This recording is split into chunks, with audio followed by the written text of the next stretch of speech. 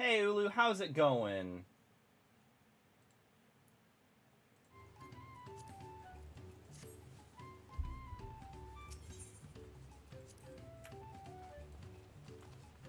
Oh, hello, Gob. Uh, Greedy words, Lowlander? Lowlander want to think you know more about many fires? Why do you call us Lowlanders here? Truly are different. Happy greeter to many fires. Yeah, she happy greets travel traders and treats them to most tum-gladdening barbecue. Oh, Lowlander because yeah, it's Lowlander because they're in the mountains. We're like higher up now.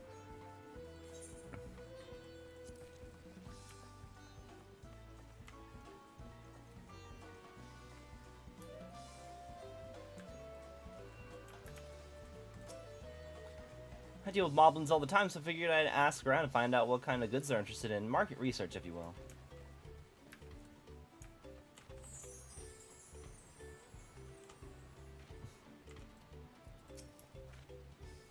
Doesn't matter if Lamat's scared of alpacas or sitcom boats. Shouldn't change who she is or what she means to her people. I have some small experience with pressures of leadership and crumbling beneath its weight, as you well know. If anything good can be said to have come from my failures, I hope it's my capacity to help others avoid similar mistakes. Are you 98? Are you leveling either of the new classes?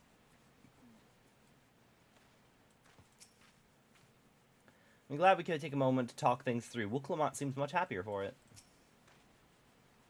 It's good to see Lamat more sure of herself. That's like a warrior. Being able to say those things has brought me much relief, like a stone has been lifted off my chest, and I can take a full breath at last. I don't want to encumber myself like that again. I want to be better, and I will be better for myself and for my people.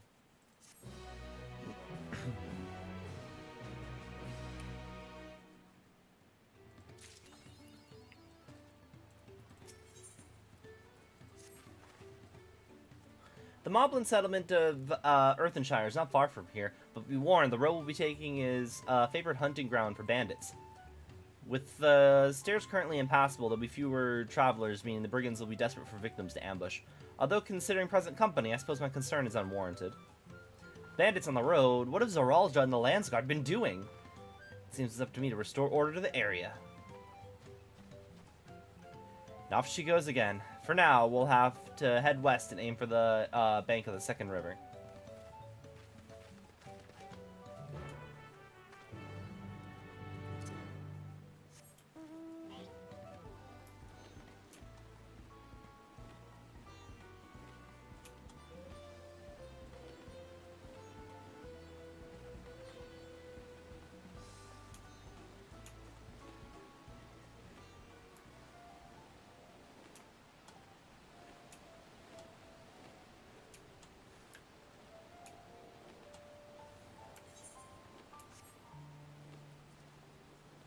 How are you liking it so far, Ulu? I've been enjoying not having the fate of the world rest on our shoulders. I'm sure it will at some point during this expansion, but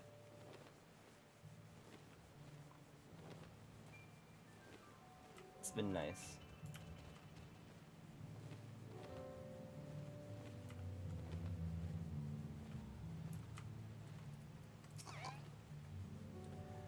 I've held eyes on it several times as we made our way here, though they soon seem to lose interest. Again and again, I'm struck by the majesty of the falls. It's difficult to comprehend the sheer volume of water this natural wonder produces. The bandits' lair is said to be somewhere near here, but I prefer if we avoid seeking out trouble. I see, this river. This is the river which feeds the waterfalls above Okanu. Well, where are these bandits? Apparently, they're not foolish enough to attack a party of this size. Earthenshire is just a little further ahead on the opposite bank of Maibik Zoma. But let's remain vigilant all the same. Weird that it's called Earthenshire. Like, Earthenshire is the first very, like, Western-sounding... Not Western-sounding, I suppose, because Native American is technically Western. But, like, it's the very first, like, not Native American-sounding thing. anglicized, I suppose.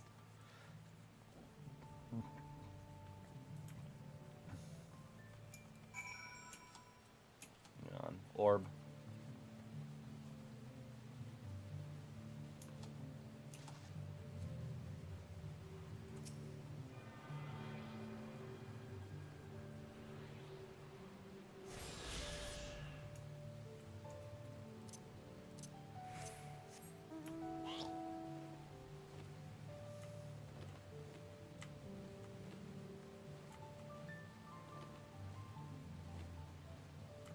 Oh, I have to kill these. Come forth, Blue Eyes White Dragon.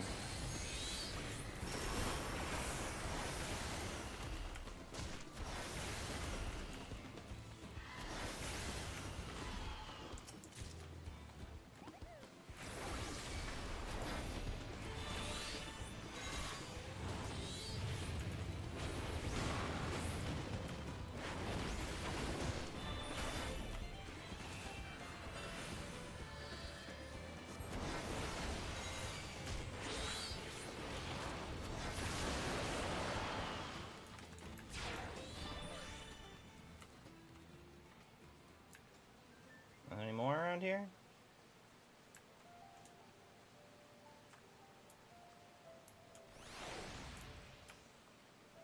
There's one.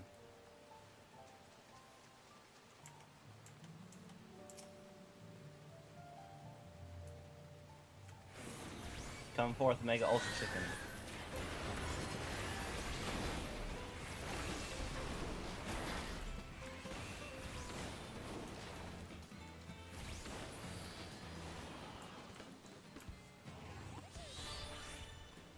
Oh, I already got the sack of nuts. Okay, we're good.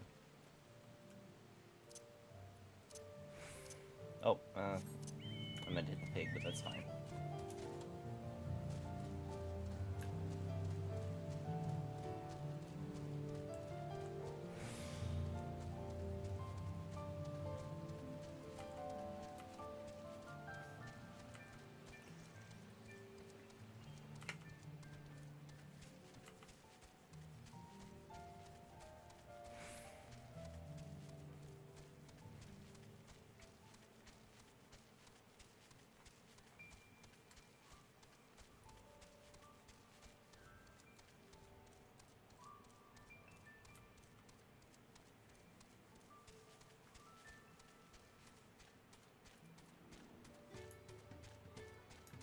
Hang on, I'm gonna...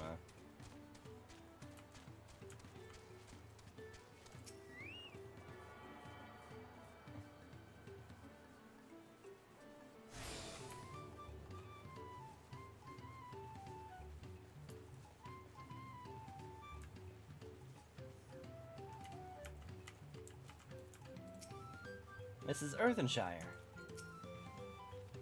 Goodness me, it's like the entire village is made of pottery. Oh, I meant to talk to the rest of the gang.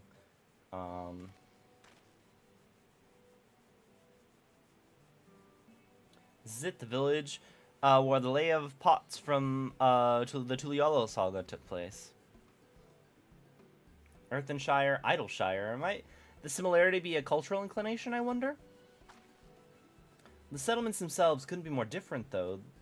This shire appears to be custom built to resemble pots, while the other is a repurposed town.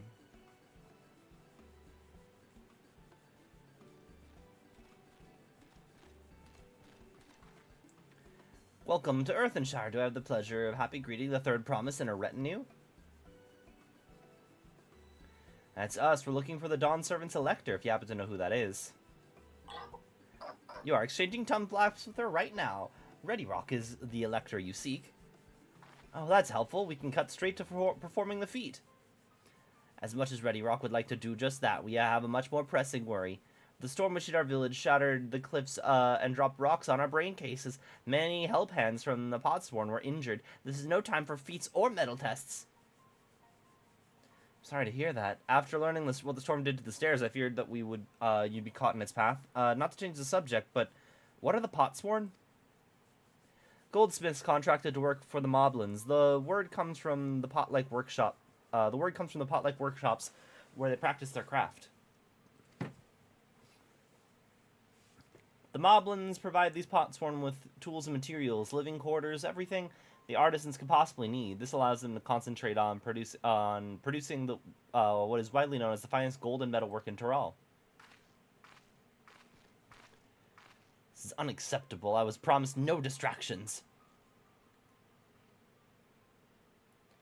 This is the best they can offer. I should never have left Wachimeki Meki.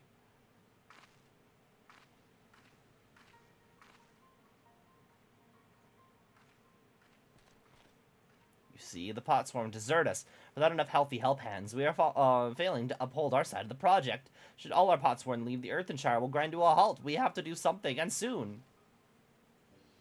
Let us stand in for the injured helpers. It would give me a chance to learn more about your people and your village, and if it brings us closer to beginning the feat, then all the better. This isn't strictly part of the contest, so don't feel obliged to join in. Take a rest while you can. I could use a nap.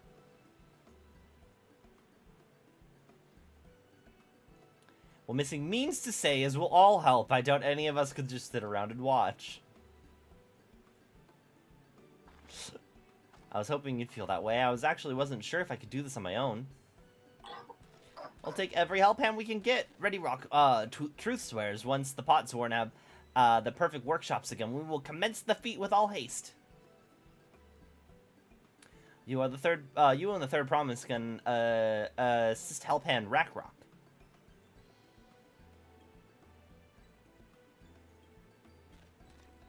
You other four follow Ready Rock. There are other help hands in need of hand lending.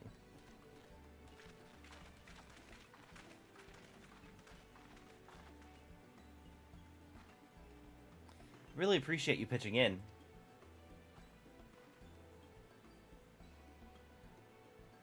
I meant what I said at the many fires. There'll be no more feigning strength, no more playing at being the invincible promise. Let's up a little bit more. There's one thing I've learned on this journey. It's how practiced you are at aiding those in need. And I mean to make the most of having such an incredible mentor at my side. Now let's find this Rock fellow and see what we can do for him.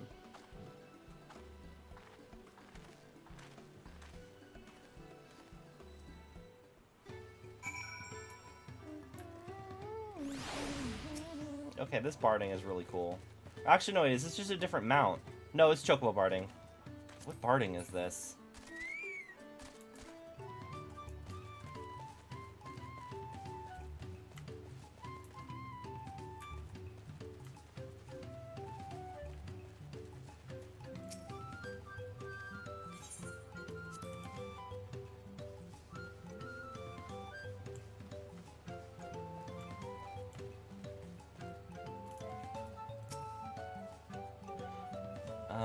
First we'll solve all the problems for the Moblins, and then we'll see about completing their feat. Rock can't meet his obligations without more help hands. The pot pact is broken and the pots are emptying.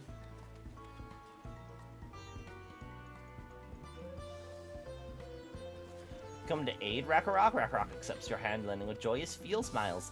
If we can offer the Potsworn their promised good living, we might save the day yet. Whatever you need.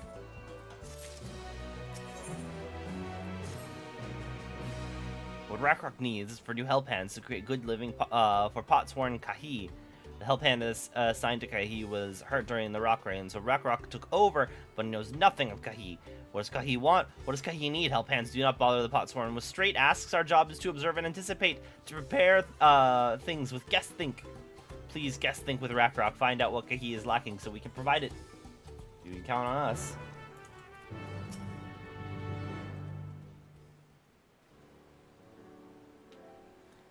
This is where Kahi works, is it? Let's take a peek inside then.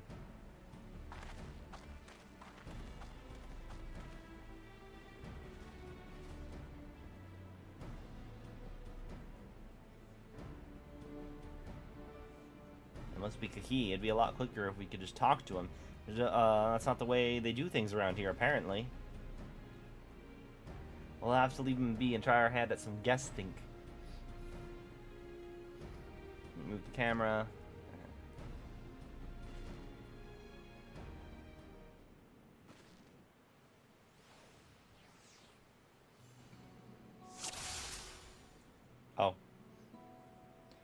No shortage of crafting. He has no shortage of crafting materials. There must be something else he's missing.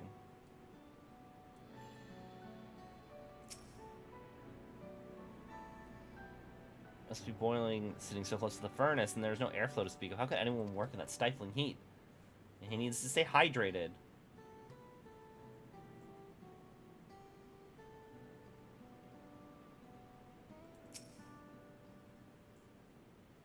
He only touched his meal. The dish is meant to be eaten hot, or it loses its savor.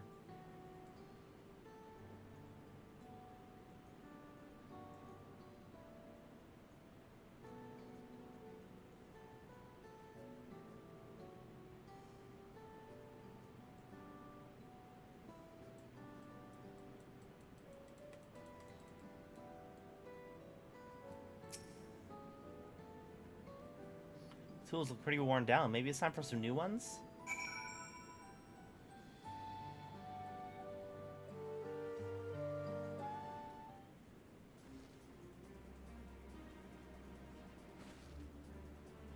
Alright, I've taken a good look. I think I have an idea of what things Kiki might want to improve his working conditions. Let's head back outside and talk to Rakarok.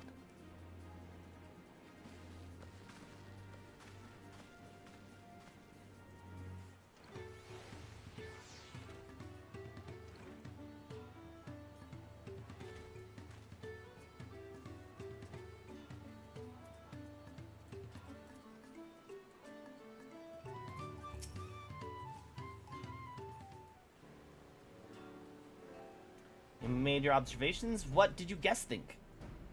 First off, I noticed he hasn't touched his food, and an empty belly can't be good for his concentration. Maybe the cooking isn't to his liking? But our food is very mouth-pleasing. Why wouldn't he want to eat it? Ah, Rakarok is sure of nothing when it comes to Kahi's tastes. I can help with that. My brother Kona is also a Hetsaro, and while everyone has their personal preferences, there are some that they tend to share. Like an aversion to piping hot dishes. If it was brought to him like that, the Kahi probably wouldn't have been able to eat it till it cooled down, and by the time he came back to it, he might have found it cold and unappetizing. The simplest solution is to serve dishes that taste so good no matter the temperature. Rakarok never would have thought of that. Would the third promise mind explaining these to our cook?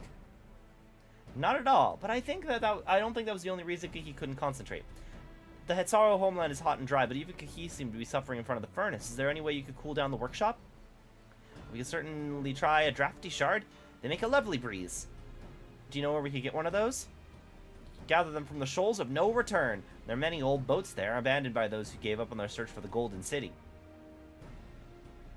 So we salvage from the wrecks. Could you handle that for us?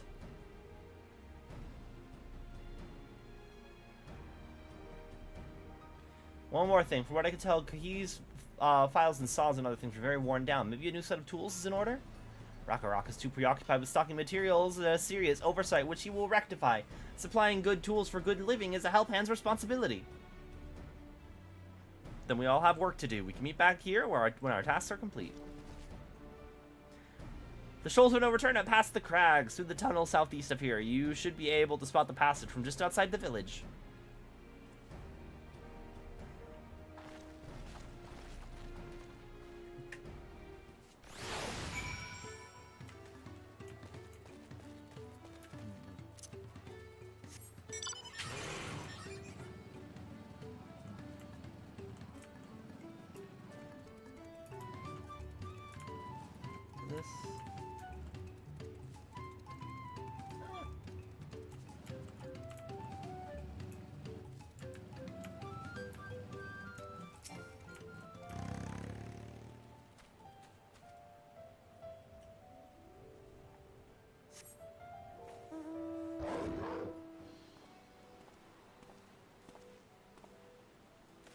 You're missing, aren't you? What brings you out here? Ah, the issue with caring for the Potsworn. When they approached me with the same problem, I suggested they commission artisans of Charlie, and instead, the quality of craftsmanship would be guaranteed after all. However, the Moblins did not care for the idea. Surely, it would be more effective to engage a uniformly trained collective. I cannot understand their fixation on individual contracts. Perhaps the custom will make more sense once we begin the feat of pots. Until then, we've been deemed unfit to assist in the matter of help hands, and instead are tasked with attending to the injured. We are on our way back from procuring herbs for Urion J, in fact. The settlements in Kozama too have been isolated from the storm's destruction. What would have become of the wounded had we not found our way here? Should I become Dawn's servant, one of my first acts will be to establish reliable trade routes to the capital. When I imagine how much good we can achieve with Charlian technology. My apologies, I have much to consider. If you'll excuse us, we'll meet again soon, I'm sure. Take care.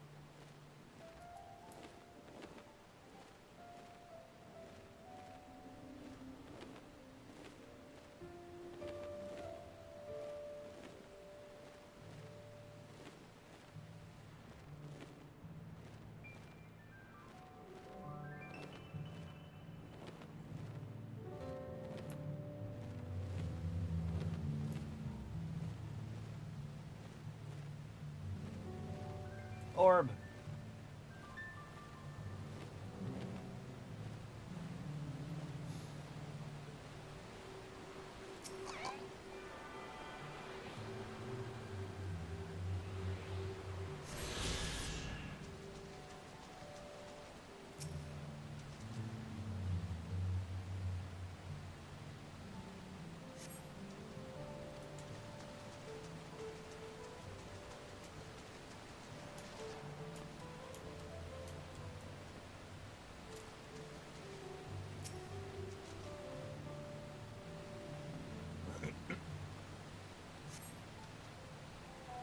So you find the crystal Rakarok and ask you to salvage.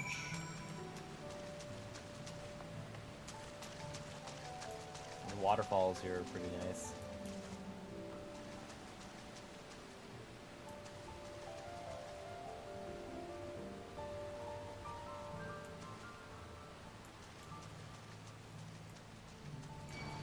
Yep.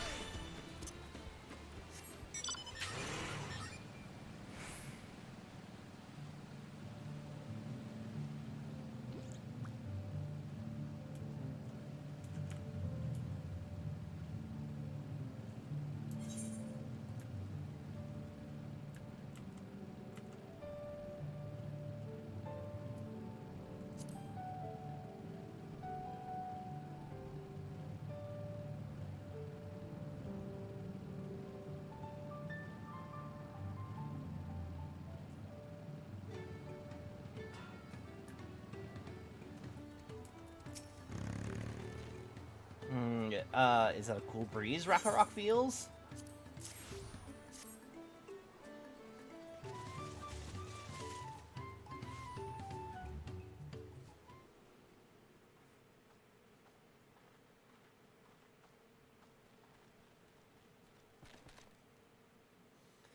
Thank you for finding the drafty shard. Rakarok will add it to the new set of tools he brought.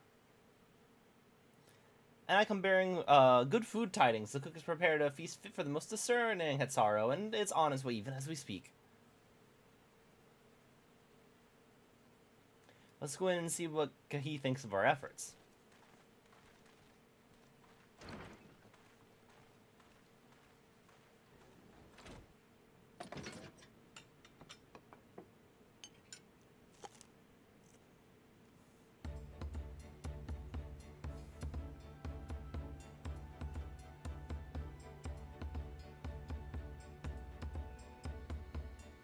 I was wondering what the occasion called for me to receive so many visitors.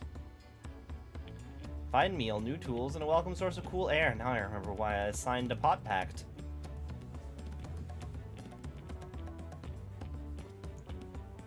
I'm grateful for your kind considerations. Allow me a moment or two, and I'll reciprocate with a piece worthy of a potsworn.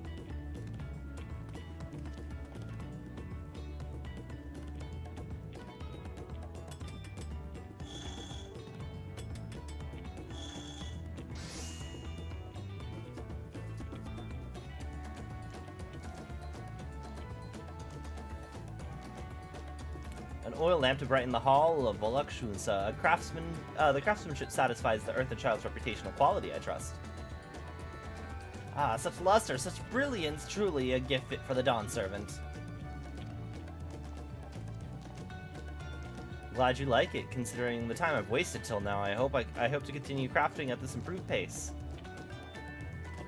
I have a contract to fulfill after all.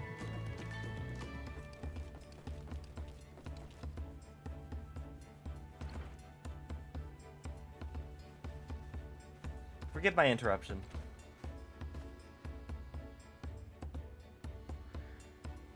Lamat, I'm told the Elector has deemed the crisis past and is prepared to task us with defeat.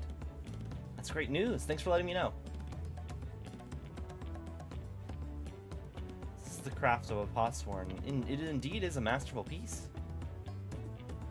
Thank you for your words of praise, Second Promise. I drew inspiration from Kozamuga's natural beauty and sought to capture it in my work. I wondered why the Maudlins did not simply build a workshop in the city, and now I have my answer. Even Charlie goldsmiths cannot easily replicate such exquisite artistry.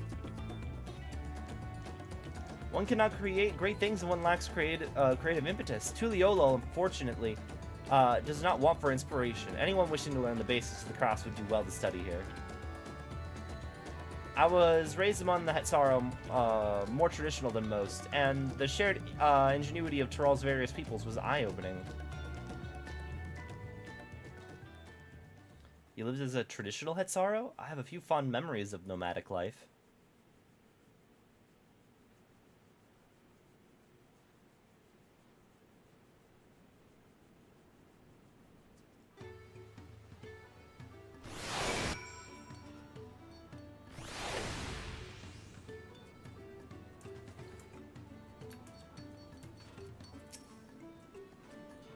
Would that I could forget that time. I tried a serving of the dish we prepared for Kahi. It was so good I had a second helping. Rakarok is very grateful to you. Thank you both for your hard work, and yes, think, when it comes to help handing, knowing the potsworn is really important. Well, that's true for pretty much everyone you meet. It's a lesson I've had drummed into me several times already on this journey.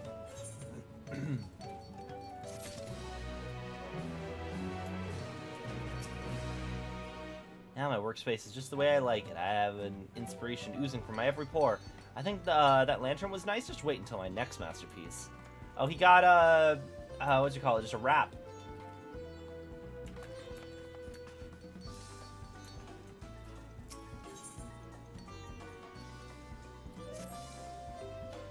The Elector bids the claimants assemble in the large building on the west side of the village. I will head over after finding Thancred and Urianger.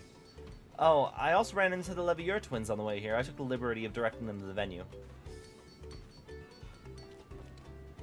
We're rivals. It's not his job to make sure that I know the feat is starting, but even now he's conscientious to a fault.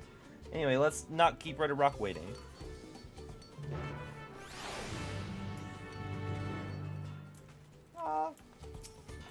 I like how they have the goblin.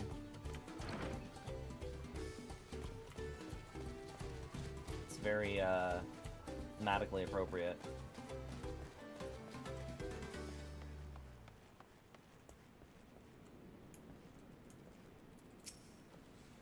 I thought everyone would be here by now. Alrighty, Rock. Thank you for assisting Helphand Rakarok.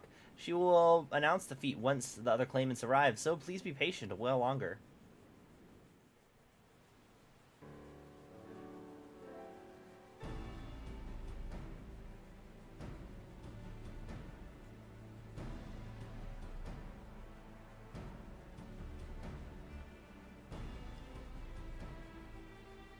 I'm happy to report that we were all able to convince one of the Potsworn to stay. How did you fare?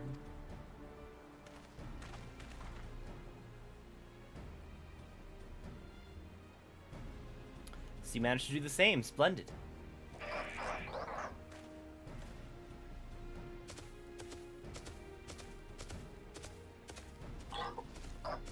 Go to Earthenshire, first promise. We support your plans for salt crossings and the new potsworn they will bring.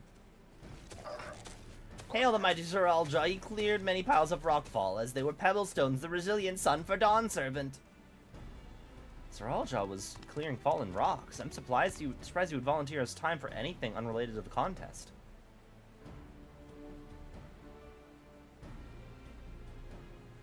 Well, well, we meet again.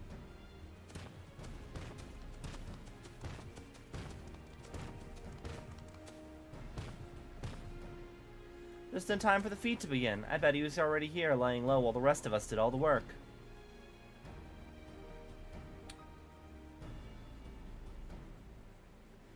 Claimants, your attention, please. As Ready Rock has explained, many of our potsworn left us following the storm. The precious metalwork crafted by those artisans bring in much jingly shine from across the salt. Should our stream of trade goods dry up, Earthenshire will suffer. Tuliolo merchants will suffer. So Ready Rock sets to you this feat. Each of you are to find one clever hand goldsmith to bring back here to us. So to recruit new potsworn makes sense for the feat of pots. Calling this a feat does not justify taking advantage of the claimants and their influence. How does finding workers for you demonstrate their worthiness for the throne? You are free to refuse Ready Rock's request. She will be happy to inform the Dawn Servant of Zoralja's disqualification. The right is a means to an end. The steps we take to get there are not important. And Ready Rock declares the feat of pots begun, but remember, a pot pack must be agreed to willingly. No grab, snatching, or deceitful tongue flaps. We go talk to what's-his-face, the guy that we were, assisting.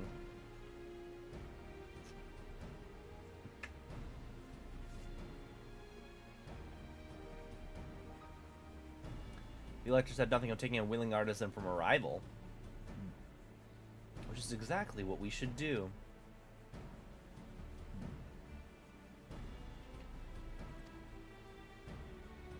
A fine suggestion, brother.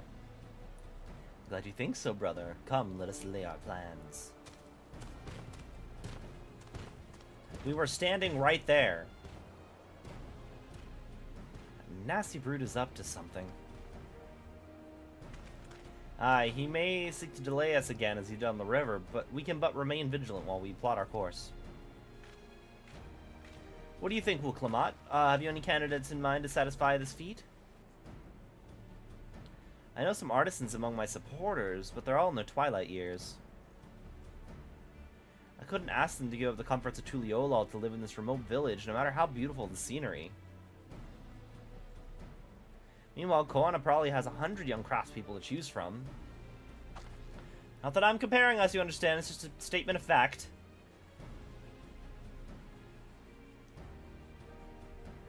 Suppose we could try asking around Wachumeki Meki?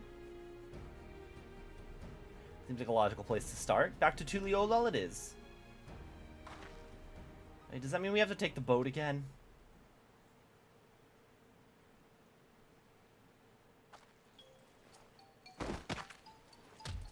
No, no, I can't stomach another boat ride. Are you not attuned to the aetheryte in Tuliolal?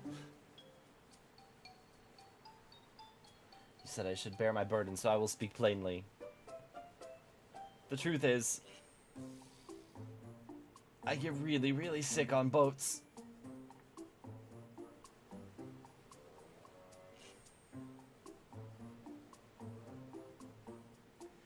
Lamat, this is hardly news.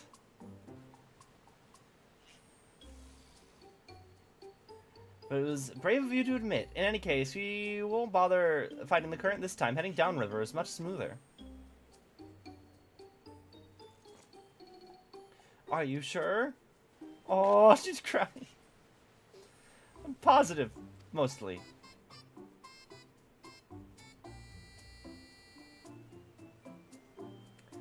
Alternatively, you just teleport back to Tuliolal. like, just cast teleport. We'll take the boat back. You just teleport back. What obstacle will cool to throw at us next, or will he try something more direct? Did we mention the potsworn in Arcade require a constant stream of encouragement in order to craft? 4 of us must have chanted the same cheer dozens, if not hundreds of times. Aaronville was scolded more than once for not cheering loudly enough.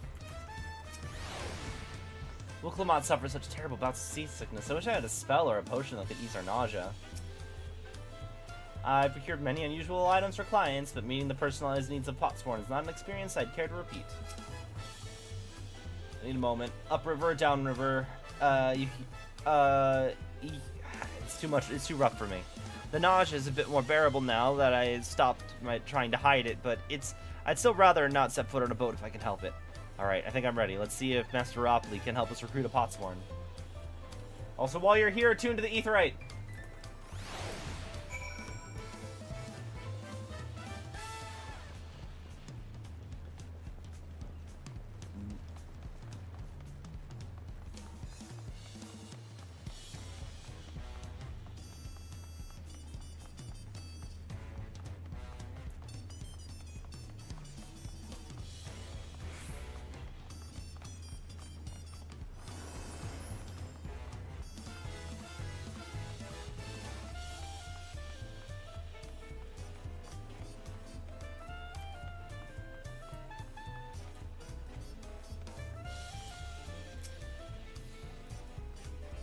Anvil brought us here on our first tour of the city, but time did not permit a close look. I should observe the masters at their work. The fresh harbor air was all what I needed. This is it Washu Meki Meki or Wahu Meki Meki? Like, is it one of those things where like the sea is silent? No, Ulkamak was talking about. I have yet to take it this far in my wanderings. Washu Meki Meki is a gathering spot for skilled artisans of all kinds. If we're to find a potsworn candidate, I think of no better place to begin our search.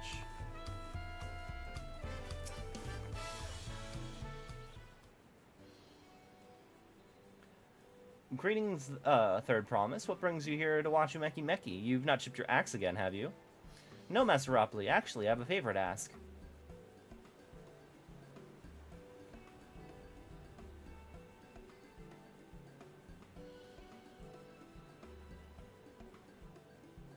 What do you think? Do you know of any craftsmen who might be interested? Fetching my artisans for the moblins, eh? Well, seeing as it's the Third Promise making the request, I'm willing to look the other way if one of them decides to take you up on your offer. Only I can't think of a suitable candidate off the top of my head. Who do I know with a mastery of goldsmithing that would have no qualms about relocating to Earthenshire? The Eorzean goldsmith, what about him? You mean, Fontaine? He did say he was employed at some fancy jewelry store across the salt, and considering the distance he's already come, I'd like to think he wouldn't mind moving up the river. That said, he's only just got himself a new job. Is it too soon to ask him to sign a pot pact?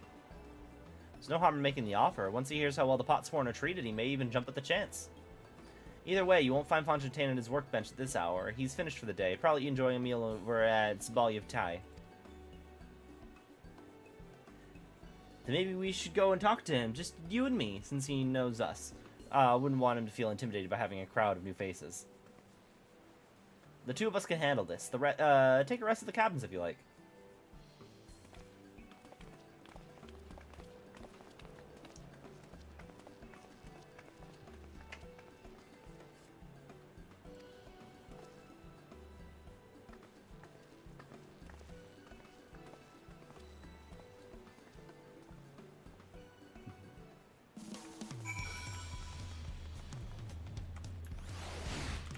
That's a really cool looking sword.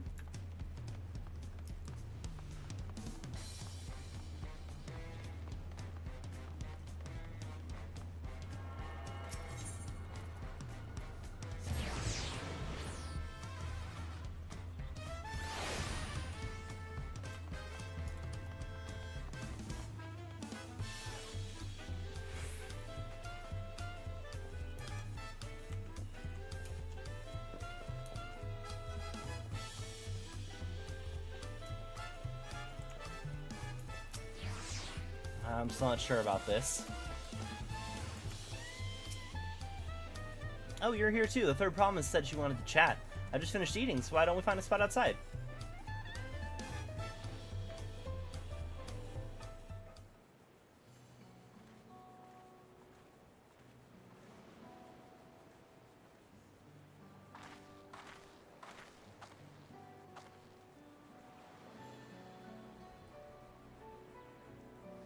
Last time we talked on this beach, you were in a miserable state. Yes, I was, wasn't I? A lost soul until the two of you came along and helped me rediscover my purpose. My new place of employment has been most welcoming, and for the first time in a long time, I feel content with my lot in life. That's wonderful. What is it you wish to discuss? It's hard to ask right after you've settled in, but I'm looking for someone to become a potsworn. I've heard my colleagues mention this term. That's when an artisan signs a contract to work for the moblins, isn't it?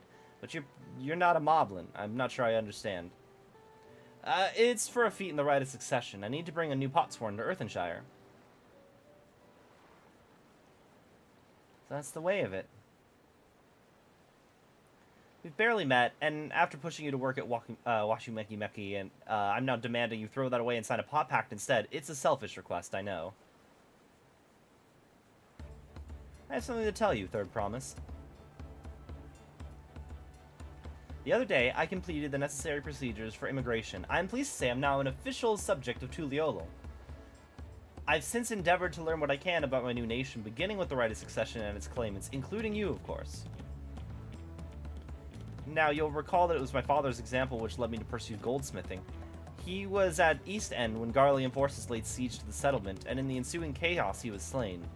War took him from me in an instant, the man I loved and admired. I never wished to suffer such loss again. This is very cheery music for very serious discussions. And so, as much as I'm indebted to you for turning my life around, it's as a fellow peace-loving Tuliolan that I want you to win the throne. If I can help you achieve that by signing a pot pact, then I shall gladly do so. Ah, thank you. I shall return to Master Ropley and inform him of my decision. Allow me, I'm the reason you're leaving, so I should be the one to deliver the news.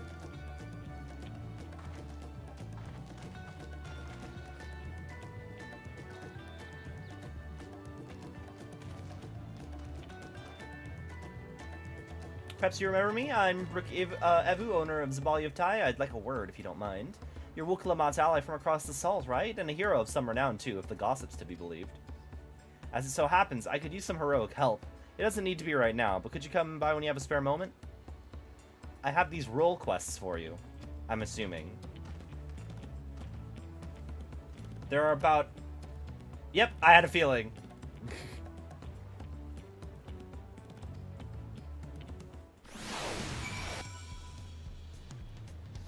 I still gotta do all of the role quests for Shadowbringers and Endwalker.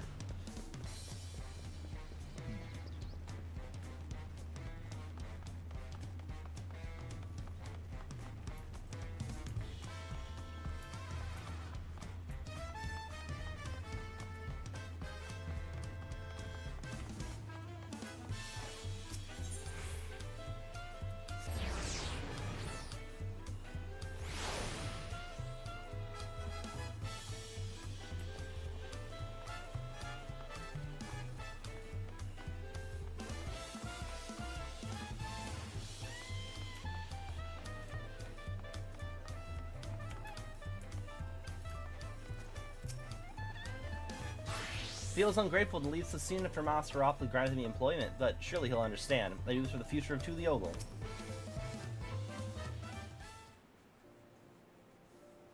Master Ropley, I'm sorry to have to tell you this, but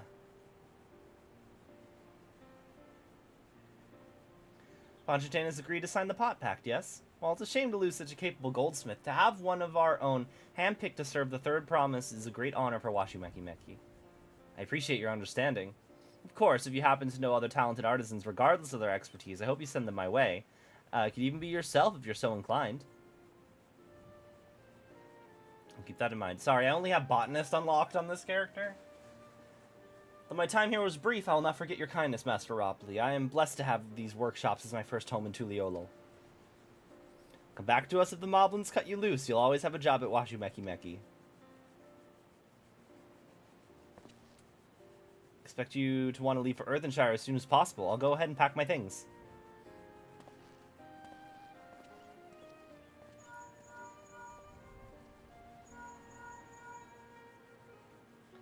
What became of Fontaine? Were you able to find him? We did, and he's agreed to become a potsworn. We'll leave when he's ready, but you still have a little time. Splendid. We'll meet you anon. I have plenty of reasons to win the contest, but now I have one more. Fontaine is putting his faith in me, and I won't let him down.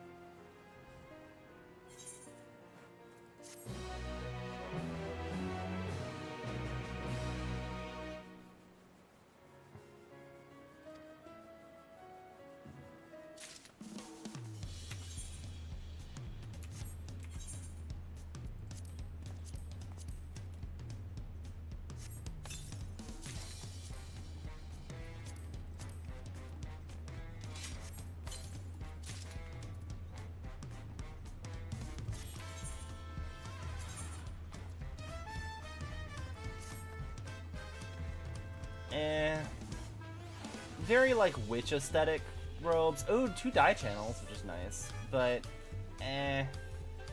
Also, if I change the pants...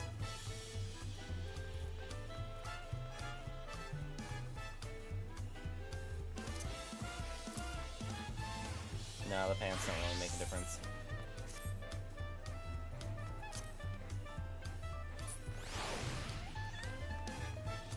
Okay, did I open a... Oh, I have a weapon coffer still.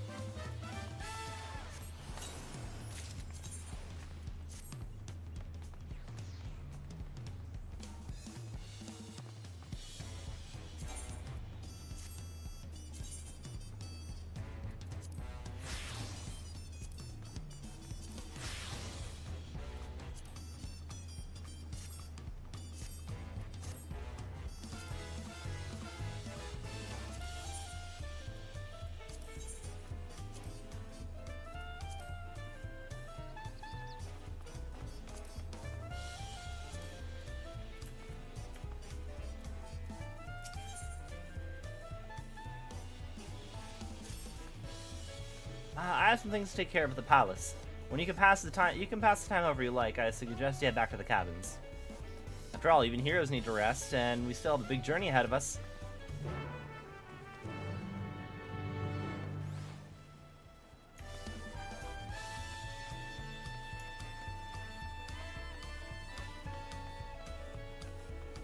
I love this music.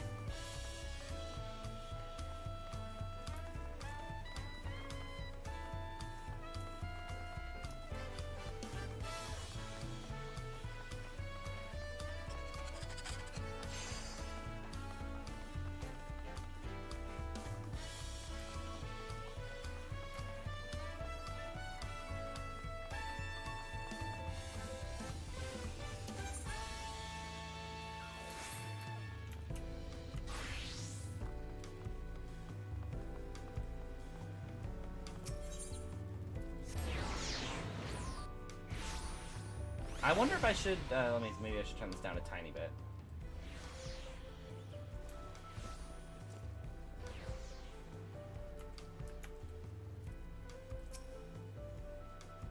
Welcome back, sir. You have a Landsguard messenger most anxiously awaiting your return. You're missing a third promise's entourage? I've been looking all over the city for you. The Dawn servant summons you to the palace. You're to present yourself to the gate guards stationed outside Sunperch at your earliest convenience. And one more thing. You are not to mention this visit to Lamat.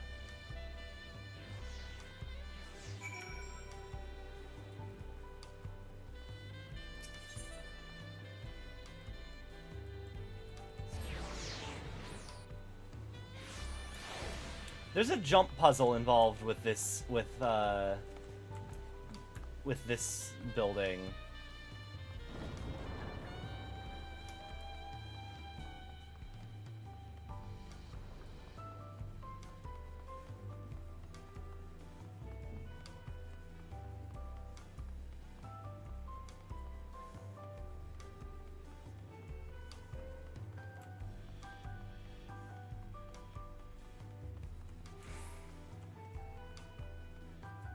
Oh, I'm gonna kick her dad's ass, aren't I?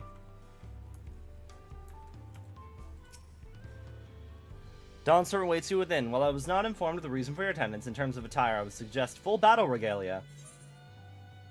Yep. 100% we're kicking his ass.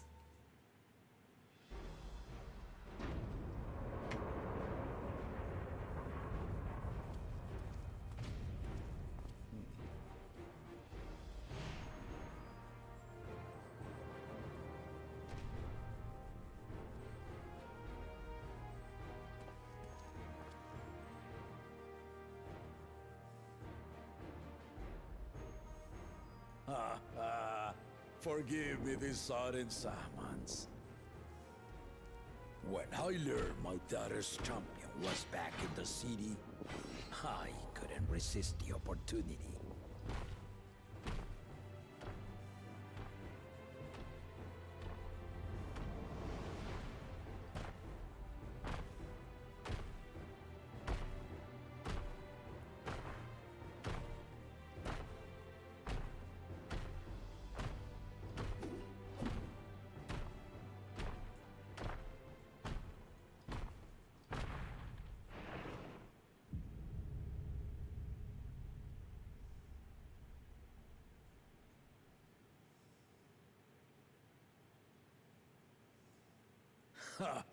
And they call me head of resolve for good reason.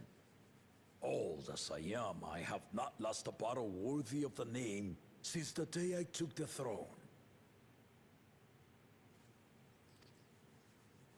And I've been craving a proper challenge. The Lance Wielder, Estinian, he fought well enough, but our bout was ended before a victor could be decided.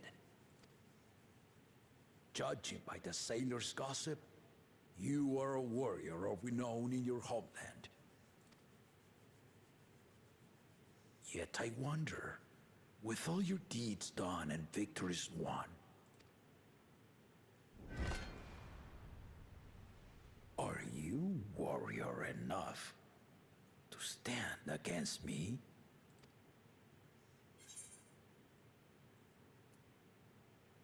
Why don't we find out?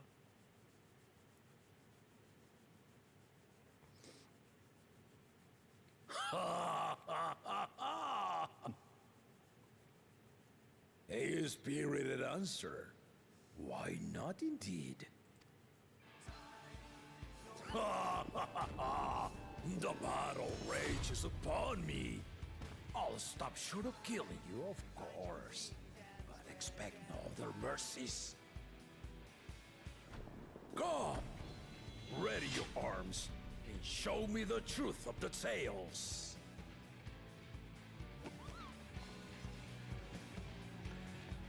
God, it's like Xenos, the cooler Xenos. We're not even halfway through the expansion and we're having a cool, like, oh man, the music's starting to play. Anyway, come forth, Blue Eyes White Dragon. Give it your all! I want a fight to remember! I'm gonna assume that I don't want to be in front of him. Oh shit. Okay. Let's test the waters.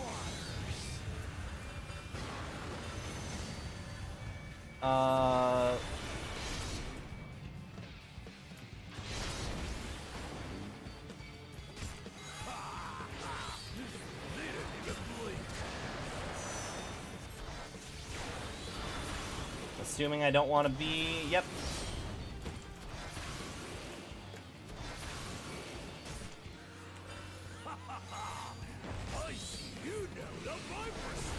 A little bit. I literally took it just before logging in. Oh shit. Oh. Okay. Do I stand in front of this one? And then is it rotating? No. This building did not lie. Very well then.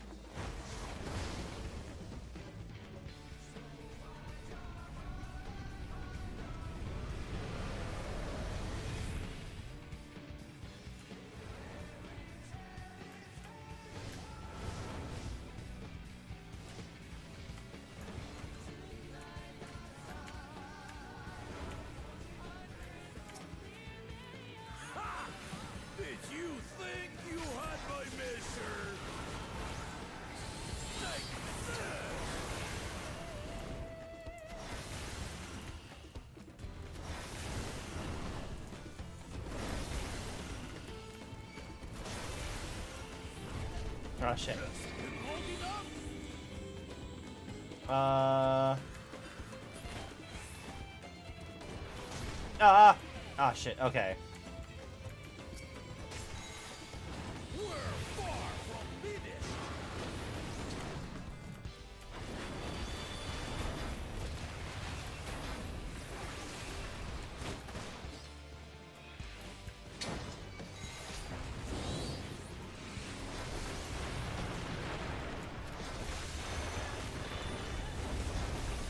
Doing that half first.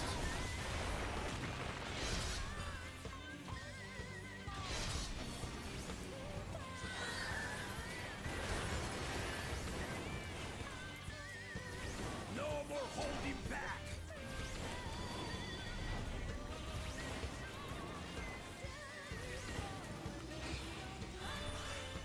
Stay alert.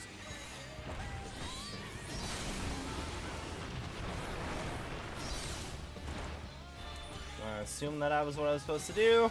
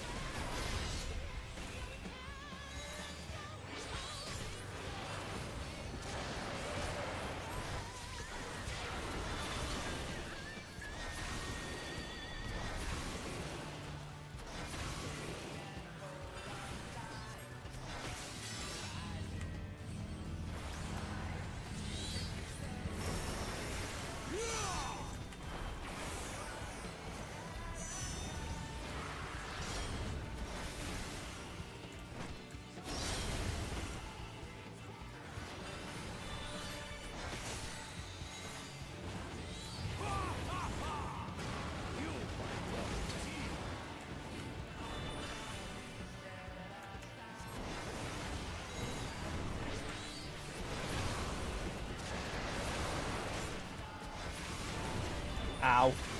I shouldn't have done that. Okay, so we're gonna point like that. Yeah, we're good. We're good. We're good. We're good. We're good. Daijobu.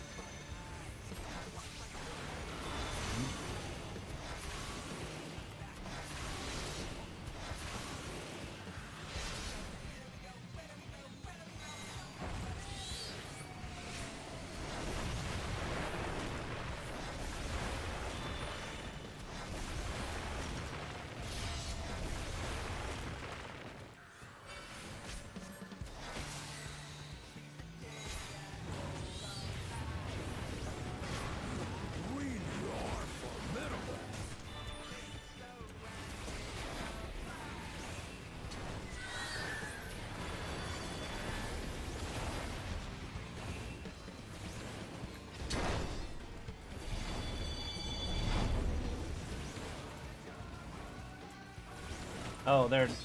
His shadow clones are making shadow clones. Okay, I think we go here first.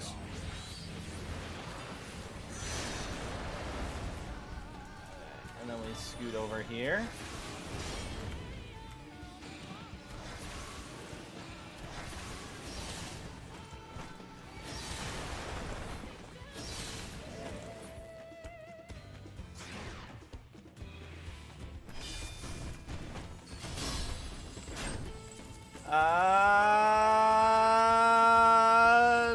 Shit.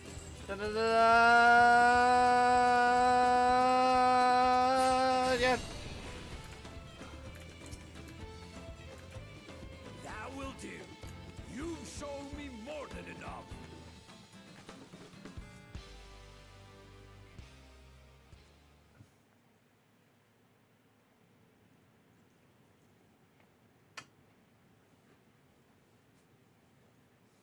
I brought my full strength to bear against opponents before, but you are the first to withstand it. Even with my head of reason asleep, I never expected you to give me so much trouble.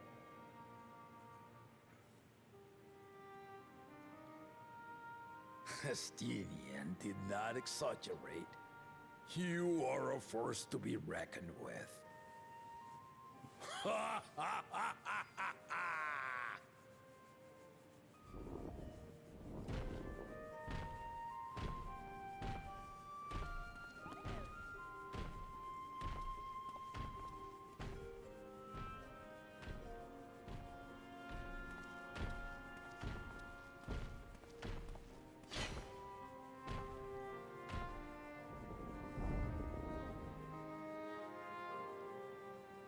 Now, a confession.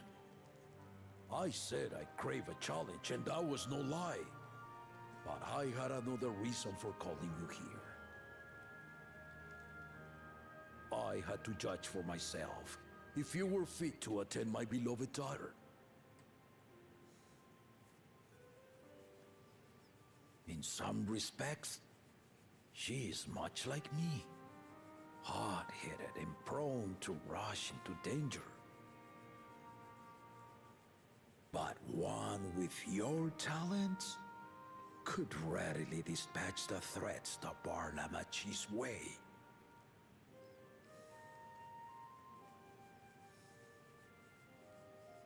Will you hear my question and answer me plainly? Address me not as the ruler of Tuliyola, but a concerned father.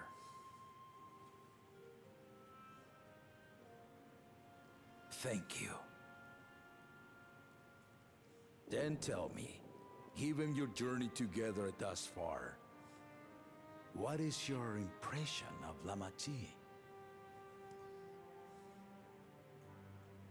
Whether he be as third promise or just a companion on the road. Speak your mind.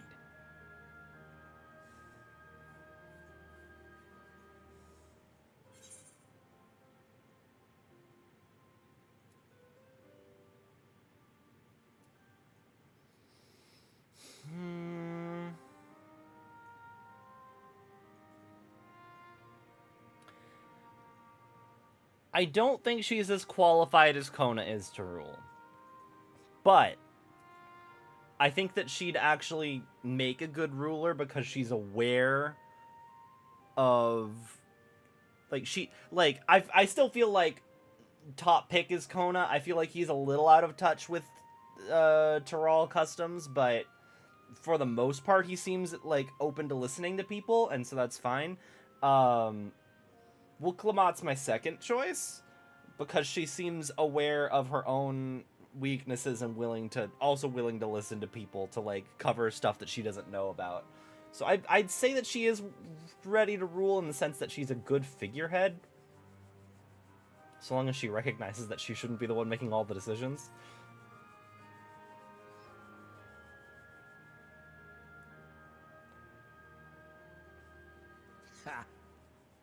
A tactful response. Yeah, I know. Look. I agreed. It really is just. There's only two options. It's Lamat or Kona. No, like I think if I was voting, if this was a democracy, which I feel like if Lamat wins, she should consider turning this into a republic and maybe like having elected officials from each of Tuliol's various cultures come together to govern in a council situation. But if I was voting, it would be Kona first, because he came out and he's like, okay, my platform is I would like to improve Tuliolo's public transportation system. I would like to improve our way of life with technology from across the salt. And it's like, that's a dedicated vision to directly improving the lives of people around here. Lamat is I just want peace. Second best thing. Zoralja is I want to go to war to remind people why going to war is bad, which is stupid. And Galuljaja's platform is just racism. So like she's the second best option, but admittedly there are not that many good options.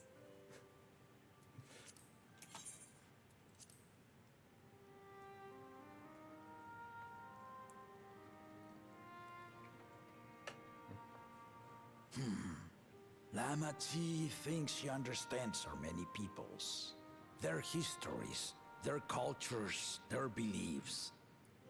But she knows only what she's seen in the capital. And it's not only her who concerns me. Even this early in the contest, you must have realized. As potential rulers, all 4 claimants are lacking. Yeah, but I would say 2 of them are lacking a lot more than others. This is why I elected to hold the right of succession. Not to choose a fitting candidate, but to cultivate one. And if no one has impressed me by the end of it, then to no one will I yield my throne.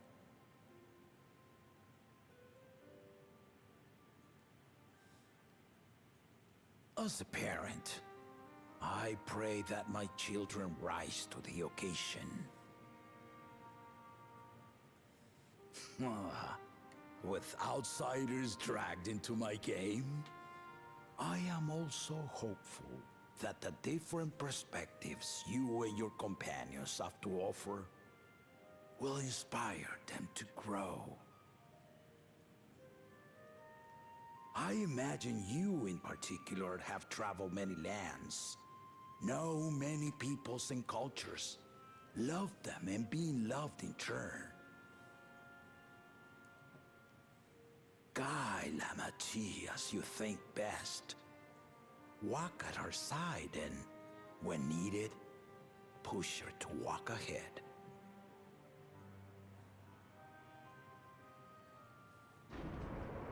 I knew it.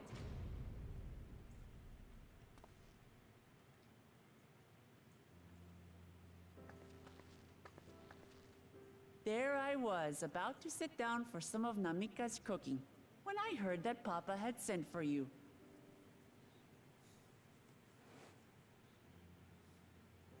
You were dueling behind my back, weren't you? I see there is no point in denying it. You needn't worry, daughter. I took care not to inflict lasting injuries. You and your ally may return to the contest without disadvantage. No harm done. I swear, just as I was learning newfound respect for my father. Let's take our leave of this battle-mad oaf before he calls on the rest of my entourage.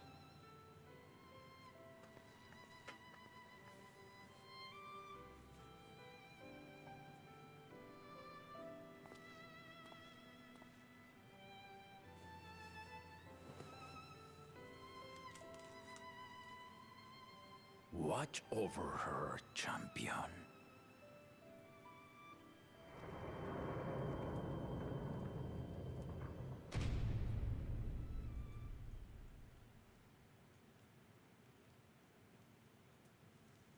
Kona's recruits are no less sharp.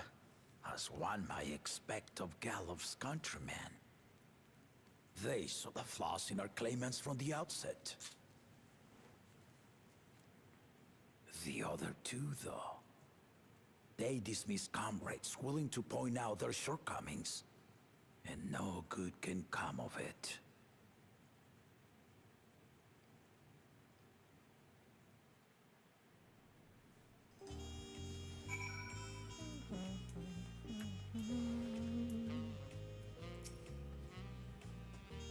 If he had his way, Papa would keep dueling till the day he dies. Even now, I know only of 3 people who didn't need to be carried away after their bout: Zoralja, your lance-wielding friend Estinian, and yourself. You really do live up to your fearsome reputation. I'm curious, though, did Papa want anything else of you? A small favor, nothing more. Nope, that's all it was.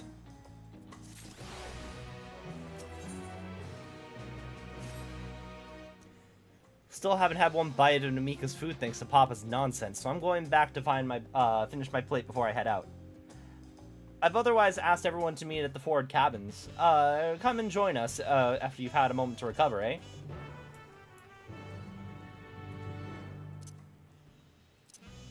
I keep forgetting I cannot. They made this city as if, like, it's so wide and spread out you'd think you'd be able to mount up in it.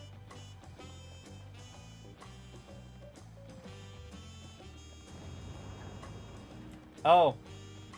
Okay, so I'm assuming they were trying the jumping puzzle. Yep. I don't know how... Okay, so does the jumping puzzle start over here?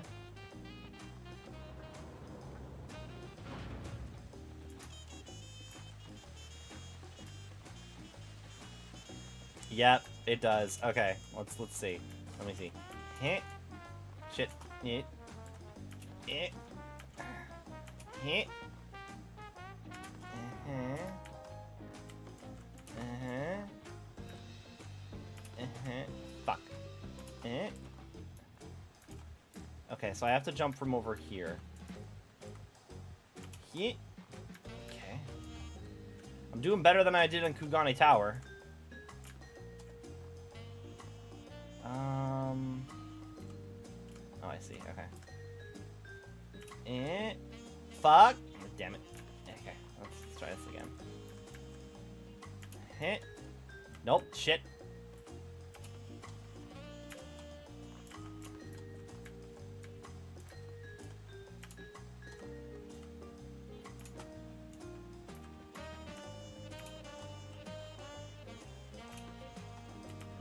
Okay.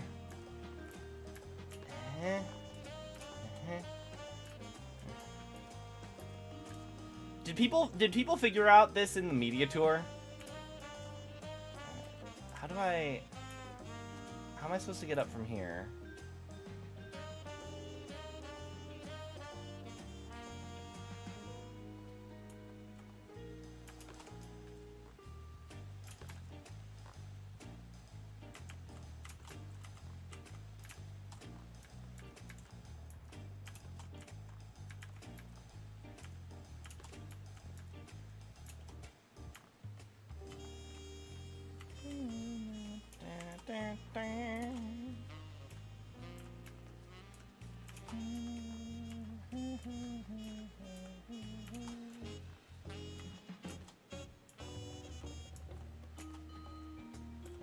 Most people probably wouldn't want to spend time on it during the media tour. I mean, Crystal spent their time in the media tour just taking pictures of the whole of like all of the gear sets for every class and ranking them based on fashion. So like, I've seen some YouTubers who had pretty weird priorities in the media tour. Have you made it to the top already, Ulu? Yeah, I'm doing way better than I did in Kugane Tower. Okay. Oh, fuck. Okay. Okay. Okay.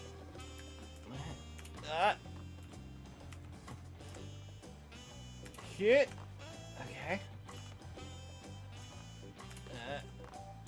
Okay. Oh god, the camera is not my friend right now. Okay. Ether currents or anything to go by. Cool.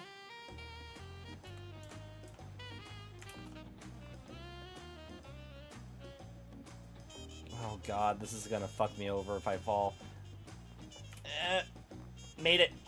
Okay, okay. I don't think going up there is gonna get me anywhere, so I think I need to shimmy my way across this.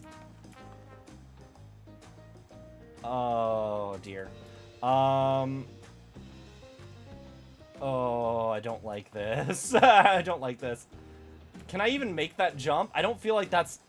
Is that even where I'm supposed to be going? Ah, shit.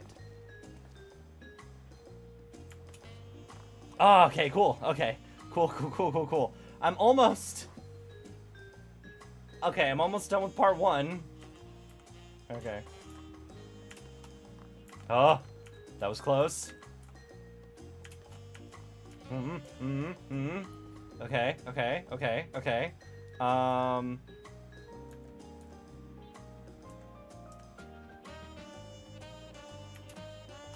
Fuck no! Okay, that was good. That was about as close as I was expecting to be able to make it. I mean, that was further than I was expecting to be able to make it. So I'll just maybe another time.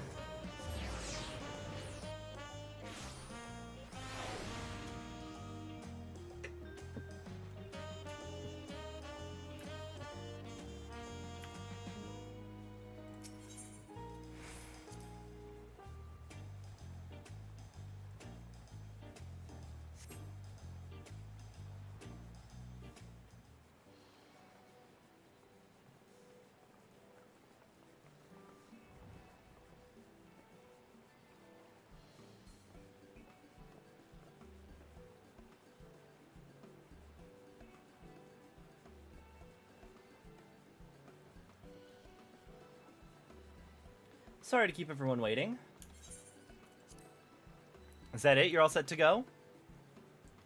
I left Aorus prepared to travel in search of work, so I had few belongings to begin with. Bidding farewell to my fellow artisans took rather a lot of time, however. Again, I appreciate your making this commitment, Fontaine. Oh, it's what's his face? I think. Shall we depart for Earthenshire then? A word before you go.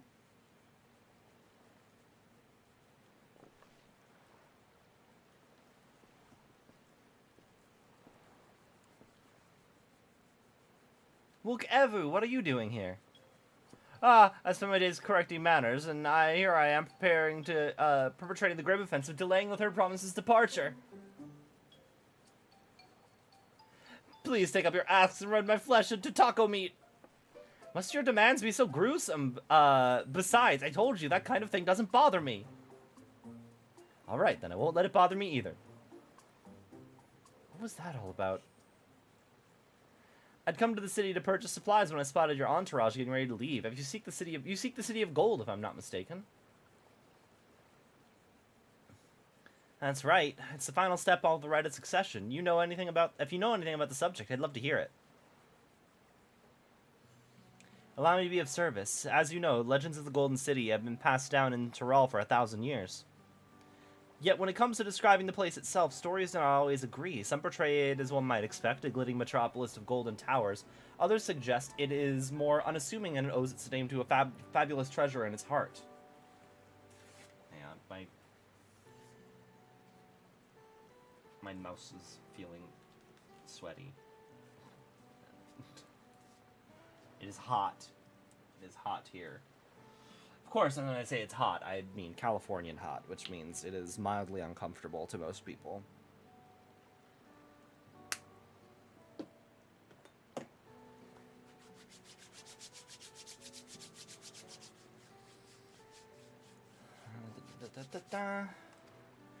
Every telling, however, has a common thread. Those who go in search of the Golden City do not return.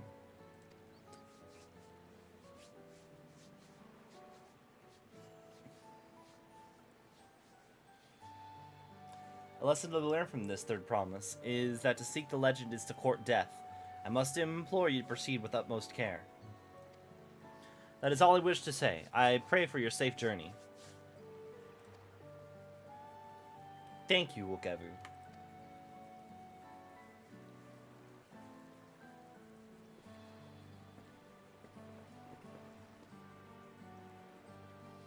What are we to make of these cautionary tales? If every expedition has ended in tragedy, then how did the Dawn Servant find the city and return without incident? If it seems the legend originated with the Yakui. Speaking with them remains our strongest lead, I feel. A lead we shall follow in time, but first, let us see Fontaine safely to the Moblin's care.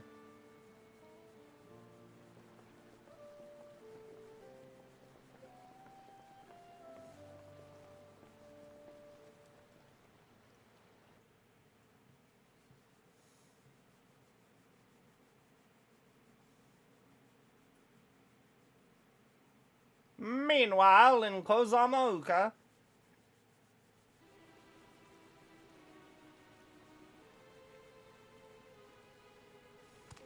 Finding a willing artisan was even easier than expected. Many indeed are eager to curry favor with the Resilient Sun, especially if it means sharing the promise of new territories.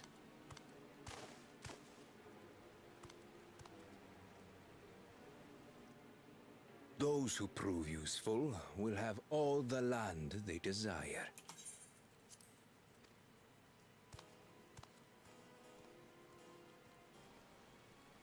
Such generous words, yet the manner in which he speaks them.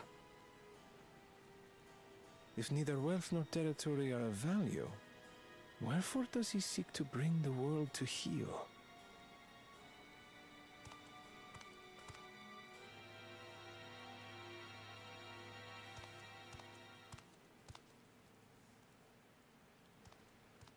Step aside.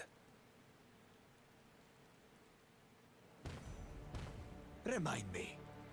There was no rule against poaching craftsmen from other claimants. Was there? I mean, but the claimants, the craftsperson still has to be willing. Do not be foolish, Bakul Jaja. Foolish would be carrying on with these dull feats when all I need to win are the keystones. And besides, it's long past time I humble this arrogant one-head. The Dawn Servant may have sired you against all odds, but there is nothing blessed about your birth. Only a two-head is fit to rule. Only we are worthy. Draw your weapon! Face me in battle, and learn your place.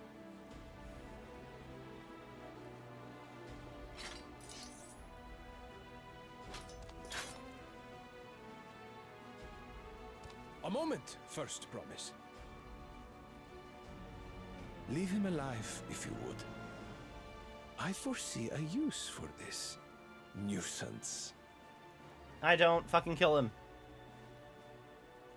What if you, like, cut him right down the middle so that he ends up just being two guys? The first move.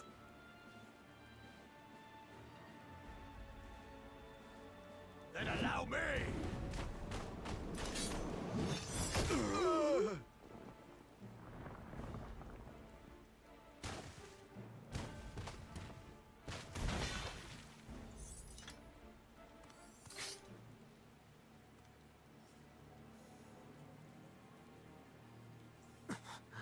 But he's just a runt.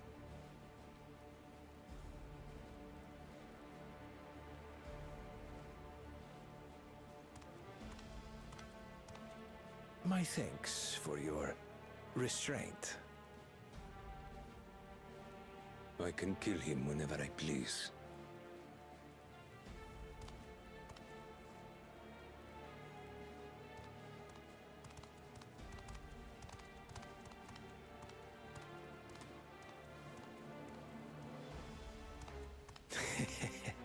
Your part in this is far from over.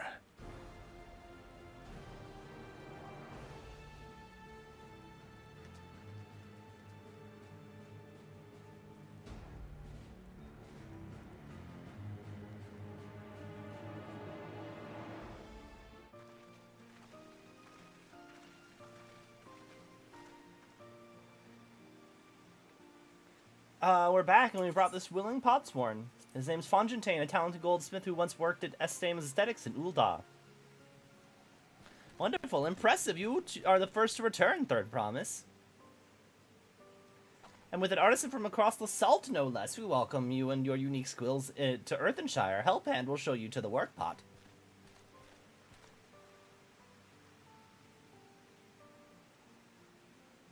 This is it, then. I look forward to hearing you proclaimed Dawn Servant. Thank you, Fontaine. I'll be sure not to disappoint you.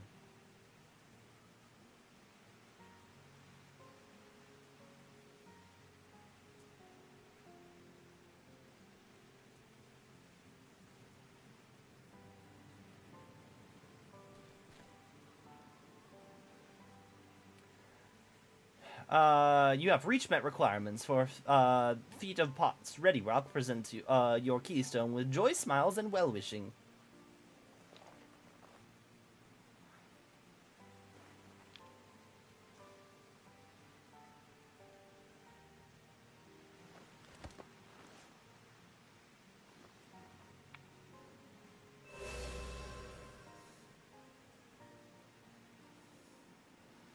That makes 3.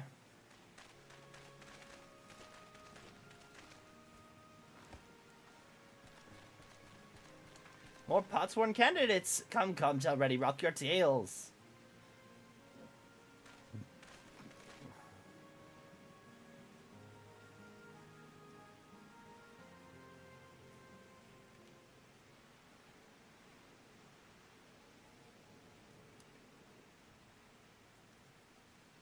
Another feat accomplished, another keystone acquired.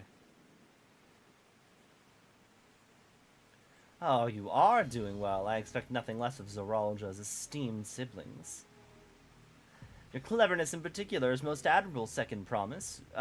We must have you apply that Charlian knowledge you so cherish, on Tural with weapons of Magitech design. In your role as the new Dawn Servant's chief advisor, of course. The tools of war hold no interest to me. I wish only to improve our nation through practical innovations. Foreign powers will think twice about testing our strength once Tuliolol is known for its advanced technology. Just as the Garlean Empire was deterred from invading Charlian. It may well be true, but how long will it take Tuliolol to progress to this advanced state? How many years? With a collective commitment to education and hard work, it should not take so very...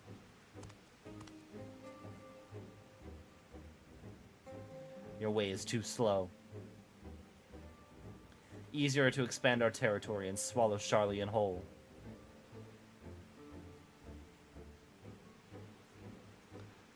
Conquer other nation through force of arms, and you're looking at a future of uprisings and bloodshed. Yours won't be the first failed empire.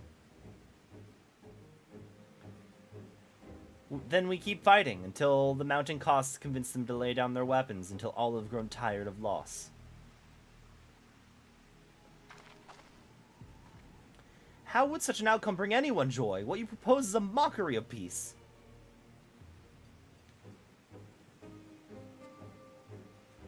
Ready Rock is reminded of days long ago. In the time before Tuliolol, there were no prospects for the potsworn.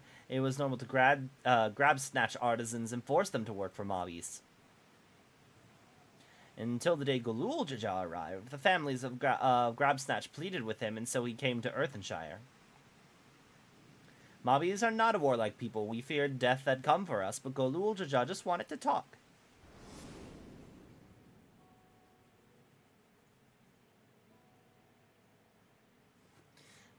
Be at ease, we're here to trade words, not blows.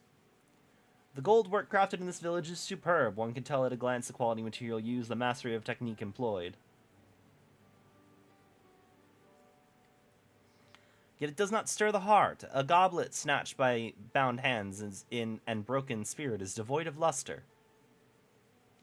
Compare that now to the works of a joyful artisan. She pours her very heart and soul into her creations, and they shine like the newly risen sun. Have you not seen this to be true? So began the custom of good living. Happy potsworn make good works, and good works make mobbies happy. Gululjaja's words were wise. Joy Smiles did indeed bring fine craft and much jingly shine. So the head of reason was behind the forging of pot pacts. Yes, reason and clever think change Mobby's way of life.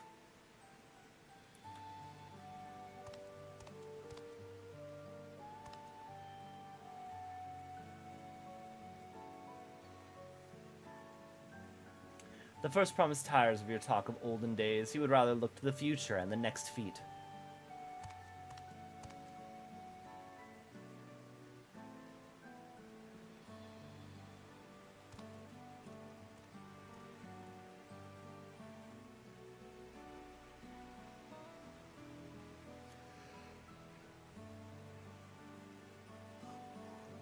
We should be getting on as well.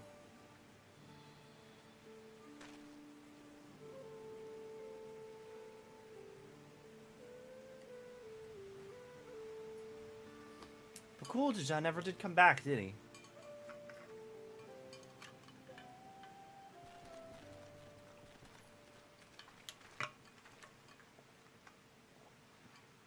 Do you have a moment, third promise?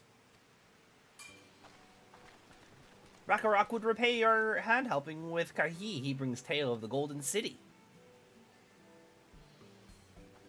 Really? I'd love to hear it.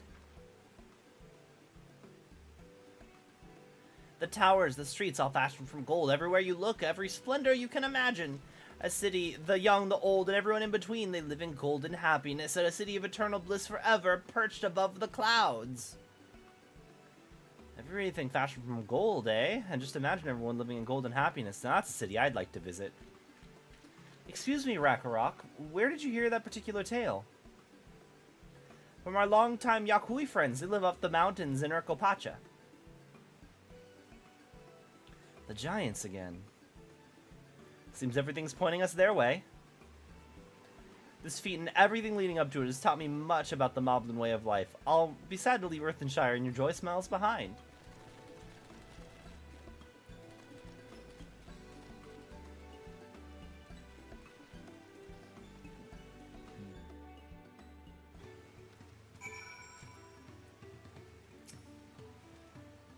Right, we should go and see the giants next. Agreed. Golden mysteries notwithstanding, their village is featured prominently in the saga and is not to be ignored. The Urkopacha Highlands should be easy enough to reach from here. We leave Earthenshire from the west. There's a road which leads up to the mountains. Let's find that first.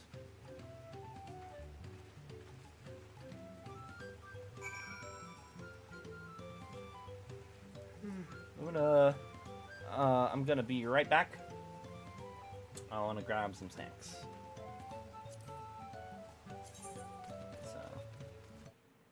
Give me a second.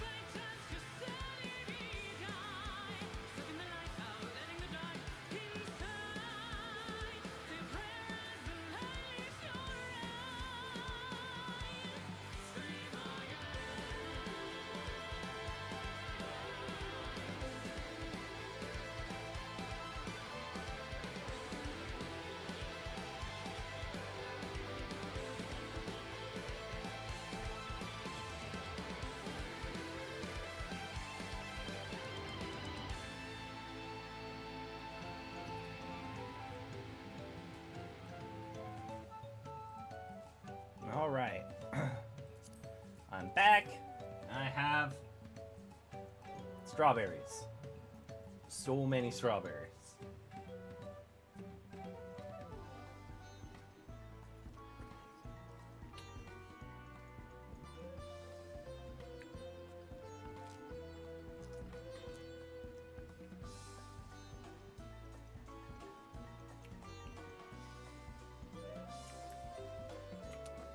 Let's go.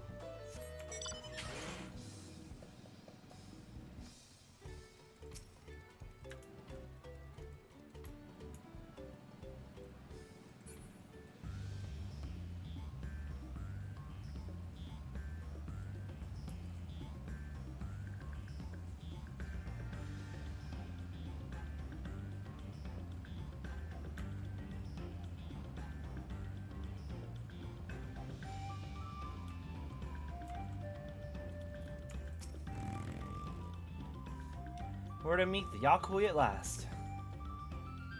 Road will take us through the mountains to the Urkelpacha Highlands. An exhausting route, perhaps, but a straightforward one. One day we're sailing up rivers, and the next we're hiking up mountains.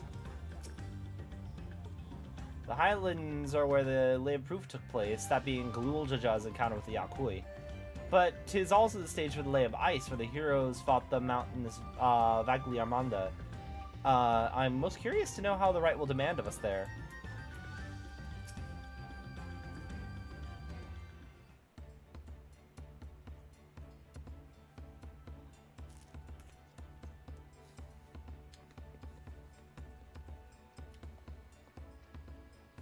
Looks like the trail is going to get steep from here on in. I hope everyone's ready for some climbing. Wait. Ready Rock asked me to bring you back to the village. She said there's something she forgot to give you. Something other than the keystone. I'm of great importance, or so I was told. It shouldn't take long if you would follow me, please. It's going to be Galul's job ambushing her to steal the stones, isn't it?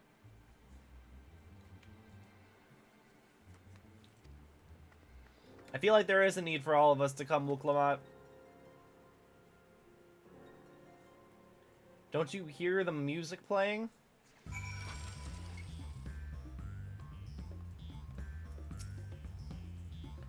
He had a rather interesting hair for a hero, should I say a Tonawada. In any case, it's strange that I never noticed him while we were in Earthenshire.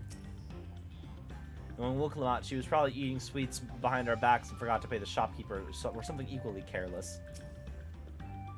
I'm eager to continue to the Highlands and meet the Yakui face to face. We heard much about them, but I'm not entirely sure what to expect. The man seemed familiar somehow, but I just can't place him.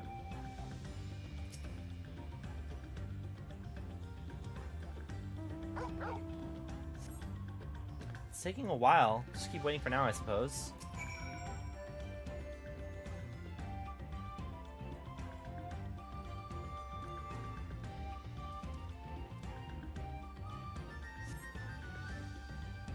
Perhaps there were complications? Let us wait a little while longer. What's this guy's outfit?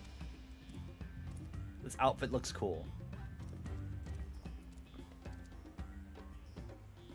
Crystarium Code of Scouting. Okay.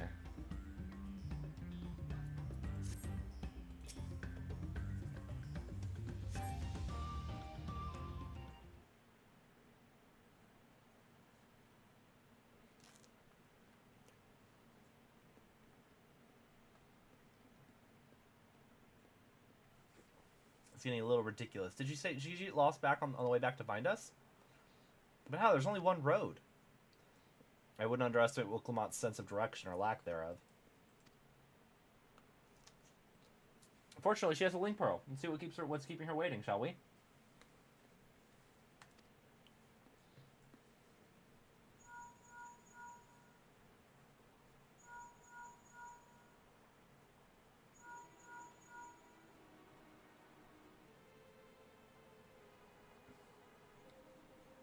She's not responding. Perhaps we should return to Earthenshire.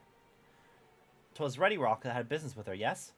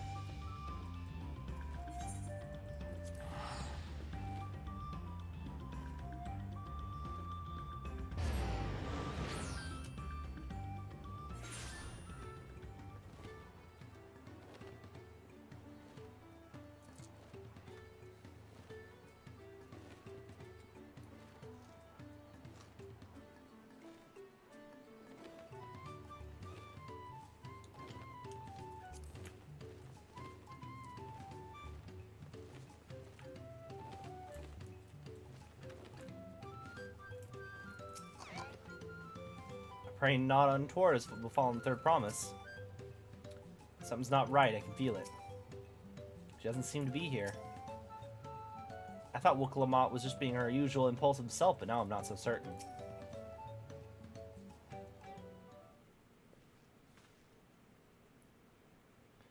Back again so soon? We've come looking for Lamat. Did you not send someone to fetch her? Ready Rock did not, neither has she seen the third promise since you were led here. Then who was that man who came for her?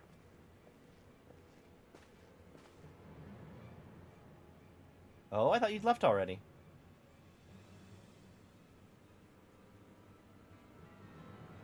Where's Lamat? Is she not with you?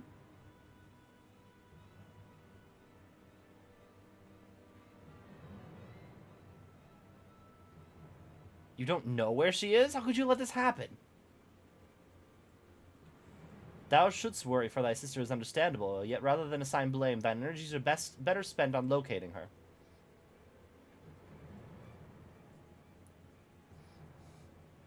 I'll help you with your search. This is not how I'd wish a fellow claimant to lose the contest, my sister least of all. In that case, dividing our forces will allow us to cover more ground. Missy and I should go work together, at least, to better facilitate communication between our groups. And the rest of us will split up. Report in should you find anything.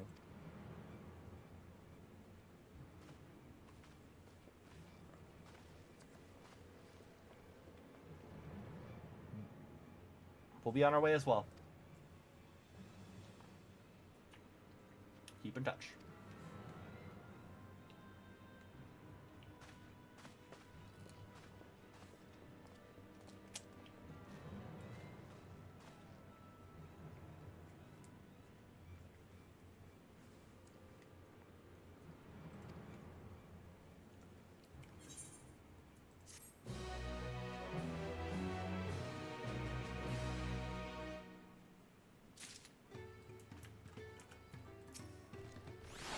It's most worrisome. If Ready Rock hears anything, she will let you know. Lamat was returning to Earthenshire from the west, and she should have passed through here, except Ready Rock swears she didn't see her. In which case, it's entirely possible that Lamat never made it back to the village at all. I don't know how we wouldn't have seen her get kidnapped then, because, like, we can see the entrance of the village from where we were standing.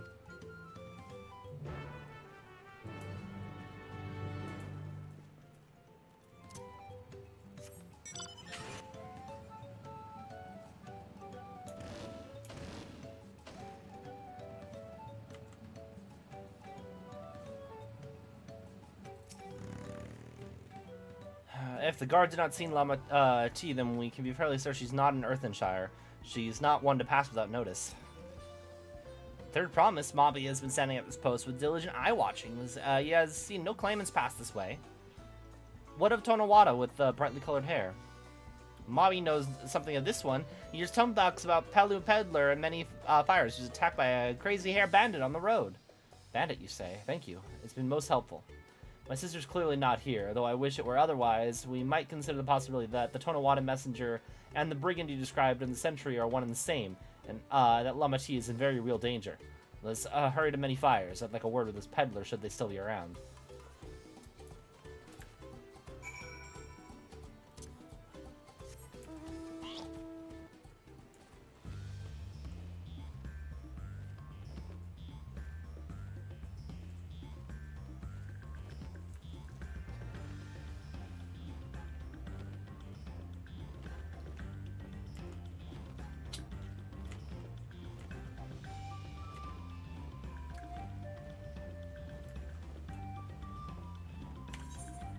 Oh, can I teleport? I can just teleport.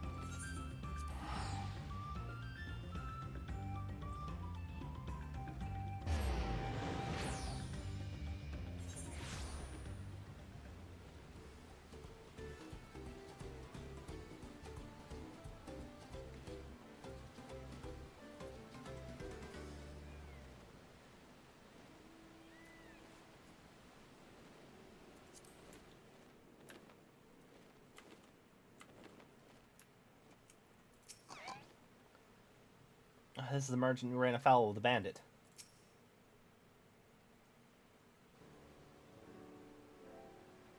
there something I can help you with? I told you were the victim of a bandit attack. Could you recount exactly what happened? My goodness, I thought I recognized you. I'll tell you everything I remember, second promise. It was the scoundrel, Waukesha who ambushed me. You know the name of your attacker?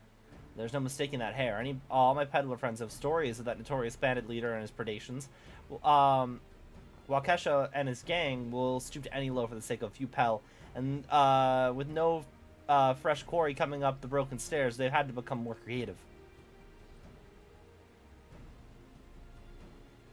Little wonder he went after Lamat. He thinks to ransom her for a royal sum. Said he'll soon make his demands, but I don't intend to wait. We'll find this villain first and deliver his desired payment in person. What say you to a small deception? I'll assume the role of a well-to-do merchant to lure Waukesha out of hiding, and then, when he comes sniffing about, we catch the rat by the tail.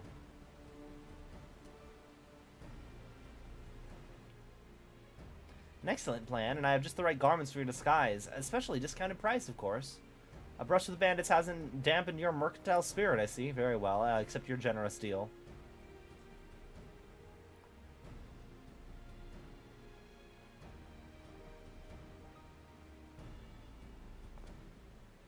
Now we lay the bait. I will precede you in the into the many fires and make my presence known. You follow in behind, boasting to those along the way about how you paid me a hefty purse in exchange for some rare gemstone or some such. If Waukesha is as coin hungry as they say, then the recently enriched peddler should be an irresistible mark. We let him strike, and then we spring our trap.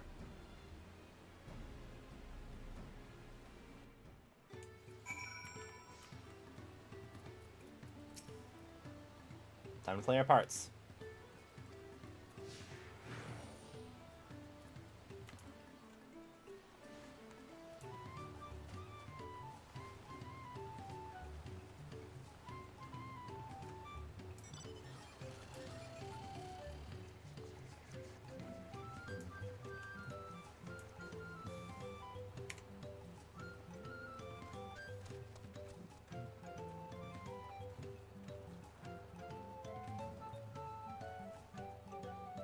There, that Zerbal fellow. Share with him how happy you are your imaginary deal has made you. Once you put it on appropriate display, we can continue the next performance.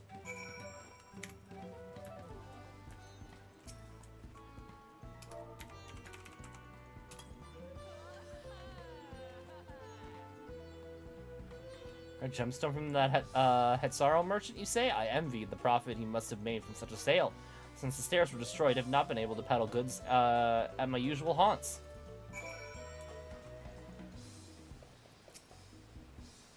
Good start, but I would make certain that Waukesha is aware of me. Let's continue.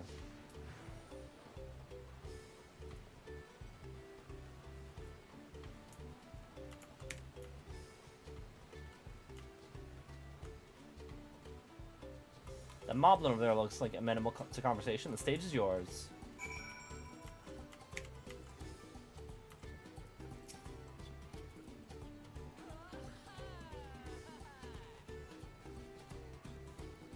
Ah, that sorrow sold you a sparkle stone for your collection? Well, that explains your giant jolly smiles. Mobby is happy for your happiness. Mobby is also jealous of the merchant and all the jingly shine he must have made.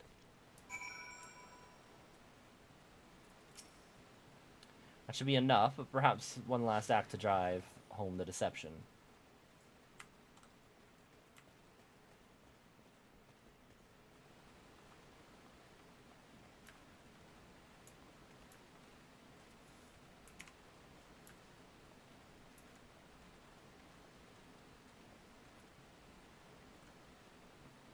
See that cheerful Palu? Tell him the tale of your precious gemstone, and then we'll be on our done with this part of the charade.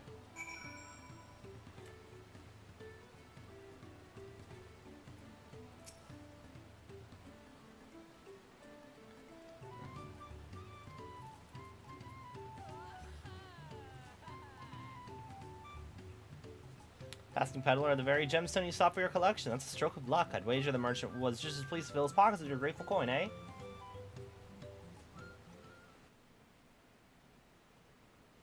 I'm inspired to go and earn some pel of my own. Who knows? Maybe the opportunity will find me, even as it has found you.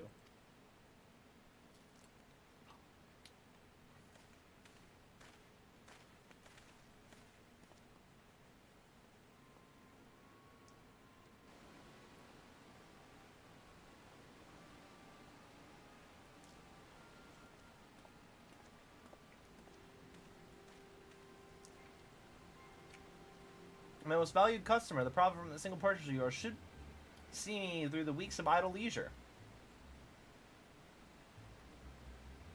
Traveling with such a fat purse and no sellswords is tempting fate, so I shall make Earthenshire my last stop and then return forthwith to Tuliolo.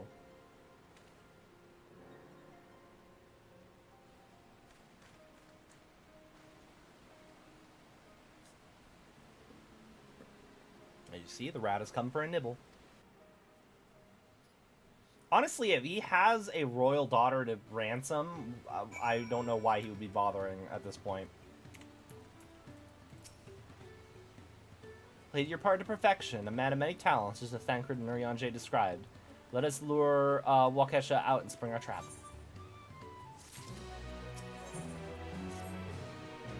Let's execute the final stage of our plan. I will set out towards Earthenshire alone and unarmed, the better to sell an active and defenseless merchant. Assuming Waukesha is watching, he will likely wait for some quiet stretch of road before accosting me. I'll be relying on you to follow closely behind, remaining hidden until the time comes to spring the trap on our bandit king. Just remember, we need him alive.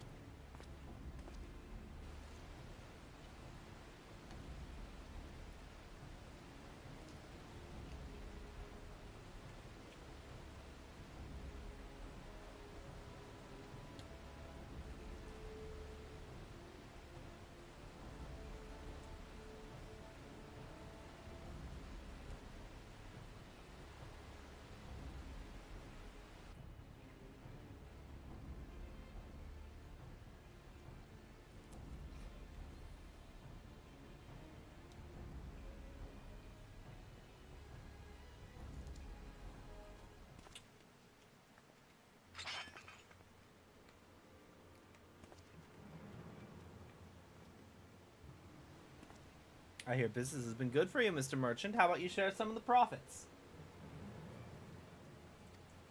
And by some, I mean every coin you have.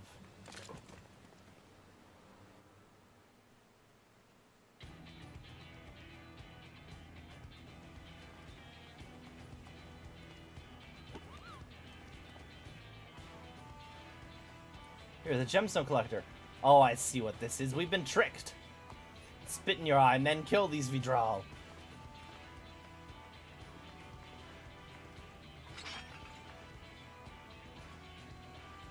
Slippery vermin will have to interrogate his underlings instead.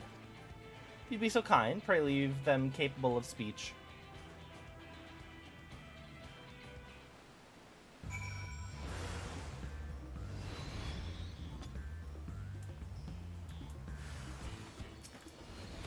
Come forth, Blue Eyes White Dragon.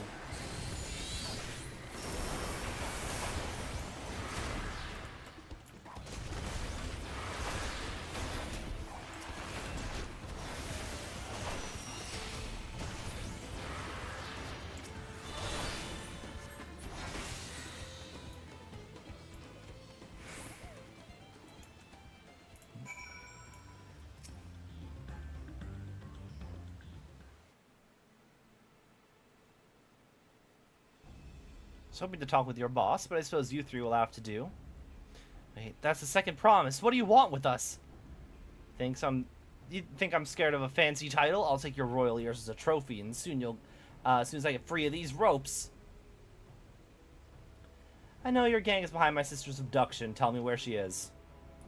Eat pack of shit, you salt lover. You'll get no answers from us. That's right, we don't serve you. Do not play games with me. Where is Lamat?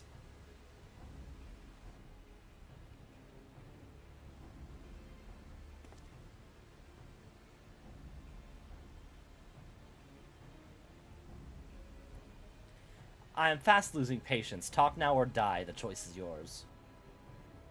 We were hired to nab the third promise, that's all. We don't know where they took her. Hired? By whom? We don't know. We weren't told that either. Only Waukesha knows, and he's the one who took the job. Seems we need their leader after all. Once I've arranged for the Landsguard to take custody of these criminals, I'll call on Thancred and his tracking skills, but perhaps you could pursue Waukesha in the meantime? The bandit was running in the easterly direction. Should you locate him, I suggest you shadow him rather than force a confrontation. It might lead us to where Lamat is being held.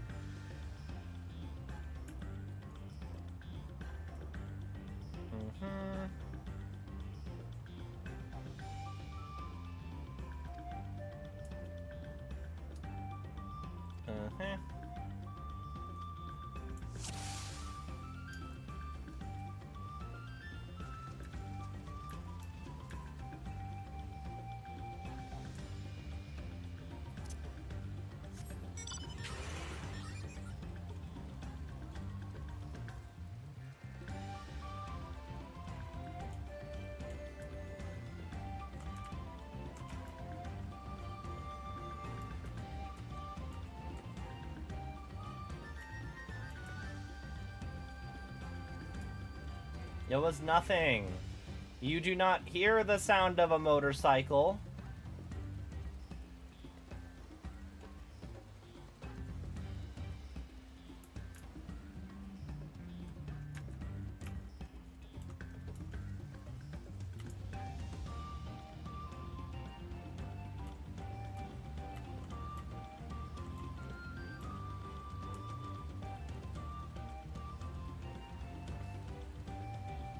Meant to be easy.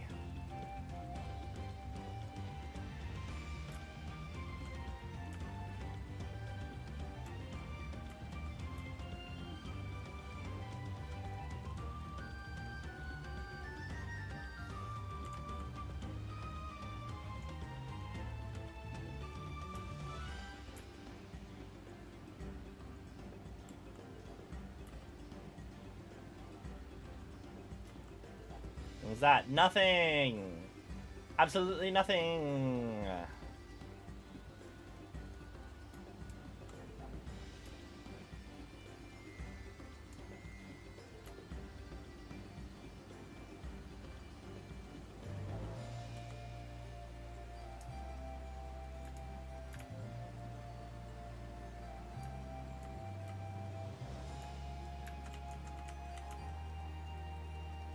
You see nothing.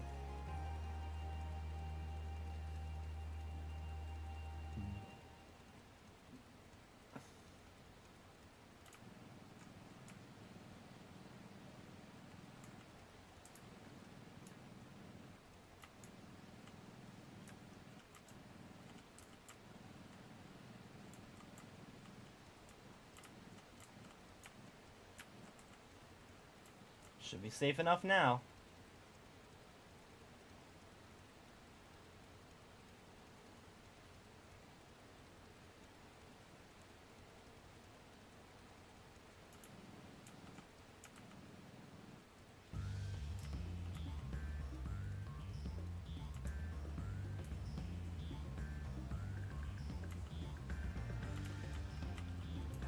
Said to meet up front of the hideout.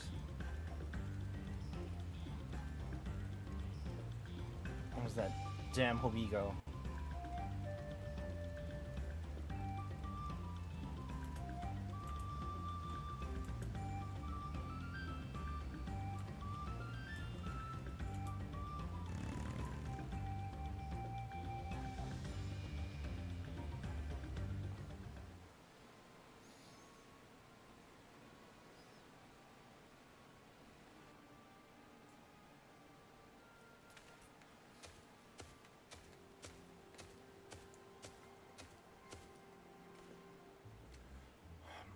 Finally, my money. Give it to me now. The Landsguard may be hunting us already.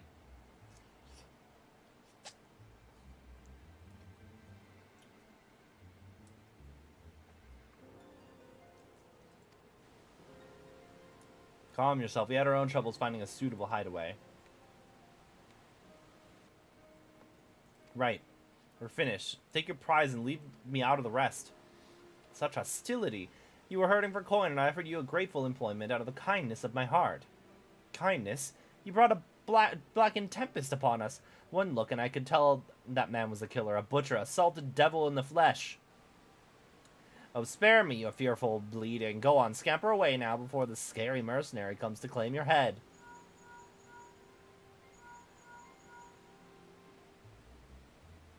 Cohen has told me the news. You found the abductor, then? What's the situation? Has Kona been able to hear in all of our Link Pearl conversations because our Link Pearl network is tied into Thancred and Urion J's? You think the bandits were hired by this Hubiko? Alright, new strategy. Forget Wakesha and stay on the Mamulja's tail. We don't want to endanger the third promise, so let's keep your distance until we're certain they have her. I'll catch up to you as soon as I'm able.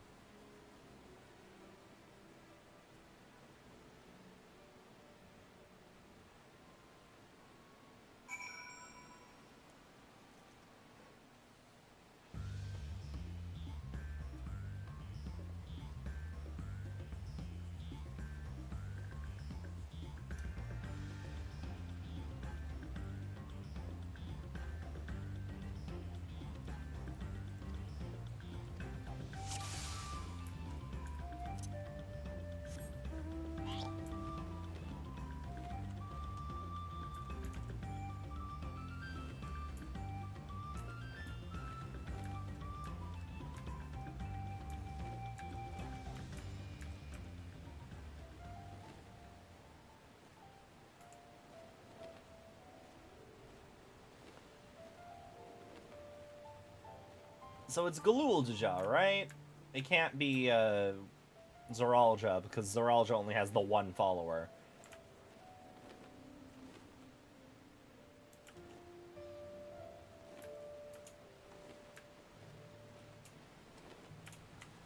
Right? No.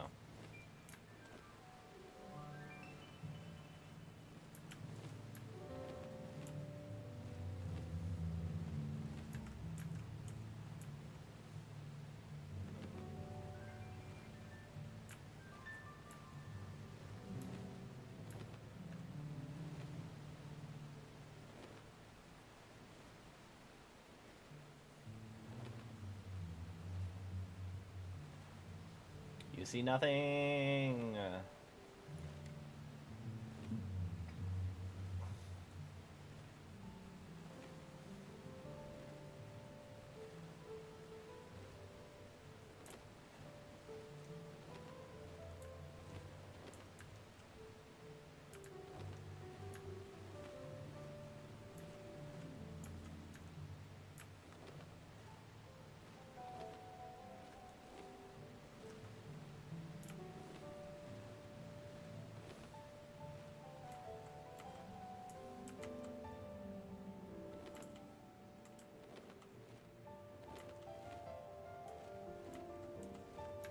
I see that they're probably also doing a Metal Gear Solid right now.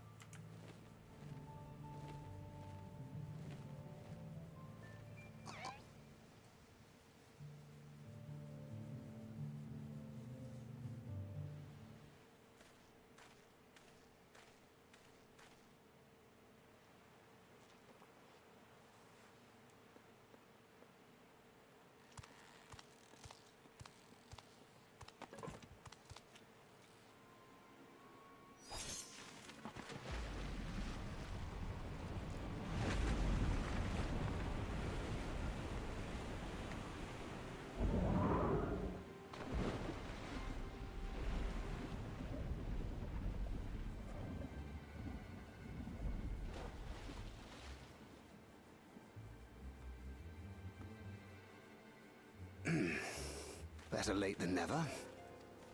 That Mamulja. He's the one who kidnapped Lamat.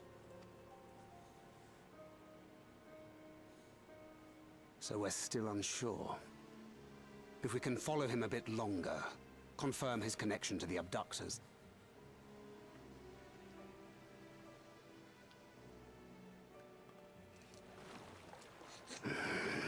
That will complicate matters.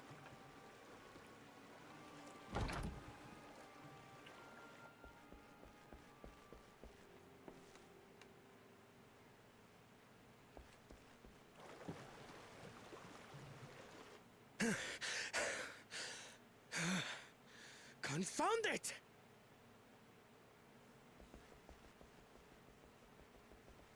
If I set out now, I can trail them along the riverbank. Do it! Even if it costs you the contest. What worth is the throne if I lose my sister to win it? This is why I think Kona's my number one choice for Dawn Servant. Very He's well. got priorities in order. I'll send word when I locate her. Till then, I suggest you save your strength. A rescue attempt could turn ugly.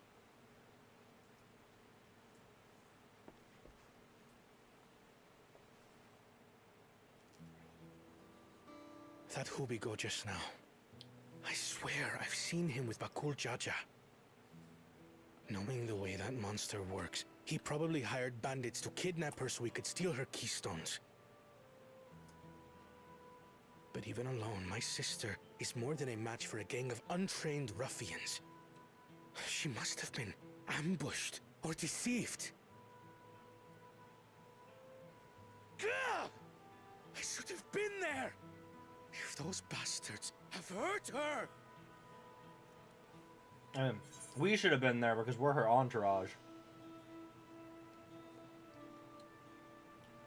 We could have sent at least one of us.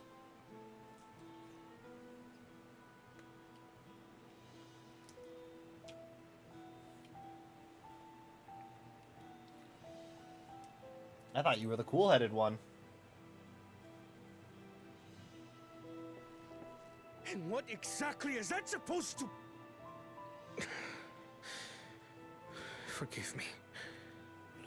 Snapping at you won't get my sister back. I'm afraid I've always been like this when it comes to Lamachi. The thought of her being in danger sends me into a panic. But isn't that how families should be?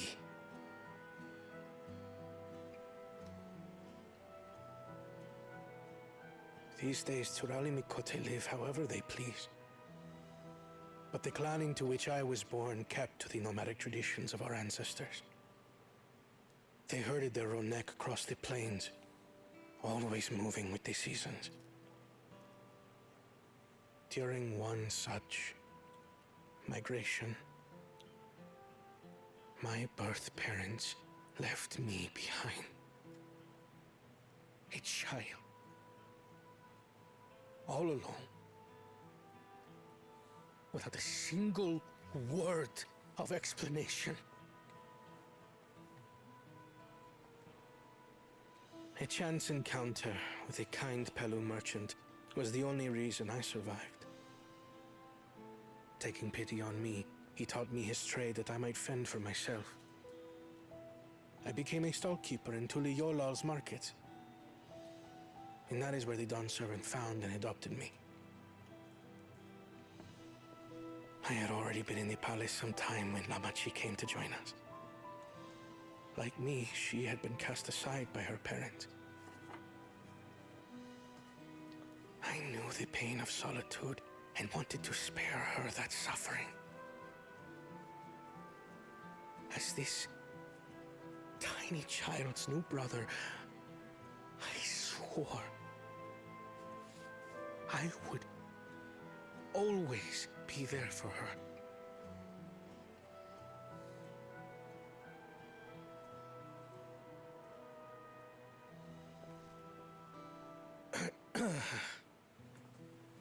So, as you might now understand, I will stop at nothing to rescue her. While we await word from Tancred, I suggest we prepare ourselves to travel downriver. You have a boat, yes? Yeah, but they just clipped off our punity. Why release the Ponity if not to delay pursuit? If we were unsure of their guilt before, then this surely proves it. Before we act, Punity. however, let us regroup That with is your how it's supposed comrades. to be. Would you mind making the call?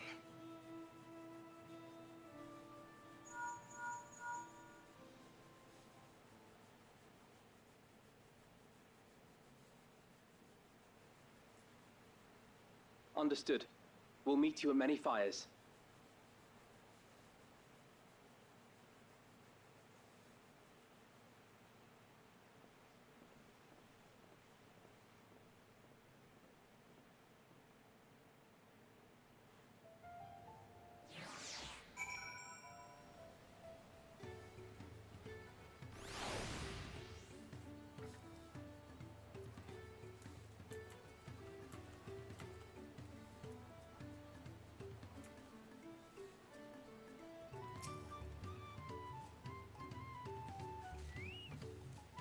I may have put rescuing Lamat ahead of my own progress, but do not take that to mean I've given up on the contest. You understand how important she is to me, yet regardless of how close we were, I would have made the same choice. After all, if I'm incapable of saving my sister while also winning the throne, then I'm not fit to inherit father's heavy mantle.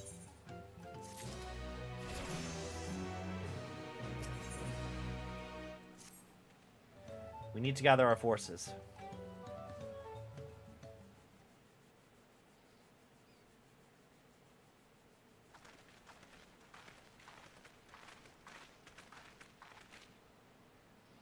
Firstly, allow me to brief everyone on our present situation.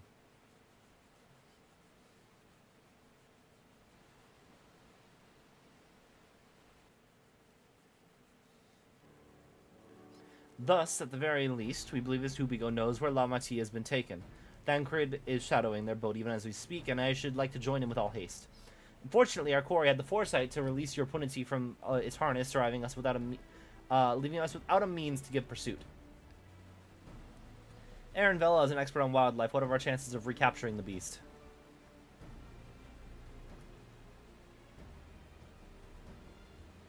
With the right mix of feed, it can be done. I should like an extra hand to help scatter it about, however. Would you accompany him? Meanwhile, the rest of us should work on getting the harness repaired. It appears to have been damaged when the punity was let loose. With all the peddlers here at camp, we should have little trouble in purchasing the replacement materials. As for any necessary metalwork, Earthenshire's artisans are but a short walk away. Then let us divide the task and have at it.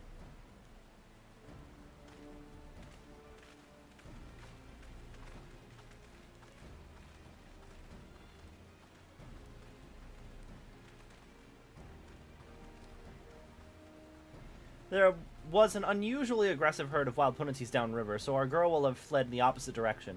Come, we'll try the waters upriver.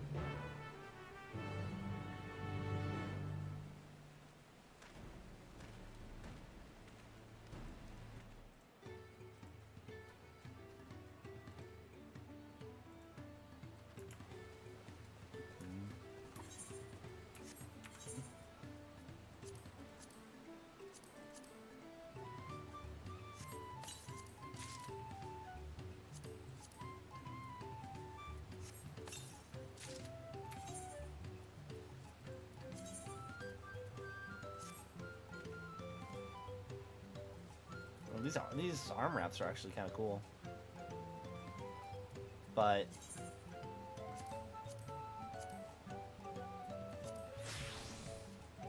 I still like Miller. I still like none a bit more.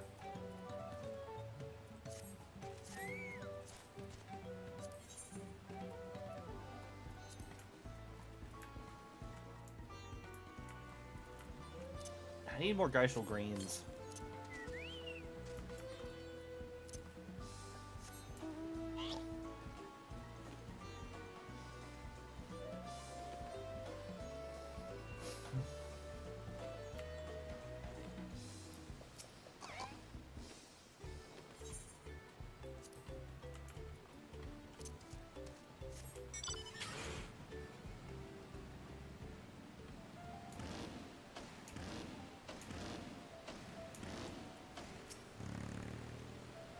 Assuming our Punity has come this way, she'll be hiding in the depths of Marsh Laigaka. We'll need to lure her back to the shallows with the promise of food. Wild Punities eat mainly aquatic grasses and plants, but tame ones are often fed vegetable scraps. Knowing this, I added leftovers to the feed I prepared. This should help the mixture stand out against the marsh's natural scents. Laigaka's crawling in predators, however, so I'll leave it to you to scatter the feed deeper in. I'll be waiting for you near the shallows with the rest of the Puniti's enticing feast.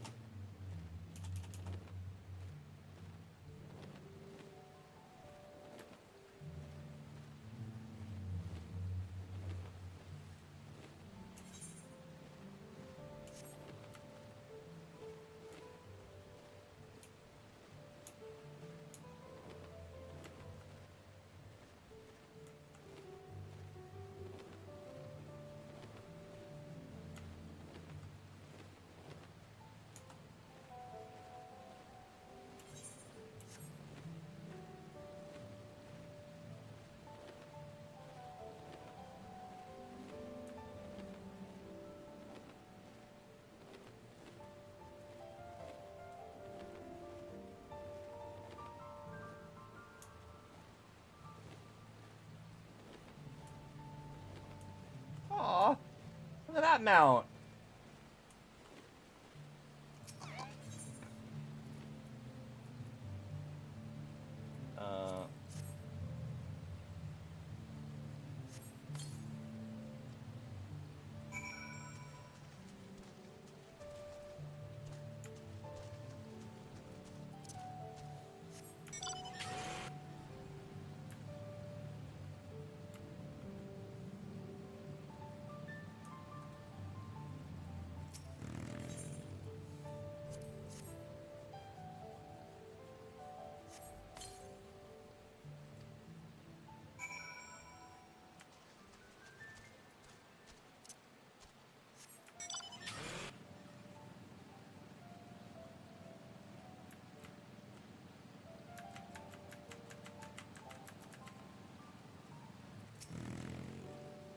All set? I've just finished laying out the last of the bait. Step back out of sight and leave the rest to me.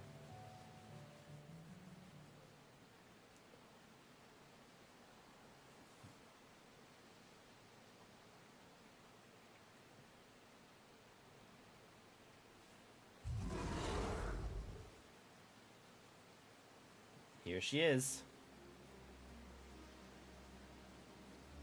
Nothing to be afraid of. We just need your help one last time.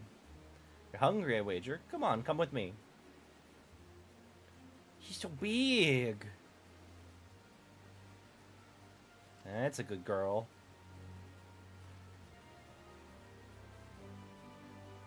Just want to pat her on that big snoot. We'll be fine here, I think. You give her a few more treats and then lead her over to the boat. I'll give her a few more treats and lead her over to the boat. You can let Kona know we're on our way to put the Punity back.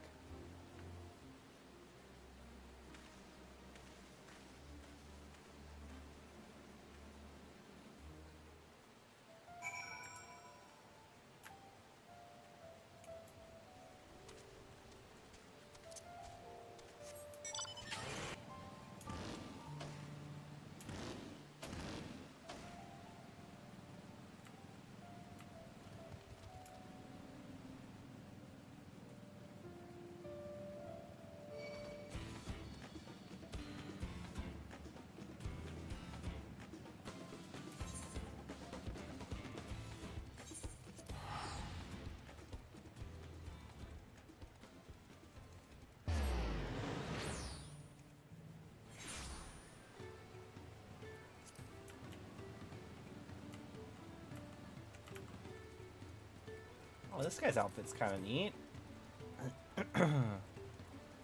What is this? Skalik co-defending.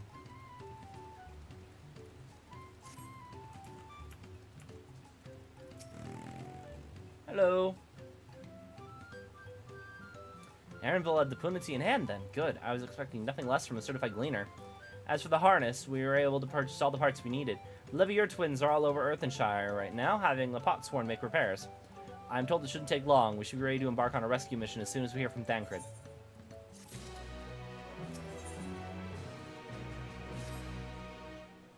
Thancred must know something by now.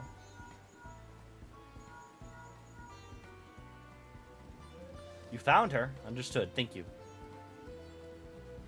I had but to invoke his name. Thancred followed the Hubio's boat to its destination and confirmed that they are indeed holding my sister captive. They, of course, being Bokul, Jaja, and his minions. I swear I'll make him regret this. Lamat is in Ridgeleaf tunnels. The moment the harness is repaired, we strap the Punati in and make our way back down Ihu... Again, kidnap... there's a way to pronounce that. I gotta wait for them to say it inside of a cutscene, and then I'm going to immediately forget how they said it 5 seconds later and feel really embarrassed.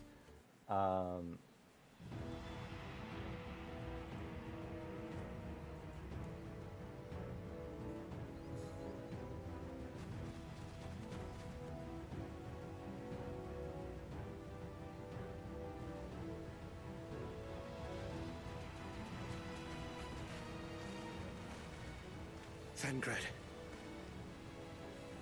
The third promise is up ahead. She's unharmed, but we best not dally.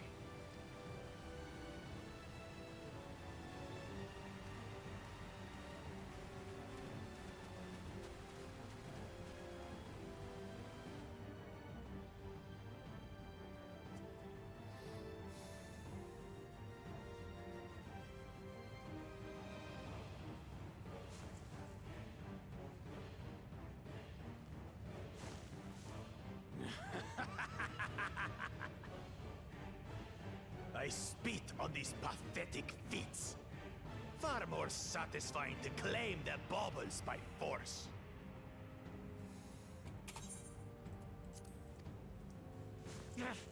Give it back!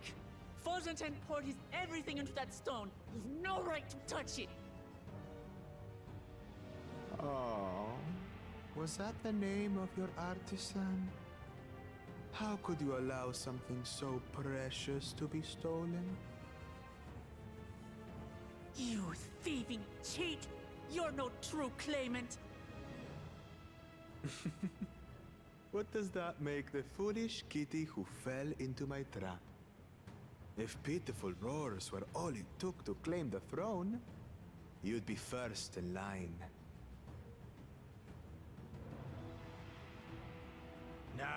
Now, brother. You shouldn't tease her. Look, the poor thing's on the verge of tears. Meow. Someone save me. Can I summon Bahamut yet?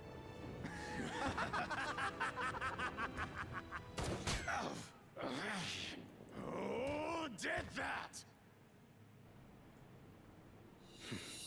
His scales are as thick as his skulls.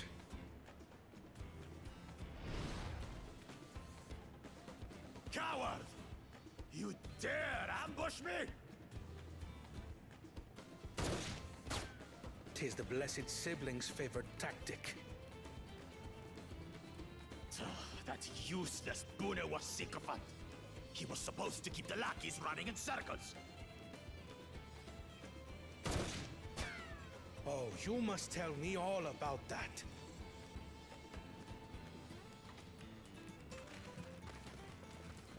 Careful now. You wouldn't want to hit her hostage.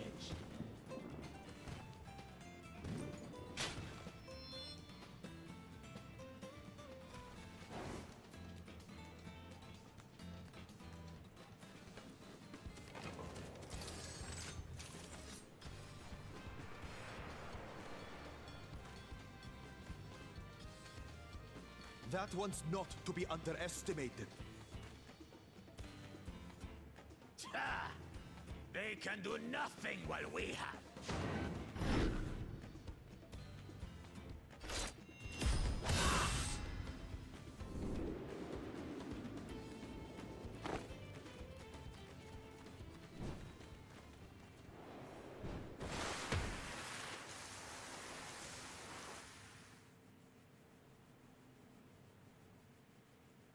Impeccable timing.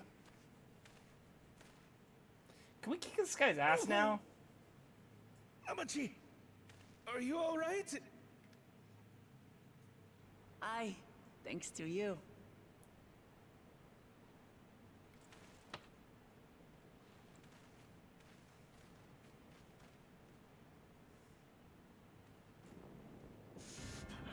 These weaklings think they can defy us? We'll slaughter the lot of them! Patience, brother. The keystone is ours. There is no need to fight this day. And Zoralja has left us hurting. No! I won't stop until I gut these maggots and feed them their entrails! Can I please kick this guy's ass? If we fall here, we fail our siblings for nothing.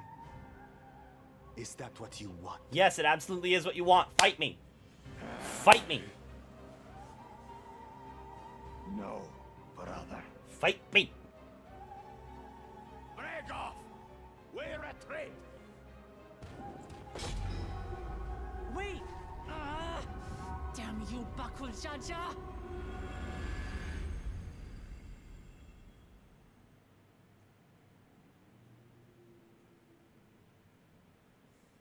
Do we give chase? We head back. Lamat is safe. And that is what matters.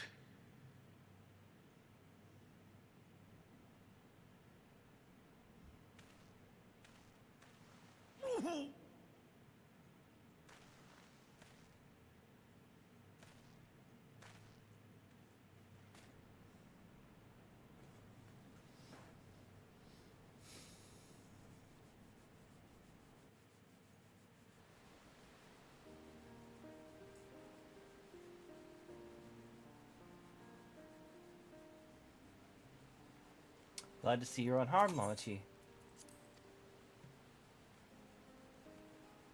Thanks again for coming to rescue, Kona. And all of you too.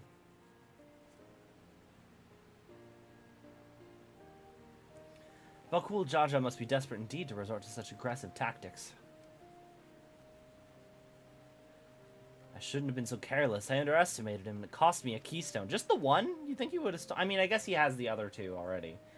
Ponjintain upended his life so that I could accomplish the Moblin's feat. He believed in me and my cause, and I've let him down.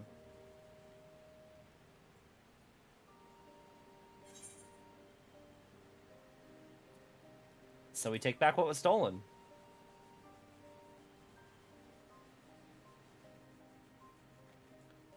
Yes, we'll do exactly that. Next time I meet that brute, I'll knock him straight on his scaly behind and take back my keystone. Speaking of vengeance, didn't Bakul Jaja curse some useless Bunewa sycophant when he caught sight of us? A reference to Sarilja, I would presume. He's devoted to our brother, and is the only Bunewa I know participating in the right of succession.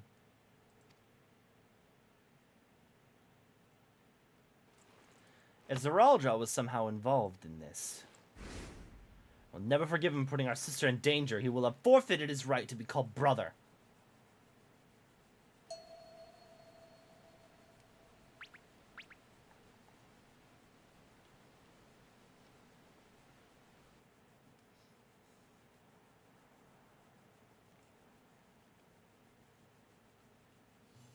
Ahem.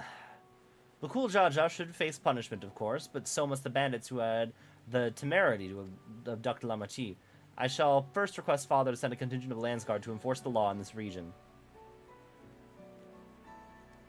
I agree that measures need to be taken to keep travelers safe.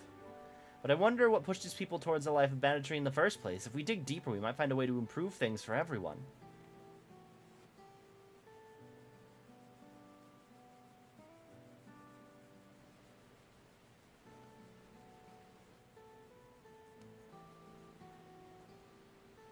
Is something to think about. For now, however, the right continues. I thank you all for your help.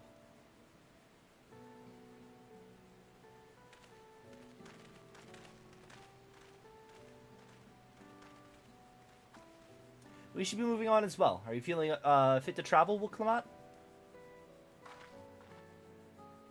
You bet I am. Tural just gained a good head start, and it's time we clawed back some lost ground.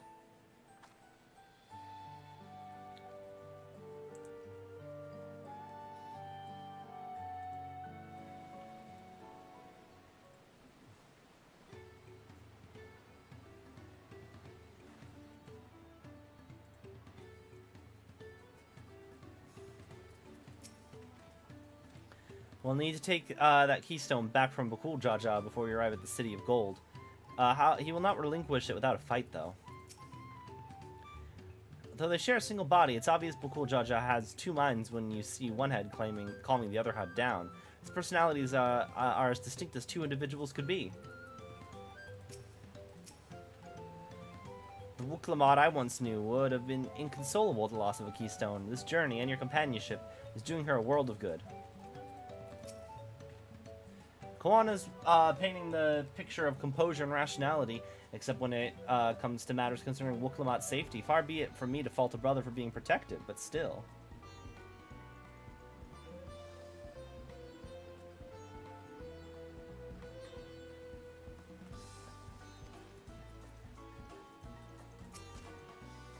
I really am sorry this happened. From now on, I won't let my guard down around suspicious strangers. And again, I do appreciate you all coming to save me.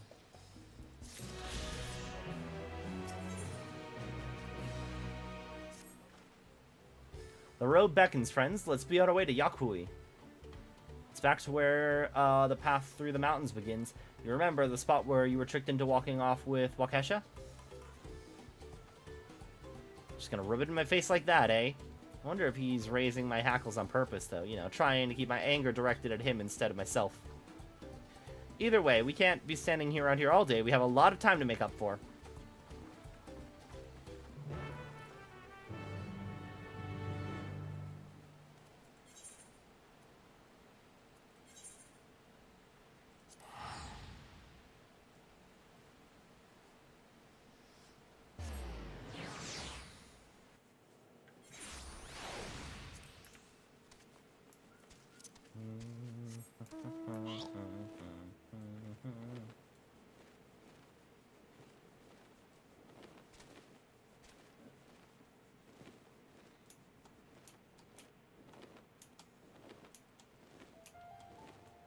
What is this? What is this thing? That's cool. I don't have to kill one for marks, though, so I'm not going to.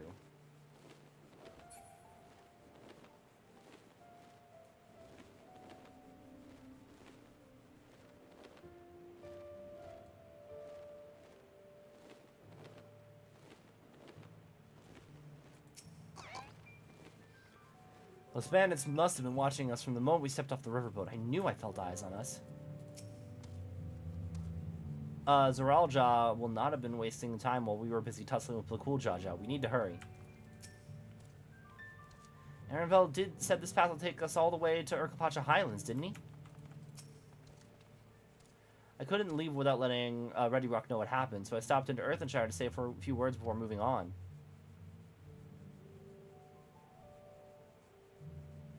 Now Arenville's nowhere to be seen. Could he wait a few more moments? So much for giving him the benefit of the doubt. Come on, let's catch up. I want to give that smug gleaner a piece of my mind. I'm worried Lamat will agonize over the loss of her keystone. I worried Lamat would agonize over the loss of her keystone, but it seems I had nothing to be concerned about. Onwards and upwards, then.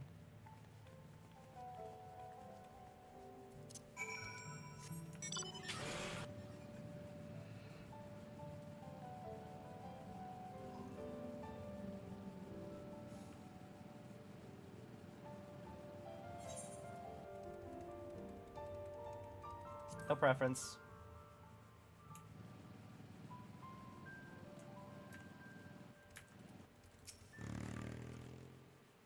We have to be quite high up now, which makes me wonder how much higher the summit of Warkor Zamora must be. I've never climbed so high before. I'll tell Arenville off once I catch my breath. The Yakuya have a deep connection to the legend of the Golden City. This visit will allow us to ask them about it directly. Seems those buildings ahead of the village we're headed for.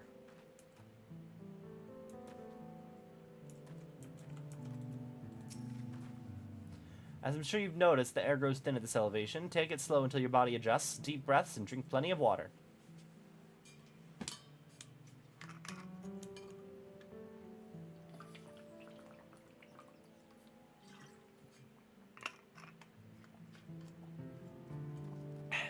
On it. A few more steps and we'll be in Warlord's Echo.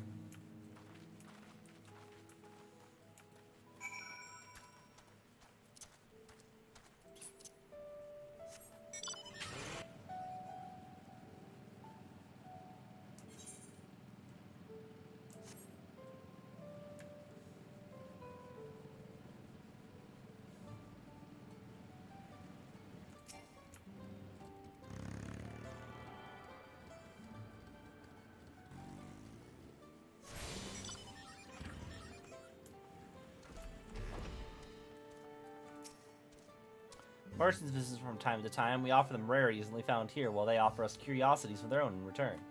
That is how trade works, I have been told. Chilly air, stout stone construction. If I squint a bit, I might think I was in Ishgard for a moment.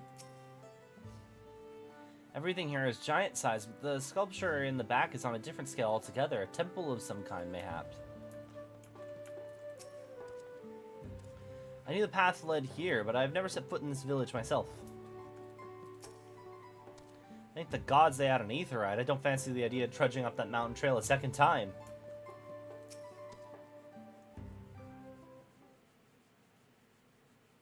I think I'm getting used to the air up here.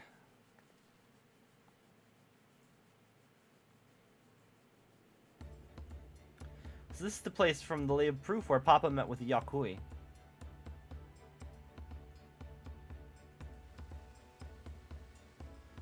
That must be them. I don't think I've ever actually seen one outside of a picture. So it is for most Turali. The giants rarely visit the lowlands.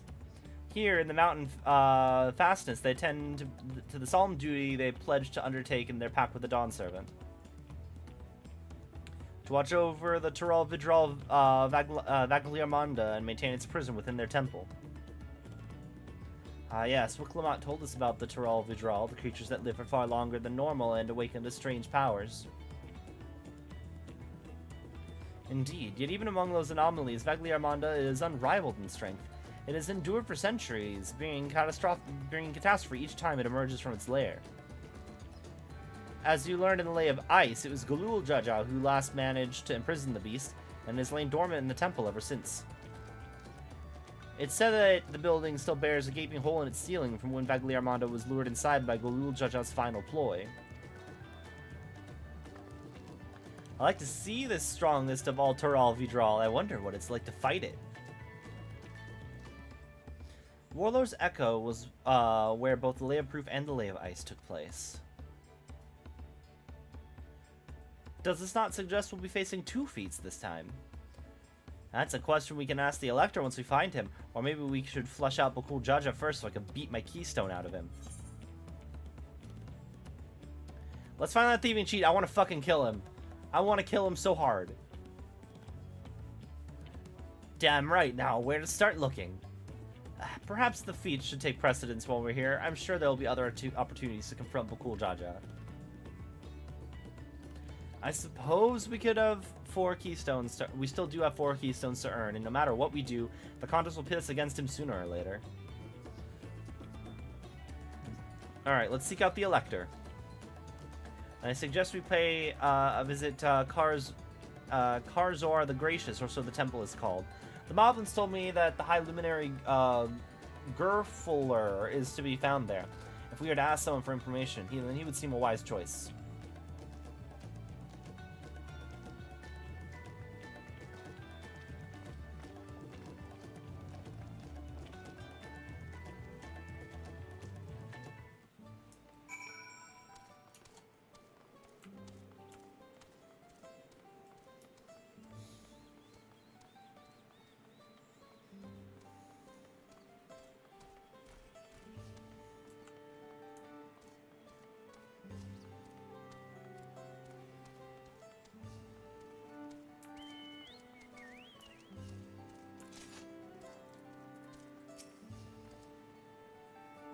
Let's see if I convince the guards to let us through. I'm Wook Lamat, third promise of Tuliolol, and I seek your elector for the right of succession. May I speak with Gerfler?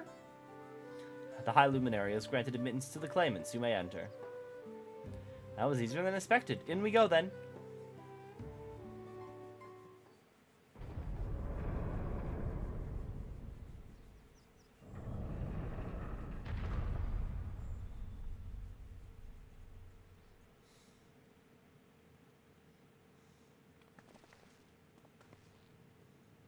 Gods, is that?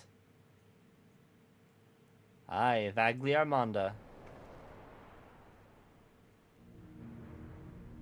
Or Viglarmanda? They said it in a cutscene, and I have since forgotten how to pronounce it.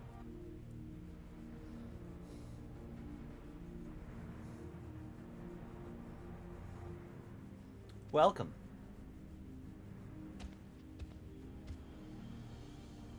Hi, Luminary Gerfler.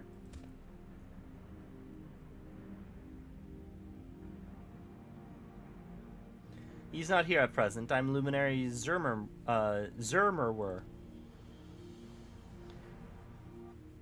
This is the Skyroom Viglarmanda. I know I'm gonna be pronouncing it differently every single time and still get it wrong. The Tural Vidral, whose name has evoked terror ever since time immemorial. Even my people, once conquerors of all beneath the sun, were as brittle leaves before Viglarmanda's tempestuous power. When the Sky Ruin descended upon Urkelpach 8 decades ago, the casualties were staggering. Had Gulu Jaja and his companions not intervened, we would have been slaughtered to the last.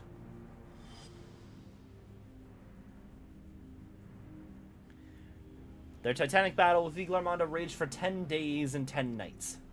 As their foe fought on, tireless and relentless, our heroes were pushed beyond the limits of their endurance. Thus did the head of reason concoct a desperate plan. Gulul Jaja tricked the Skyruin into losing control of its own ice magics, causing the unwitting Tural Vidral to encase itself in frozen ether.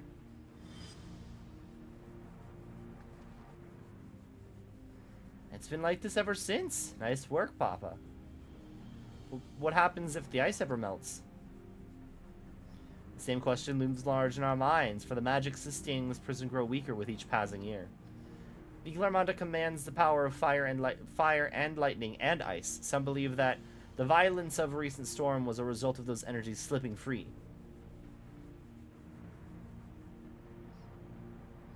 That raging tempest from Viglarmanda. How am I supposed to pronounce it?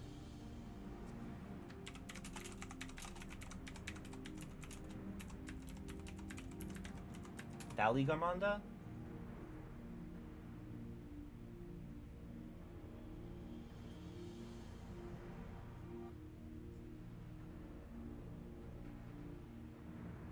Oh, and he's from Final Fantasy V, apparently.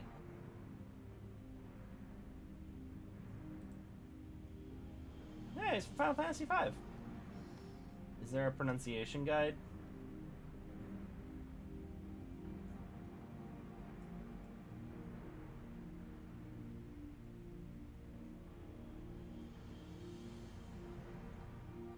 There's no pronunciation guide for it. Setting future worries aside, you are going to attempt the feat of proof, yes? The High Luminary, chosen elector of the Dawn Servant, has left me with instructions for all aspiring claimants. You are to scour our forbidding mountains and find the waiting Gerfler. That is to be your challenge. Ah, so the search itself is the feat. You've already spoken with my brothers, I take it? I have. Their expeditions are underway. We better pick up the pace. Aye, but we'll need a direction to search first. Let's see what hints we can gather from the villagers.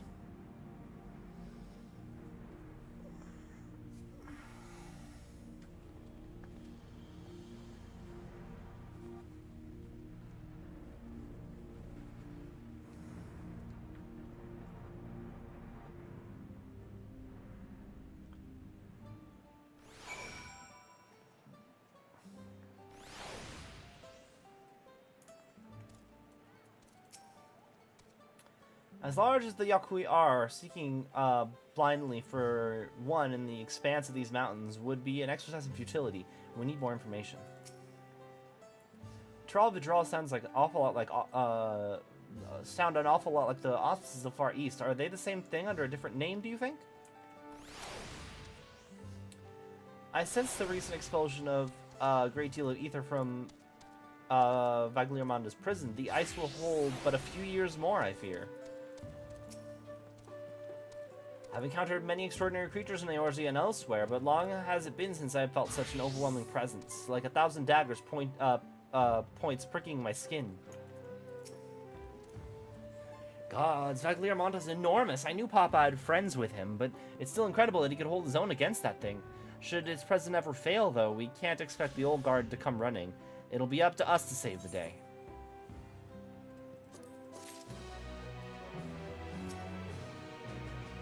We want to pass this feat. It looks like we got to get climbing, more climbing ahead of us.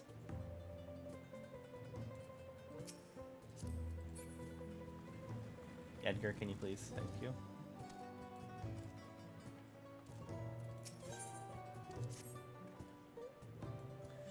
As we've just been informed, the feat of proof requires us to seek the High Luminary Gerfaler somewhere in these mountains. However, if the earlier feats are any indication, we must assume the challenge precludes the Yakui from answering our questions in a straightforward manner. Thus, I would ask that you each pay close attention while attempting to divine Gerfaler's whereabouts. Although the giants may not give us precise location, there may be clues hidden within their words, such is my theory anyway. Let's see what we can discover.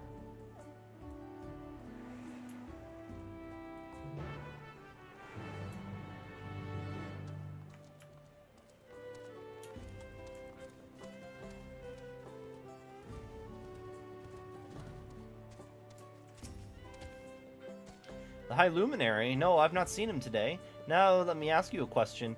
That Zerbal who came out of the temple earlier, was that really the third promise? She seems rather unimposing. How is she meant to succeed the mighty Gluljaja?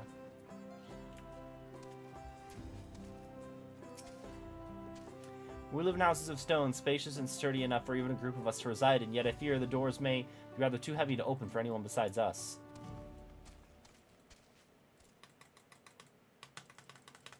Okay, you might be right.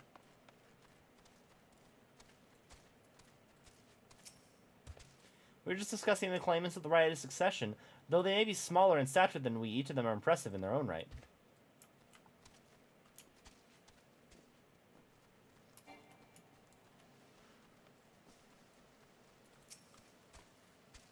From what I've seen of them so far, the Yakui seem a gentle and reserved people. Which is weird because they were conquerors. Hello there, in case you were wondering, I'm preparing medicine. It so happens that I'm rather gifted in the delicate and precise process of alchemy. Should you ever be in need of succor, pray come and find me. I already know how to cast succor. I'm good. When you finished asking around, we can meet back where we started.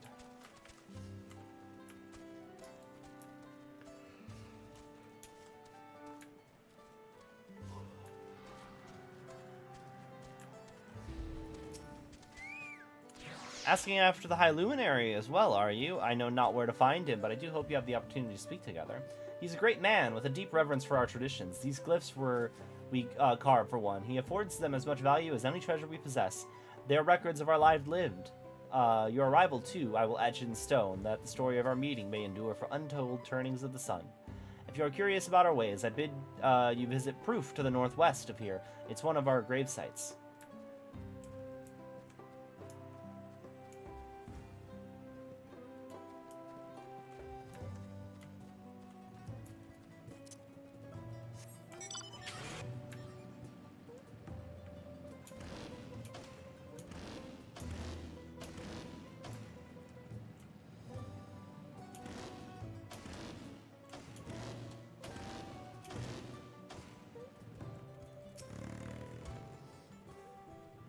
Tuliolan? No, you're from farther away than that, I think.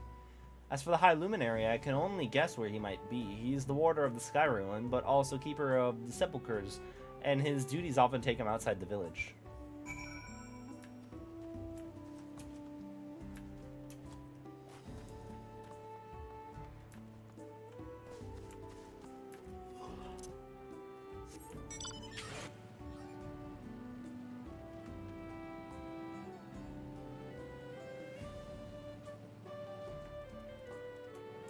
I like that guy's hat.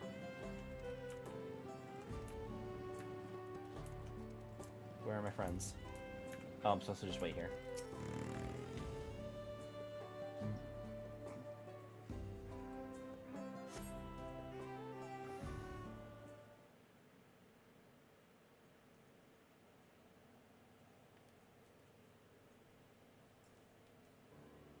First things first, was anyone able to coax the definite location for the High Luminary?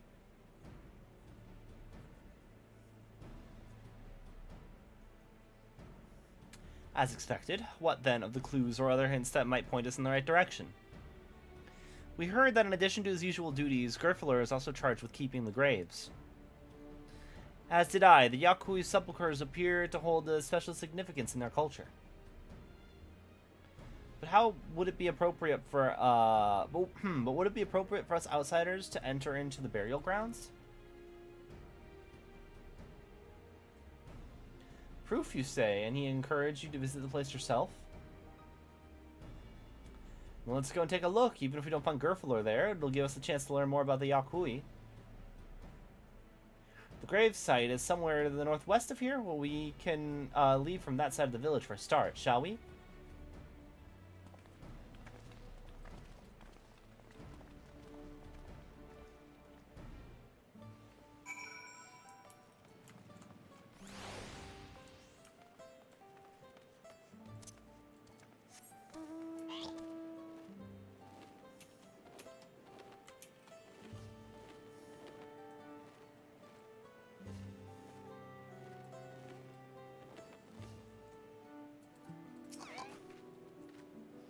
The others have gone on ahead to the proof, following the trail west. There are sharp drops everywhere, so we're all moving on our own pace. Some of us are not built for craggy terrain. I thought to get my bearings from up here so I don't stumble off a cliff. Why don't you try catching up to Aaronville? I'm sure he'll be able to point you in the right direction.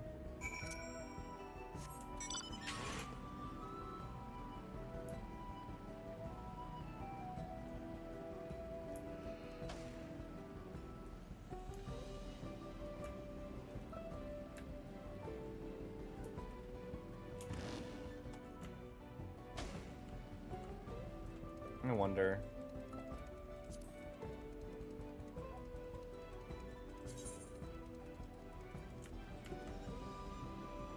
That's 60 FPS. Okay, I thought I was at less than that for a while.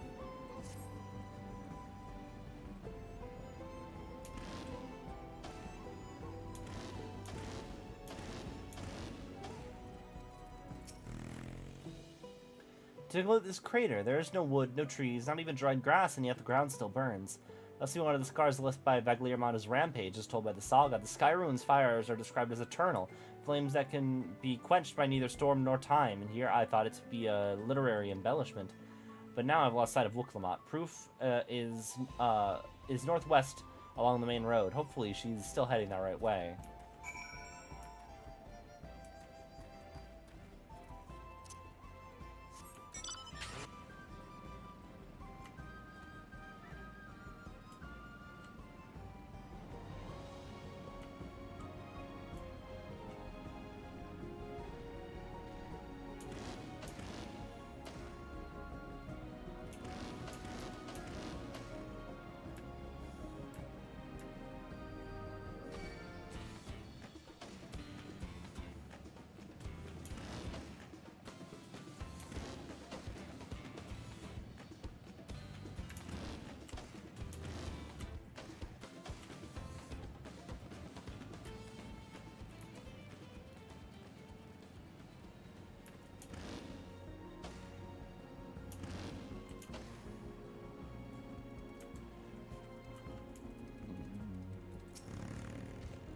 Ah, you've come.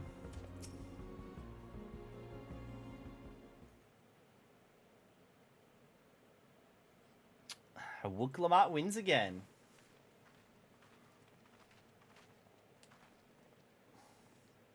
Looks like everyone's here now, so... Greetings, friend. Are you Gerfler?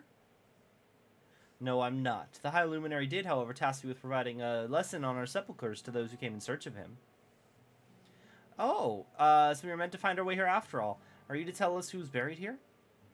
No one is buried here in the sense that you mean. When a body has served its purpose, we consign it to the flames and then scatter its ashes across the peaks. Moreover, we do not conceive of death as others do. For us, a person does not die when their heart ceases to beat, only when they are no longer born in the hearts of all who knew them. This is why we build our sepulchres before the age or mishap claim us, that we might each etch ourselves into the living chronicle for all eternity. This grave belongs to a good friend. His mortal vessel ended its journey some years ago, but he still lives within me even now.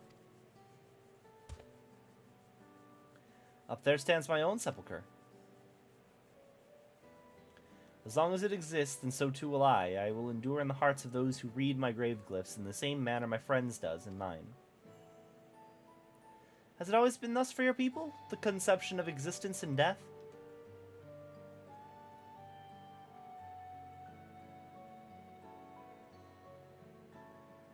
Continue along the path to the ineligible passage. Behold the history upon its walls, and you may find the answer to your questions. And there's more, and that's what we'll do. Your traditions are fascinating, and I'd love to know more.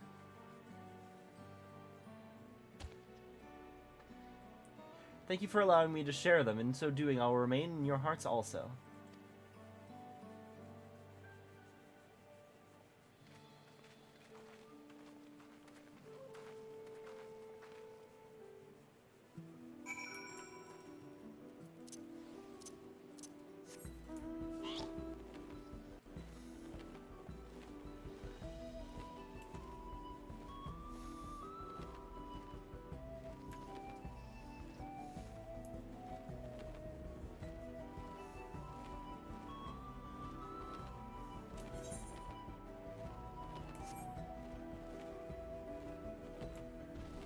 Oh, hello there.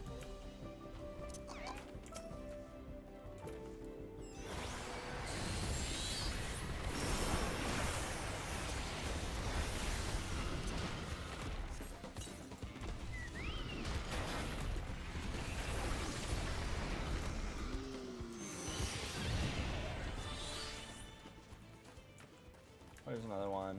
Is there another one? There's one up there. Can I hit it from down here? Out of line of sight.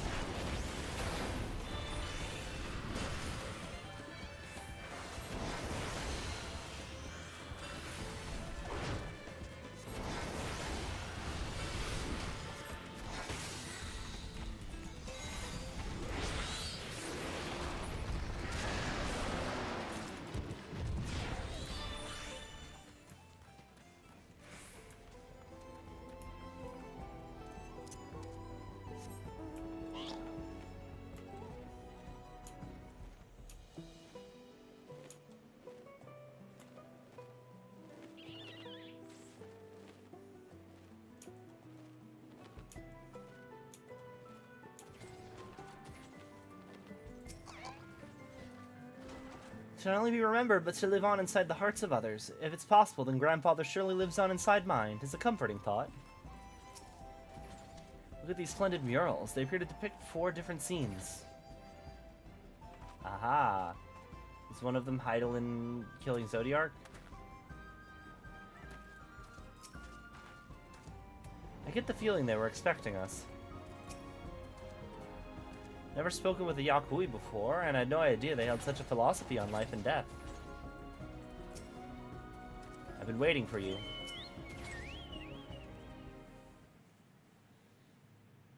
Allow me, hello, we met at, a fellow we met at the proof suggested we come here. Yes, the High Luminary commanded that I watch for your arrival. As the chroniclers of our people, it has ever been my family's duty to pass on the teachings of the murals from generation to generation.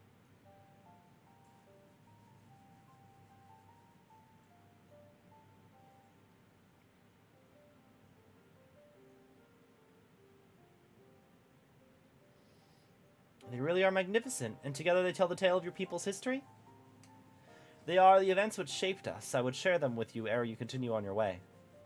Please, we'd love to hear all about it. And I will begin. First mural depicts a time more than 1100 years ago, an age of great prosperity for the Yakui. Blessed with size and strength unmatched by other peoples, our ancestors marched forward and brought much of Tural under their dominion. Then, when all before them had been conquered, they turned their gaze northward, seeking to expand their territory and power. Here we see the expansion to Tural. Unable to cross the strait by ship, our forefathers set to building a bridge to the northern lands, and a great labor which consumed the greater part of a century. Zorgor the Boundless, we still make use of that bridge in Tuliolo for travel. I can't imagine the patience and dedication it took to complete a work of that scale. But I've never heard of any Yakui living in Tural. What happened to the ones who went north? Look upon this next mural and behold the answer.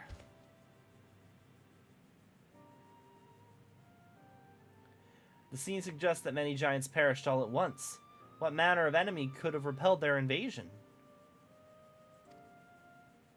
A foe unnamed and unseen. When the expedition pushed forth into Tural those 1,000 years ago, its soldiers were felled by disease. Some terrible illness? No virulent plague or newly arisen blight. For the local Tonawada in Shitona, it was but a mild affliction of the sort that comes with the turning of the seasons. What manifested for them as slight fevers and coughs, however, proved deadly to our people. Out of every 10 Yakui who joined the northern campaign, 9 succumbed to the infection. Those who survived continued to suffer, finding it difficult to sire offspring. I've heard of this before. Lacking an inherited resistance, visitors to distant lands can fall deathly ill to diseases a local might shrug off. These events might also have given rise to the practice of cremation rather than burial of mortal remains. The final mural depicts the returning of our grieving brethren. The final mural depicts the return of our grieving brethren to Urkopacha. The reason they first left, why they had fought so long and pushed so far, was to ensure peace for our homeland. This undertaking began in ancient times, when our forebears learned that they shared the continent with peoples unlike to us in appearance or custom, and they feared that invasion was inevitable. Rather than meekly await their fate, they decided to strike the first blow, yet as they fought on and on, the old idea of peace drifted further and further away. Only after disaster in Tural and their withdrawal to the mountains did they come to understand.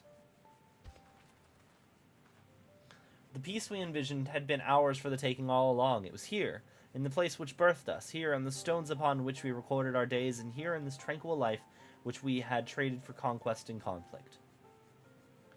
When you do nothing but fight, it can blind you to what's right before your eyes. And so we return to the present. I trust you found this brief history of our people enlightening. I'm always glad to learn more about my fellow Turali, how you lived now and how you will wish to live from now on. Then I believe you are ready to proceed. The High Luminary bids you meet him upon the summit of Warkor Zamor. I had a feeling we'd end up scaling the big old mountain. Well, it's a feat worthy of the name.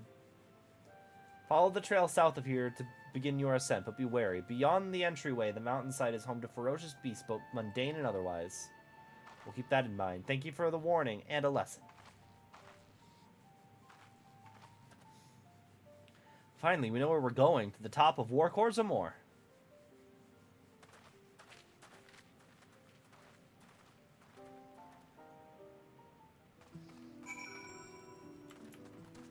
Ah, tiger. That tiger's adorable.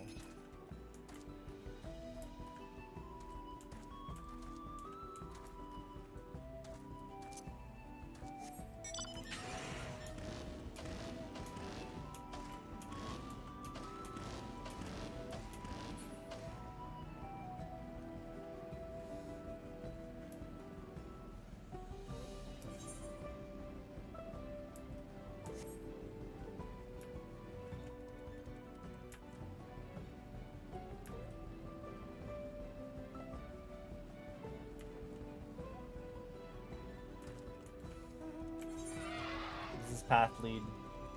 No. If I'd known we'd be climbing Warcores or more, I might not have raced up and down all those trails. My feet are killing me. And this thin mountain air is gonna be the death of me. How long have you been standing there? I was just taking in the scenery is all. Come on, we don't want to fall too behind Alphino and the others.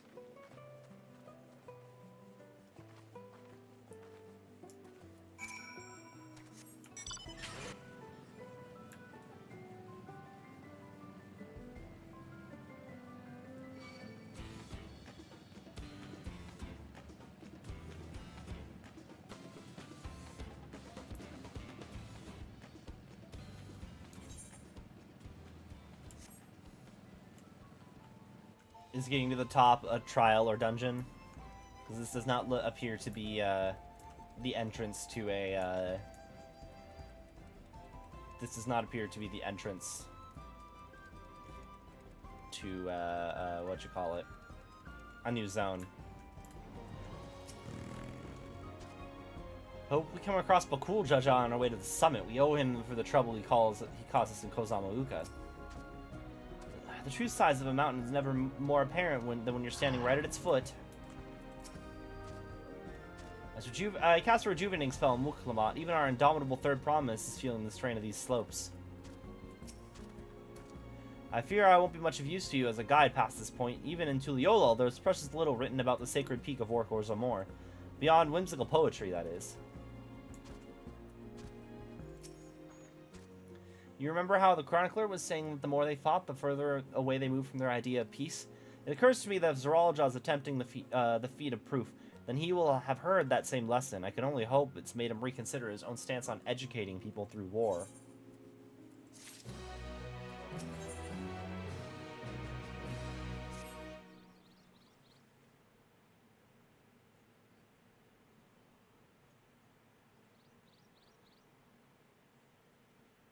God, that is one tall mountain. And we're supposed to climb it?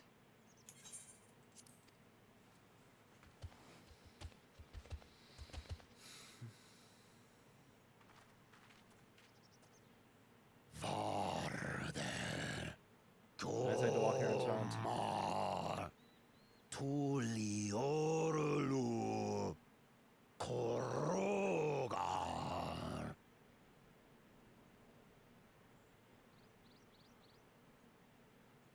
He's speaking the old Yokhui tongue.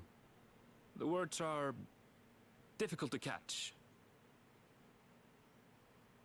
Though your words are crude and cumbersome, I use them for your benefit. You are a claimant in this right of succession. That's right. Then, if you die, Tuliolol loses a potential ruler. That's a dark thing to say, friend. I get the feeling you don't share the opinions of the other Yokhui we've met. We do not grovel before Gulul Jaja like those shameless lapdogs. My brethren and I are conquerors, and we will restore our people to their rightful place as Tural's overlords. The Giants have their own factions too, it seems. You think your kin weak for showing deference to my father, but they do not follow the man. It is his peace they respect, a peace they always wanted, which they realized could be had right here. Justifications of the craven.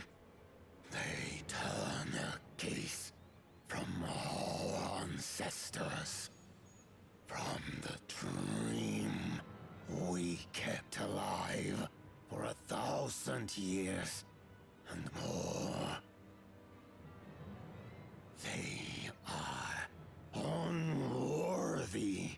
of bearing our legacy, I will reclaim the glory of our people. And our ascension begins with the death of the third promise. Stop! I don't want to fight you. Then die on your knees.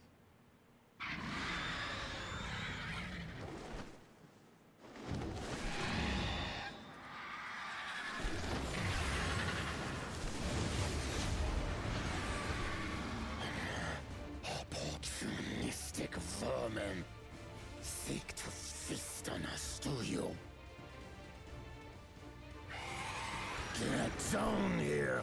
Your neck will be the first I snap this day!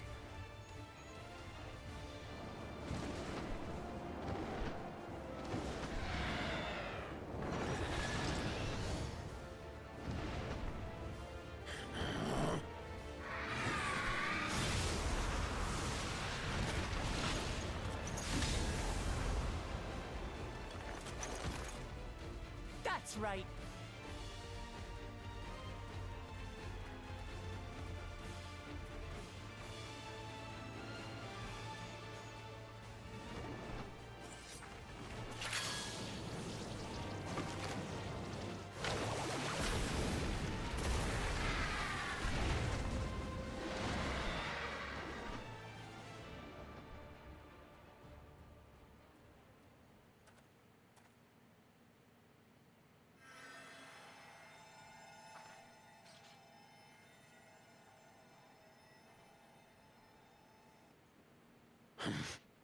Why do you help us?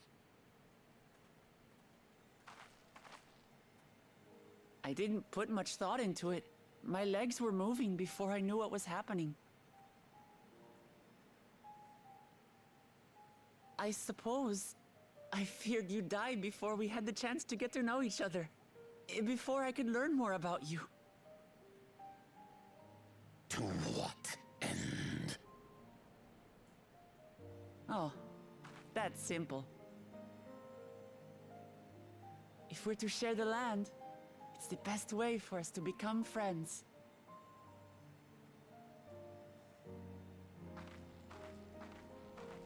How is he? He'll live. Not quite ready to walk under his own strength, however. If you could stay and tend to him, the rest of us will continue on to Wokor Zormor. Understood. Be careful up there. This changes nothing. We will not forsake our conquest. As you like. You want to kill me, you're welcome to try. But right now, you might want to worry about your comrade.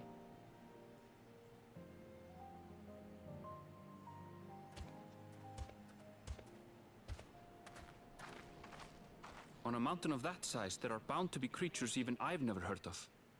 I'll trust you to lead the way.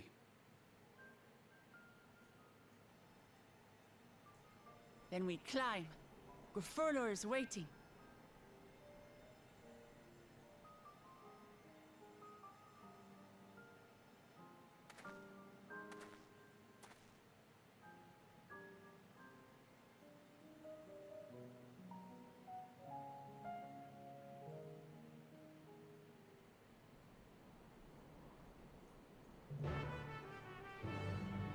Wokor Zormor now accessible?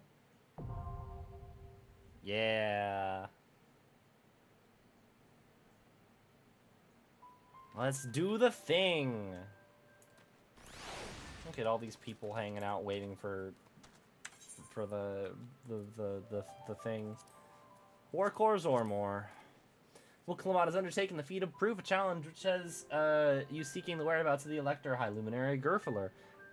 The search immerses you in the culture and history of Yakui, and ultimately leads your party to the foot of the sacred peak of Warkor Zormor. The Elector, you are told, awaits you at the summit, but simply scaling the soaring mountain and surviving the mountain's denizens will be a feat in and of itself.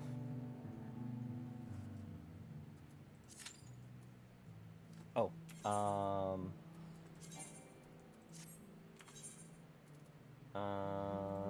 okay, I have all my stuff equipped.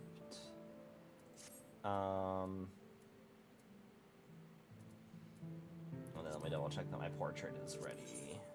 Yeah, portrait good. Okay, cool. If we have 11 minutes to kill, let me then.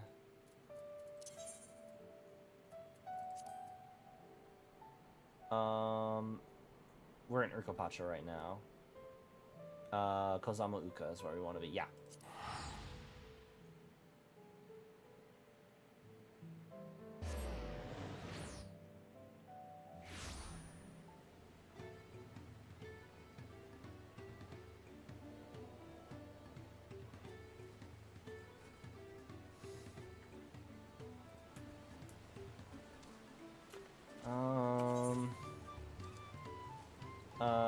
We want to go over here, actually, Earthenshire.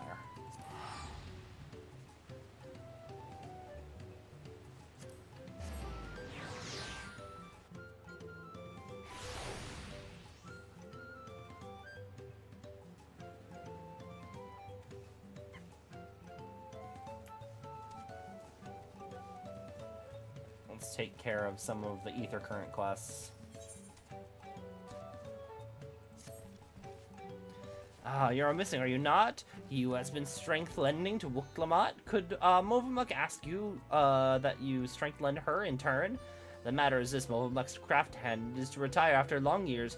He lips that he is intending to fancy craft one last masterpiece before he does so. Before this, he needs hand help of Strange Face to the village. Anfroy is his name, and he is always very murky worded with his requests. So Movamuk is not sure what hand help he needs, but if you could exchange tongue flaps with him, she would be very, very happy, feels.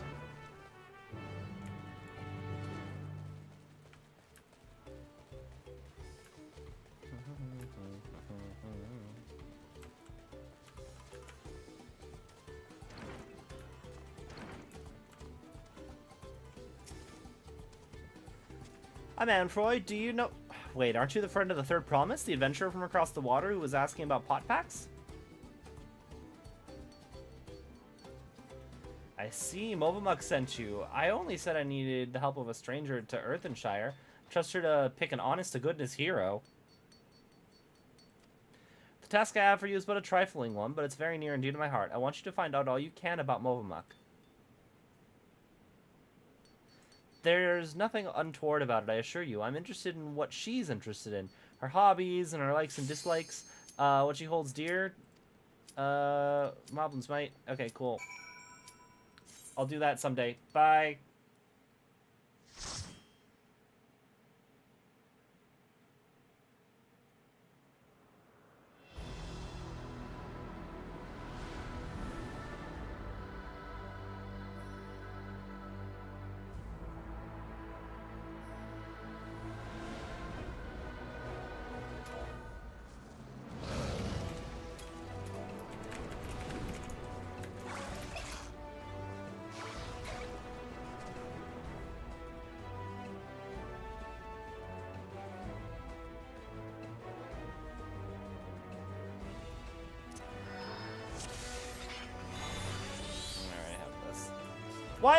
Why is my portrait not up? What the fuck?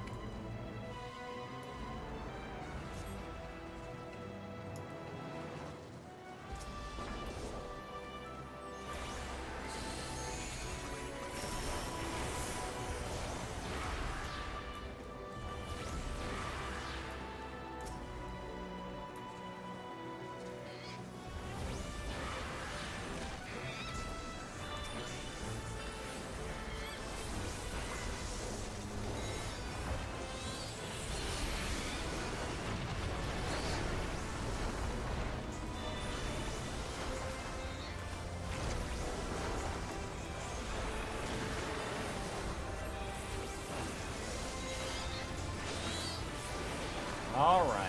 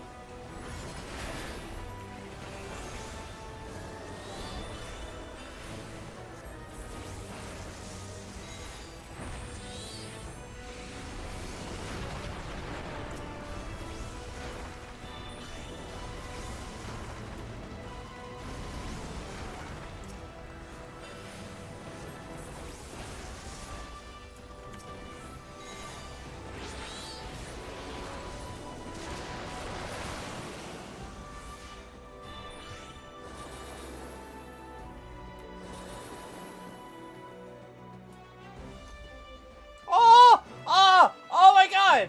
Look at this guy!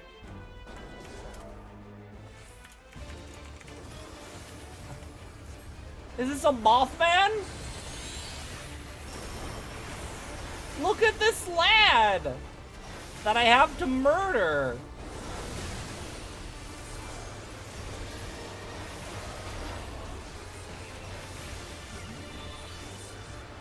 They better have a minion of this dude.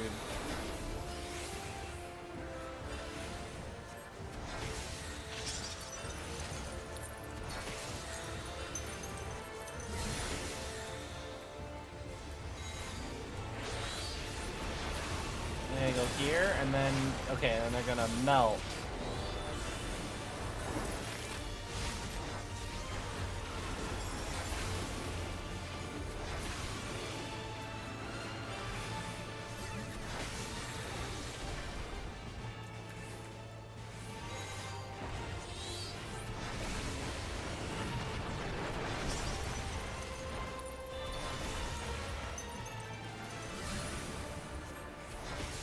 Alright, is this one safe?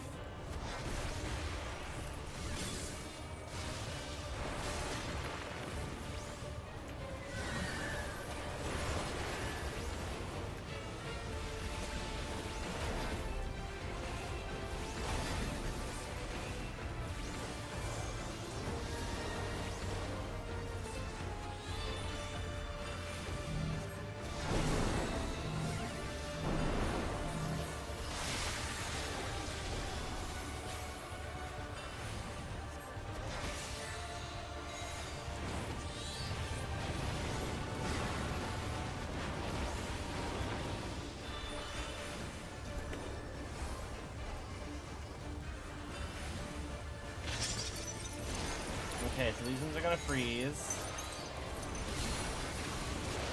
Over here first.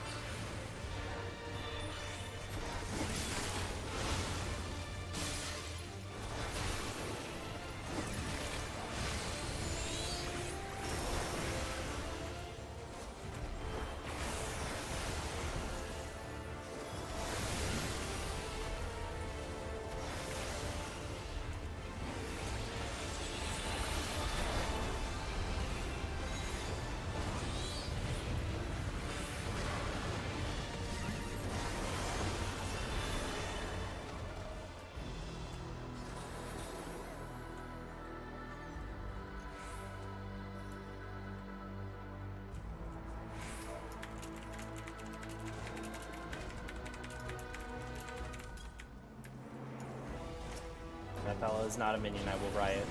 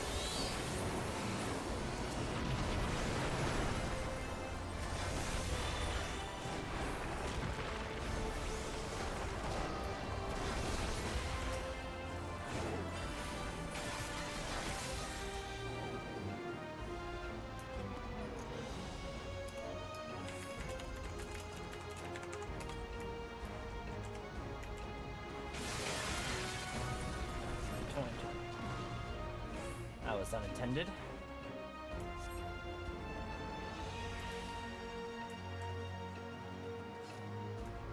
Here we go.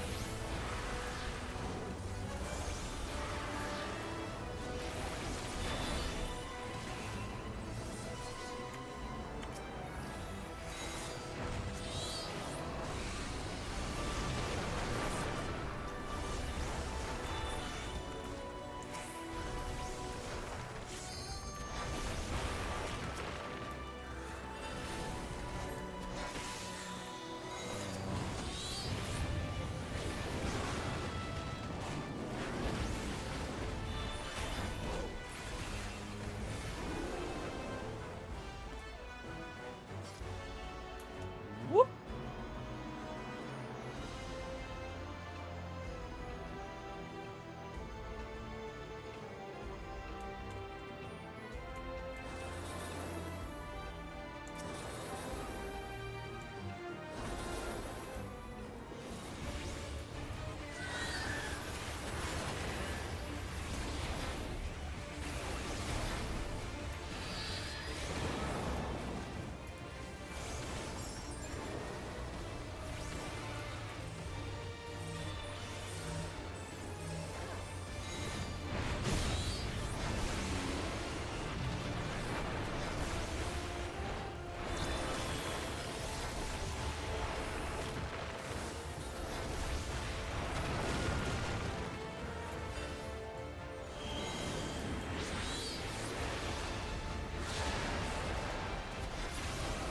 Here.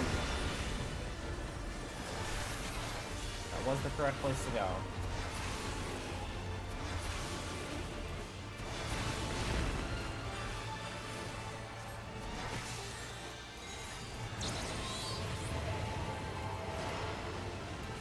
Oh shit. Ah! Oh, that ain't great.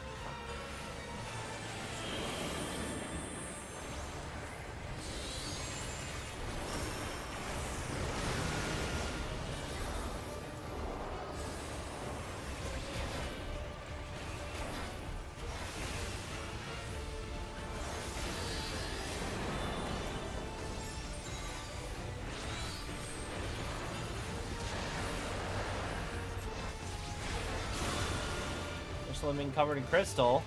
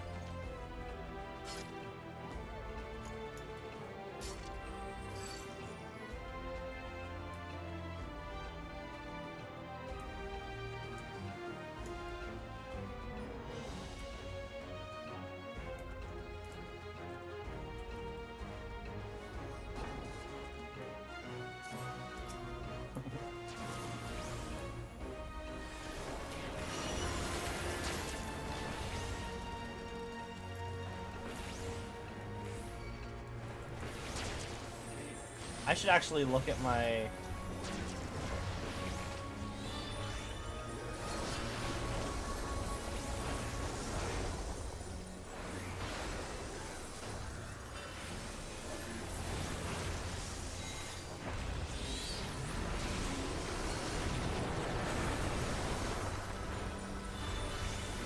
I'm realizing I have not been checking for like new skills.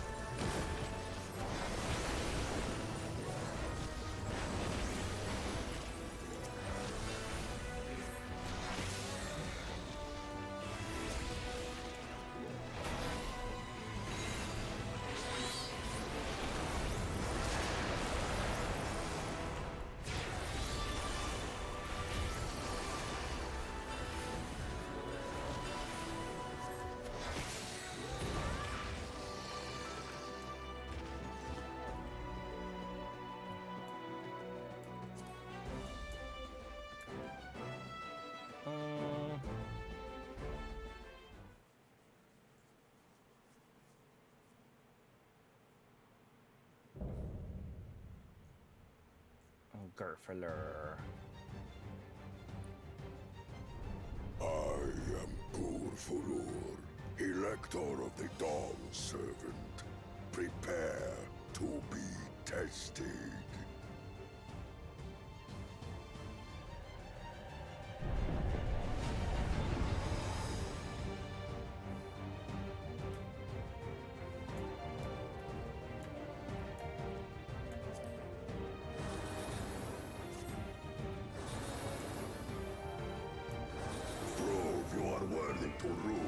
Dang, there's still one person. I'm waiting for the run where we have nobody who's done it before. Because it was me and 2 others.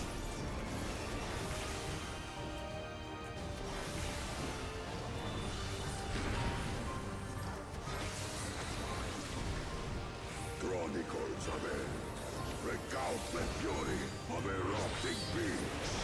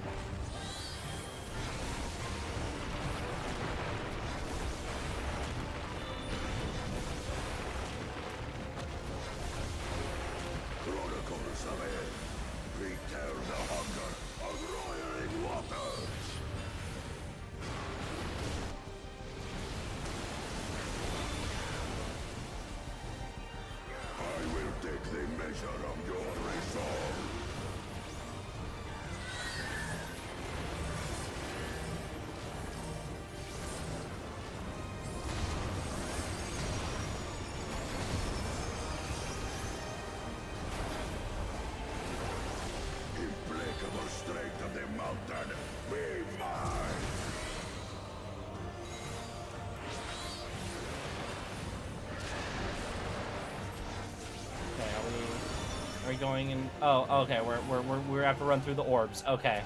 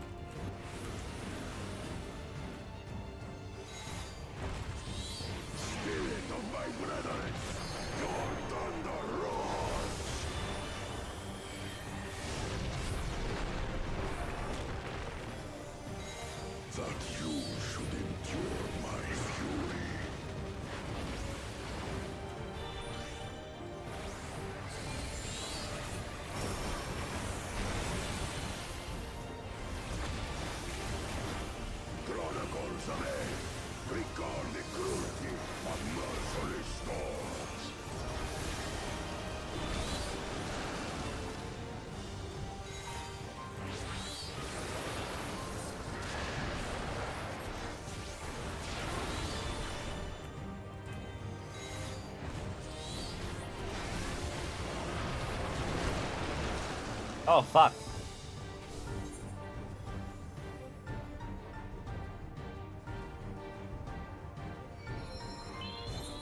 go.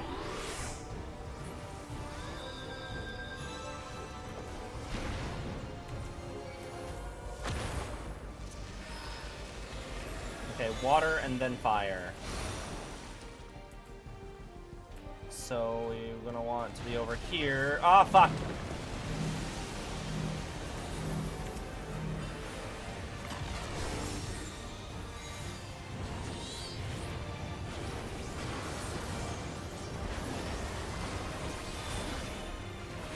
Come forth, Blue Eyes White Dragon.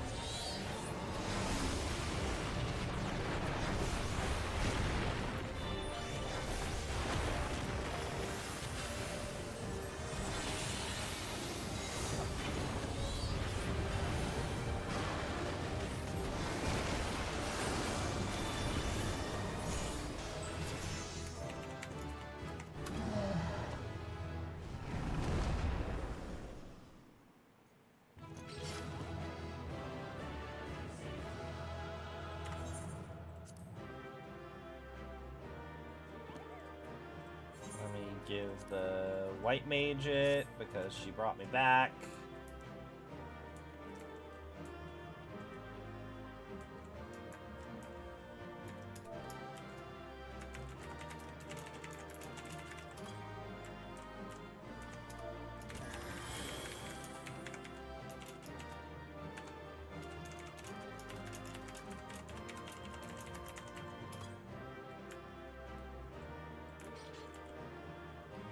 I think I did well considering our opponent. You did nothing, Kryl.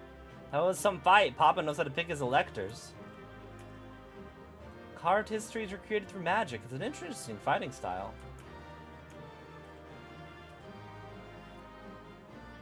Mechanist arm. And greet it, I guess.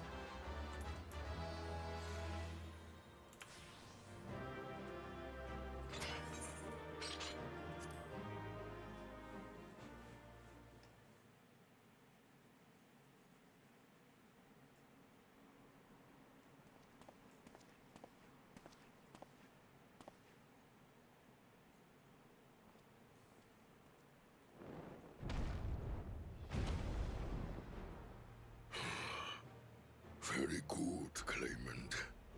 Once more, I name myself Gur Fulur, High Luminary to my people, and chosen Elector of the Dawn Servant.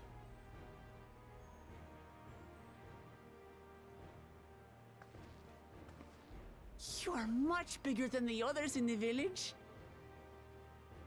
All Yokui were once my equal in size, but ever since we were decimated by disease, it is rare to see a child reach our former stature.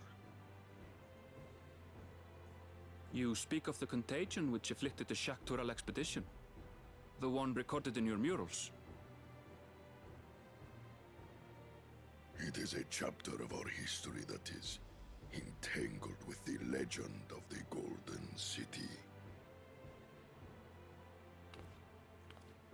I've heard that legend originated with the Yokui. Is this true? With the visions our ancestors had, to be precise. Preceding the campaign into Tural, many were visited by dreams of glittering splendor. They described a paradise that knew neither war nor famine, where people lived lives of eternal happiness. A single dreamer might have been dismissed, but when dozens, if not hundreds, spoke the same, The luminaries became convinced it was divine revelation. Then the expedition. Its purpose was to find the City of Gold. Yes. Help was marshaled from all the territories under our control. Lands were scoured on a massive scale. Ah, little wonder the legend is so similar across Tural. Those involved with the search would have passed the stories down to their children.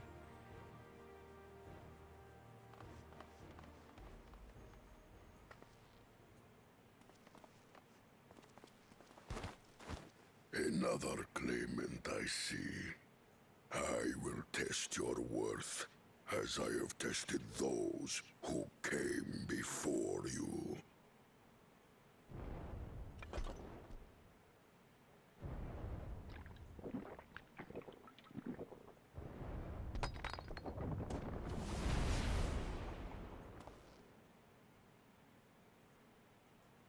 Here and now, I think he means.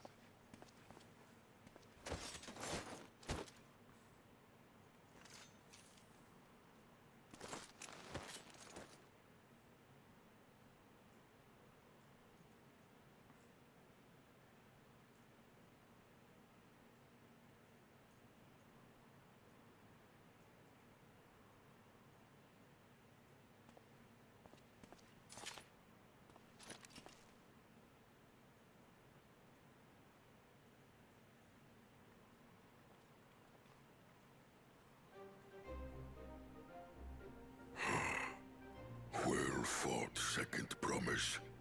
For you and your sister's success in performing the feat of proof.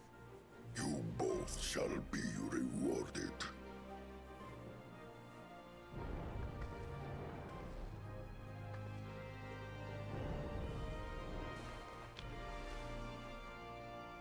How did he pull that, like... I feel like handling something that small is beyond his gigantic hands. 3 to go.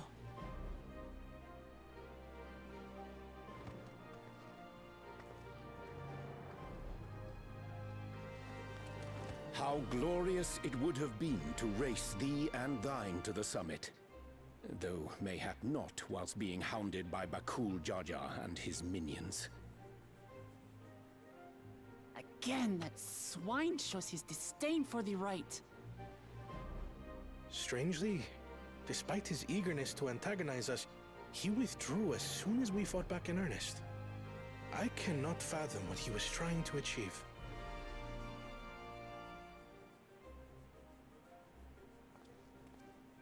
On a similar note, I'm also curious as to why you chose the peak of Warkor Zormor for the conclusion of this feat. The earlier stages saw us learn the history of the Yokui. Does this location also hold some special meaning for your people? Yes. It is a place of great significance.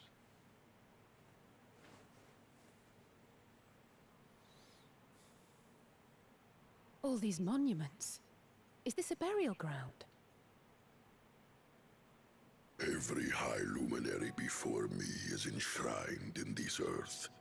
Alongside them are the heroes who bravely stood their ground when Valley Garmanda brought ruin to Urkopacha 8 decades past. Valley Garmanda. Valley Garmanda. That's how I'm supposed to pronounce it. Valley That explains Garmanda. why there are so many. Zorolja, I should have known you'd arrive here first.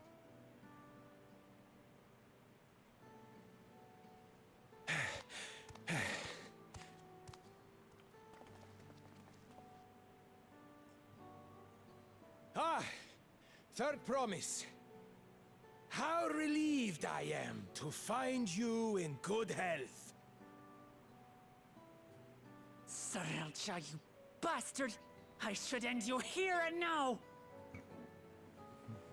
Remember where you are. You will mind your conduct, or you will leave.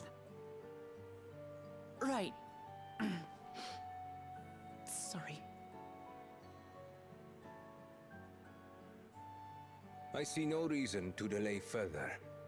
Show me my father's sepulchre.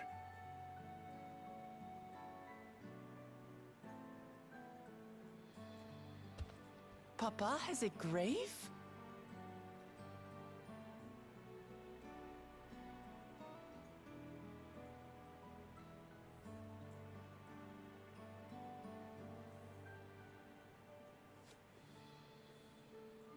Upon this monument are inscribed the names of those who sealed away the monstrous Valigarmanda, your fathers included. Gulul Jaja, Master of Resolve and Reason, Champion of Peace. Look at this one. Kettenram, Navigator of Uncharted Oceans. Kettenram, the Laminton explorer.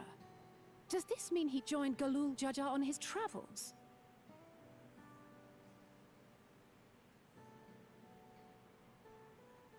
Kafkiwa, Seeker of the Unknown. How strange to see your name here. It was unheard of to build living sepulchres for those who were not Yokwi. But their great deed demanded recognition. Master of Resolve and Reason, Champion of Peace? Papa really did some amazing things. He carved his path with martial skill. Yet it was clever thinking which allowed him to trap Valigarmanda within its own ice magics. Martial skill and clever thinking.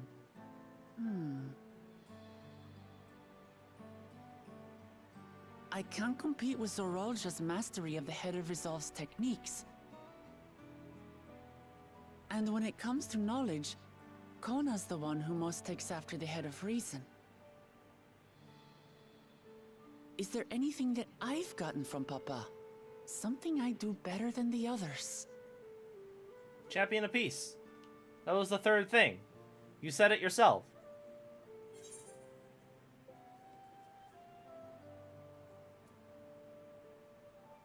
You have his love for peace. You literally just said it. Of course.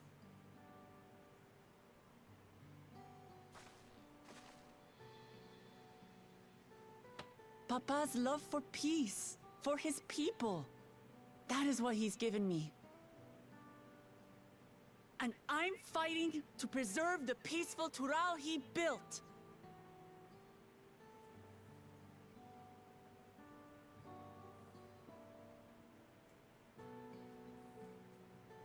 But also, I don't think that Kona... I feel like Kona also doesn't mind peace. What in the hells was that?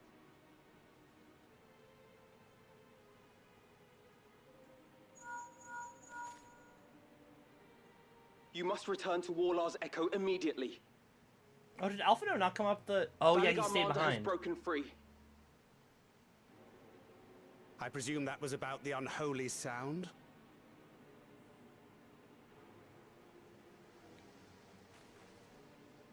Valigarmanda is free. We need to get back there, now! Gulul Jaja set him free, didn't he?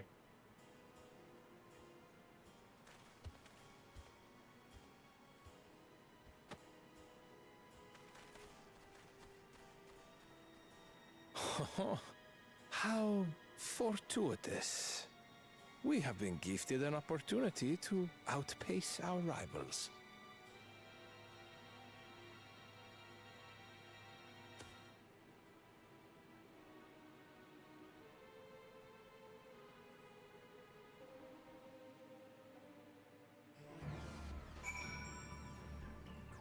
Ah, it's the shit's bad music.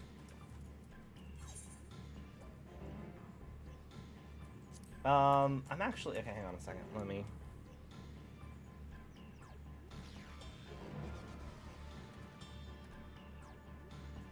I'm kind of hungry. and it's Dawn Trail, so I must...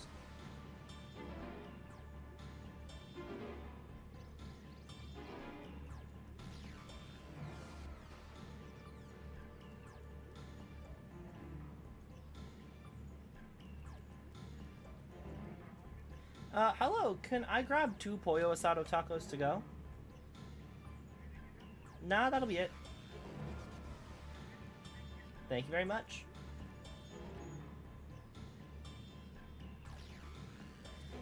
Okay, I'm going to...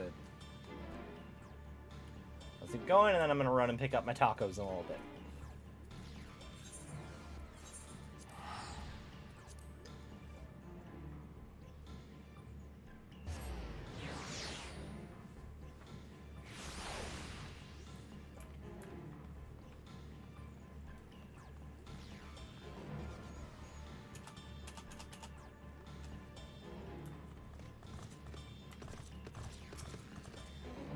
Good, you're back. There is much I would explain, but by the time I arrived to investigate a sudden surge in ether, there were already fallen giants everywhere. Right now, everyone's preoccupied with treating the wounded. Pray catch your breath and then lend a hand where you can.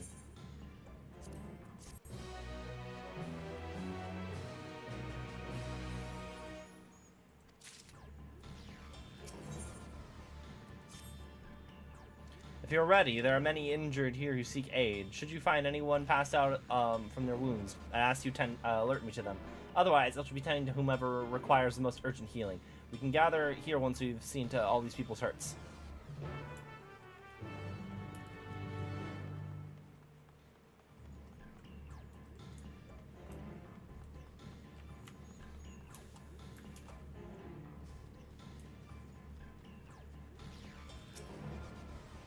The third promise is protector.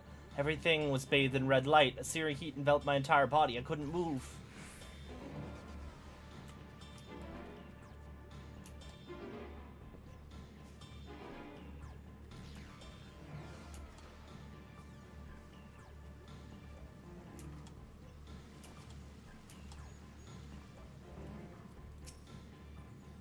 Orion J says fire ether pervades the entire village. What happened here?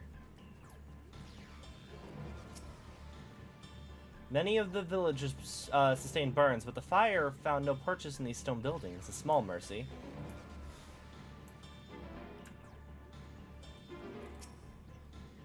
Though Valigarmanda's escape is of dire... Tagliarmanda. Valigarmanda. It's not... the G does not come earlier.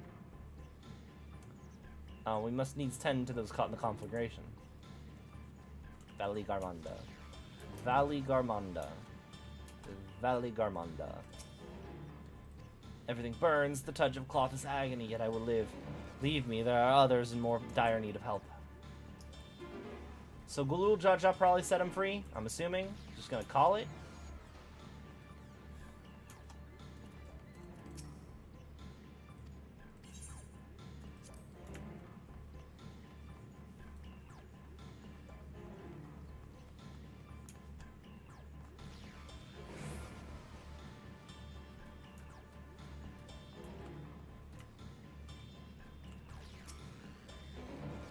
My wounds are nothing serious, but this dryness in my throat, it's as if all moisture has left my body.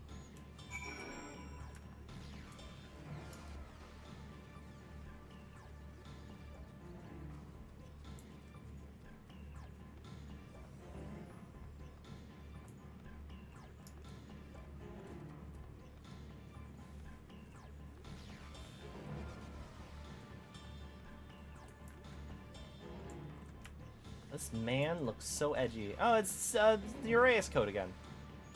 I think the Uraeus code is like very good Dawn Trail vibes.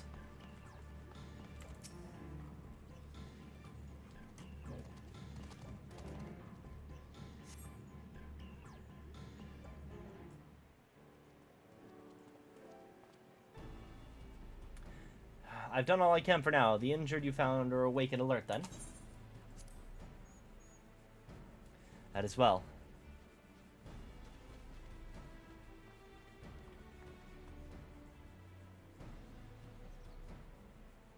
We've left the injured as comfortable as we could. Many were suffering from burns to a greater or lesser degree. Did a fire sweep through the village? The details are unclear. Once I have healed the giant attacked by the mountain bird, the group's leader, Vorpalor, I believe they called him, bade me depart. It was then that I felt an intense wave of ether, and I returned to Warlord's Echo in this state. I rushed over to the first giant I saw. Though delirious with pain, he repeated the same warning. Maligarmanda had broken free. Thus did I contact you with all haste. Well, we're going to need more information than that before we can deal with the situation.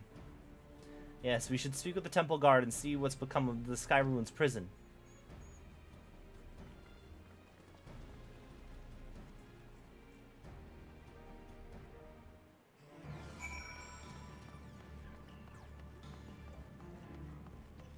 Okay. I'm gonna run and grab my... Oh, Jumbo Cockpot in one minute. Oh, I don't think I bought tickets. Oh well. I'm gonna run and get my food. So, BRB.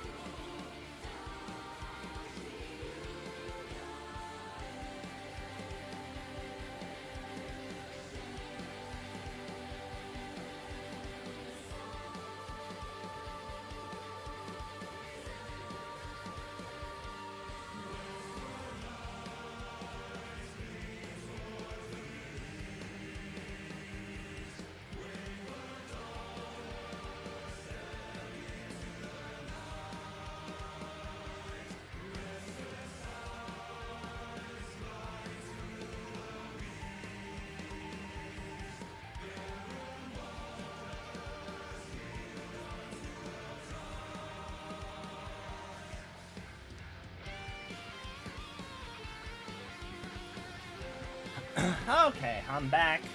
I got my tacos. We are ready to continue the game, sort of, but I want to munch on tacos first.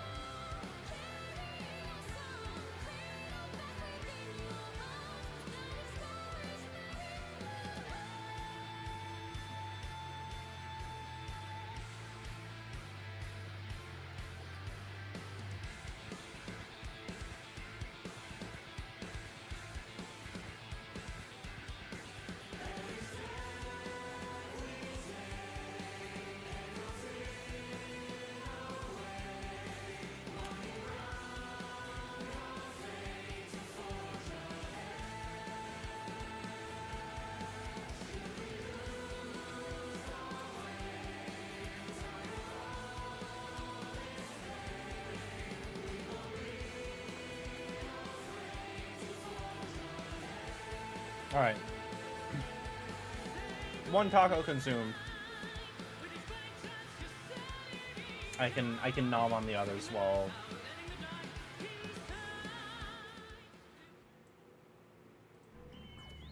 I can nom on the other tacos while cutscenes are happening. I'm assuming cutscenes are going to be playing in sequence. Okay, let's get back to it. Also, I hope there's not too much background noise. I have 2 fans running now, and it's like, well, I want to not be hot. Also, let me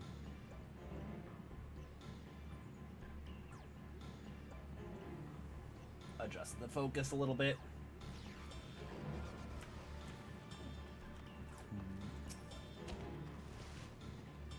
The High Luminary grants you entry and awaits you within.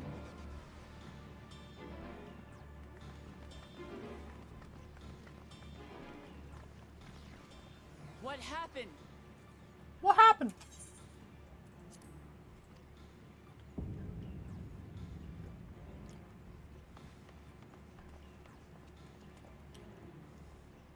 So it's true. The ice has failed. Kryl said it would be a couple more years, though. Surmurwar, tell them what you told me.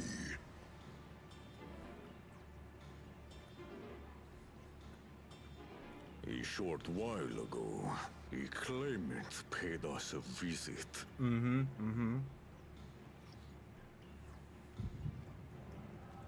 Oh. You don't need to tell me I'm having a plot flashback.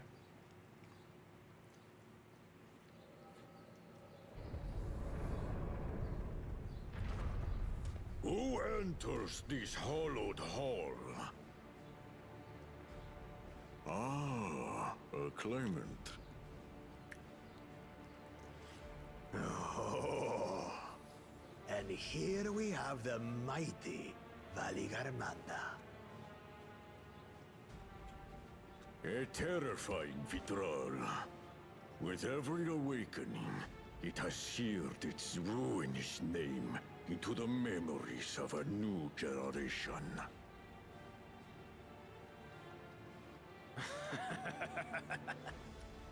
What a good little terror.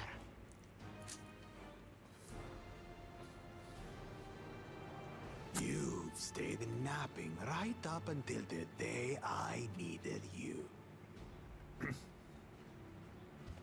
Explain yourself.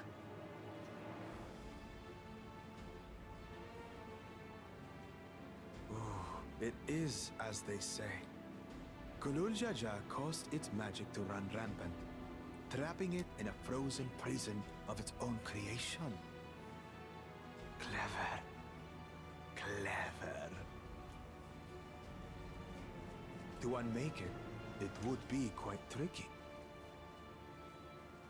2 spells must be cast at the exact same moment. A conflagration intense enough to melt the ice, and awakening flame to rekindle the slumbering Vitral's soul. The only ones capable of such harmonious execution would be the heads of reason and resolve. And the blessed siblings, Bakul Jaja.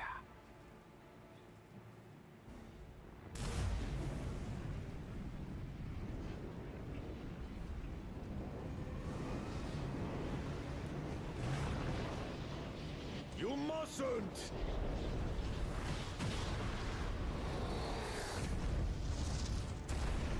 But I already have. Rise and rage, little terror.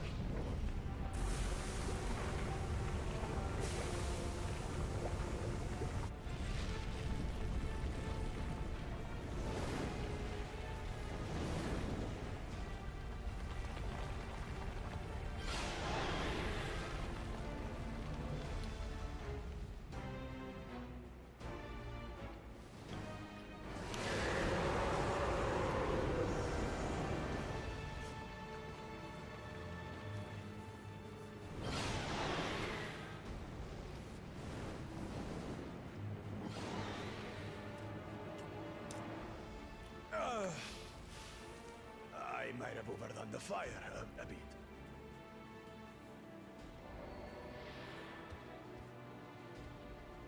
Utter madness. Why have you done this? For the throne, of course. You unleash calamity for your own gain? Have you any idea how many may die? Wreak havoc, Valigarmanda. Live up to your legend.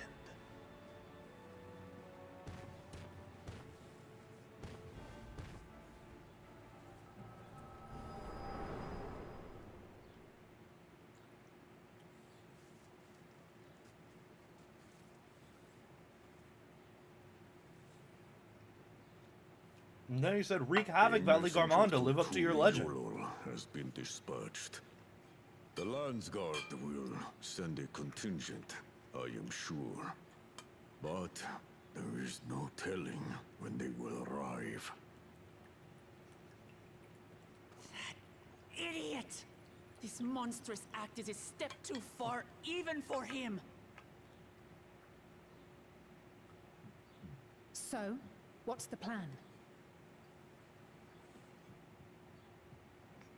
We go and kill it. If we leave the Vidral to others, it will be a massacre. Some might call it the wiser choice, if I don't want to fall behind the competition. But I could never live with myself. And my supporters deserve a better ruler. So that's that. I will stay and fight Valley Armanda. This is an enemy so powerful that even my father failed to slay it. Alone, I don't stand a chance. I understand you've no obligation to aid me outside the right of succession. But for the sake of Urkopacha and its people, I beg you, join me in this battle.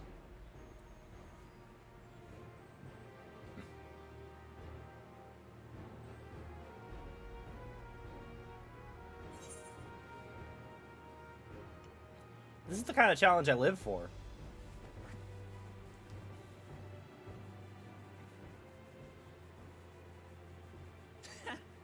Drawn to the chaos. You're as bad as Papa. Don't worry. The Sky Ruin should prove a big enough challenge for all of us.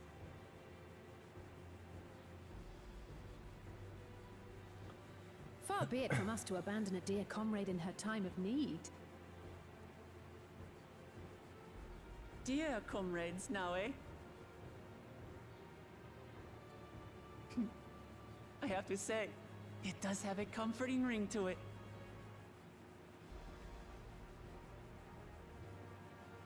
Knowing someone has your back makes it easier to do what you have to do.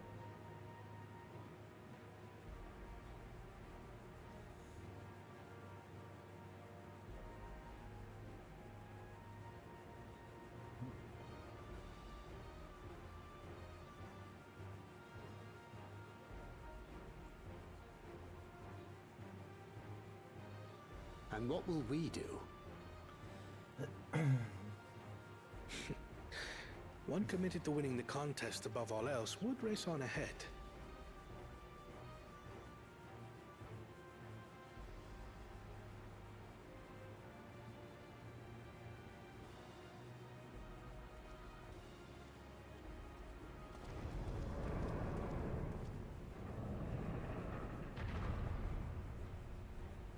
If you're resolved to slay Valley Garmanta, we'll need to find out where the beast went.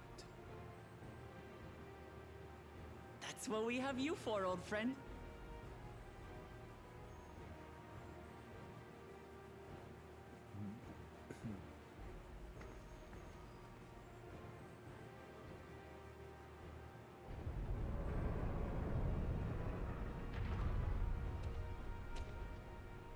Inform the Pelo of the danger.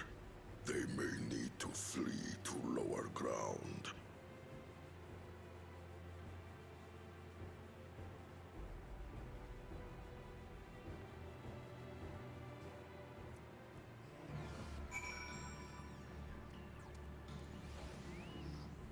Okay.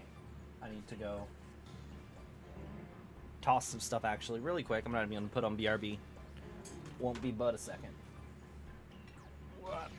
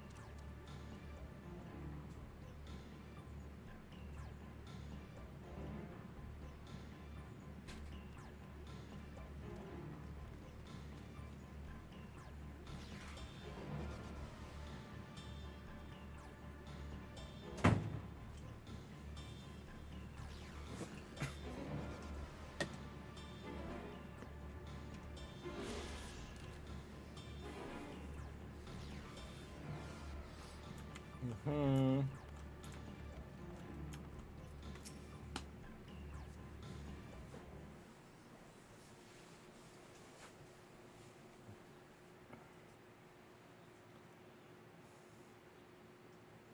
Aaronville, any ideas on how we can track Veligarmanda? Tried and true method of comparing sightings with other signs of passage is the most reliable, but the most time-consuming. There's a second option, not as reliable as the first, but if we're lucky, it'll lead us to ascertain the Skyrune's whereabouts far more quickly. Though, Tural Vidral of extraordinary nature, Veligarmanda is still a creature of this world. Veligarmanda is still a creature of this world. Like you and me, it is thus sustained by corporeal energy and possesses a unique ethereal balance, which means this device should come in handy.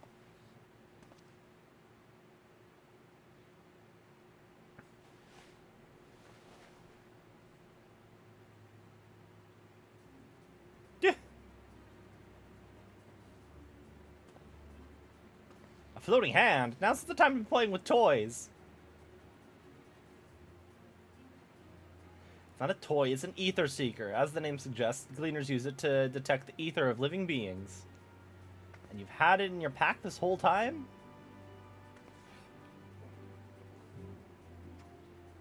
I can calibrate it to follow a specific ethereal aspect. The problem with Veligarmanda, however, is that it can shift freely between the elements of fire, ice, or lightning.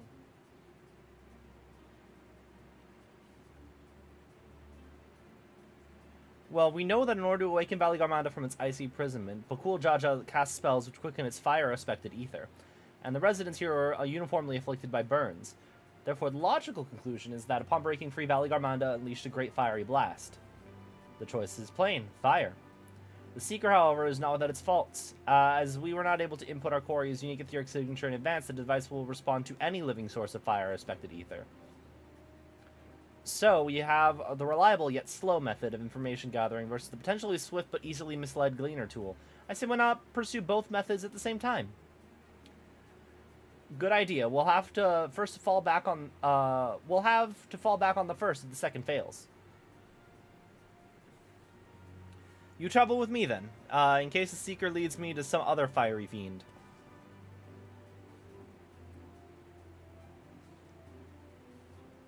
The rest of us can stay behind and talk to eyewitnesses. The more Skyruin sightings we can compare, the more accurate our information will be. If no one has any objections, I shall remain here in the village and tend to the Yakui. Very few are seriously injured, but I'm wary of wounds inflicted by a creature like Veligarmanda. I should like to be close at hand should their condition suddenly worsen. Right. It sounds like we have work to do.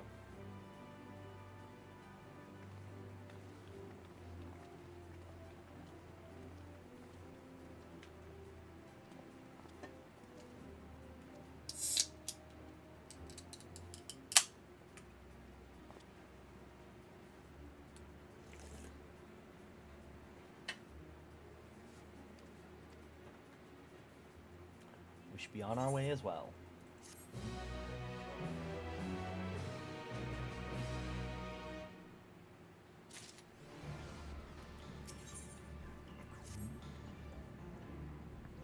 We'll head to the outskirts of the village first, and then set the Seeker to detect fire-aspected ether.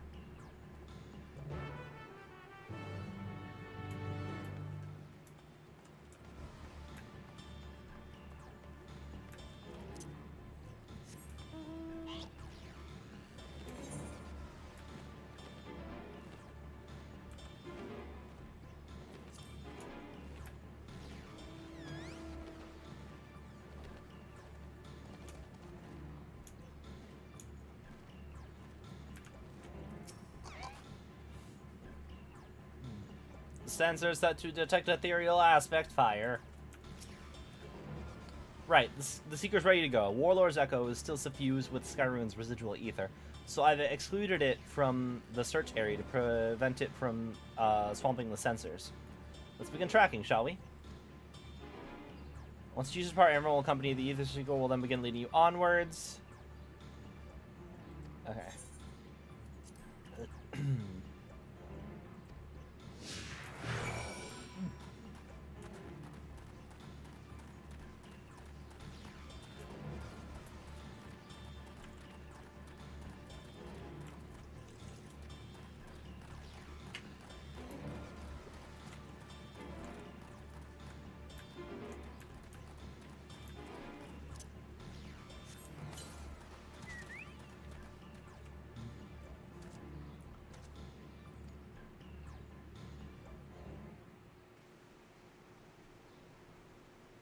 Not quite the legendary creature we were after.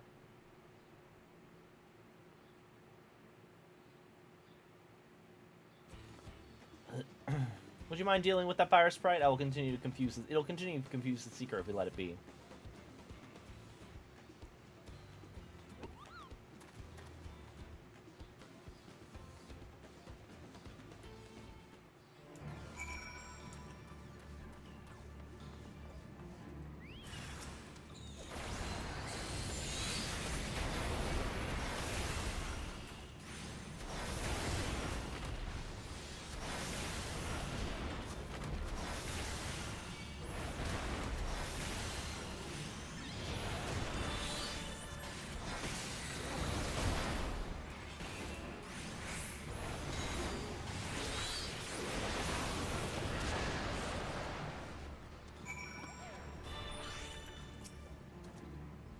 Unnecessary measure, I'm afraid.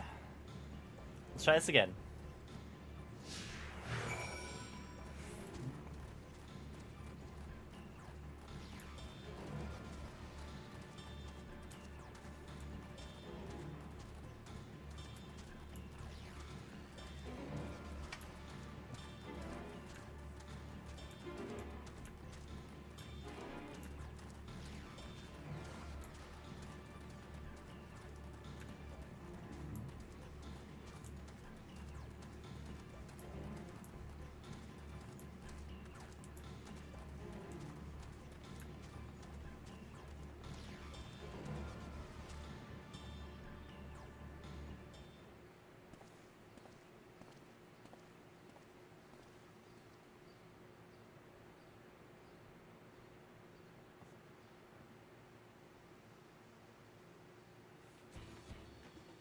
Frightening enough, but again, not what we're looking for. If you would be so kind.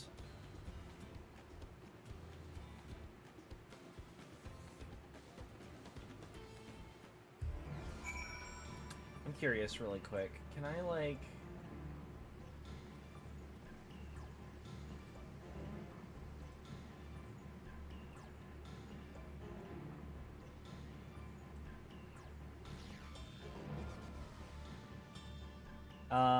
testing that?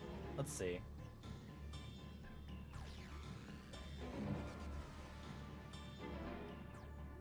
Okay, that seems to be a lot better.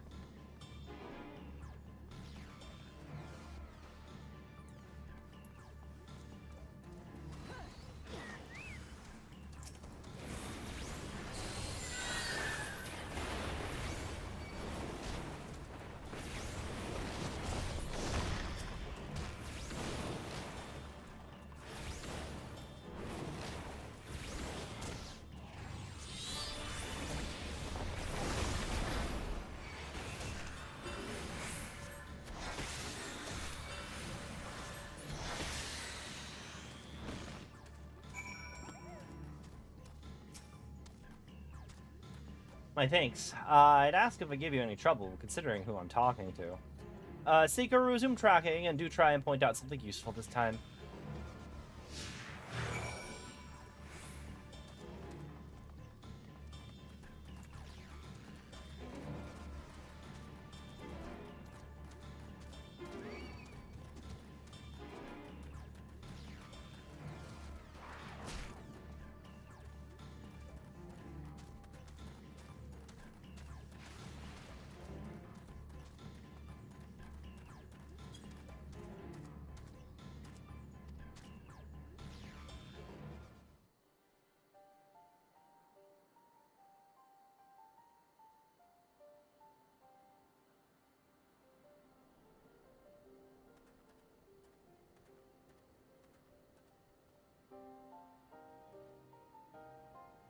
Another remnant of Valley Garmondo's last rampage.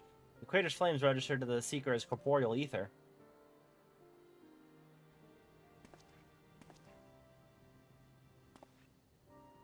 In the words of the Tuliolo saga, when Valley Garmondo rages out of control, its fire burns forever, its ice does not thaw, and its lightning crackles without cease. Thus was the Dawn Servant able to turn the Skyrune's perpetual magic against itself, trapping it within an unmelting prison of ice. This is no mundane fire, but some kind of everlasting sorcery. Once again, it has a strange. It is a strange feeling to see it fanciful poetry proven true. The important thing is the fire was classified as living ether. We can feed a sample to the seeker and greatly improve its accuracy. One moment.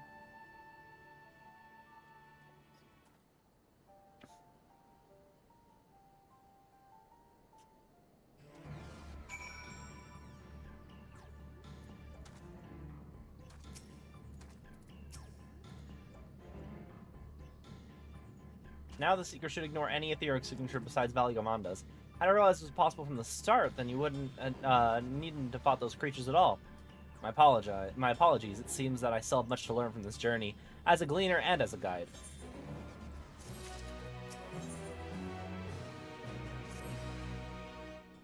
This time the Seeker should be attracted solely to Valigamanda's ether. Resume tracking based on the latest sample.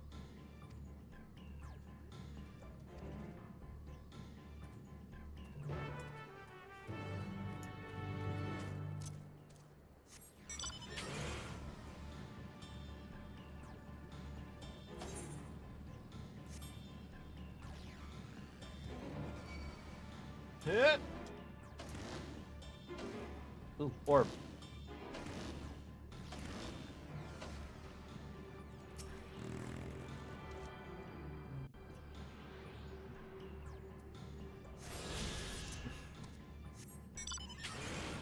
What?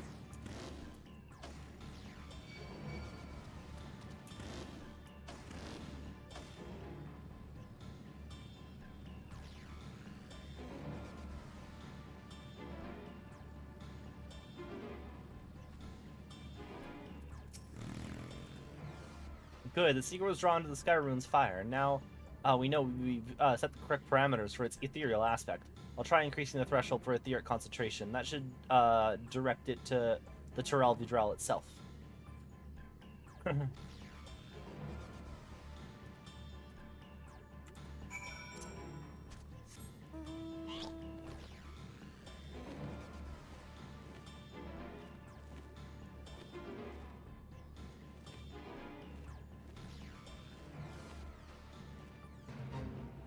Aw, damn, it just finished.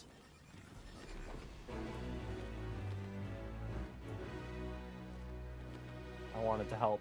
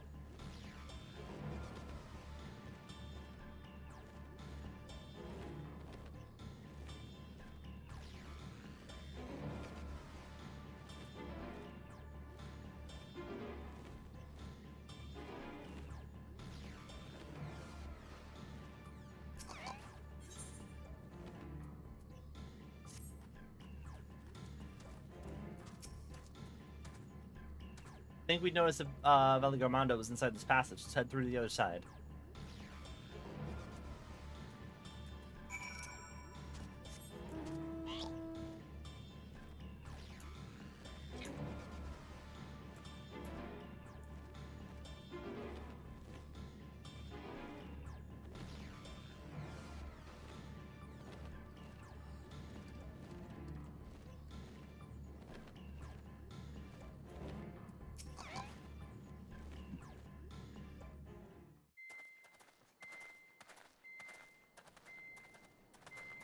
The trail ends here, it seems.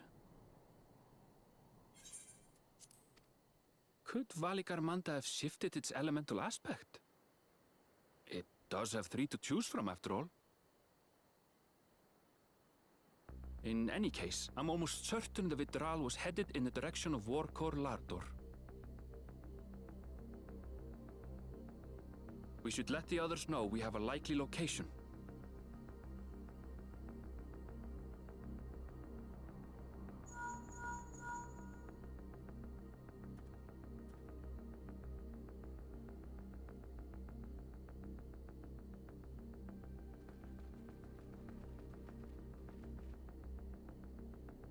Alphino is assisting the Yokhoi with their evacuation. He thought they could use a healing hand with the injured.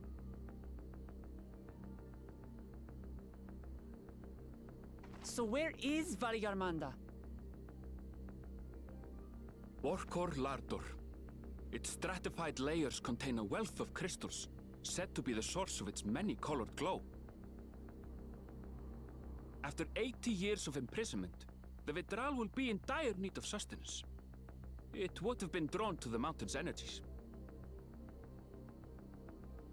So Valigarmanda seeks to replenish its ether. Then we'd better not give it the chance. Stop!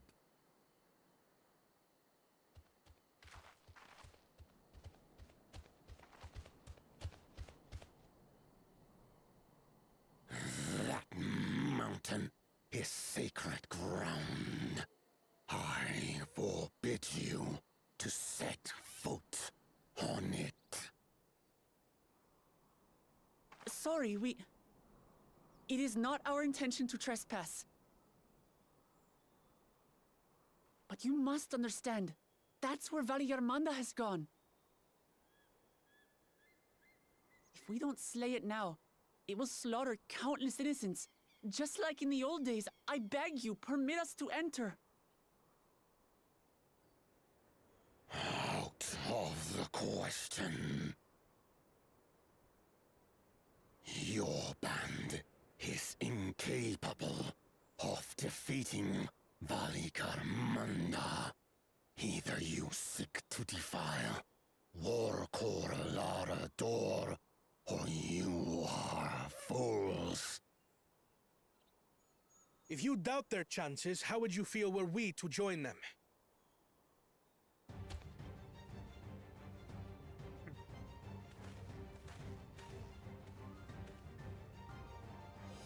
The monument to Valigarmanda's defeat bears the names of 7 heroes. With our forces combined, we also number 7.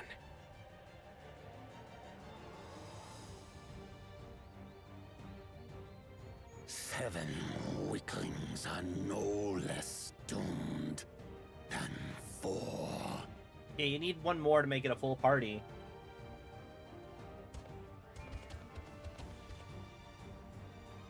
Zoralcha, you've come to help as well.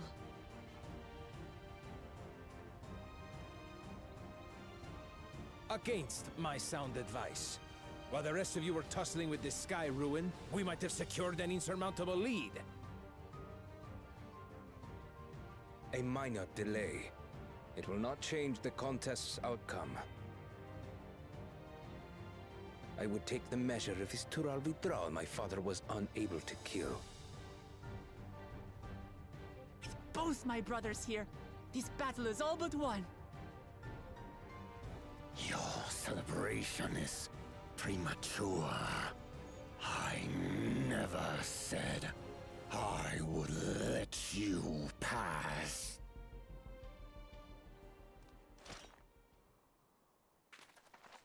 Brother, no! We do not bear arms against our own people.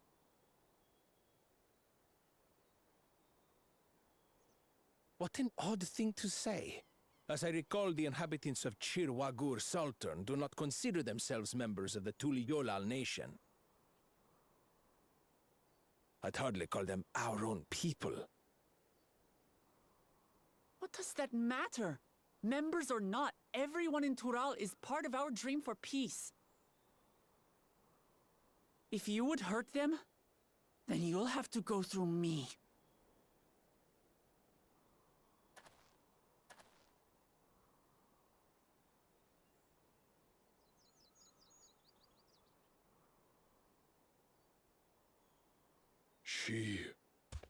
She saved me from the mountain bird. Now, then, the same eyes. Eyes of stone. Words of stone.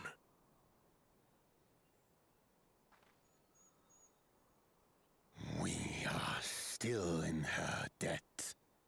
This is true.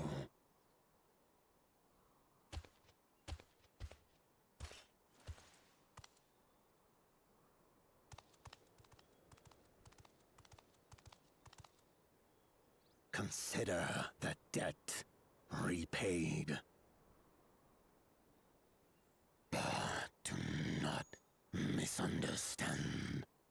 We do not submit to Tuliolan rule. Aye, you've made your point. We can talk more once the contest is over.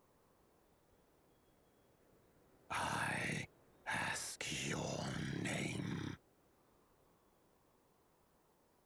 Wook Lamat, protector of peace and soon-to-be Dawn servant.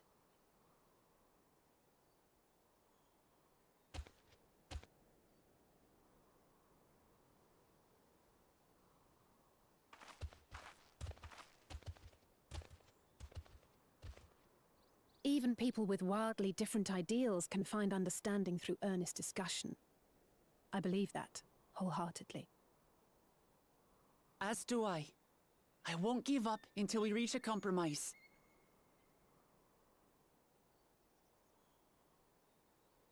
Assuming you survive, my old bones and I will be waiting here for the true heir's return.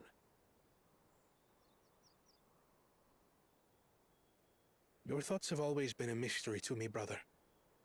But I'm relieved to see you put aside the contest for the sake of the greater good. Our nation is a fortress, and its people the bricks with which it is built. The more that are lost or broken, the weaker Tuliyolal becomes.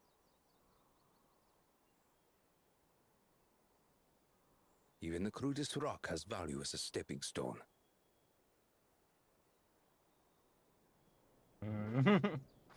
You are so close.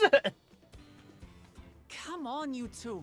Forget about the right of succession for now, and help me fight this overgrown snake bird.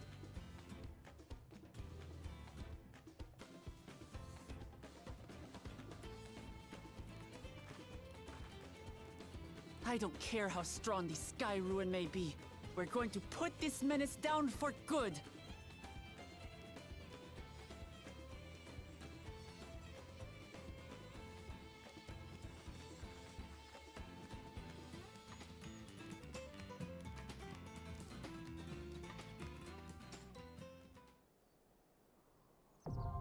Warcore Lardor now accessible.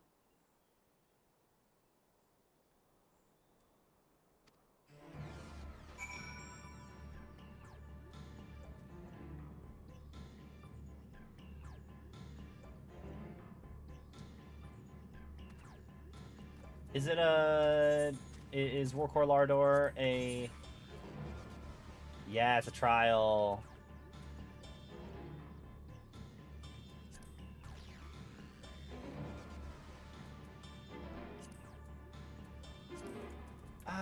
As much as I think I still want to do it with people. I want to do it with people. I want to have no idea what's going on. Average wait time 26 minutes. Maybe I don't want to do it with people. Maybe I shouldn't do it with people, actually.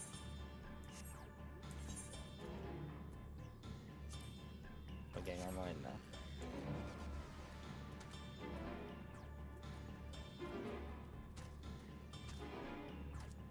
Oh, also that's another thing I wanted to check.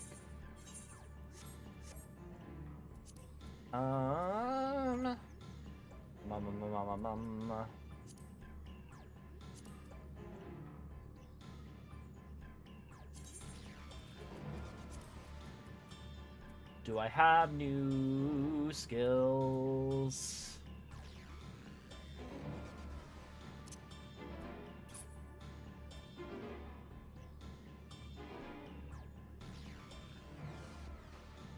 Ruby's Glimmer. Necrotize. Aether Flow Gauge cost. Upgrades to... Oh, it's just faster.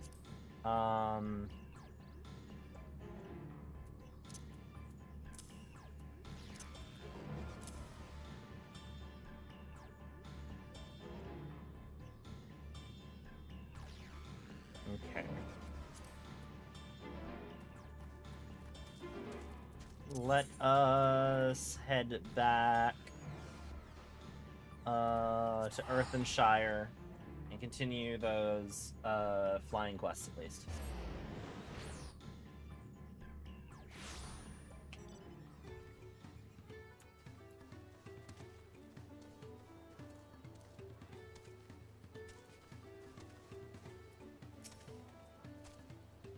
Movamuk and Anfroy? Yes, I know the pair well. She's famously very protective of him, sometimes even rejecting his patron's orders outright. It's not that she thinks him unequal to the task, you understand. Quite the opposite, in fact. She knows how exacting his standards are, and how discontented he would be if his work failed to meet them. So anytime a patron attempts to have him lower his standards, or design something differently to how he judges best, Movamuk will always leap to his defense. As for what she enjoys, her delight in Anfroy's creations is not dulled. In all the years they've worked together, I should think that she likes nothing more.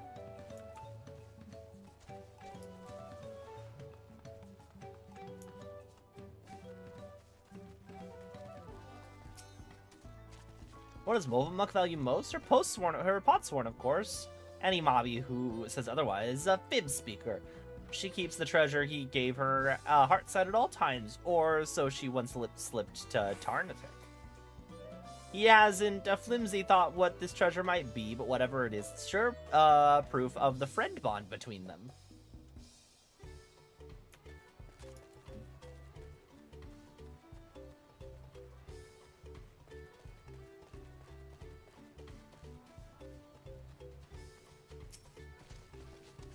Uplander wants to know what brain tickles Movamuk. It's an easy ask. Movamuk never lip flaps about anything other than her potsworn Anfroy.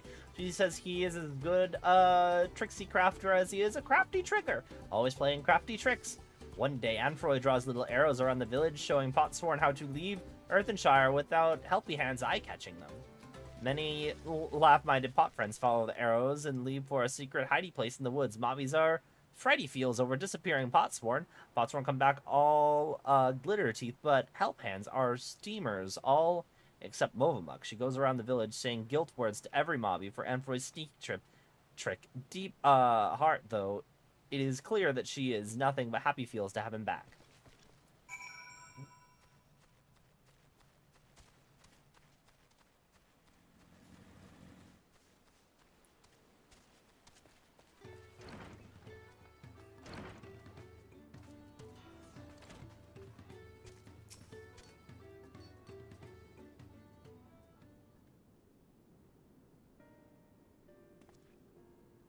You're back. What did you find out?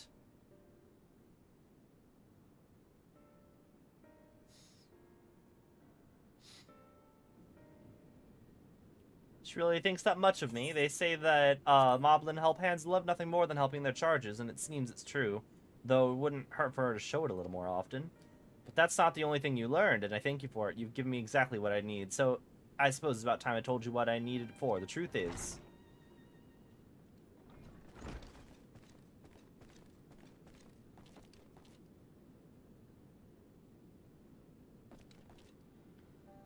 he's still hard at hand helping? Yes, he is. So I'll thank you for not bothering us. You do remember that I specifically asked you to leave me be until my work was complete? Always such angry words. Movamuk means no bother. It just needs to do daily mob duty, sharpening tools until they sparkly shine. I'm telling you, I don't need you to. Now, not now anyway. I'm almost retired. All my commissions are already dealt with. Until the end day of Pot Pack, Movamuk will uphold her pack part. It is her duty as help hand.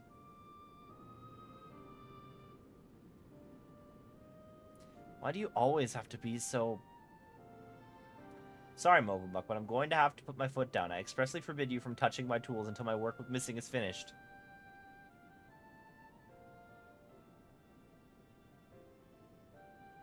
And Movamuk will do as Anfroy says, though it makes her shamefaced. She will hand turn to other duties. If Anfroy needs her, he is only to hail call.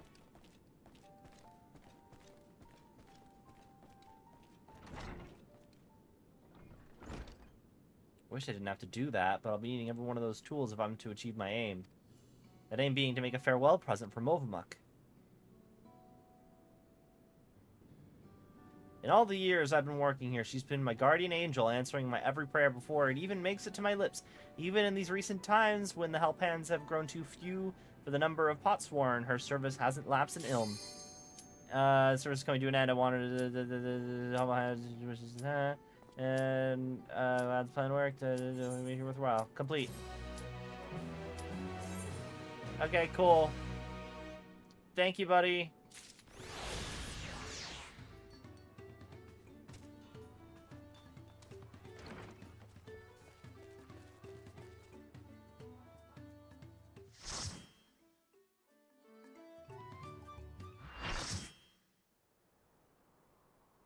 The rainbow.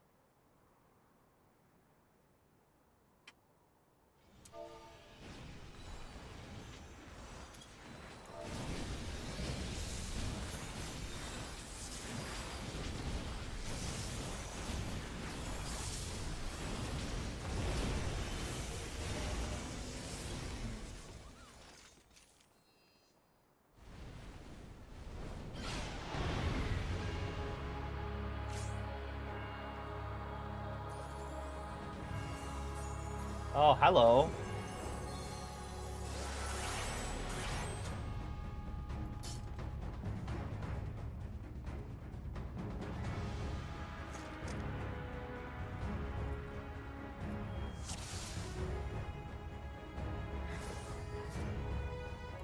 Why is my profile picture not showing up?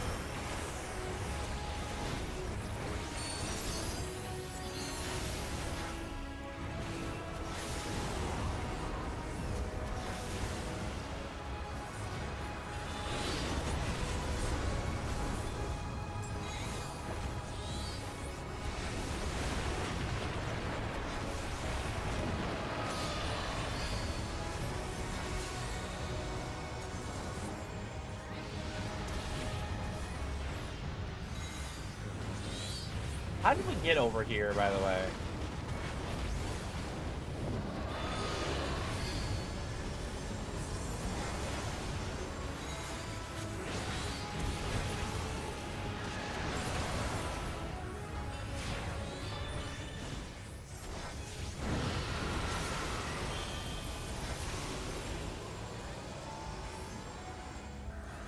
Oh shit.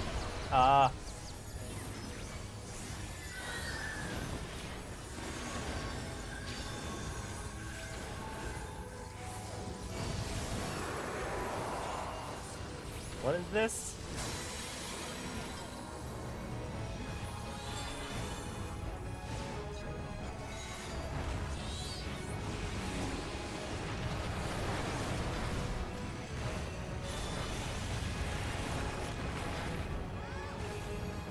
Over here.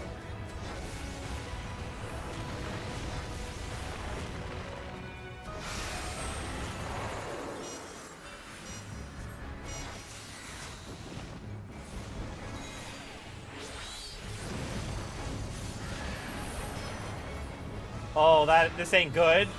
Oh god, move.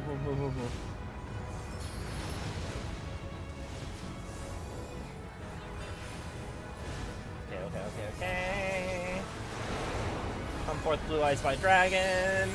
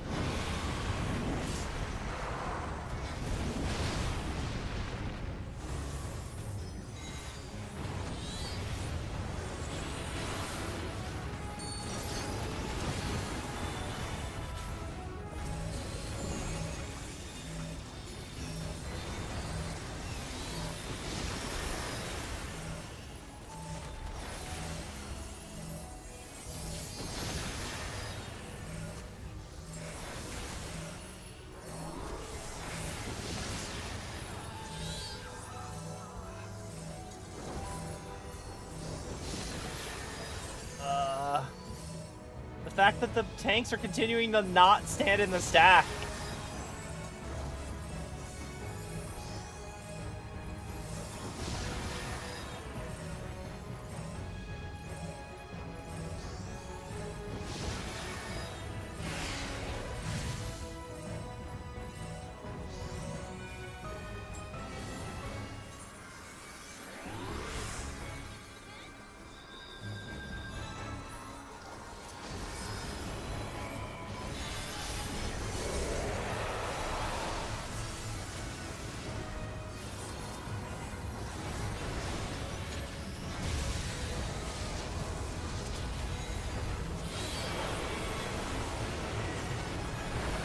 Oh god. Oh god. We're fine, we're fine, we're fine.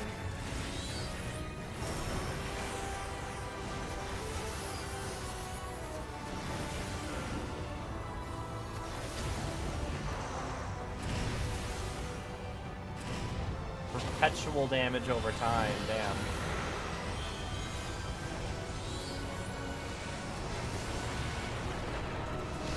Fuck.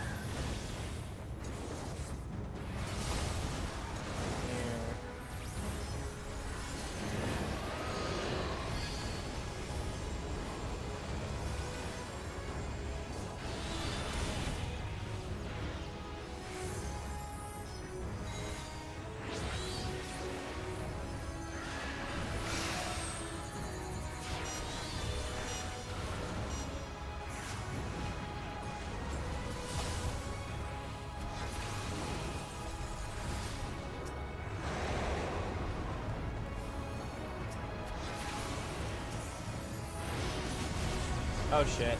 Aw, fuck. Aw, jeez. Oh no. Aw, damn. Okay, yep, LB3.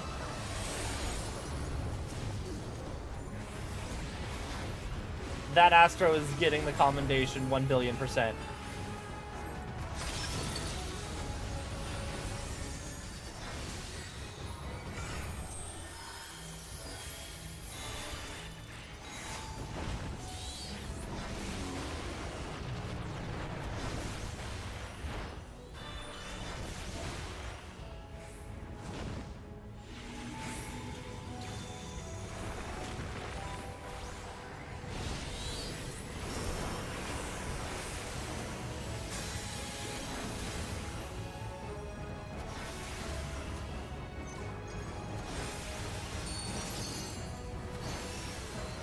Oh fuck.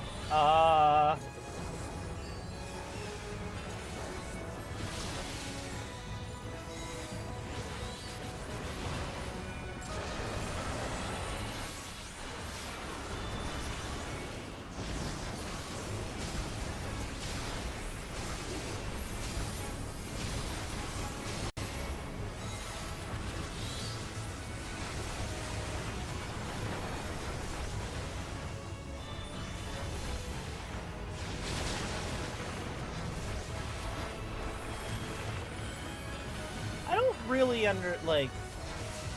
weird to me that the flying bit is associated with the lightning phase.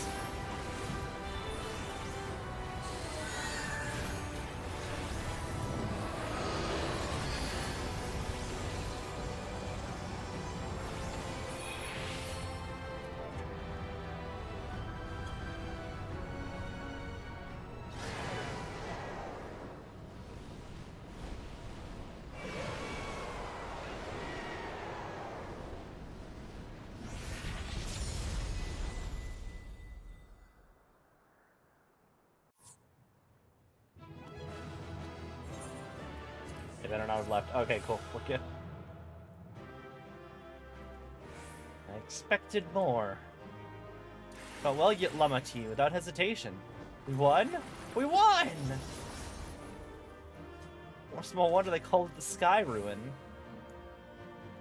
Alice, you got any words? Alice? Ariane J? Tancred? Well, that was grueling. It was an ordeal indeed.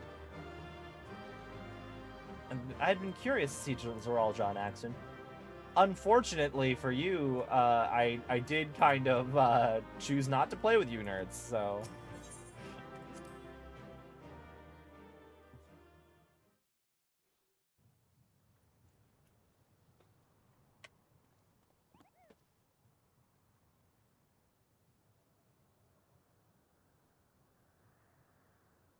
We did it. We slew Valigarmanda.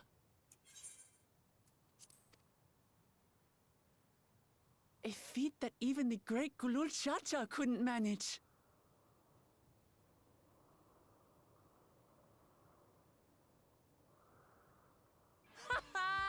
For you, Papa!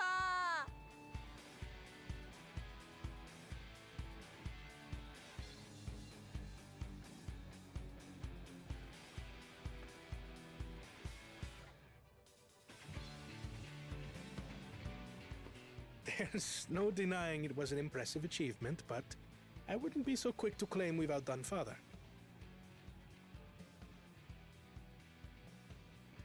The Vidral was weakened by decades of imprisonment. Had we faced it in its prime, we wouldn't have fared a fraction as well. How can you say that? 80 years couldn't have made that much of a difference. Could it?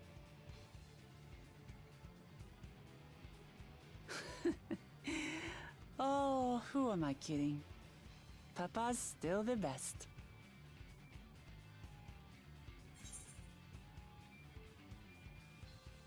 I'm sure you'll surpass. I'm sure you will surpass him one day. You're right about that. Just need a few more battles like this one under my belt.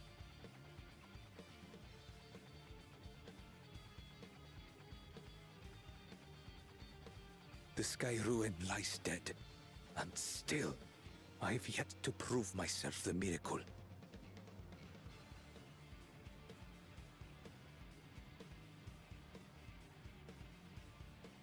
Well, I suppose we should head back and join Erenville. We did leave him with only Sarelja for company.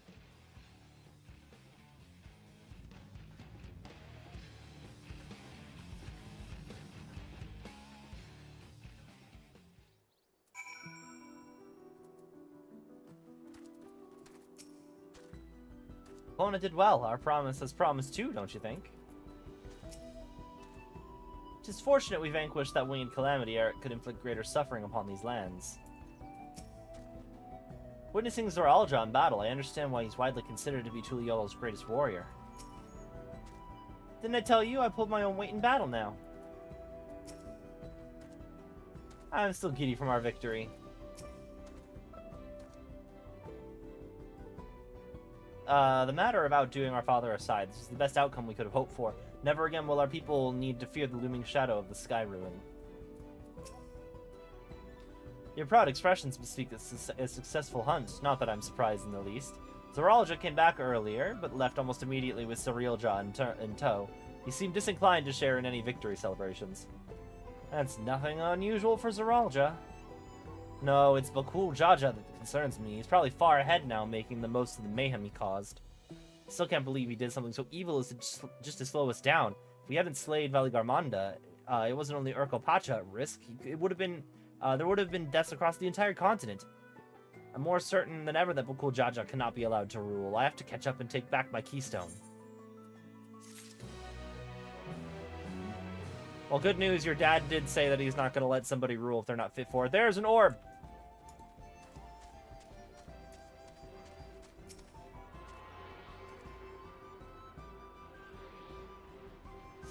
Orb.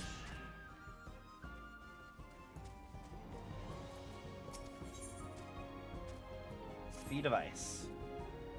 Yakui must still be anxious, wondering when Valigarmanda will strike next. I suggest we hurry back and allay their fears. Alphanos as well, I should think. Yes, you're right. We shouldn't let them worry another moment.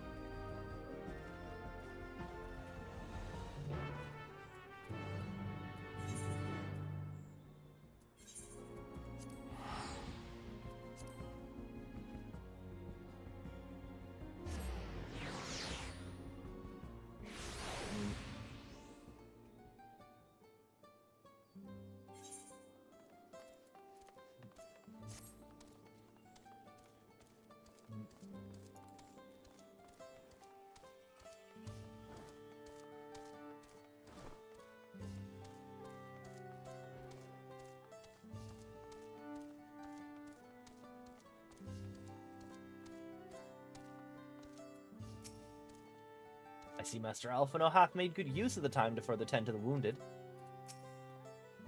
While we were contending with that screeching menace, I expect Wukul Jaja was off to the next feat. Amidst the chaos in Skyrune's awakening, I'd forgotten we still had the Feet of Ice to complete. I thought the villagers would be in hiding. Alphino's confidence in us must have reassured them.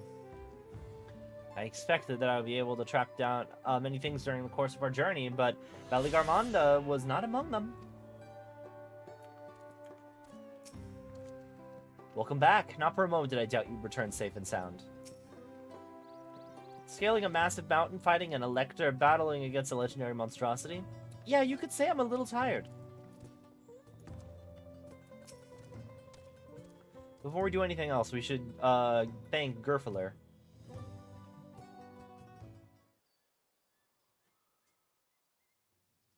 To the temple, then. That won't be necessary, heroes of the hour.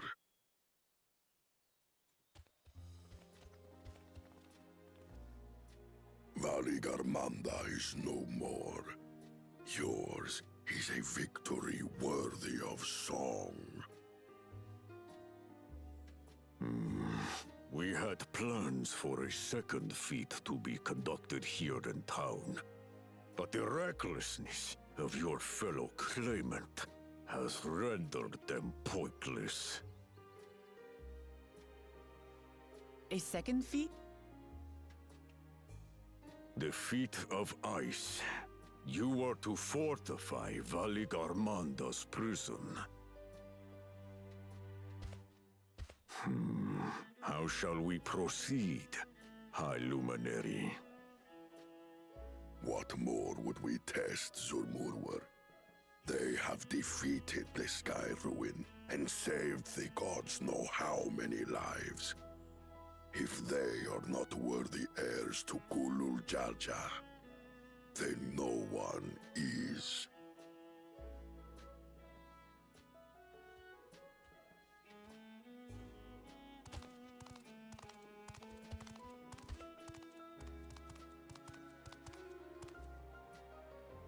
Now that our last claimant has arrived, we can proceed with the formalities.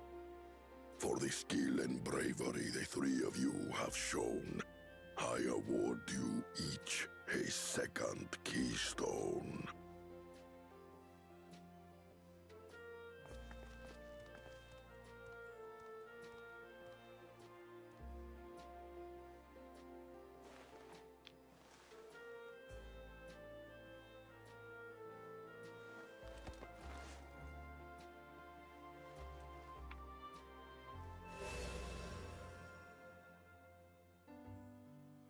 That makes 5.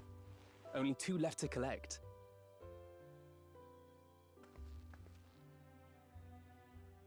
Except that one of those 5 is in Bakul Jaja's thieving hands. He will answer for that. And for losing Valigarmanda. Yeah, can we just kill him next time he shows up? You have brought lasting tranquility to our home and earned the gratitude of every Yokui. May glory and prosperity continue to bless Tuliolol as we enter this new age.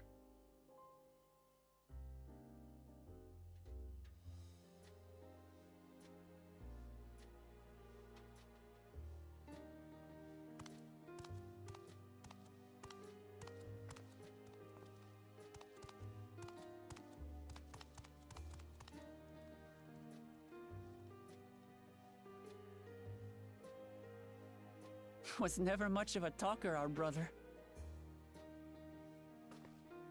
If you're up for it, you should visit the capital. I'd like everyone to get to know you and your people better. Ha! I'll consider it. If it's one of you two who claims the throne. Then you need only await a missive from Sunperch. I'll be sending out invitations.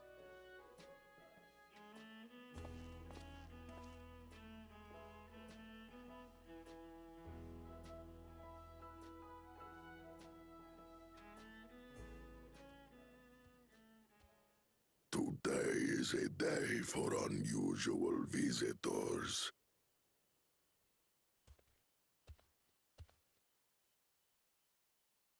You woke Lamat, was it not? I doubted you could slay Valikarmanda, but the quiet skies proclaim your triumph. Had the Vidral been suffered to roam free, it would have terrorized us all. Once again, we find ourselves in your debt. You owe us nothing. We fought because we wanted to. Yet a debt has been incurred. All the same, it will haunt me if I do not repay it. I wouldn't even know what to ask for. Perhaps he can tell us about the dreams of the Golden City. Oh, good idea! That was on my list of questions I wanted to ask. The Golden Dreams. Yes, we have records of our forebears and their visions from the time before the Tural expedition. What did your forebears see? A heavenly land, suffused with a golden glow.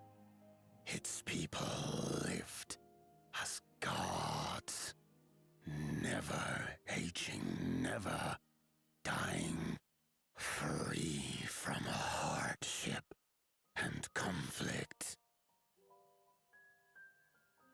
Every building was a palace, and in their midst reigned a silent goddess, a statue so tall even my kin would need lift their gaze to behold its visage. A statue of a goddess. That's new. Aye, and compared to the abstract imagery we'd previously heard, this was a detailed description. The dreamers were consumed by their visions, compelled to seek out the paradise they'd been shown. They journeyed to Tural, where they died in droves. Those who go in search of the Golden City do not return. The tales Book Evu shared may have been rooted in historical fact. Perhaps. Who can know the truth of it? Once our ancestors left the forest, there were no more dreams, nor dreamers. The forest? What do you mean? From the very first, the visions were set to visit only those who worked the quarries in Yaktel. But after they were ravaged by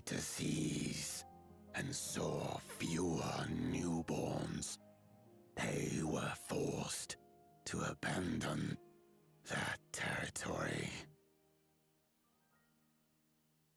Once our people's withdrawal to Urkopacha was complete, we never again dreamed of the Golden City. So only Yokhui in that one specific area experienced the visions.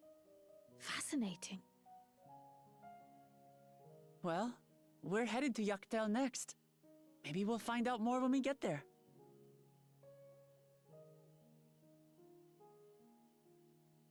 Thank you for sharing your stories with us.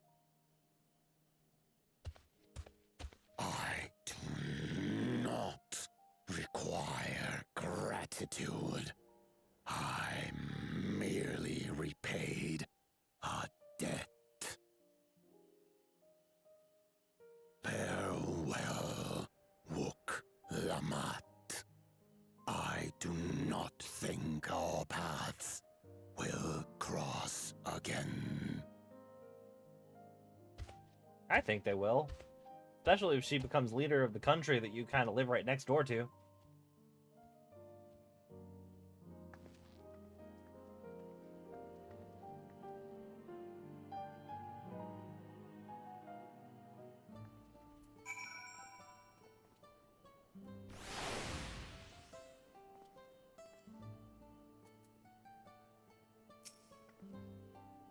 The turn of events. Not only meant to strengthen the ice, but Vakul Jaja's idiocy forced us to do one better. With only 2 keystones remaining, we've at last begun to gain a fuller picture of the legend of the Golden City. So Yaktel is where the Yakhui got their golden dreams. We may soon have a chance to investigate the tale firsthand. A heavenly land suffused with a golden glow. Curious. Yeah, 93. I'm a few levels ahead of things, but watching Vorpolor get caught up in Wooklamat's unstoppable wake reminds me of my younger days. Long has it been since any from Chirrugger Saltern have deigned to enter Warlord's Echo. A day for unusual visitors indeed. I don't think Vorpolor and his brethren will have a sudden change of heart about Tuliolo. But that doesn't mean they'll never change at all. Today's proof of that.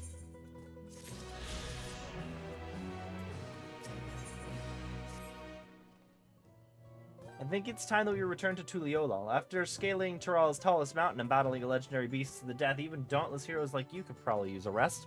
In any case, there are preparations to be made before we can visit the next destination laid out in the saga. The respite will be most welcome. I believe I hear the forward cabins calling our names.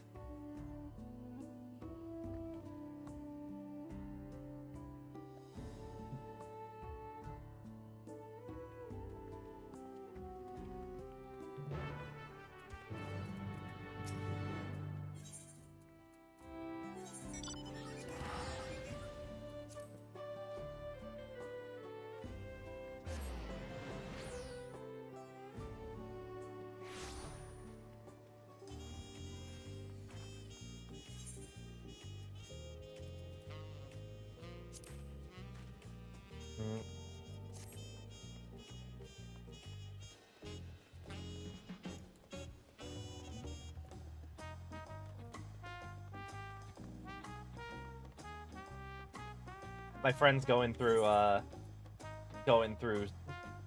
Shadowbringers right now. I'm like, oh, I see he's in Amarat. He's at the good shit.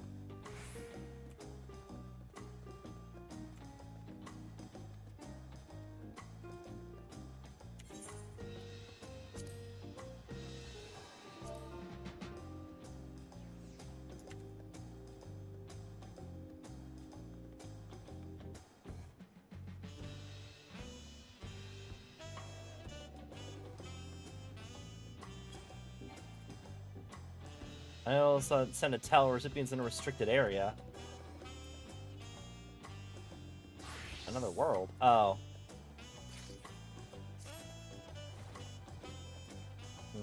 me use the message. Oh, wait.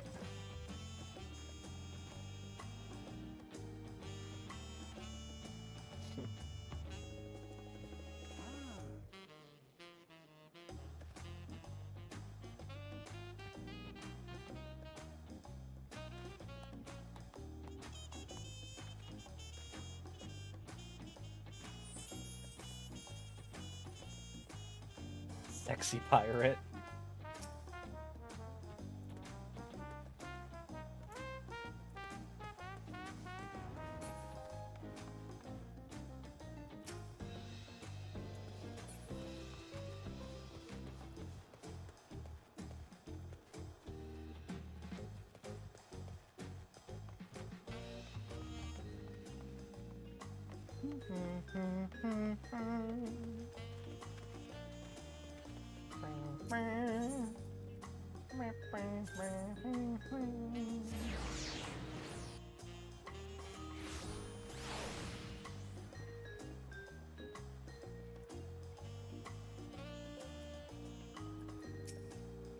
I'll take the opportunity to think on some things.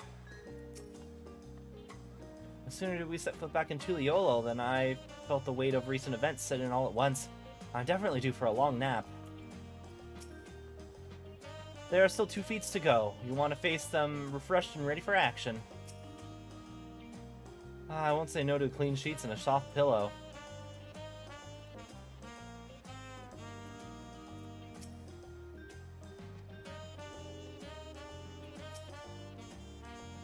Rest well, everyone. We can meet back here later on.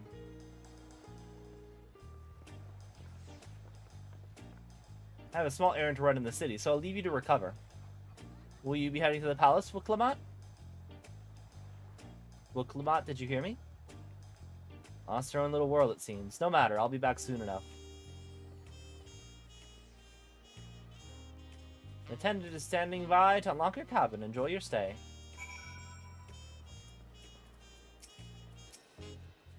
Best way I know.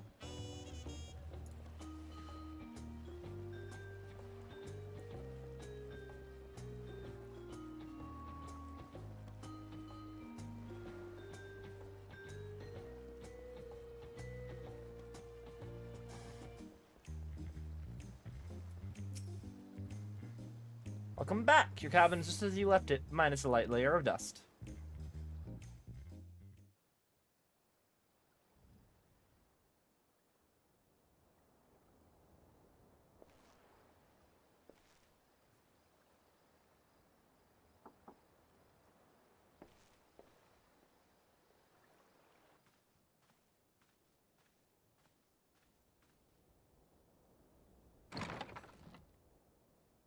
You have a moment?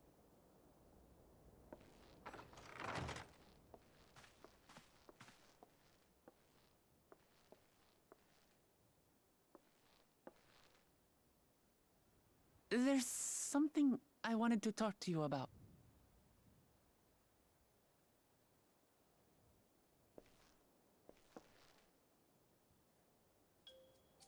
So,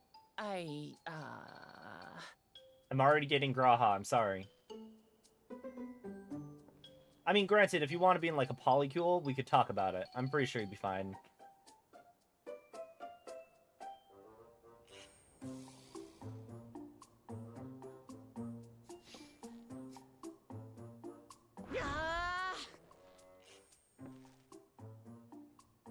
It's just too stuffy in here, that's what.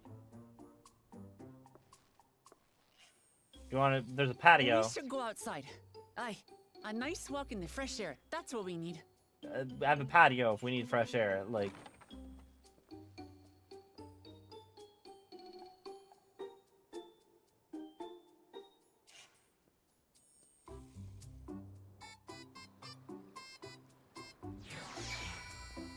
I swear that kazoo is just Animal Crossing. Sorry to drag you away from your nice, comfortable cabin, but I could feel the walls closing in. I know, I'll take you to one of my favorite places in Tuliolo. That should help me get my thoughts in order. We'll go to the Resplendent Corridor and make our way up from there.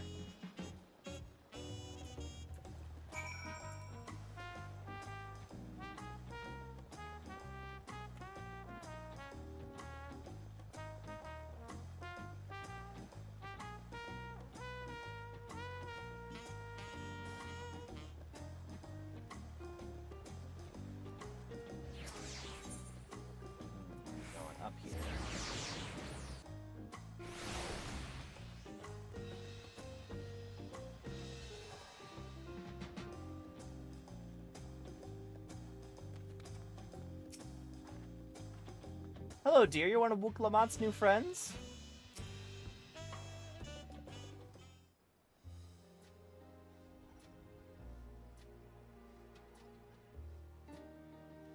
Peshiwa, what are you doing up and about? Is your back feeling better? It's much healed now, so don't make a fuss. Besides, I can't be lounging in bed all day when you're out there fighting your hardest to win the throne. You're the claimant with the greatest love for peace. I love this nation of ours, and lending you my support is the least I can do.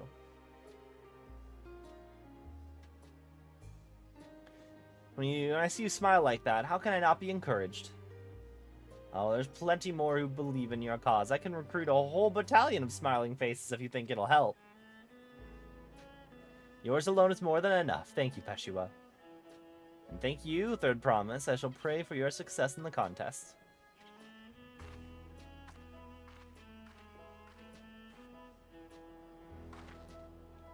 All those smiling faces.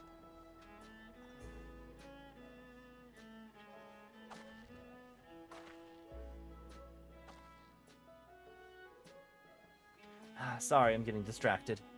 It's just that with the progress we've made in the contest, even these everyday encounters feel that much more special. Do you think that we can take our time and maybe wander around a little first? Then we can head to that spot I was thinking of. The spot is the top of the palace. You need to clear a jumping puzzle to get there.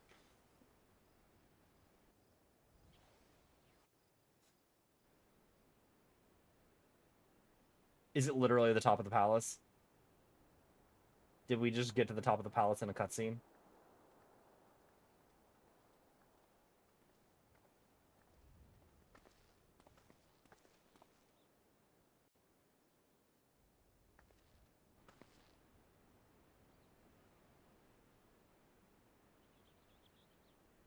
This is much better.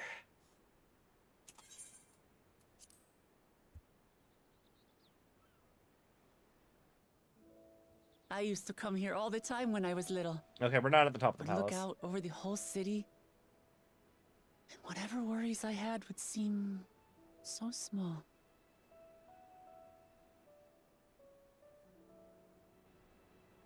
Do you remember what I said at the top of Orkor Zormor? That I would fight to preserve Papa's peaceful Tural?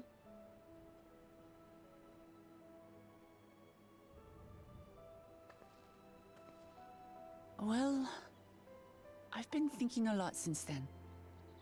About what peace really means. If it's just the absence of war. And it brought to mind all the best parts of our journey so far.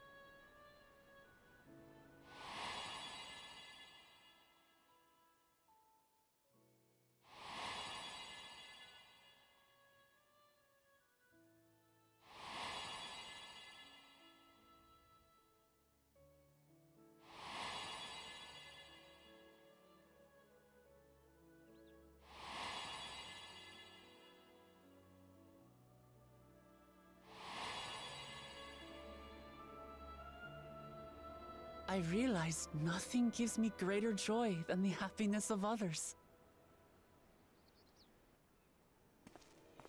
Life has its ups and downs, but the company of family and friends and the music of their laughter is what makes it worth living. And as silly as it might sound, I've come to believe that those smiling faces are the best measure of peace.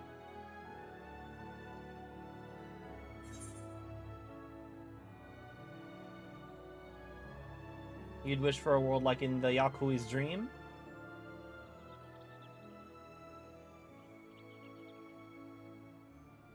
With eternal life and no struggle or conflict, it's certainly an ideal worth striving for.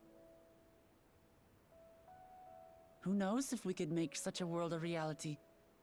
But renouncing war and conquest seems like a good place to start. So, this is my plan.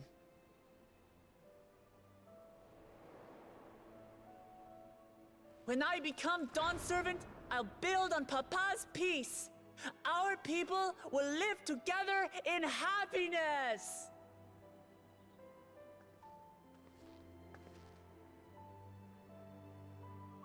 It's just like Kryl said.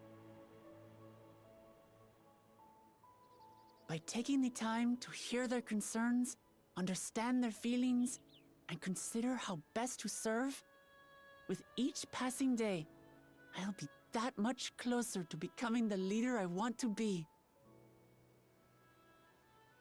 It's hard for me to say how much I've changed since the contest began. But there's one thing I can say with confidence. I wouldn't have come this far without you as allies. If it wasn't for you all listening and feeling and thinking along with me, I would have never learned so much, and in so short a time. There are 2 keystones left. After everything that's happened, and imagining what could happen, are you still willing to walk this path with me? Yeah.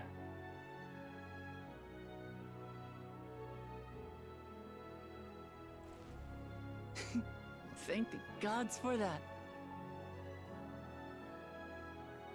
Well, I have nothing else to get off my chest. I need to head to the palace, but I'll see you back at the caverns.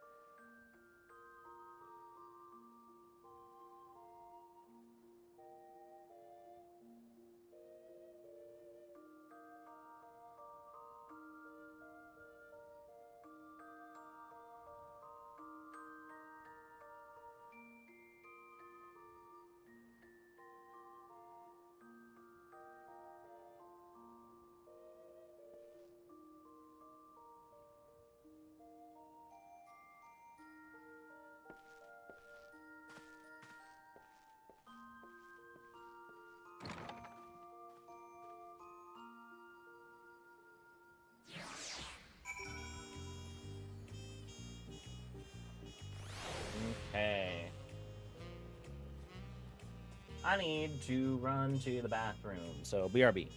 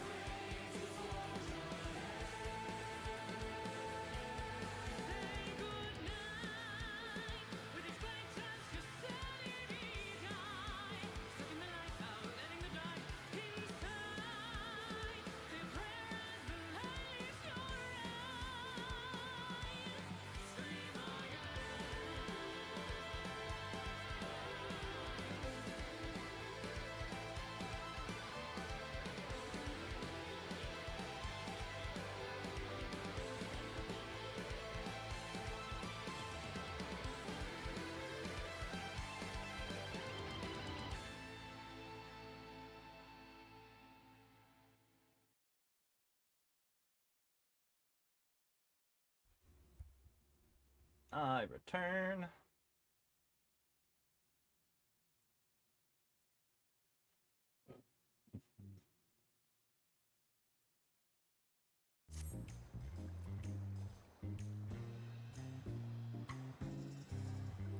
Okay. Let's go.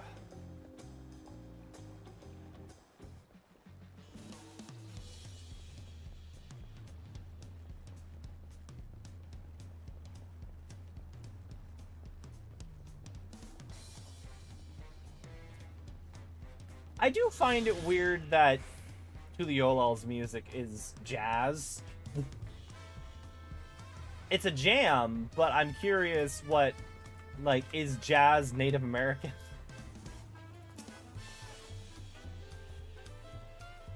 You look to be in good spirits. I assume your leisure time was well spent. I was glad to snatch some quality sleep myself. After all, it'll soon be back on the road for us.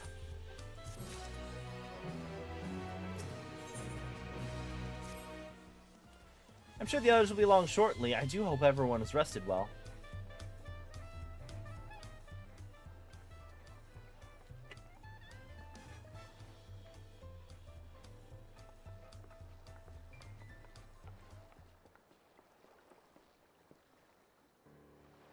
Now that we have refreshed ourselves somewhat, let's consider all the claimants as they currently stand.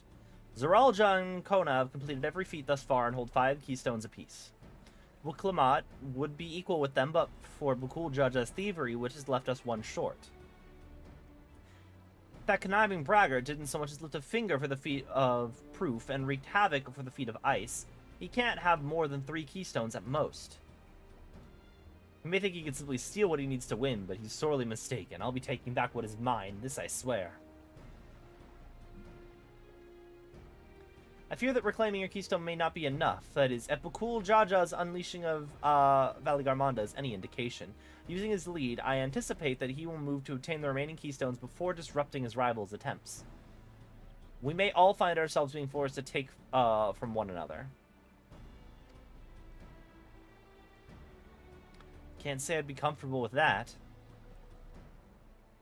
But neither will I surrender my claim to the throne so easily. If it's for the sake of preserving the happiness of my people, I'll do what I must.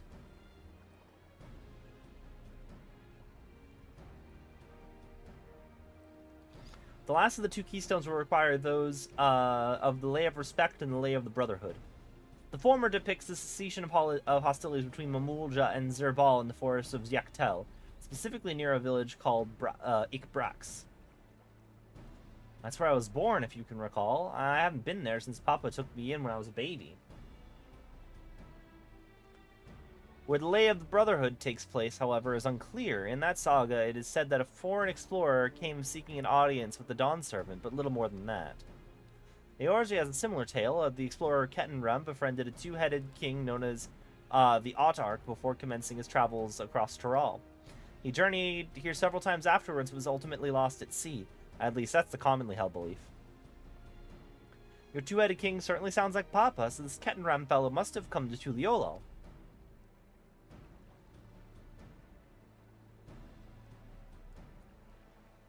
But if he indeed arrived some 80 years ago, the capital may not have been built yet, vestiges of Yakui architecture notwithstanding.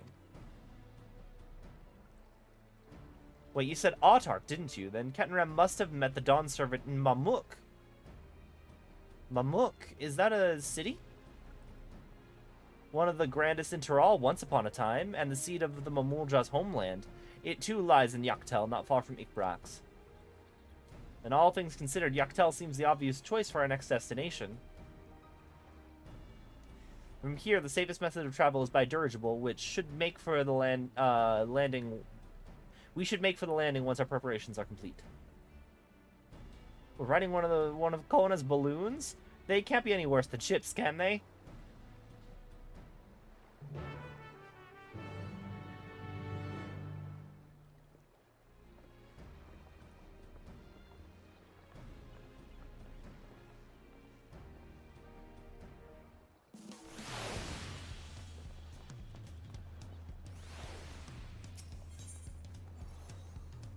Mm-hmm.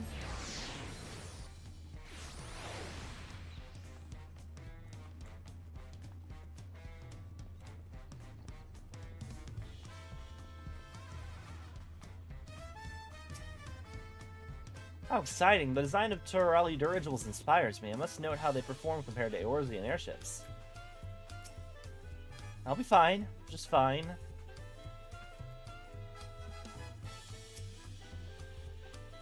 For as much as I wish I could ignore him, Bakul Jaja is a real threat. We can't afford to let our guard down. Yaktel, where the Yakhui dreamt of the Golden City. Ready to leave when you are. The next flights to Yaktel will be leaving shortly. Passengers are asked to keep hands, legs, and luggage inside the dirigible at all times.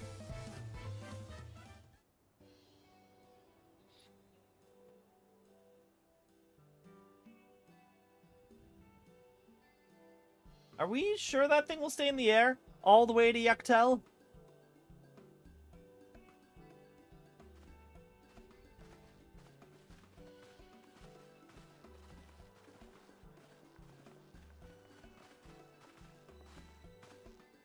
Are you ready? Bags packed and goodbyes said. There's no going back once we lift off. Not that I'm nervous or anything. I'm just making sure that you're not nervous.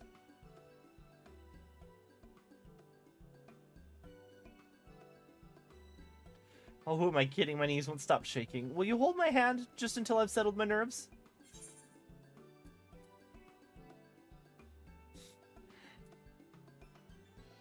I kind of want to have her ask Aaronville. No, I'll hold your hand. You're the nicest person I've ever met. I'll try not to crush your hand. There she is. Third promise. Wait just a moment. Mablu and Tobli. Of course, of course. I'll wait as long as you need. Sorry to delay you, but we were able to discover the origin of Kryl's earring. Is that so? You said before it gained popularity in Tural as a protective ward for travelers, correct?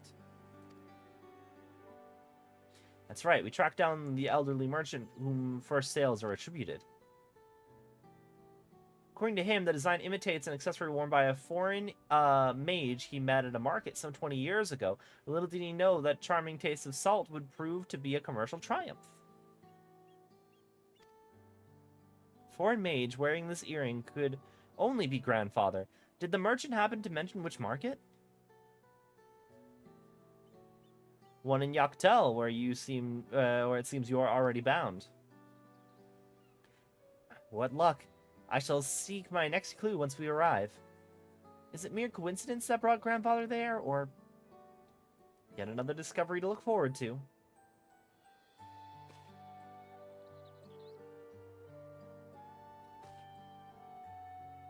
Thank you both for coming all this way.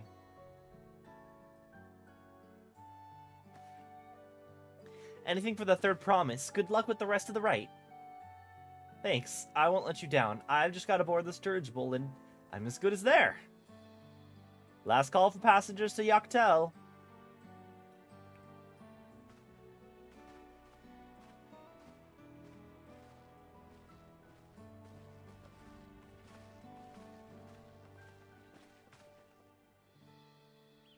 I really hope she wins. Yaktel will test her mettle without a doubt. The next Dawn Servant must be willing to bear the full weight of this nation's history, no matter how heavy it may be.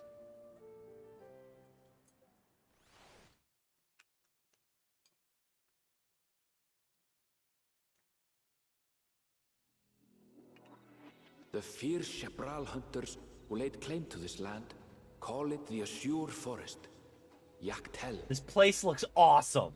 I love this place already. Battered by meteors in ancient times and colored mesmerizing shades of blue and green by nature, it is easy to understand why the place is so named.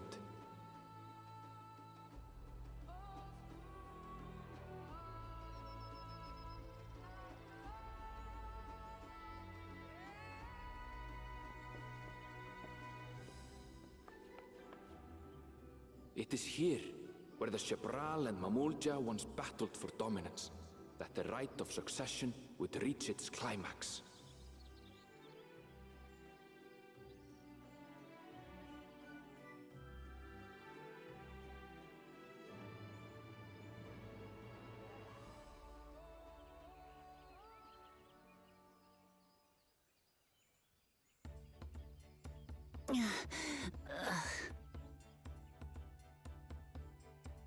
Are you all right?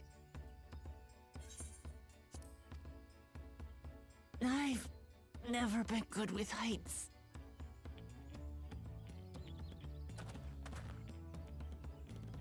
The vegetation is far denser than in Kozamauka. Kozamauka. I suggest you pay more attention to the ground, unless you want to walk straight into a cenote. A cenote? Sinkholes filled with rain and groundwater. Many meteors fell here long ago, it is said, and after they struck the Earth, it became susceptible to erosion. Deep as some of the pits are, you'll not climb out in a hurry should you take a tumble. So, don't take a tumble.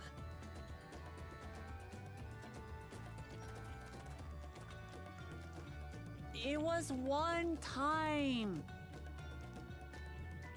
Is the Shabral community depicted in the Lay of Repast close by? Aye. We need but follow the path a short way west. Right. I can't stand here with my knees knocking forever. Let's get going.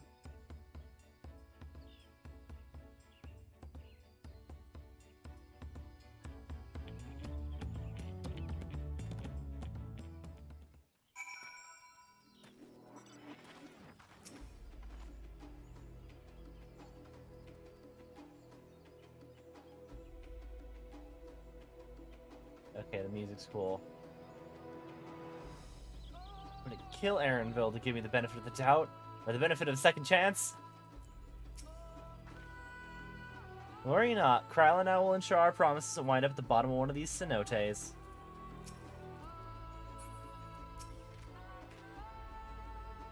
I can hardly fathom how difficult travel must have been before the second promise introduced dirigibles.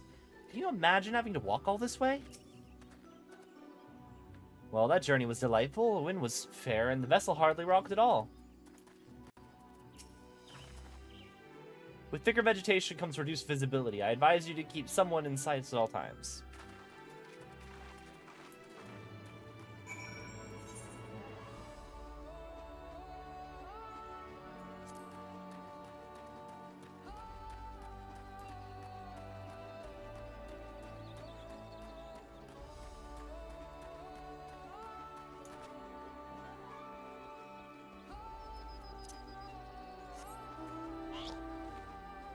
This place does look really cool.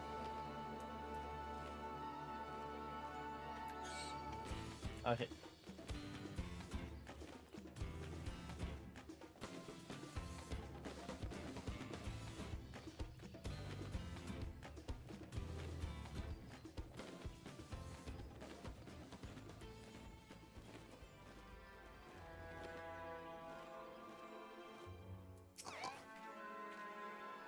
For all of Aaronville's insistence, I have yet to discover anything particularly blue about this forest. Is that, Ikbrox over there, I wonder? Take care not to get separated. I hate to lose you to this rampant undergrowth. See, no tumbles, thanks to Kryla and Alice, but it still counts. Good, everyone's accounted for. Ikbrox is up ahead. Let's be on our way.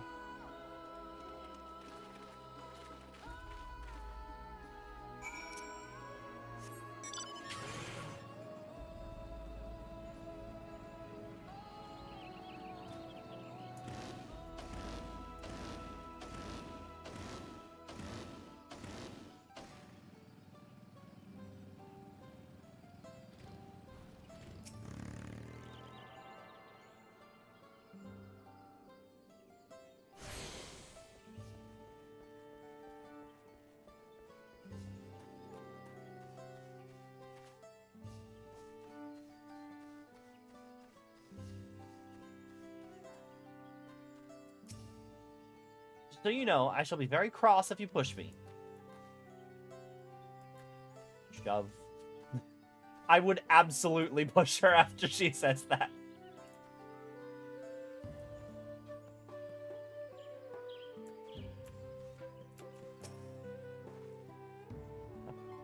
fallen into Hightide Harbor enough times to be a professional diver. There's no way I'd fall into something like this on accident.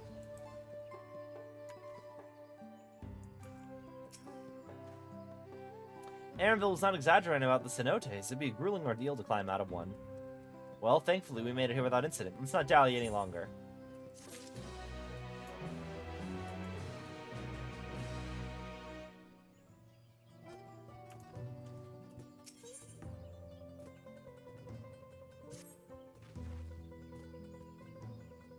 Ready to head on in?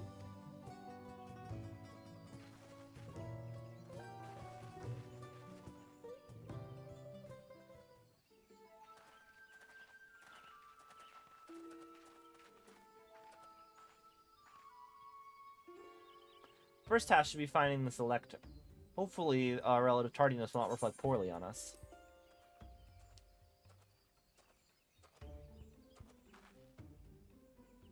The third promise and her retinue, I presume?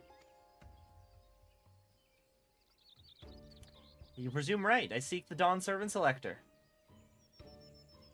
Then come and join us in the Garden of Stars at the village center. Everyone is waiting for you.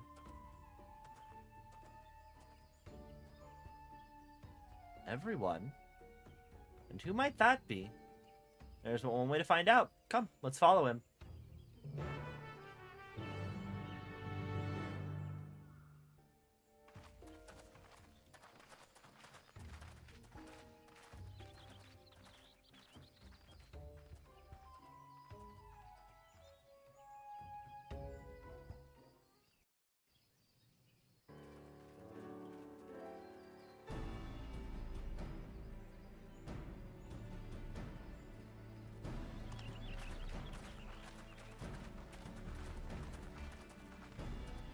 At last, we are graced by the presence of the third promise. If I'd known we'd be waiting on your mangy hide, I wouldn't have bothered with a Ligarmanda in the first place. Oh my god, did we just fucking kill him? You self-serving piece of weaver dung! Do you have any idea how many could have been hurt? Now that we are assembled, let us begin. I feel like this man should have just been disqualified for that stunt. My name is Hunmuruk. As a Brash Rash, I have the honor of serving as a lector on behalf of my people.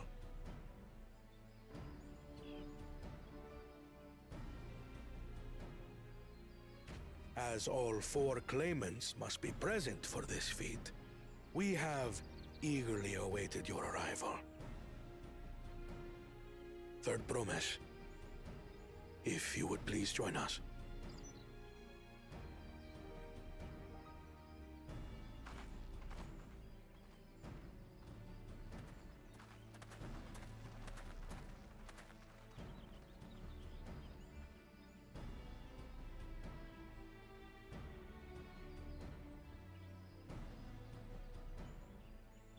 Thus far, you have faced each other as rivals. The feat of repast, however, will test your cooperation. You must complete this challenge in teams of 2. The Lul Jar Jar just counts as his own team. We don't need to do about it. What? You expect us to work with one of these weaklings? I'm sorry, have you killed Veligarmanda? Be warned. Only the triumphant team will receive keystones. I advise you to cooperate with your partner. Teams will be decided by lots. Those who draw the same color will be paired accordingly. It's very Survivor. We're just playing Survivor now.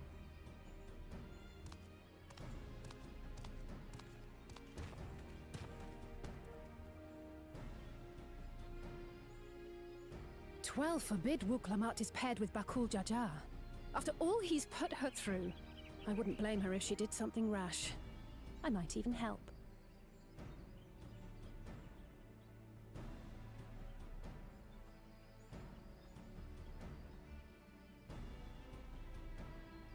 Claimants, please present your colors. I have read. Blue. On separate teams, then. And the rest? Red. Which means... Oh, yay! We're not working with either of the assholes. Together again, as fate would have it. The two people who do Victory's deserve as good to... as ours. The two people who do deserve to be, With our rulers. claimants thus paired, so too is their opposition.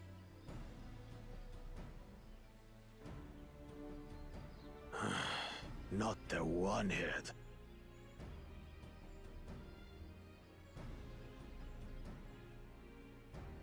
Listen well, for the trial that awaits you is as follows.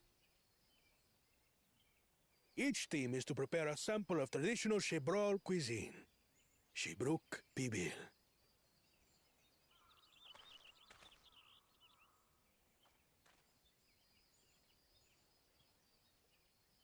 And now we must cook. Another ludicrous feat. So it might seem, but there's bound to be deeper meaning to it. Agreed. Given that the very future of our nation is at stake, all parts of this rite must have significance.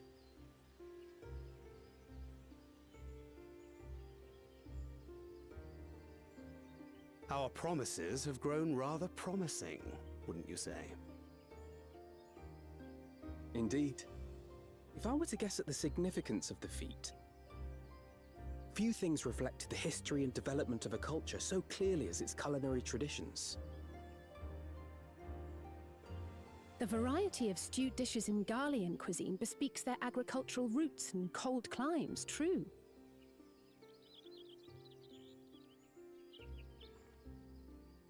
The peoples we've met on our journey, they've all had different practices involving food and drink. The Hanu replenish their magical energies with reeds, while the Pelu have turned their fondness of beverages into a living. So basically, to know a people's cuisine is to know something of their ways. With each feat, we have deepened our familiarity with a given community's history and culture. Is this what Father intended for us all along? Yeah, kind of. He sort of admitted that to me. I'm not allowed to tell you. But yeah, basically, kind of hit the nail on the head right there. But a leader with his vision must see that the past doesn't hold the answers we need. It is through embracing innovation, not adhering to tradition, that we will usher Tuli Yolal onto a more prosperous future.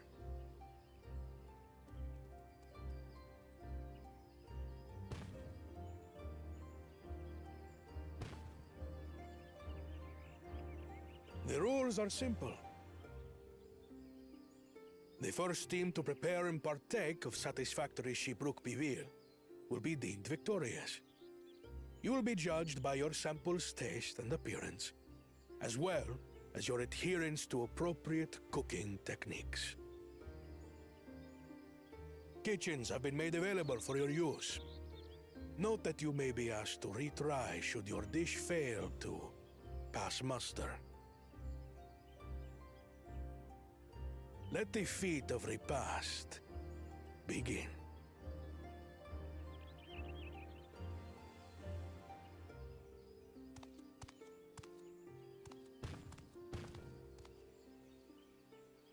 I've never actually heard of Shibruk Pibil before. It's a lighter wonder.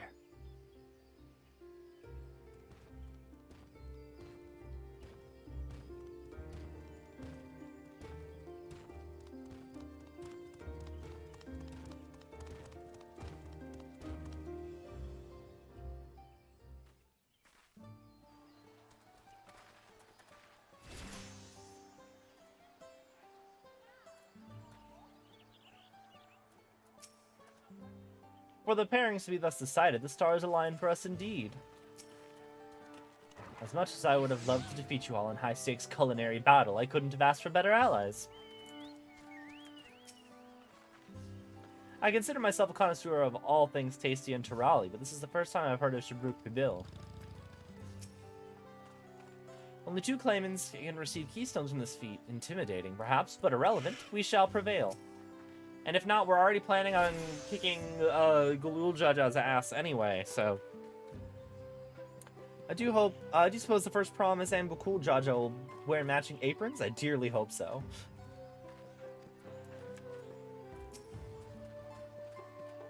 The second promise no doubt has thoughts about how to proceed. Let's ask for his perspective. The first promise and Bakul Jaja are formidable on the field, but in the kitchen, I think the odds are in our favor.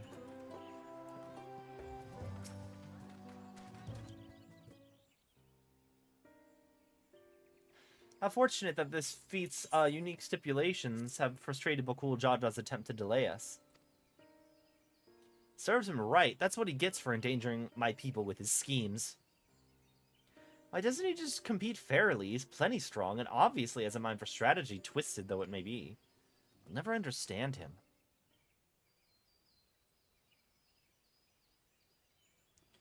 Putting aside our competition for the moment, allow me to express how glad I am for this opportunity to work together. As I see it, our team possesses a distinct advantage. Of course we do. Any team I'm on is bound to succeed. Precisely. You mean we have an advantage in numbers, yes? Our competition has a team of 6, 2 claimants, Sarilja and Bakul Jaja's lackeys, whereas we are a team of 9, that's 3 more people we can mobilize. With the tasks suitably delegated, it should be a brisk affair to learn the recipe and assemble the necessary ingredients. Too easy. Well, we mustn't be overconfident, lest we make a careless mistake that could be easily avoided. Our first order of business should be determining the recipe for Shabruk Pavil. We can hardly gather ingredients for a dish we know nothing about. Given the nature of this feat, asking for answers directly may prove less effective than simply observing the daily habits of the Zerbal people. Let us gather here once we've seen what clues this village has to offer.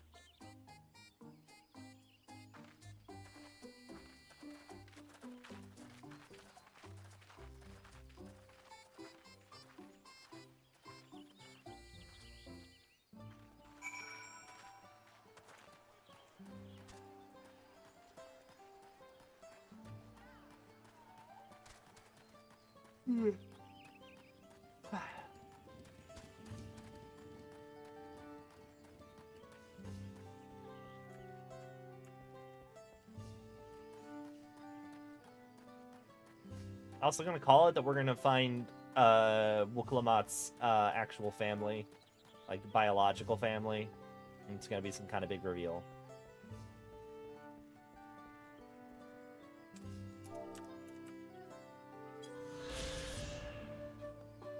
Ikbrax.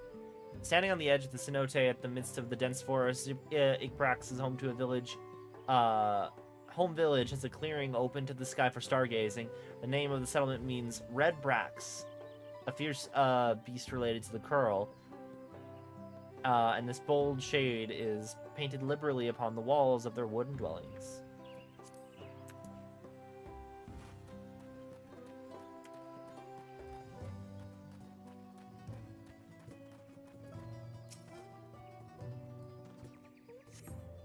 Number of spices, some entirely unfamiliar to you, are nested in a basket. Now, what's called achote,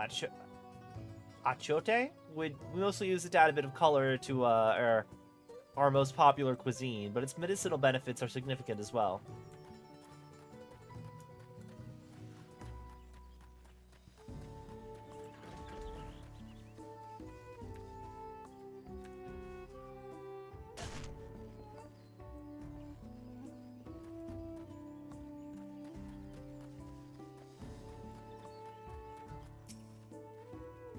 We ought to cut our losses and head to Mamuk. This feat is nothing but a fool's errand. You're the fool if you think we won't tan our hides for leather if we dare to return without enough keystones. Besides, we've taken from the house cap before. How difficult could a second time be? Hi. What are you looking at, salt liquor? Mind your own business.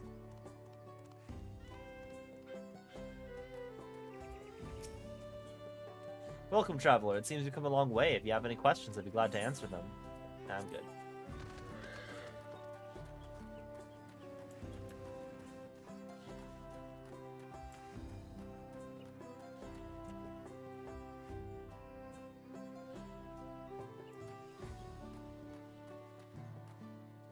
What flavor would that be?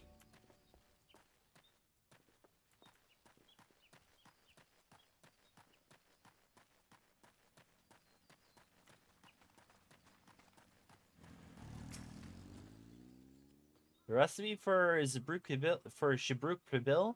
Wish I could tell you, friend. A dish so delicious is meant to be shared. Alas, we are forbidden from divulging anything. Orders from Hanuruk himself. But you mentioning it has given me a fierce craving. I only hope there's still Ibruk to be had at the market.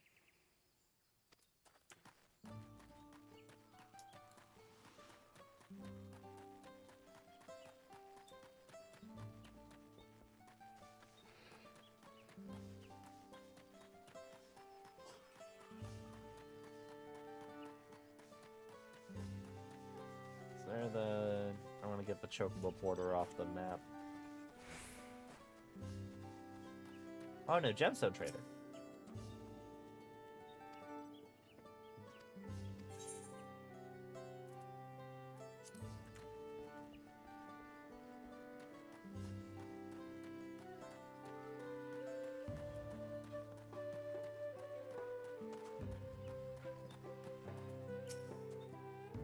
What fun this is.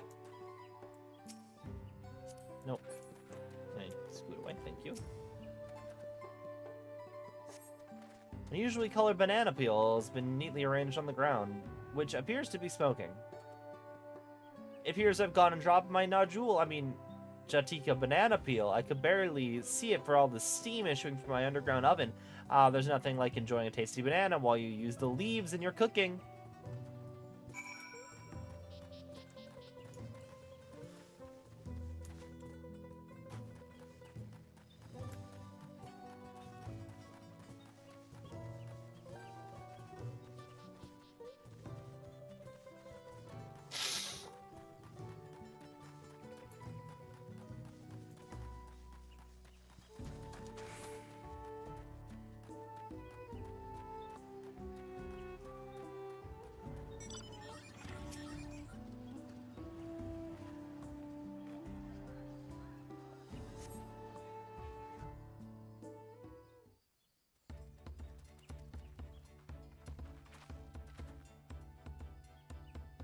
I'm sorry, I'm back!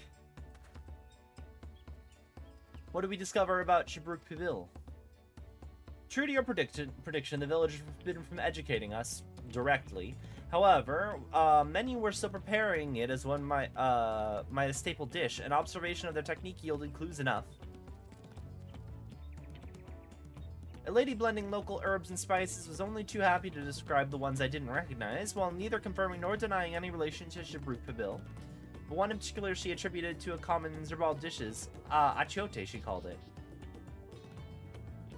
I see. Then if Shibruk Pibil is indeed a dish as ubiquitous as Alphino claims, we have confirmed our first ingredient. Meanwhile, I did observe a cook burying bundles of wrapped in the leaf of najul or banana in certain localities. It would seem the use of subterranean ovens is commonplace. I saw the same. I think we all know what's inside those bundles then, don't you?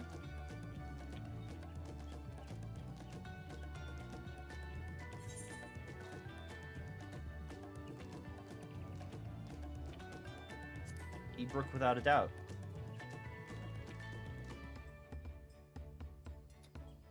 I'll be expected of a dish called Shibruk Pibil indeed. To summarize, the dish is one of Ebruk flavored with a combination of spices that includes achiote steamed underground within najul or banana leaves. Given our assumptions are correct, we must now learn where and how to procure our ingredients. A stable cuisine, its ingredients would be close at hand, which is why Thancred and I scouted the surrounding forest while you were exploring the village. Between local vegetation and wild Ebruk, we should have everything we need in regards to meat and spices. Leave it to a master gleaner.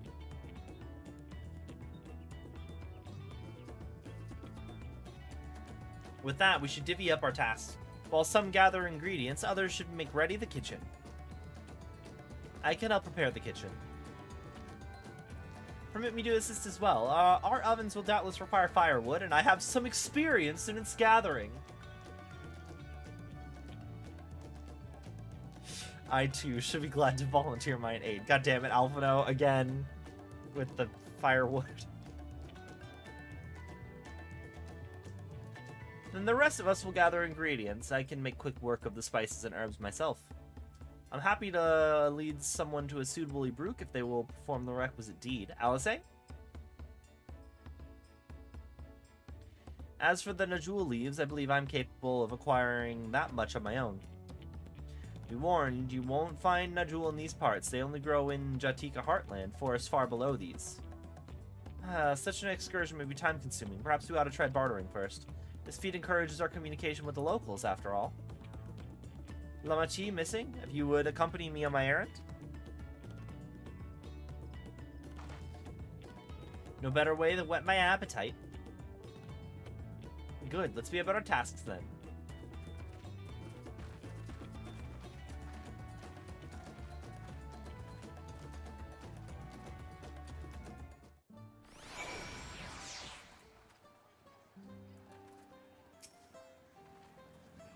Come on, let's go get those Najul leaves.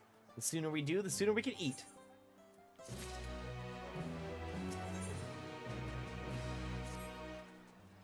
Let us see if there are Najul leaves to be had in town. Perhaps the Kukurion J mentioned might be persuaded to spare us a few.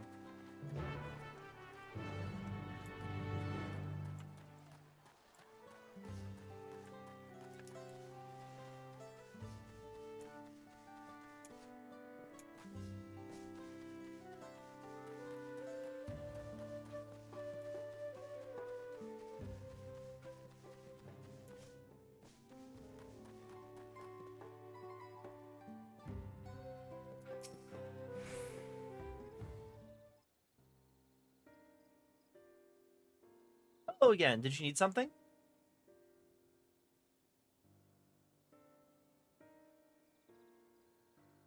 Najul leaves for purposes other than Jabruk Pibil, naturally. Fortunately, I just used up my last. You'll have to travel to the lower forest for more. Gold Magic Grove is the source of the finest Najul leaves you can find. Wild variants you sometimes see in the city markets can't compare.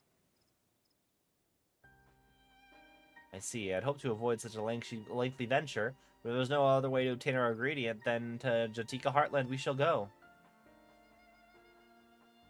Allow me to save you the trip.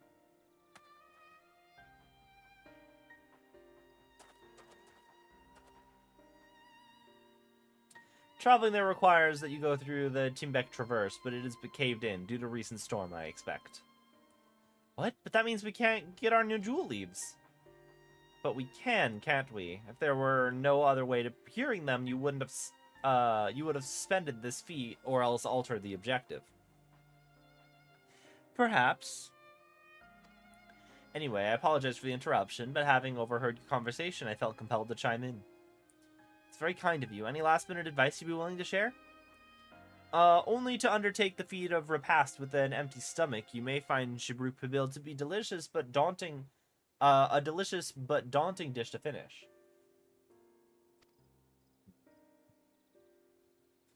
Can't wait.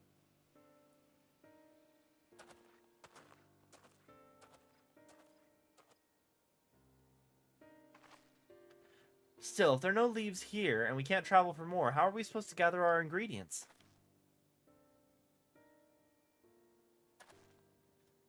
These feats are meant to deepen our understanding of the peoples and cultures of Tuliolo. So perhaps there is something about Jabruk Pibil that we have yet to learn, something of significance other than its recipe or ingredients. Oh, I see, like who was first to make it, its history, that sort of thing. If it's Yaktel's history you're interested in, you should start with the Old War. Between the Zirbal and Mamulja, yeah, right? These forests have borne witness to centuries of warfare, the evidence of which remains a scar upon the earth. To know the end of that bloodshed is to know Jabruk Pibil. What does Steam Brook have to do with bloodshed? Precisely the question we must answer. Vexing though such a detour may seem, I can think of no other way to approach this feat. In that case, you may wish to visit the site of a settlement ruined by the war. The village of Ion Asho. It lies a short distance to the east. The village of Iona Show. Understood. Thank you for your help. Come on, let's go and see this place.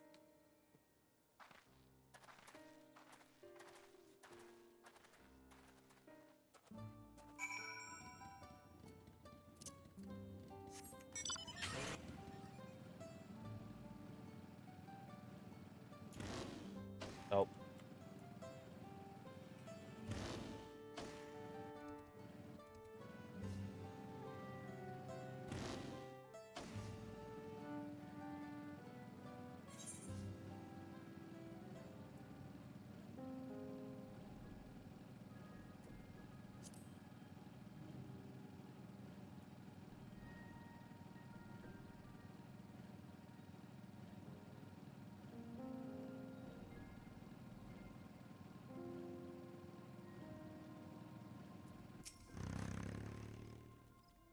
Everybody knows there was a war between the Mulja and the Jabal, but I may have forgotten some of the details.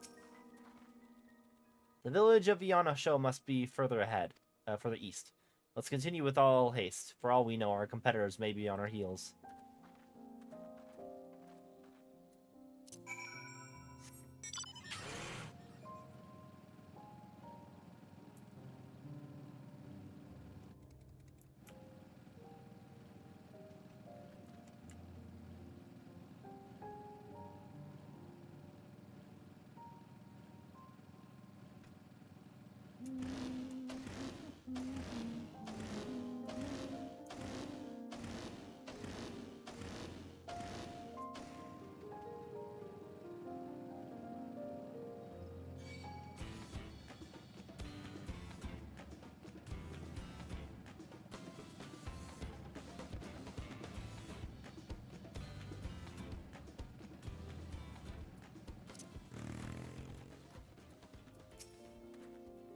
This place feels forgotten by time. Wait, hang on. Let me scoot away for a second, because I want to see what that guy's code is, but he's in the zone where he evaporates because he's too close to a quest NPC. So this is the village of Iona Show, or what's left of it. It was a place of light and life. My great-grandfather called it home, in fact. Oh, Bukevu! Bukevu, I didn't know you were in Yaktel.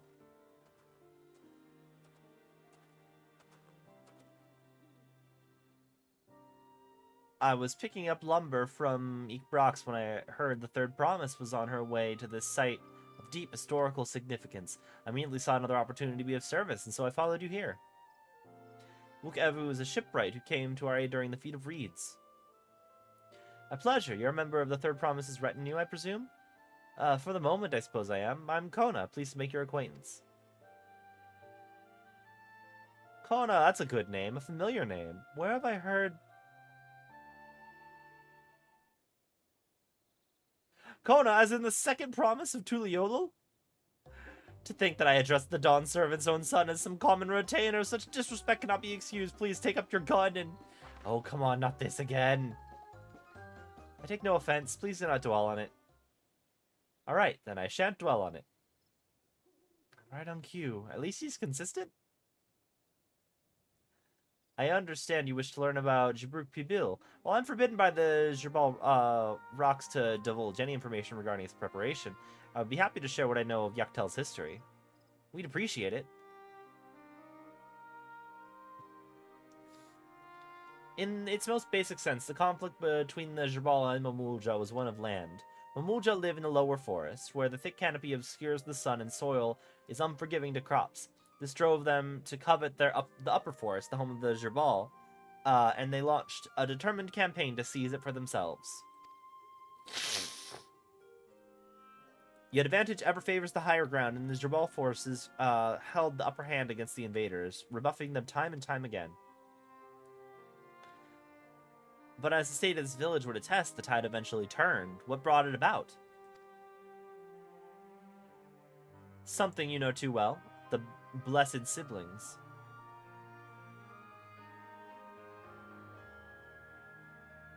You must understand, the Mamulja were once a people as much at war with themselves as they were with others.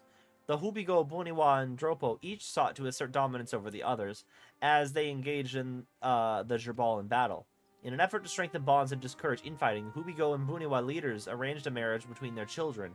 However, this political measure altered the course of history in a way no one could ever have imagined.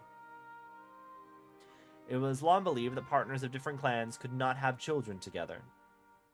But then it happened. A child who arrived shared the blood of Hubigo and Buniwa both, a two-headed Mamulja. Blessed with tremendous physical strength and magical prowess, he grew into a mighty warrior before eventually arising as the first autarch, ruler of all three clans. Such qualities would dispose anyone of leadership, character notwithstanding. Under the autarch's rule, a newly united Mamulja became a force to be feared, and the war soon came to a head. I think it best you see the results firsthand. Let us visit another battle from that time, and I shall continue the tale.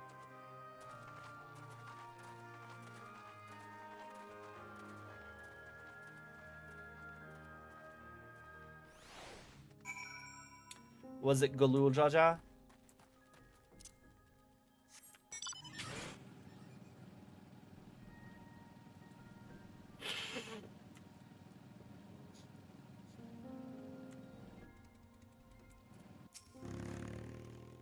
By the 12. What happened here?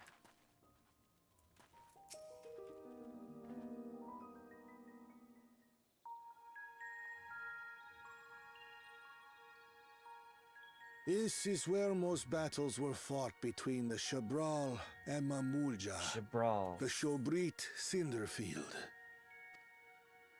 A field of cinders, indeed. How fierce their clashes must have been. The war over these lands began after the Yoqui's departure some 500 years ago. And for 4 centuries thereafter, the two enemies repaid violence with violence.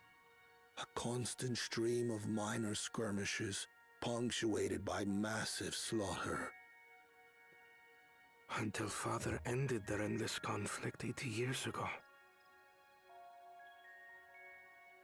Accompanied by a retinue of only 6, the Dawn Servant opposed both armies and brought the fighting to a standstill. First they sealed Valley Armanda at full strength, and now this. It was during this armistice that both sides gathered for negotiations at the Dawn Servant's behest.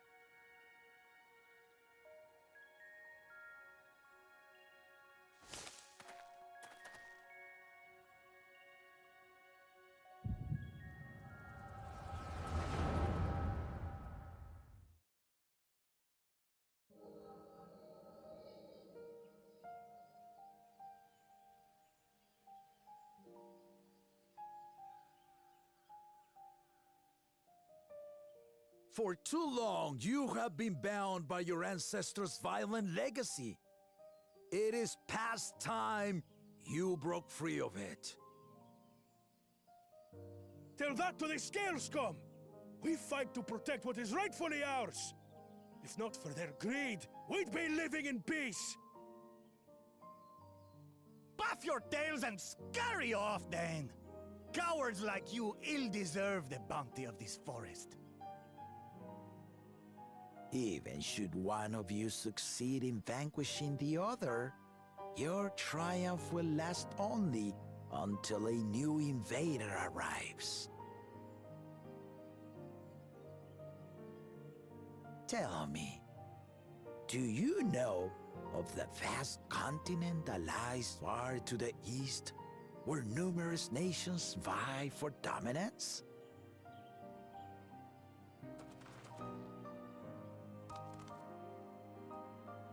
You do not. And why should you? Affairs beyond the salt we have no intention to cross are of no consequence to us.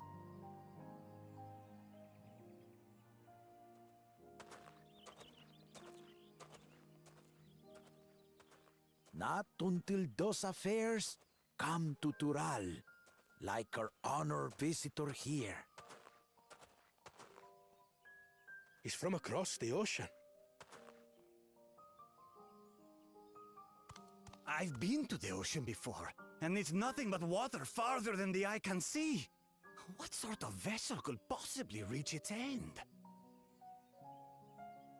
That such technology exists is indisputable, as is foreign powers' awareness of Tural.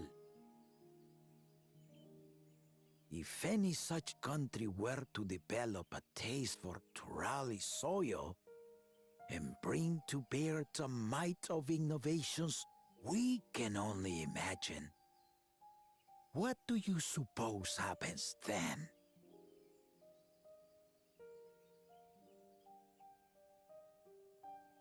You do not know the warlords of the East, but you know that if they came, they would not settle for a single forest.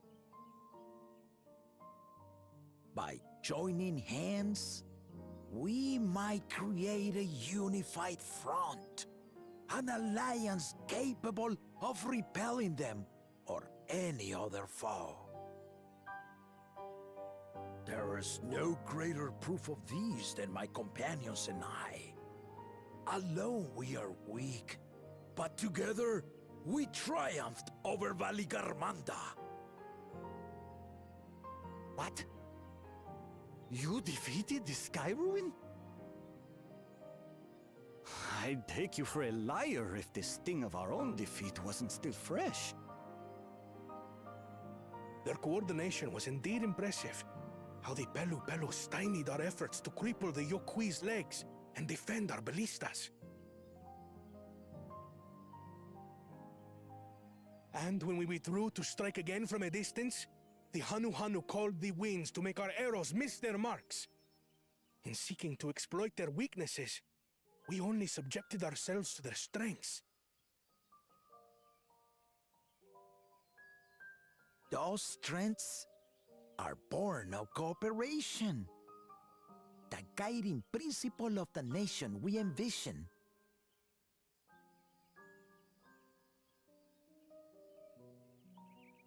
But our feud has lasted for centuries. How do you expect us to join hands now? Ha ha! Give us an evening to convince you.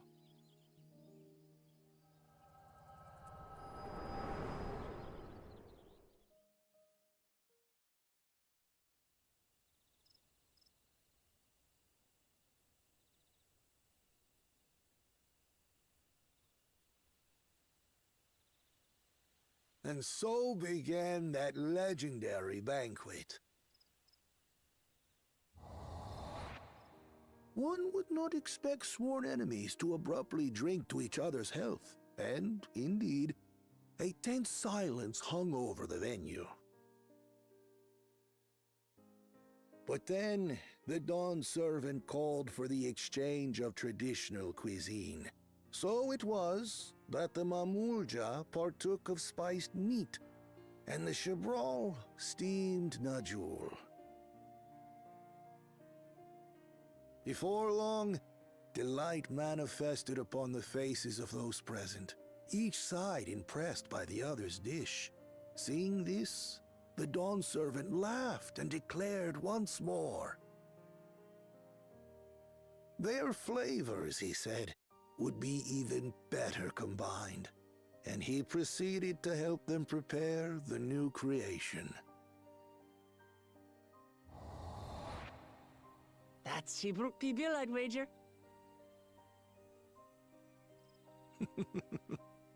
It is a marriage of Chebral and Mamulja cultures, and proof of their newfound cooperation.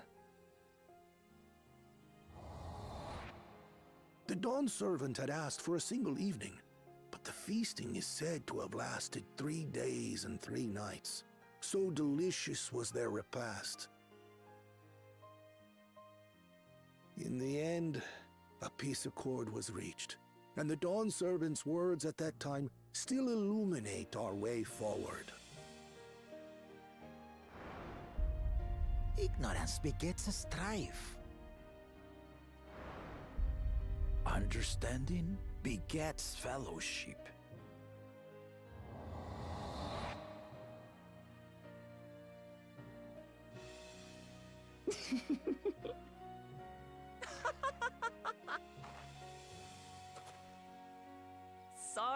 Sorry.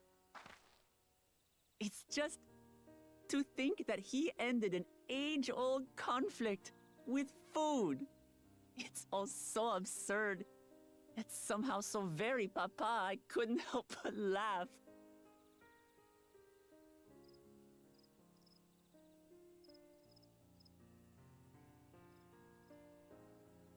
Ignorance begets strife.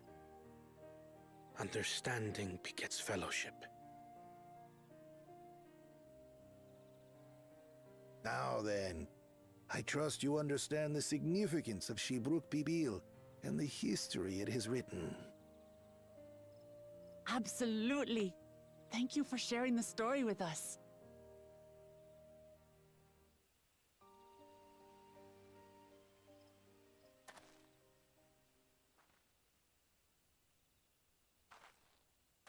What's wrong?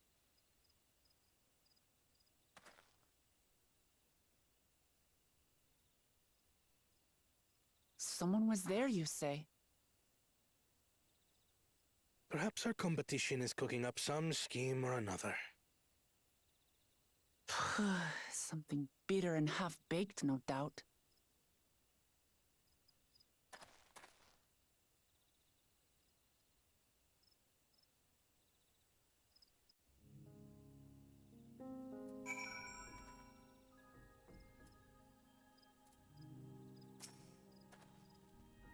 Never imagined our father was instrumental in Shibukubil's invention. I hope I have been of sufficient service to the third promise. What is this guy wearing?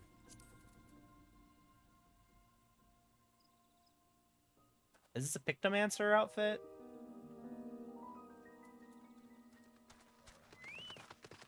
Eastern Lord Errant's jacket.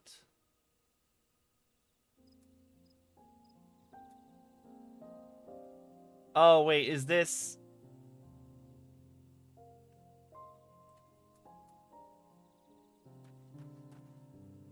Is the Eastern Lord Errant's jacket, Hien's outfit?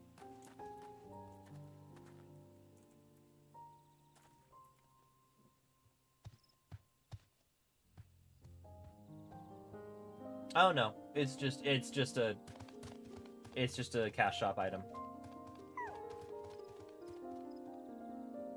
18 bucks, jeez. Papa really did live up to his words. He traveled the land and learned about our people's myriad cultures.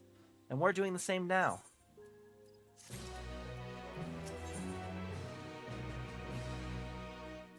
But Anna's still weigh heavily on Koana's mind. Wook Evu has given us valuable insight into the origins of Shibruk Pibil. However, we're still closer to procuring the necessary Najul leaves unless... Tell me, was that historic feat commemorated in some fashion, with a monument, for instance? Indeed it was. Allow me to show you.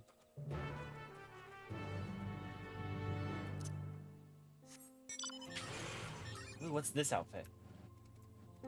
Oh, I think I've seen this. I think I've seen this outfit before. Snow cotton, yeah.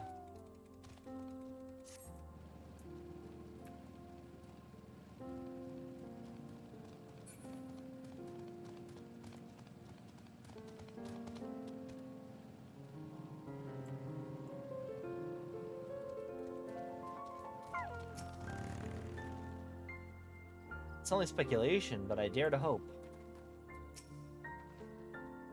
What does Conan want with a monument?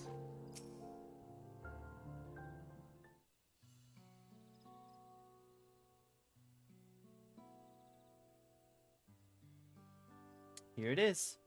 Offered up by two factions, these weapons symbolize the vow that they would never again raise arms against each other.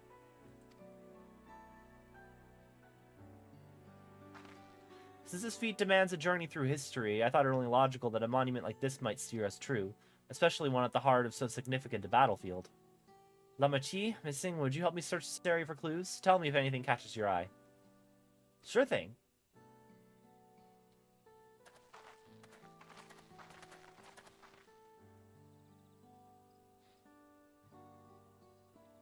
Look here, the soil's been recently overturned.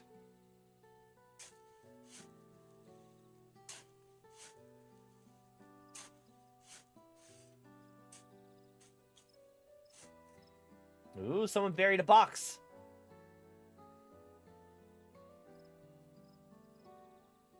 Well, I would have been satisfied only to find a hint, but here they are, fresh Najul leaves. Rook's doing, I'd wager. There's poetry in hiding them on this battlefield, given it was central to the war they helped end. So he planned this all from the start. Thank you again, Wokevu. We wouldn't have found these leaves without your help. It's my honor to render assistance. And with apologies to present company, allow me to offer my encouragement as well, Third Promise. Ever since I witnessed your performance at the Feet of Reeds, I've been certain that you are the claimant most worthy of leading our nation. All devise solutions to the Hanuhanu's ailing crops, but you alone sought to know their culture and revive Ihana, even if it seemed unrelated to your task. In my humble opinion, no one cares more for the people of Tuliolol than what they hold dear. Should you again require historical musings of an old shipwright, I'm ever at your service. For now, I take my leave.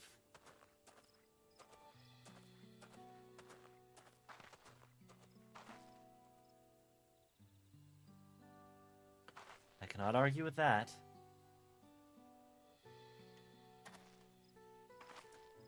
We have what we need. Let's return to Ikrax.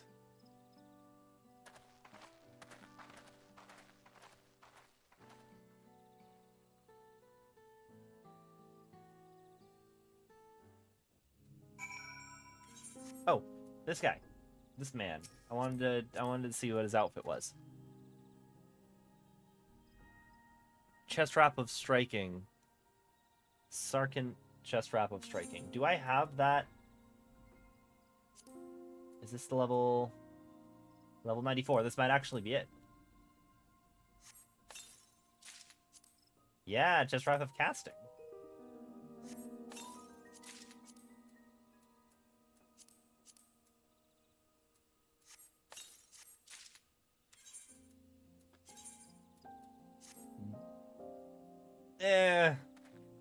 The striking one looks a lot cooler.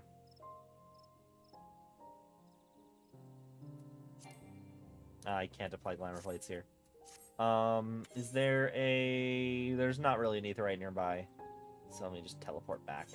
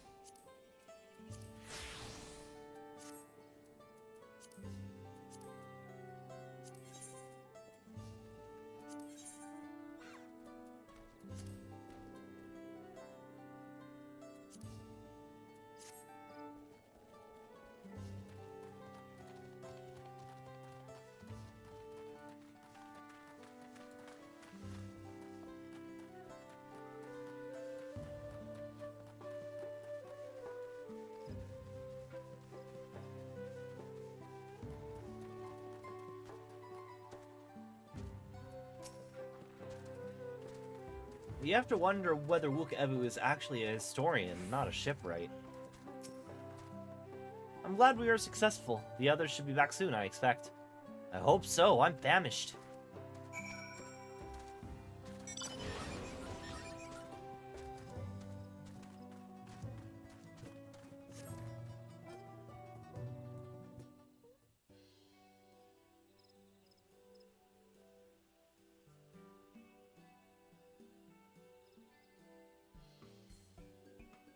How'd everyone fare?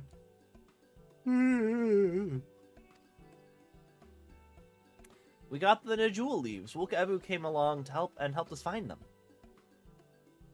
Look, Evu was here? I would have liked to say hello. Yes, he gave us an important history lesson.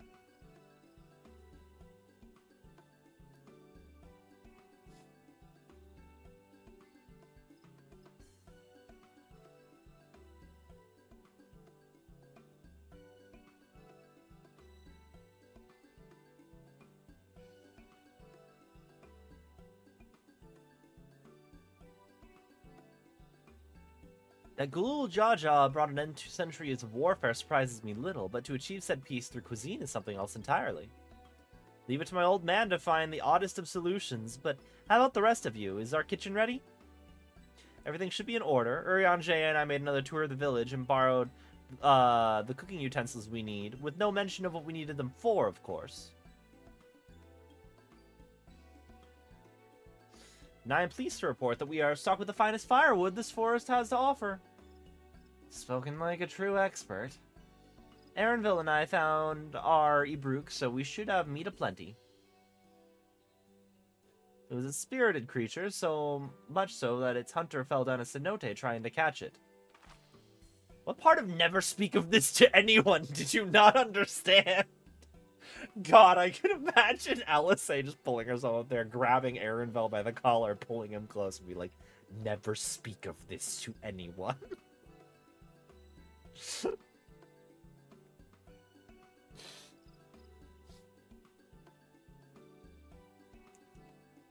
I picked a good portion of local herbs, with the particular attention to the seeds that yield achote, and told our resident astrologian divine the appropriate measurements for our seasoning as well.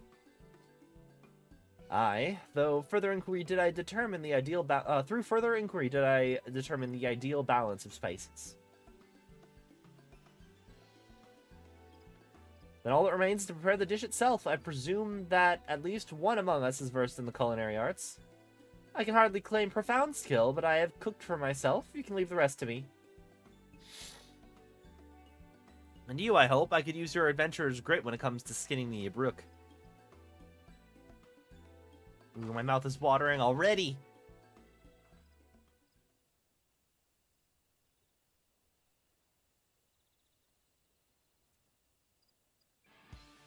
Without further delay, then.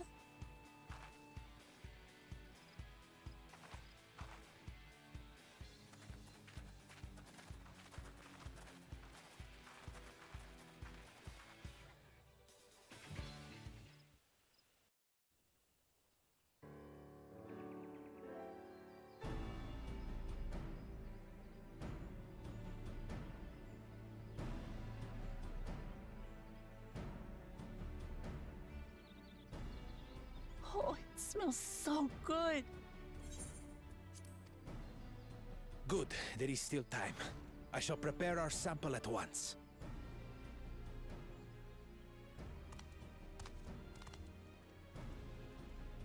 At first, I wasn't sure about being stuck with the one head. But better that than playing nanny to the mewling house cat. Be quiet, Bakul Jaja. No one cares what you think. Act tough all you like.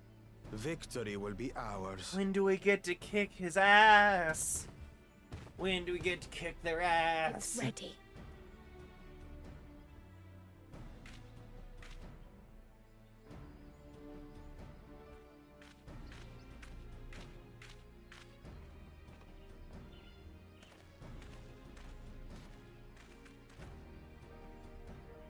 Apologies for the wait. We submit to you our Shibruk Pibil.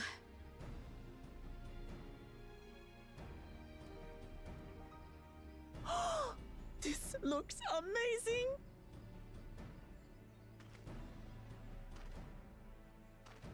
The dish is prepared by using the culinary techniques of the Mamulja to cook the spiced meats favored by the Jabral.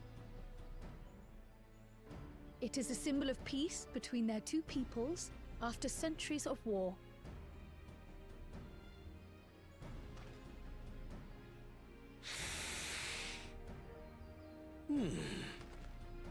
Both the ingredients and your methods appear to have been correct. Now then.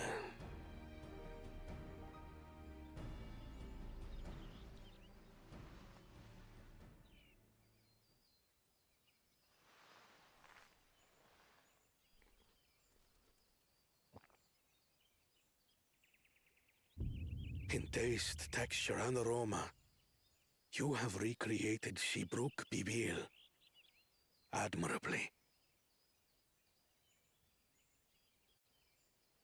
Granted, anyone might well achieve similar results by following the recipe to the letter. But you went a step further. You sought to learn the cultural significance of the dish, about Yoktel's history of violence and your father's role in ending it. Your willingness to take lessons from the past befits aspiring Dawn servants. And for that, I commend you.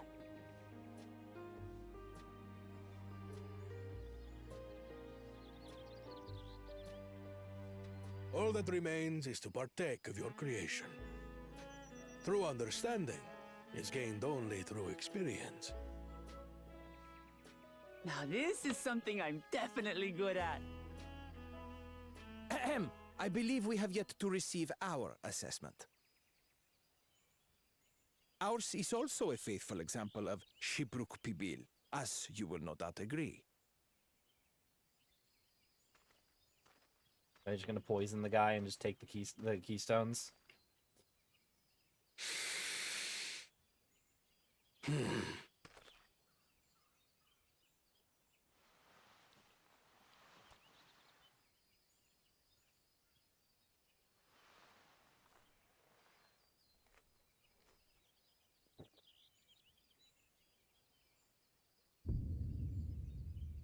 I see.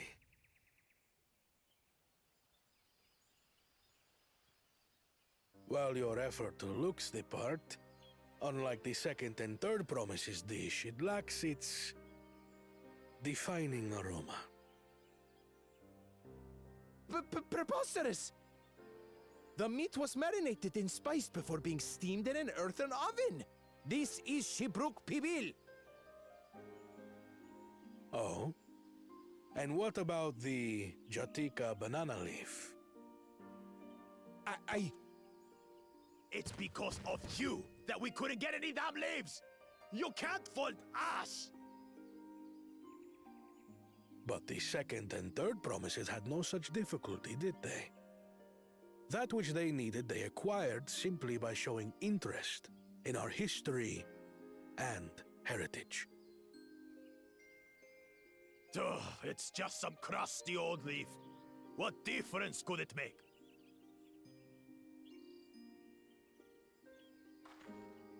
Your dish lacks an essential ingredient.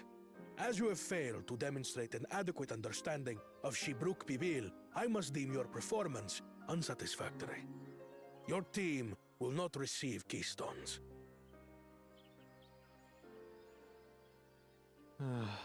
This was stupid anyway.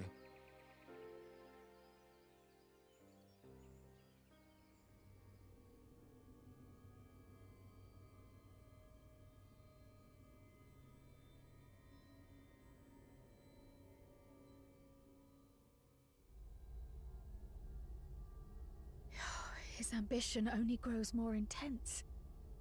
That someone could harbor such dark thoughts towards family.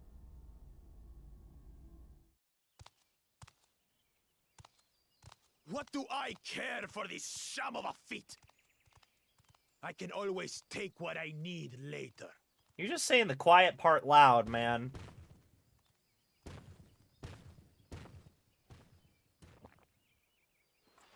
This is delicious! The brook is so tender it melts in your mouth, and the way the najou leaf rounds out these spices is sublime. This is the taste of harmony. Someone who only knows brute force and deception could never appreciate it.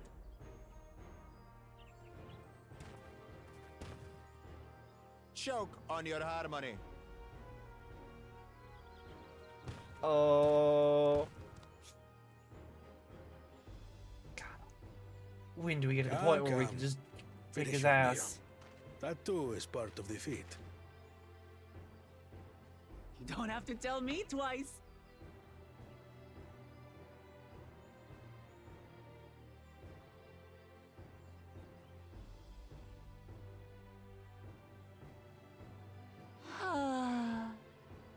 was Lyse? It was palatable enough, I suppose.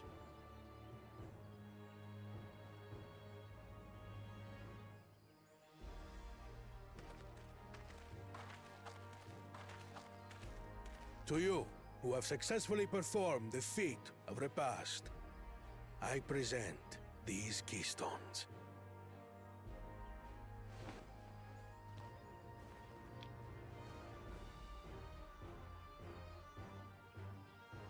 Only 1 feet left.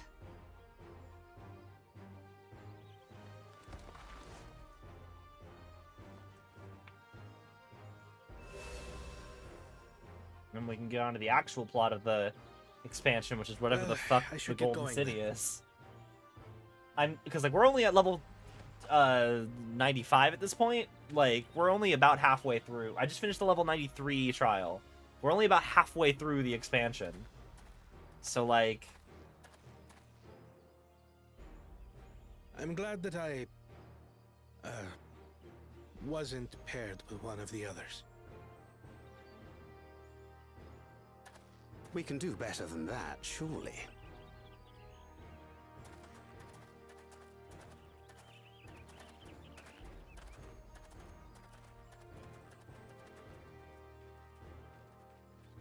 The 6th keystone is ours. Thanks for all your help, everyone.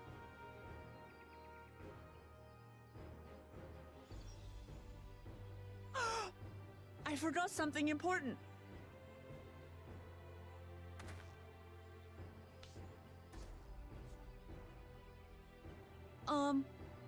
Was there any Shipbrook people left? I could really use another helping.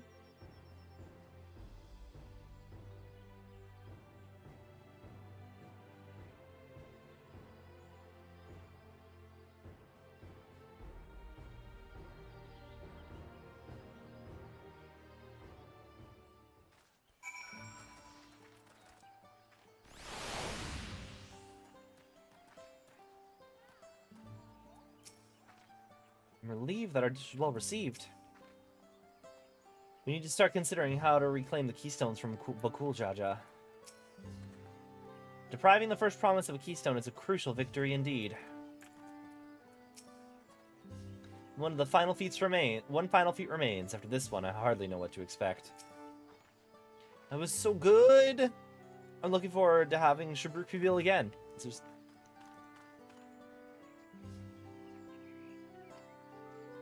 Here, Kyle made more using leftover ingredients. You'll love it.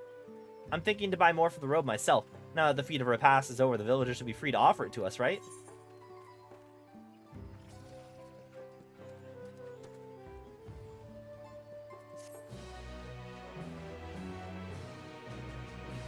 New wares are available from the Tural merchants and new cracks.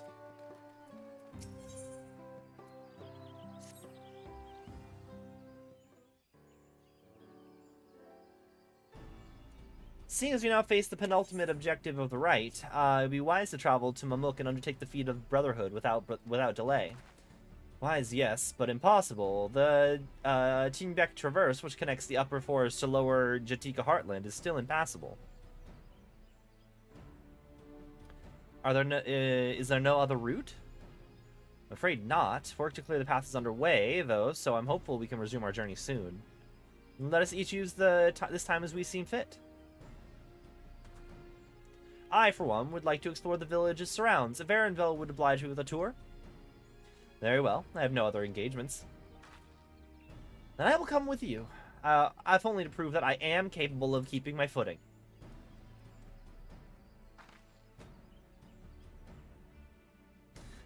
Though I shouldn't rejoice in our delay, it does afford me an opportunity to look into my grandfather's purported visit to Yaktel. Oh, that's right. Mablu did say something about a foreign mage coming through here decades back, didn't she? I'll come with you. Want to join us? Let us reconvene after our respective diversions.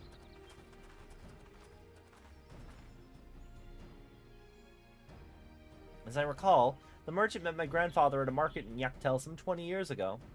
Any who might reliably remember him must therefore be at least middle-aged. Let us make inquiries when we can.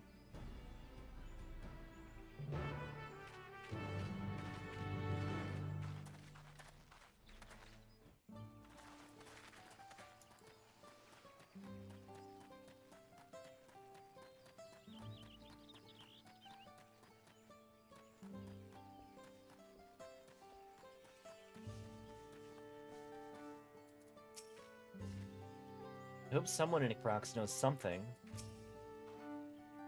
This fellow looks promising, definitely older than I am. Foreign mage 20 years ago. Yes, I remember him. It's not often we get visitors from across the salt, let alone those traveling with infants. A baby girl, as I recall. I only saw him in passing, mind. If anyone were to know more, I'd wager it would be Hunmuruk. He was already Jibarak's Rax then. Baby girl? It couldn't have been. Thank you, sir. That information is very helpful.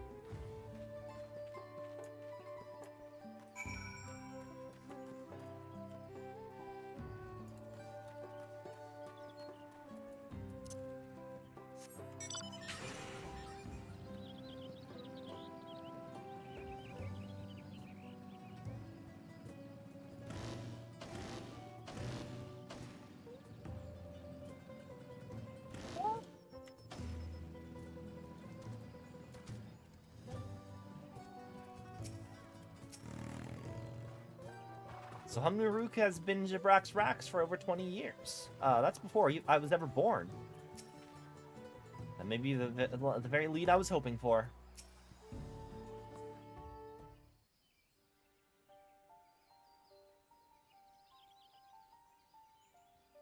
Hello again. Do you require assistance?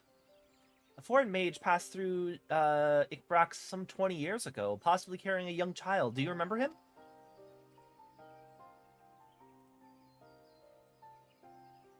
Why do you ask me this? Who is this man to you? He may have been my grandfather, and I wish to know what brought him here. Your grandfather? Not by blood, but he is family nonetheless. A foreign mage did indeed visit Ikbrax, Master Galuf.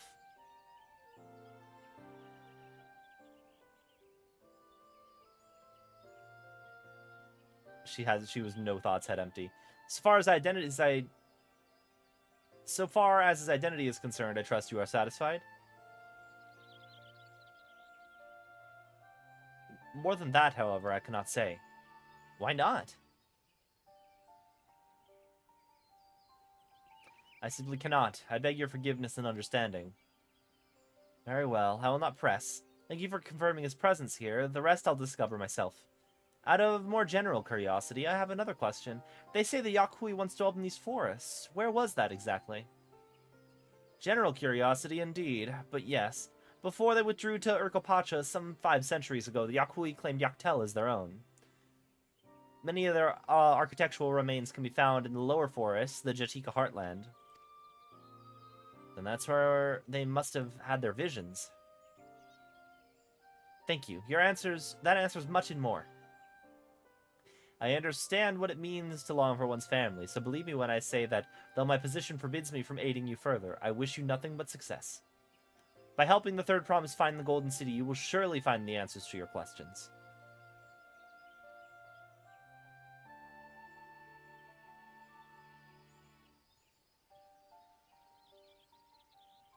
Speaking of which, I have a query of my own for you. May I request a moment of your company?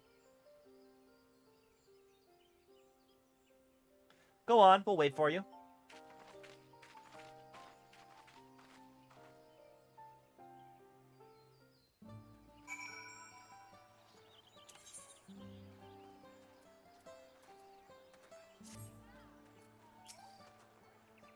Thank you for obliging me.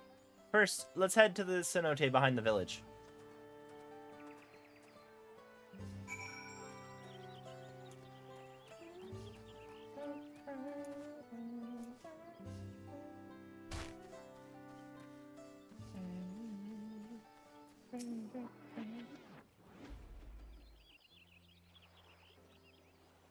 It's my intention to see you off without saying anything, but Mr. Skryle's plea has softened my resolve. As the leader of our community, I am gladdened to see that the Third Promise has surrounded herself with such compassionate and trustworthy companions. Would you tell me of her journey thus far?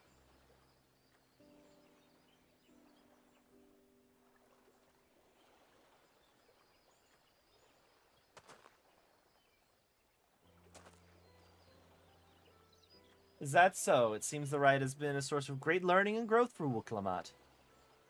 Are you her biological dad? It does me well to hear that.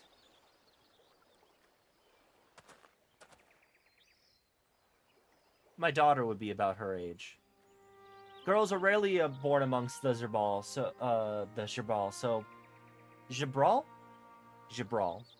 So when she arrived, the village was elated. Such joy I felt when I first held her, and pain when I found her at the bottom of the cenote. Oh, you're not her biological dad. 3 years old. An accident, it was said, but I knew better. She had been pushed. Though we never caught them, the suspicious figures was seen fleeing towards the Jatika heartland, towards Mamuk. Once bitter enemies, the Mamulja and Jabral had learned to live in peace. But who could doubt the intent of such a reprehensible act? By targeting the child, who would one day lead her people, the criminal sought to undermine the future of the Jabral. I was determined not to let them succeed, and so I let the memory of my daughter die in that cenote and gave her into the care of the one person I knew who could protect her. Wait, so she didn't die? Dawn servant Galul Jaja. Though she was born to lead the Jabral, fate had a greater plan for Lamat. Only the Dawn servant and I know the truth, but I must now take you into my confidence for one reason. If the villain who attempted to murder my daughter was indeed a Mamuk, then rancor towards Jabral still burns. I was caught off guard once. I will not suffer that same tragedy again. And so I asked you, not as the Dawn servant's elector, but as a father, to watch over the Third Promise. Defend her from her enemies that may be lurking in the shadow. Will you do this for me?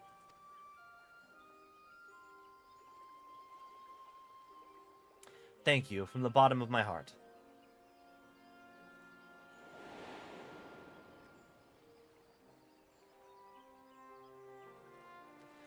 Will you hear my question and answer me plainly? Address me not as the ruler of Tural, but a concerned father.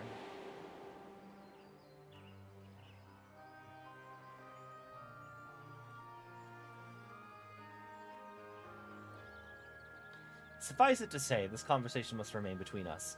Pray breathe not a word of this to anyone.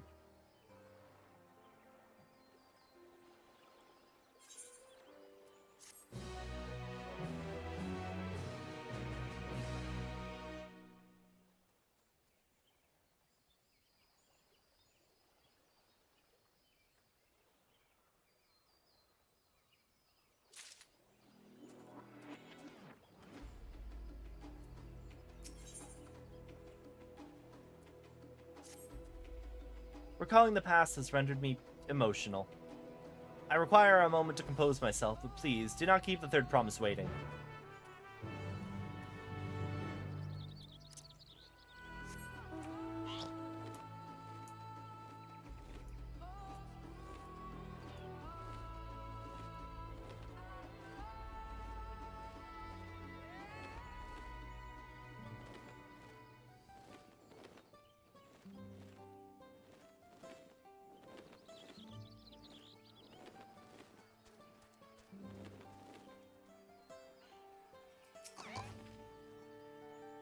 Finished speaking with Hunmu, have you?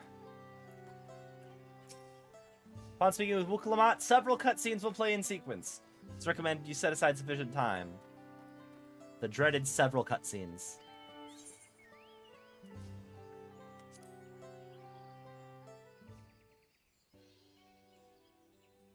You're back, so what did Hunmu want? Just a chat. Spoilers. Oh, it's alright, you don't have to say. More importantly, Tinbeck Traverses still isn't clear. Something about even more rocks. Then I think I'll take the opportunity to rest. All that cooking and preparing for it has worn me out.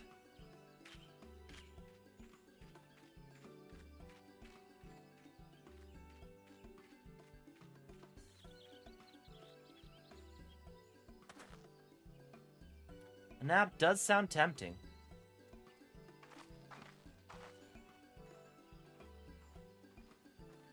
Somebody's watching us. A moment, promise.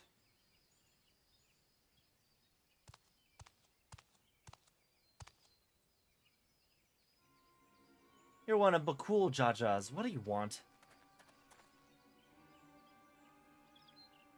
Come to fetch you. You're welcome to refuse, but know that it would be most unwise. And why is that? Sure, your salted friend has an idea. What do you think?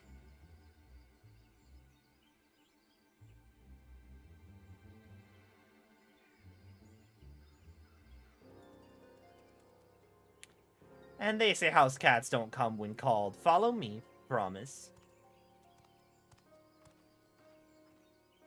Are we not going? Okay, I was gonna be like, we better be fucking going with her.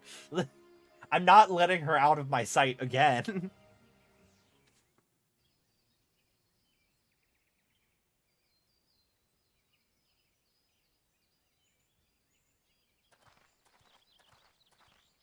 What is the meaning of this? And just how far do you plan on taking us?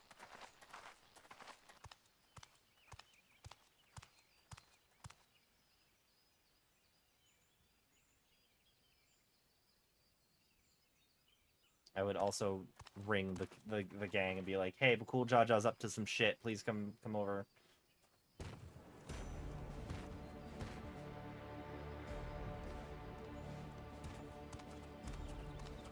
Oh, Morok!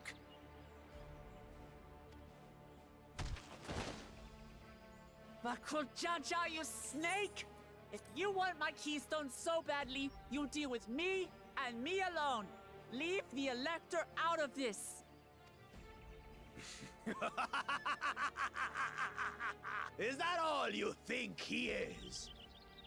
Foolish kitty! This man is the reason we are here.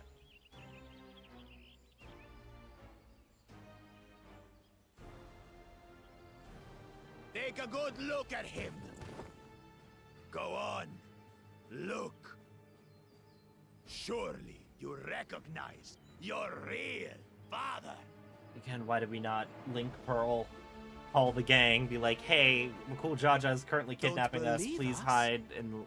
Then ask your trusted Sellsworth. He heard it straight from the old man's mouth. Is it true? Is Humoruk my...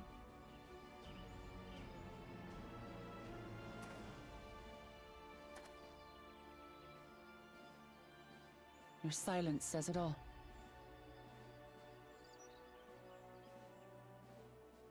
Now that you understand the situation, let's see those keystones. I'll even let you fight for them. Just you and me.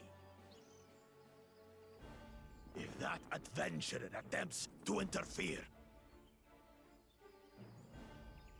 I'll kill the old man myself! Oh, because you're too afraid to fight me, is that's what you're saying?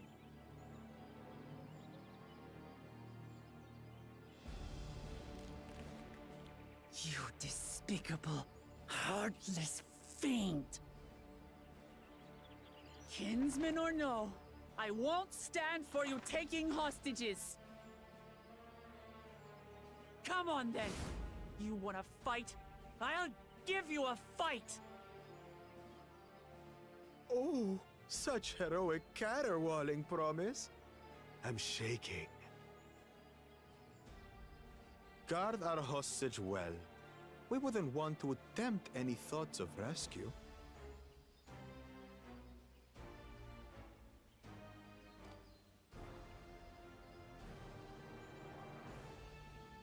By the by, house cat, they've been instructed to put down Papa Dearest when you lose.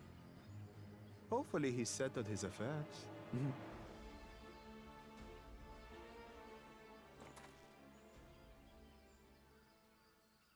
Don't worry. I'm not losing to the likes of him.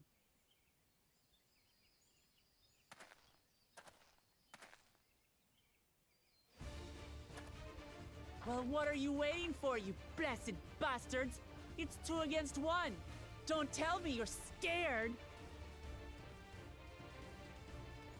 I know I didn't hear you right.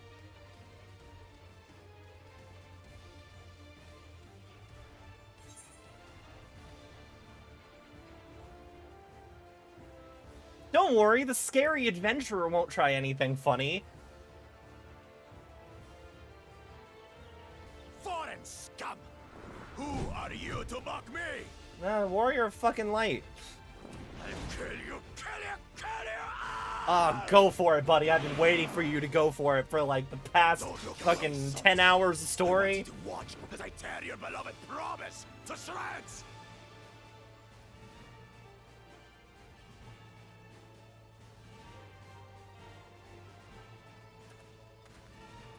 Hey, eyes on me.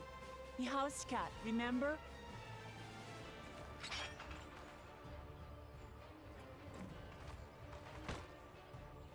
I'll say it again. I'm not losing to the likes of you.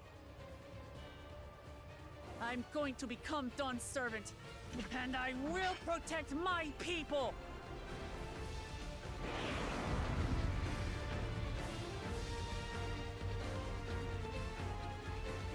This file you play as Lamat. She will gain the resolve to unleash limit breaks. Not only do these attacks deal great damage, but they will recover HP. Use them early and often to emerge victorious.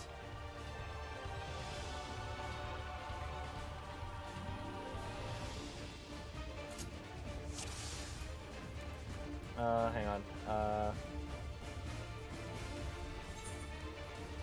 I hate how this... Okay, so, like that.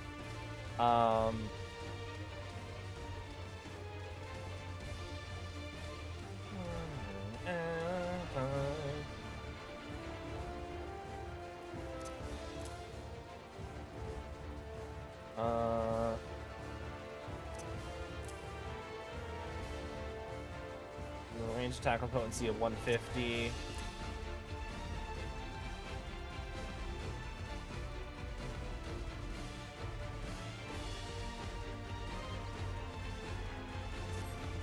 Yeah, that should be good.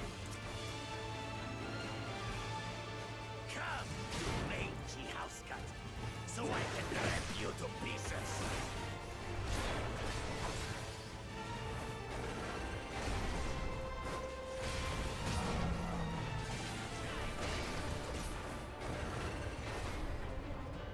I'll cut you to shreds.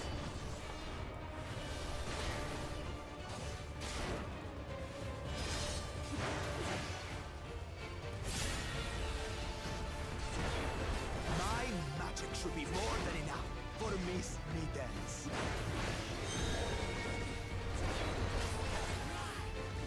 I'll make you eat that.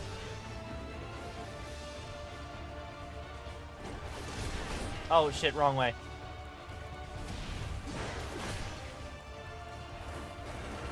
No more tricks, Bakulchaja. We're settling this here and now. Apparently not. Apparently we're not settling that here and now. Let's do easy difficulty. Not very easy. We'll just do easy.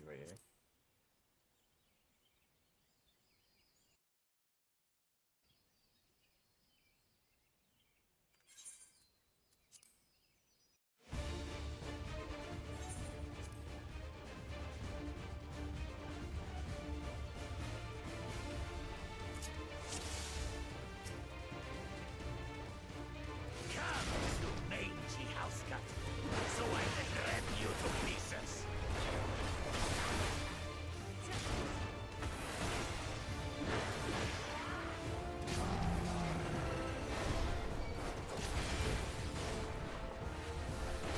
I'll cut you to shreds.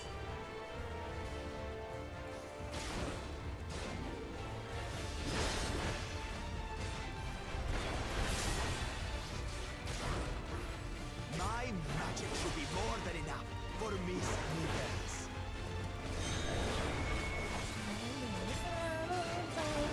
I'll make you eat that. Oh, okay, so it's... Okay. Okay, we're good. We're good. No more tricks, Jaja. We're settling this here and now. Still playing the part of the brave warrior?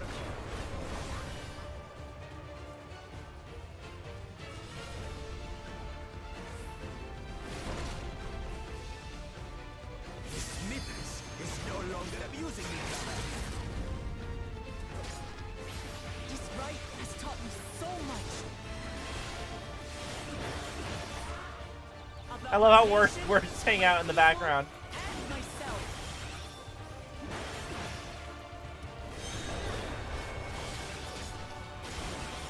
Okay, these ones are donuts. I'm assuming.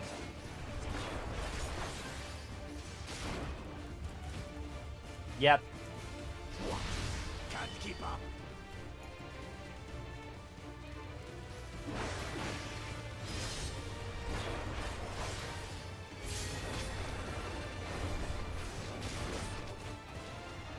How do you like this?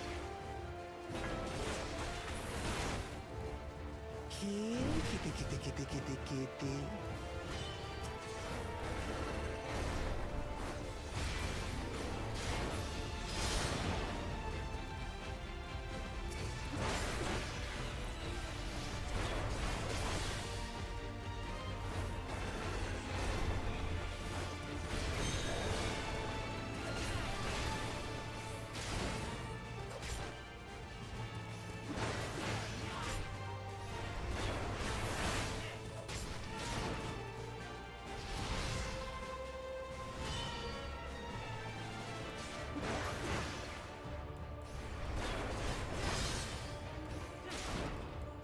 I finally understand what it means to live in peace.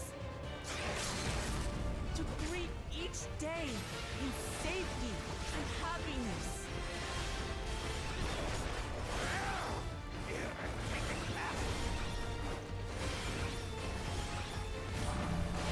It's time we finished. This is the end for you, kitten.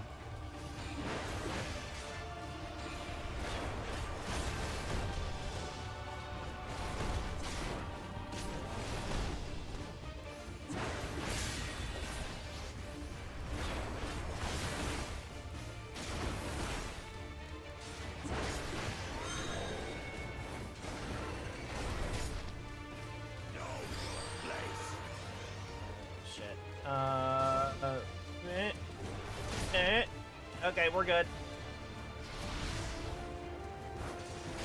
Can I get a limit break? And pretty soon, limit break. Claim the title of Dawn's servant. I must carry on Papa's legacy, his love for our people.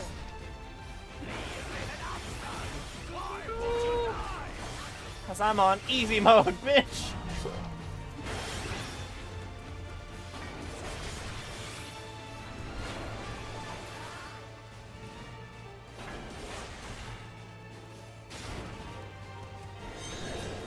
I'll show you the true power of the blessed.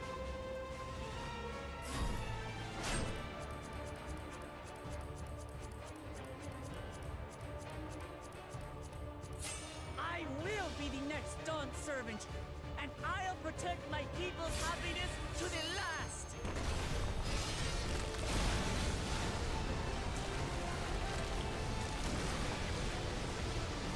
That's when there's no way I'll ever lose to the light of you. What? But that was everything I had! I can't stand...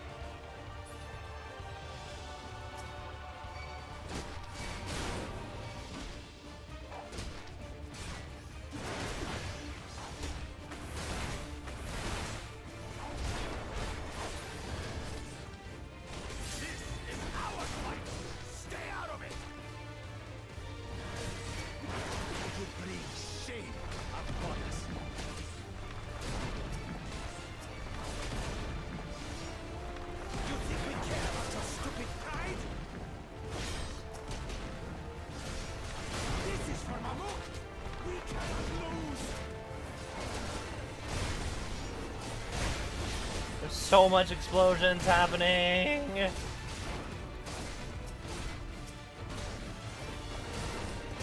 Oh, the great Bakul Jaja needs help, I see.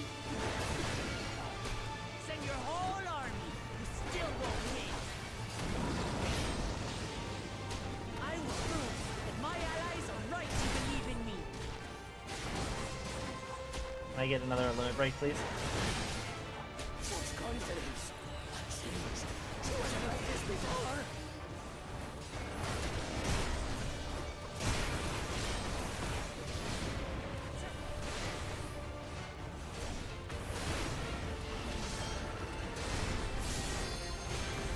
Unleash her potential!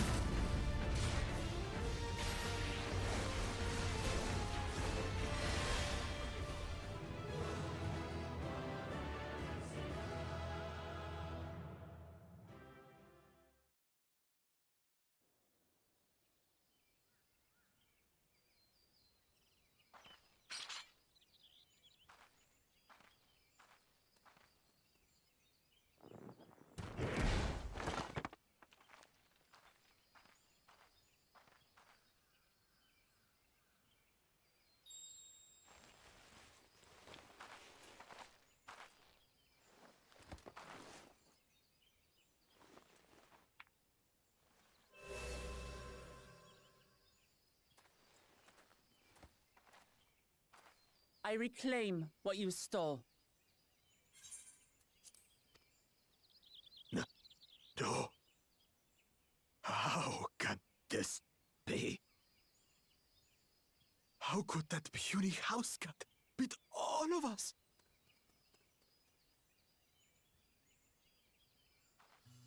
You've caused nothing but trouble with your dirty tricks. Threatening the Hanuhanu, releasing Valyarmanda, harassing me is one thing, but you've endangered too many innocents. No more, Bakul Jaja. I will not stand for it. If you even think of tormenting my people again, you will answer to me. We could just kill him right now. I'm just saying, like, we could just do that right now. I feel like we'd be totally justified. Oh, he's thinking about it. Cool. Have him answer. We need to kill him. Let's kill him right now. No. No.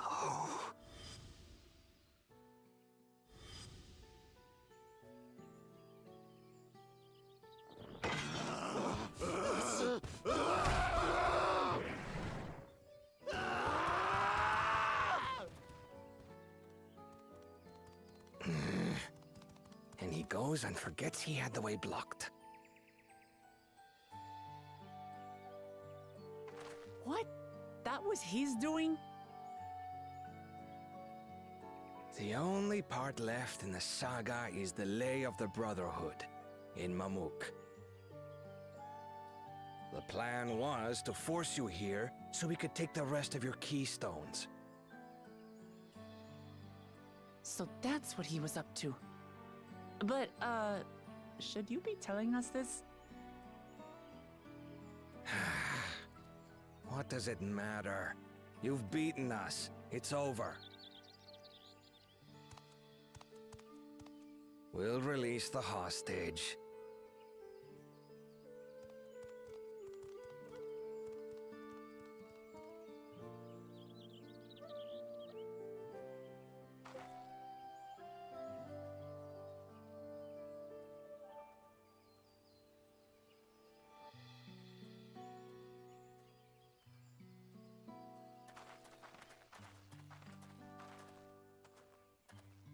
I'm sorry. I was careless. Are you all right?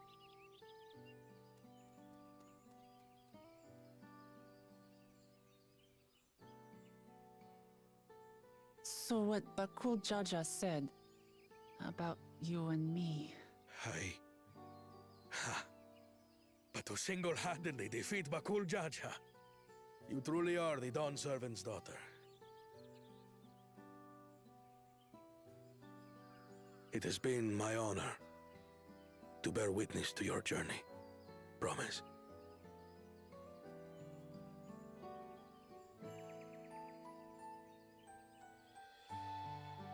promise. Yes. That's what I am. I'm Kulul Jaja's daughter, and Tulihyolal's next dawn servant.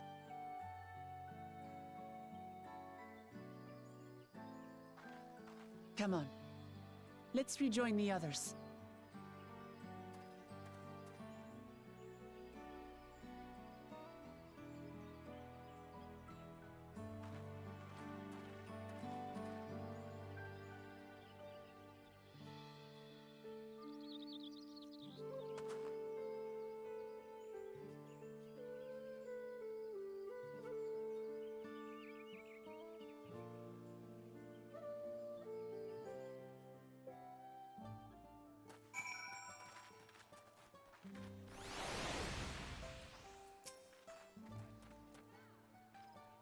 Something happened while we were away? There's a certain satisfied air about you.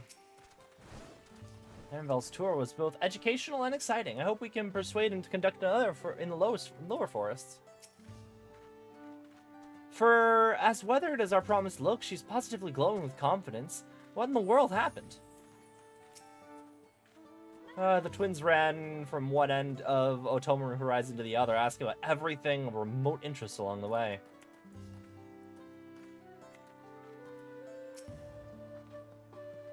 Seems we were last to return. I'm glad everyone made it back to safety.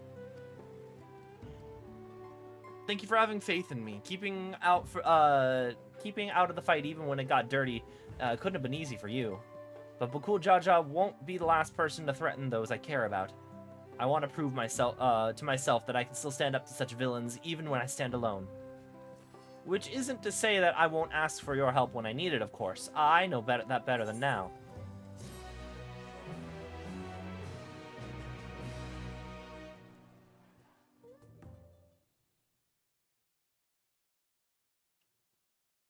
Earlier in the second Promises camp.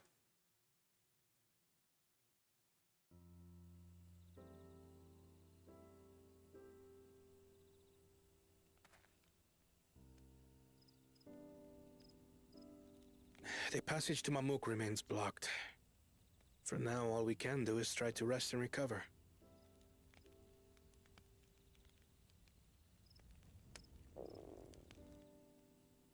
Perhaps with a meal, as my sister would no doubt suggest.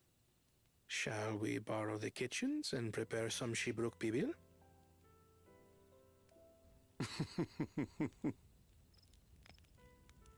So thou hast taken a liking to the dish.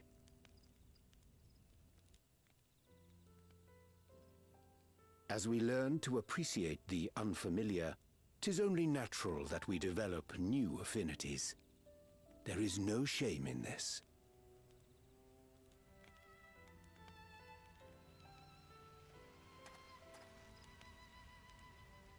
But there is in ignorance.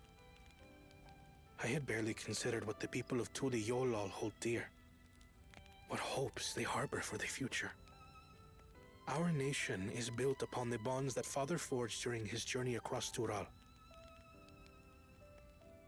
But so single-minded have I been in my advocacy of foreign innovations that I failed to understand my own people.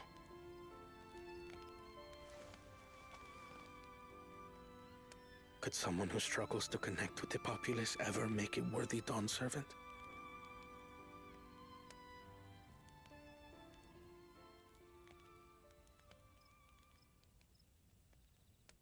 To understand and connect with people is by no means easy. But there is something you can do to pave the way. Let them see you for who you really are. What makes you laugh and cry and rage. That sort of honesty is the first step towards mutual understanding and connection. Understanding begets fellowship, as my father said. And yet, what you suggest does not come naturally to me.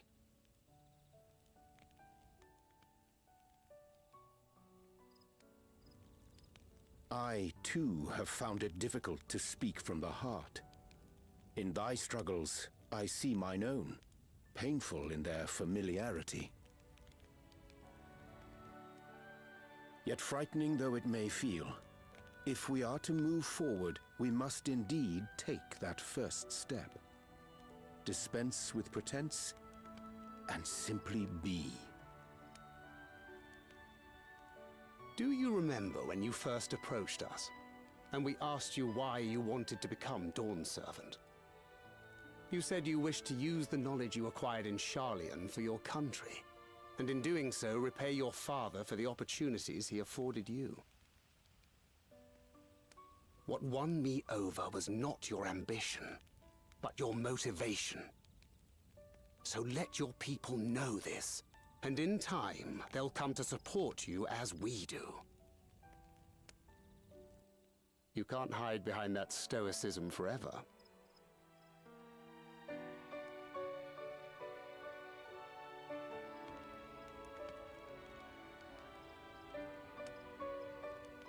Very well then. I will make a greater effort to be myself. By not being my usual self so much.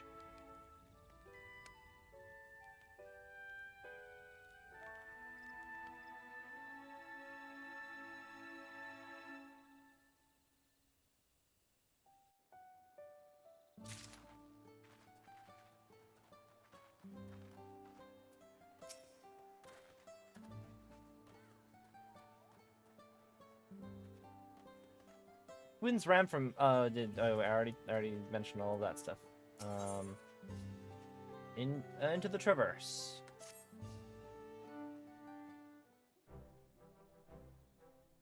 So what's the state of the Tinbeck Traverse? Still being cleared, I assume. Humuruk said he would notify us as soon as the work was done. Then perhaps now would be a good time to consider how we might reclaim Lamat's stolen keystone. The next feat will be our last, after all. Oh, I already got it back. What? When? Not to mention how. This is Bakul Jajal we're talking about.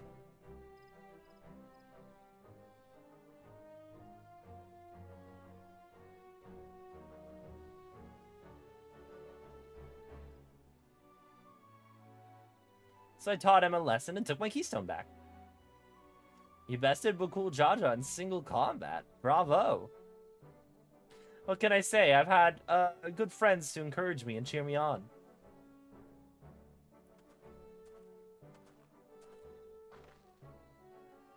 There you are. Our excavators have contacted me with news of the success of the Tinbeck Traverse is now safe for travel. And then we can finally make for Mamuk. Come to think of it, isn't that Bakul Jaja's home? We can only hope its residents don't share his winning personality. If it is indeed the city where Ketenram first met the Dawn Servant, surely some civility awaits us. I would not be so certain. It is true that the Dawn Servant received Ketenram Mamuk and was instrumental in the establishment of friendly relations between the Jabal and Mamulja. But since that time, most of the Mamulja who supported his peace have left their city in favor of abiding in the capital.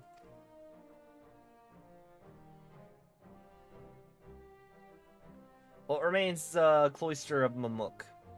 And while these traditionalists do not take up arms against us, neither do they bear great love for outsiders. Whatever they're like, the people of Mamuk are also of Tuliolo. If I'm to be Dawn Servant, it's my job to know them first of all. Well, we'll be on our way then. I'm glad I could learn about where I came from, and eat so much Shibruk Pavil besides. Thank you for everything, Humuruk. Till next time, take care.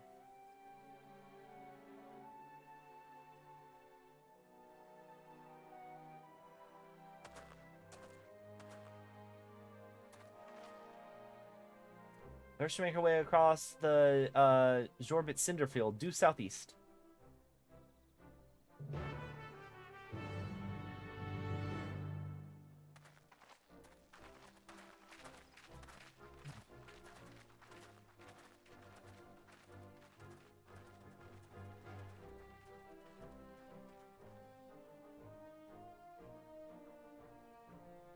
How you have grown indeed.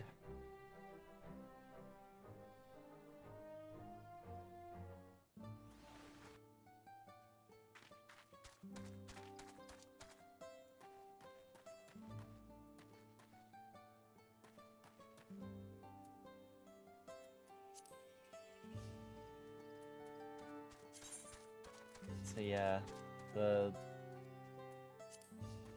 see.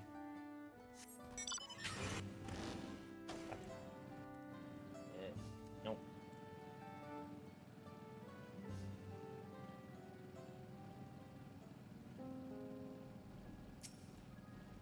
Is this guy's mount a blasphemy? No, it's the Fenrir mount.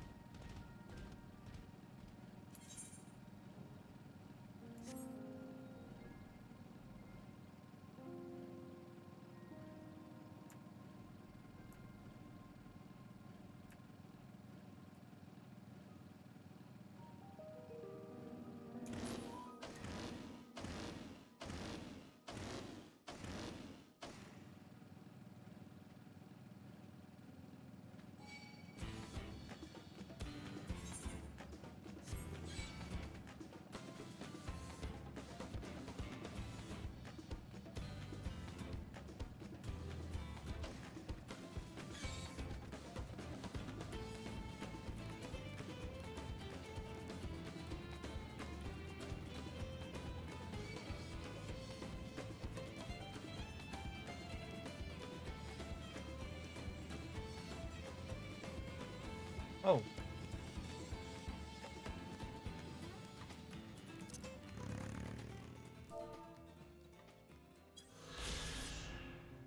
For many, many years, the savage war between the Jabal and Mamulja raged back and forth across the scarred stretch of land.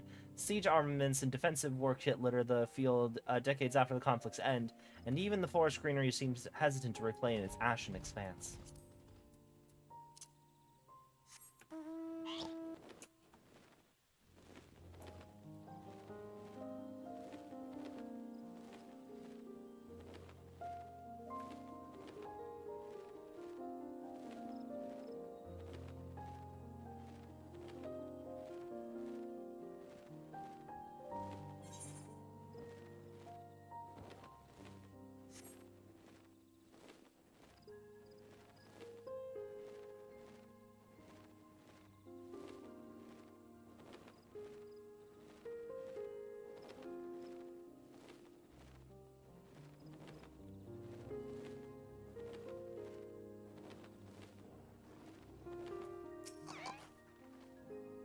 Filled my bag with Jibruk Pavil before we left, but I'm down to my last serving already.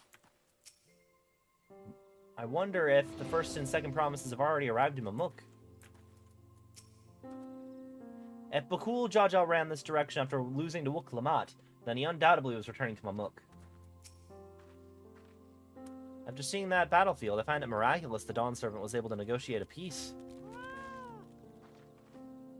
I'm gonna BRB actually, 1 second. I'm a little hungry. I'm gonna grab a snack.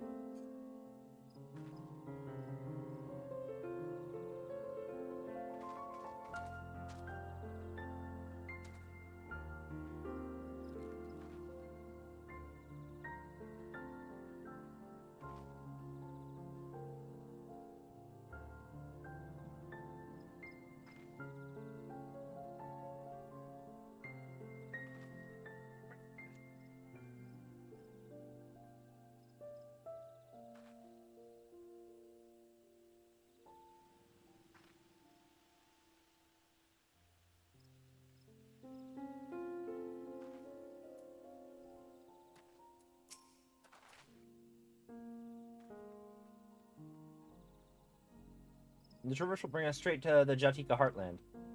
Remember how you insisted this forest is green?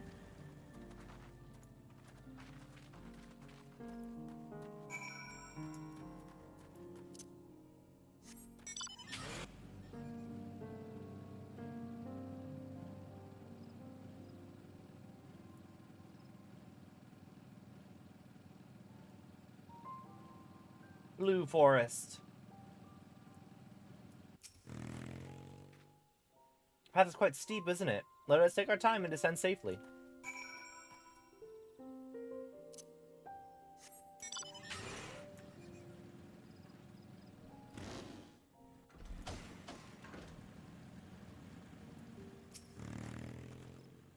I spoke with one of the excavators on my way down. Apparently, Bakul Jaja cleared away the one fallen tree remaining by barreling through it. That Lamat single-handedly defeated someone possessed with such physical might is nothing short of remarkable. Still, we ought to proceed with caution. There's no telling what his wounded pride might compel him to attempt.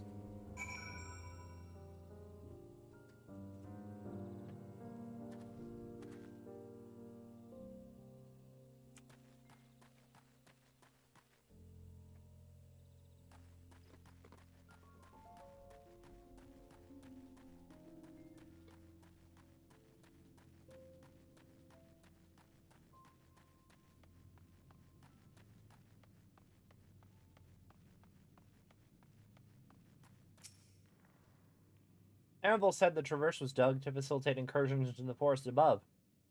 Intentions notwithstanding, you have to admire the dedication.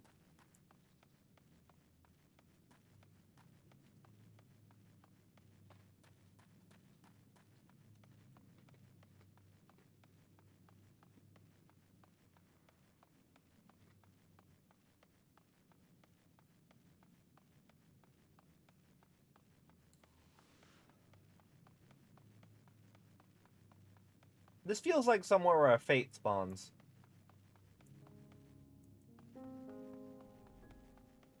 Feels like the arena for some kind of boss fate.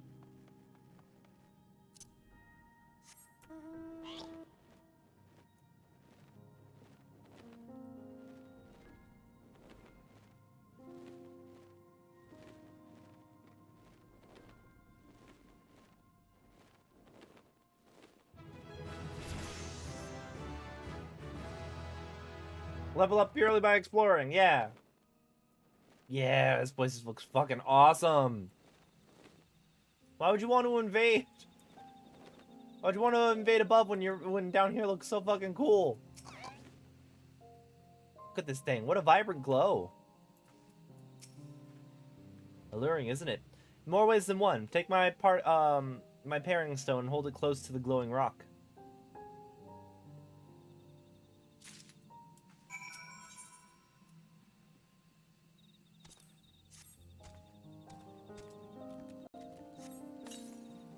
As you hold the pairing stone in soft glow, it affixes itself to the boulder with surprising force.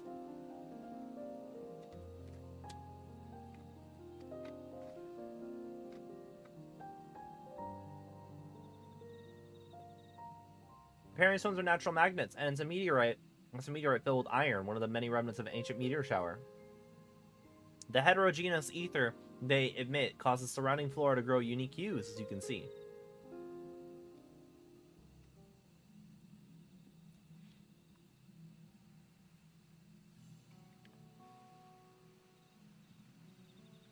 These glowing boulders came plummeting down from the heavens? If Tural be merciful.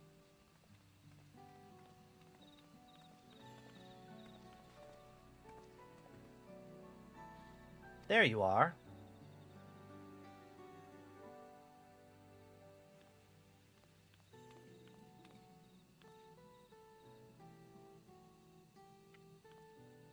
Blue! It's all blue! A far cry from the upper forest, indeed. Oh, this is already so fascinating. I'm eager to hear what the people of Mamuk can tell us about it. Keep running. We're almost there.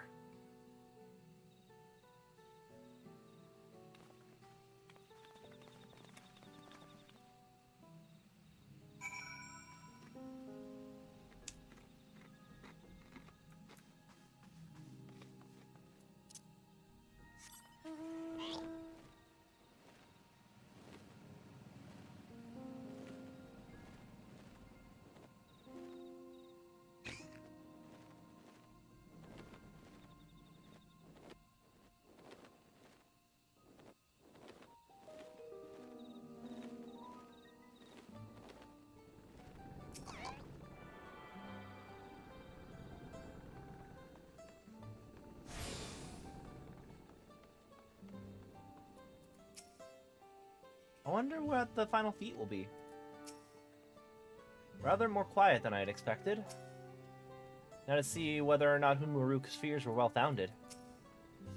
And here we finally are, now to find the Elector. This is also my first time visiting Mamuk. I have no experience interacting with the locals, but given Humuruk's parting words, I would advise a cautionary approach.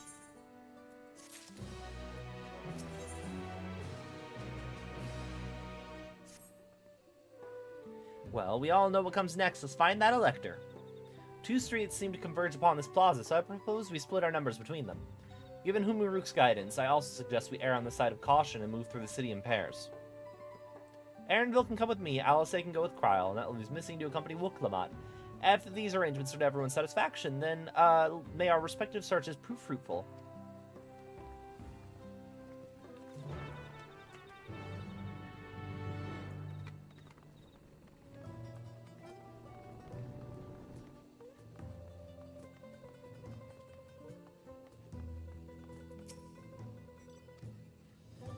She clearly has no intention of speaking with you.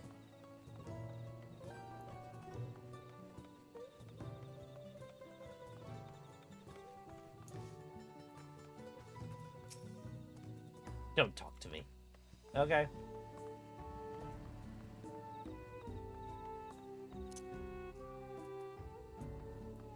Oh, I don't have my...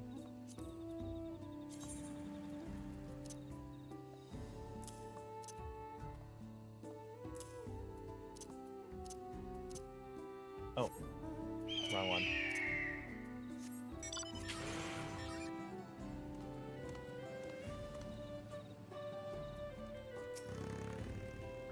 You can still hear me, right? And see me? Man, that's the alligator.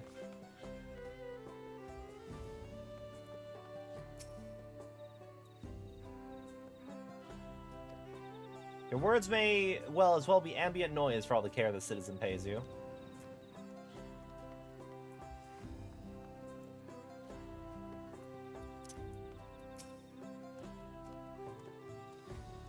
As you begin to speak, the man abruptly turns and leaves.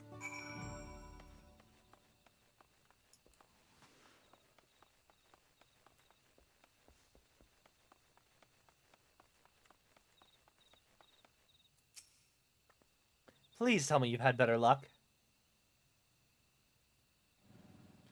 No one will talk to you either. I was prepared for hard stares and harsh words, but this is something else.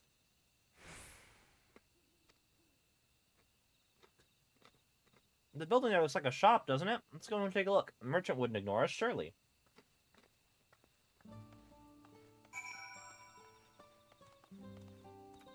Stop following me. Nope. I'm gonna follow you. What do you want?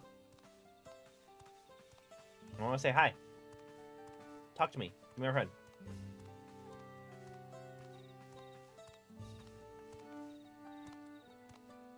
Nope.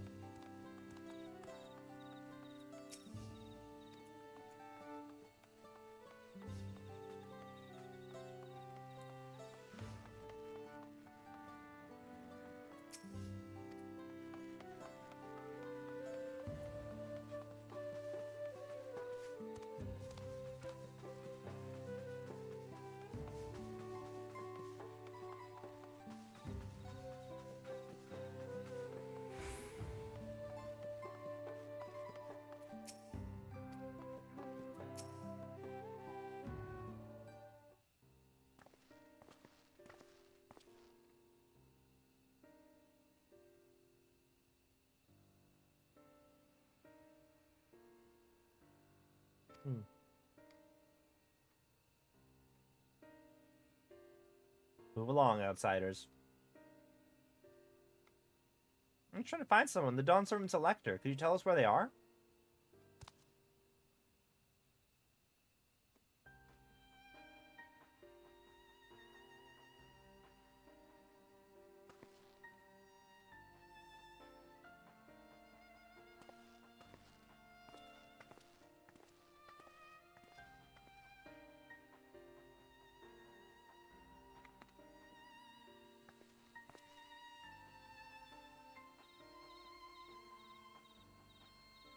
How are we supposed to find the Elector if no one will speak with us?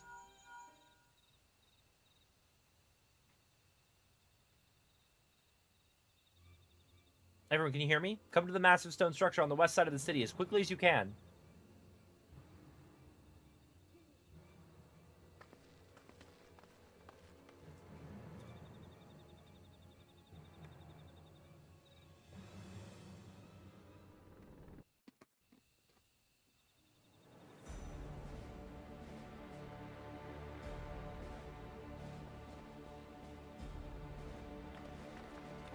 Up there!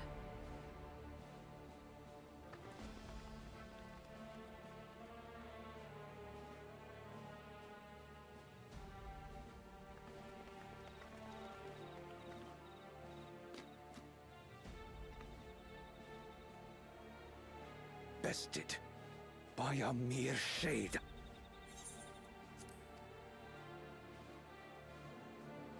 Zerolja? Papa? Not as you know him. What you see is an arcane manifestation of the Dawn Servant as he was in his prime. A primal?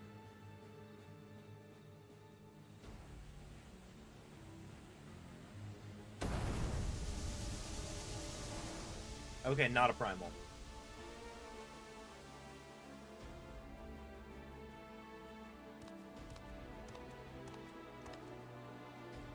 The channeler is Zerelja, Autarch of Mamuk and Elector for the feet of the Brotherhood.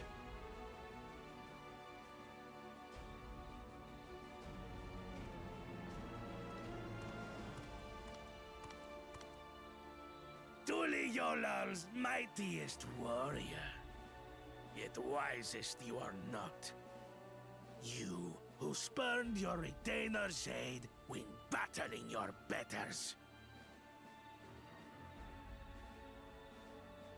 To prove oneself superior to blessed siblings by surpassing the shade of Galul Jar Jar himself. That is the final feat. The first promise fought alone and fell short, but that is now the least of his concerns. You could have let your foolishness end with your failure. But instead, you attempted to harm an anointed elector. Zerolja, as of this moment, you are no longer a claimant. I disqualify you from the right of succession. Be gone from my sight.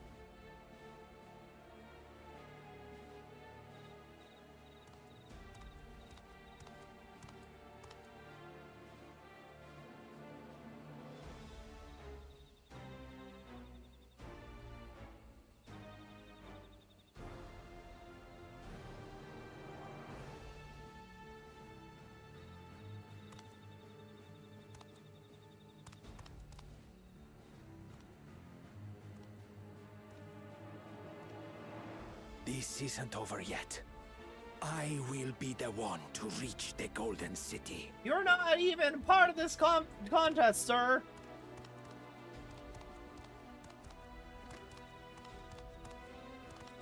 When Zerolja was defeated, he tried to take the keystone by force, but he was thwarted by Father Shade.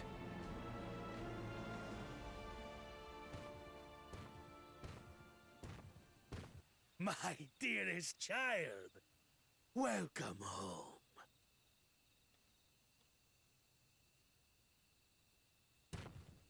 This is a conflict of interests. This feat was made for you. Only blessed siblings could hope to defeat Galul Jar Jar. But ere we begin, I would see the fruits of your triumphs. Come, show me your tablets.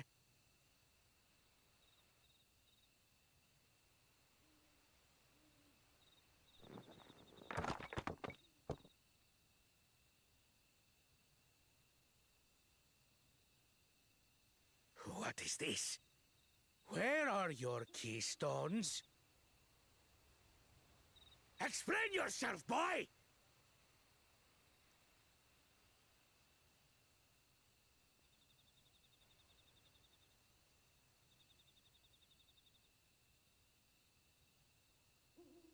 No matter. Not all can be expected to go to plan. What keystones you lack, you can easily take. You already tried that. I tried. But I couldn't. I cannot beat her. You mean to tell me that you, glory of Mamuk, for whom all here have sacrificed, were defeated by your inferiors?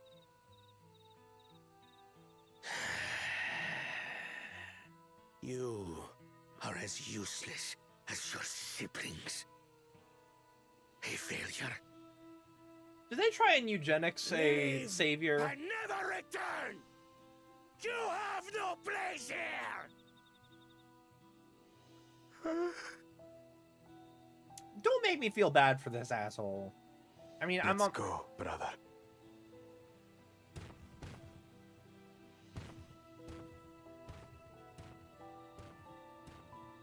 Worthless! Pathetic! This was our chance to claim sovereignty, and he ruins it!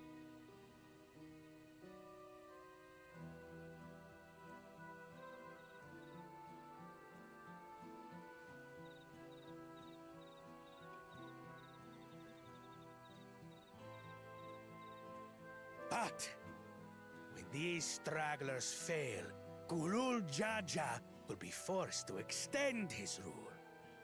And in the next rite of succession, we will present a better claimant. So come, stand before me, and fall. I won't do your trial. Oh? You intend to forfeit the right? Papa wants his successor to intimately understand the country he loves. Every step of my journey, I've learned something about our peoples and their cultures. I would do the same here in Mamuk.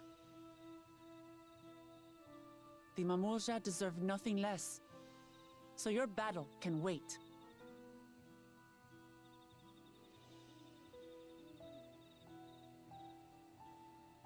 I'm of the same mind.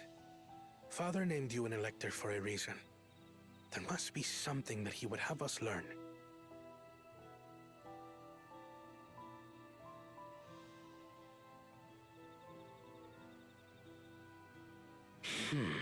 Do as you will. But until you triumph over the Shade, you shall proceed no further.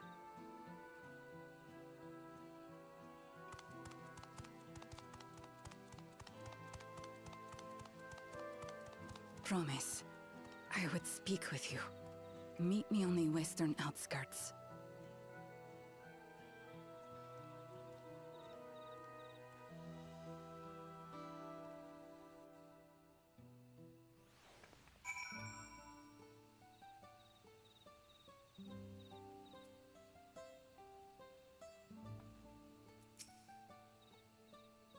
That was a dramatic escalation. It's hard to believe Zeralja was bested in battle. The first promise attended just now. Did his words not strike you as strange? Yeah, no, like, everything about him is strange. I'll be the one to reach the Golden City, as though he intends to venture there without Zeralja. I've heard about this channeling art before. Passed down through a certain clan, it employs arcane implements to produce smoke from which a mage can conjure a shade. The electors we have met thus far have all had their peculiarities, but each we felt would judge claimants equally. This Zeralja, however, seems set in his belief that only blessed siblings are worthy of the throne. Why would the Dawn Servant name an openly biased man elector? Worrying over Zeralja won't get us anywhere. That lady, on the other hand, was the first person to address us with any civility since we first arrived. We should go and meet her and hear what she has to say. The western outskirts, right?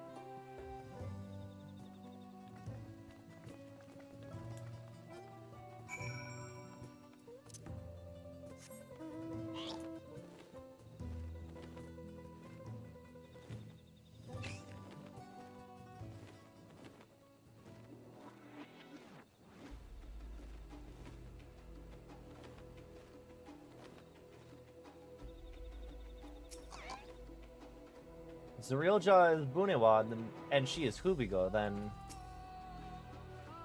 Whatever her relation to Zeralja, I hope we can trust her. We could do with at least one ally in this city. She looks troubled. To bid us thus meet with her in private, this is both an important and delicate matter. Finally, a real conversation.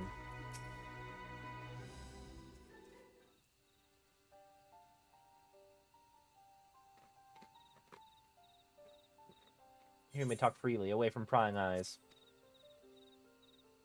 What was it you wish to talk about? Tell me, what do you think of Mamuk? Well, we don't have much to say yet. No one wants to speak with us. All who remain in this city are devoted to the traditional ways. They believe that blessed siblings are superior, that only they are worthy to lead the peoples of this continent. Most would not deign to address outsiders, deeming them beneath notice. Sounds like an ideal community so far as Bakul Jaja is concerned. I am tired, exhausted by this senselessness.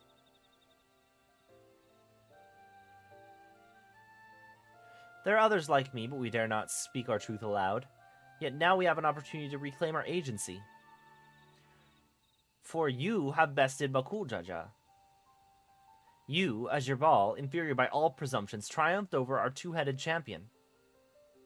This time anyway. Next time I might not be so lucky. Bakul Jaja is just that strong. I seriously don't understand why he cheats so much. It seems to me he'd do better if he just trusted his own abilities. He's desperate.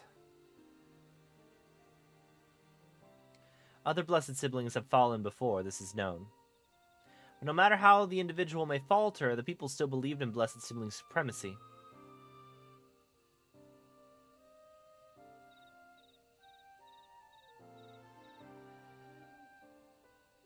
Because of my father. He who united Tural under one rule, who in their eyes stands as a testament to the tradition's infallibility, regardless of your father's virtuous intent, his great triumph has only fanned the flames of our people's obsession. However, as both his daughter and claimant to his legacy, your triumph could prove that Gulul Jaja's true strength lies not in his birth, but in his character, and in so doing you may give us the strength to renounce the blessed siblings forever. I can understand wanting to forsake zealotry, but isn't forsaking two-headed Mamulja going a bit far? You must decide that for yourself, whether the price we pay is worth an empty dream.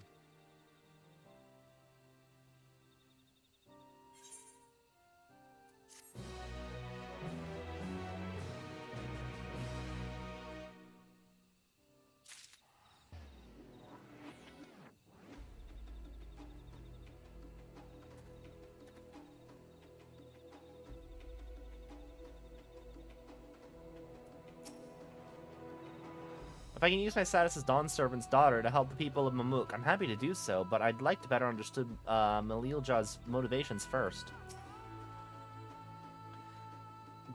Gulul Jaja labored to break down walls that his very existence would instead lead some to raise them is unfortunate. The price we pay, is she referring to the marriages between the Hubigo and Bunewa clans? I expect it was for his devotees that Bakul Jaja joined the right of succession. What I know about the Mamulja extremism is limited to what I have heard through rumors. The same is true for most of who hail from Jacques Tural.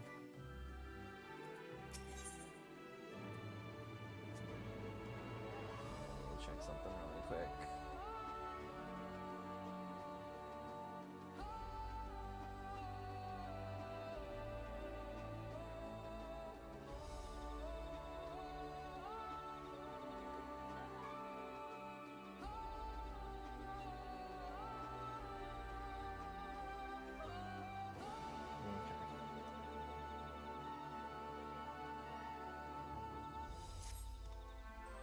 There is a place that would help you understand our plight. It lies far to the west of here. Follow me.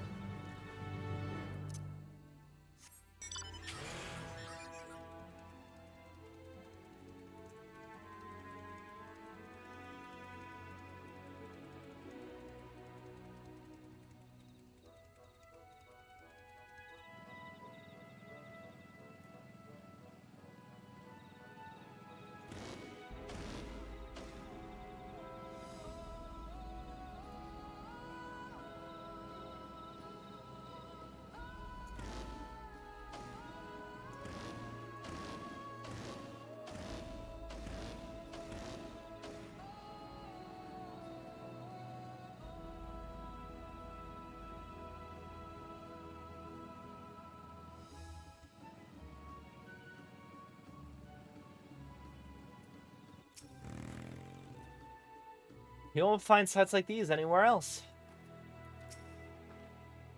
Is that a meteorite up there? Aye, judging by their attachment, the tree must benefit from the meteorite's unique ether. Anyway, we should press on. Melilja was anxious for us to see whatever it is she has to show us.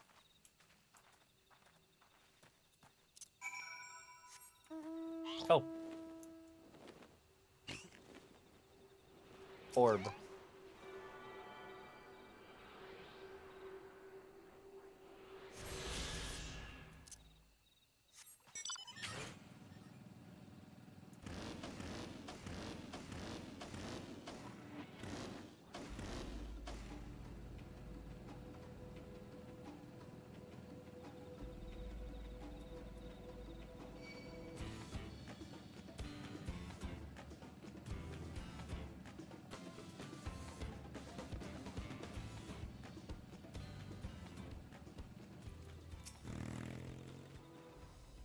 The canopy blocks out the sun so completely, it's almost as if we're in a room without windows. A hunting camp, like as not. I'd love to talk to Mamulja hunters and learn about their ways, except they'd probably ignore me. The others have continued on. Let's catch up to them.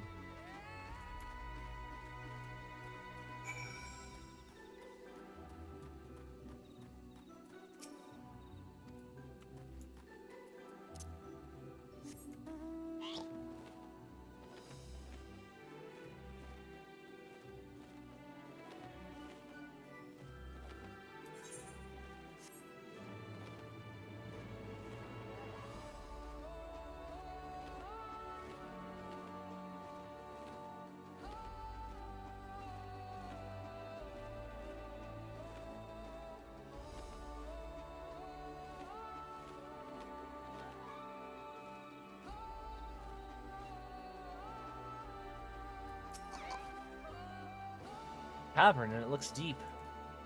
I was not aware that such tunnels could be found in the Jatika heartland. A well-kept secret indeed. What are we looking at then? Having seen how dark this forest is, I can understand why so many Mamulja choose to live in Yolal instead. The place I would show you is just ahead. This is the place you wanted to show us? It lies just beyond this passage. Entry into those grounds is not permitted even to the devout. Nonetheless, I would reveal our secrets to you. Rest assured I take full responsibility. Come, see for yourself the truth of the blessed.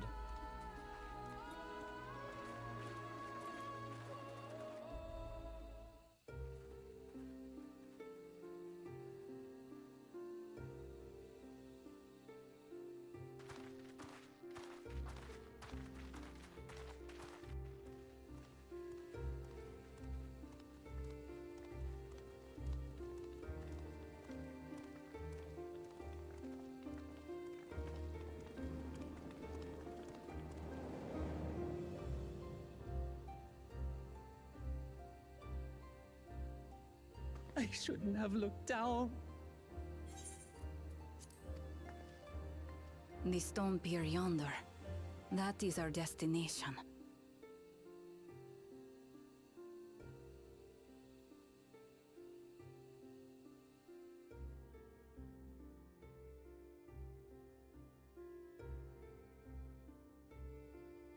To erect it there would have been no small feat.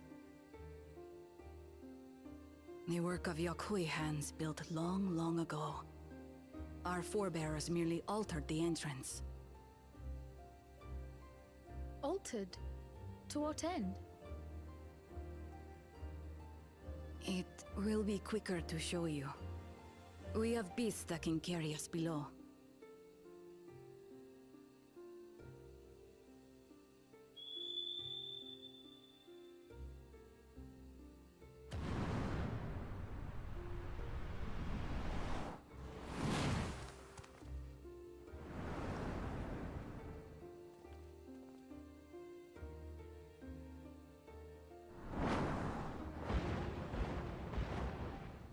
These things are cool.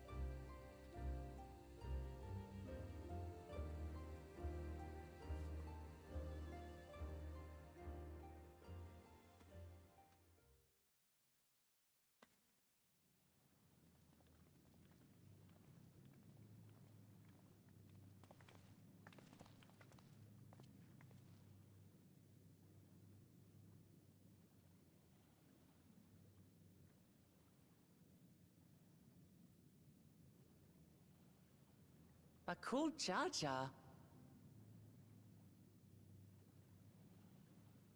What? Could it wait to laugh at the failure? You've always come here to cry. Ever since you were little.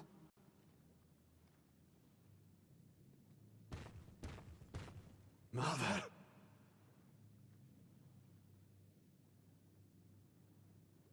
That confirms some suspicions. The third promise seeks to learn about Mamuk.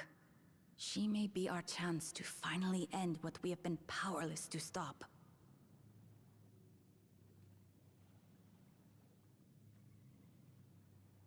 Talk with her. Tell her what we have done. Fine. Perhaps it's only right that we be the ones to speak of it. Blessed as we are. Do you guys do a eugenics? Do you just, like, crank out children until you get a blessed and then just, like, all the other ones?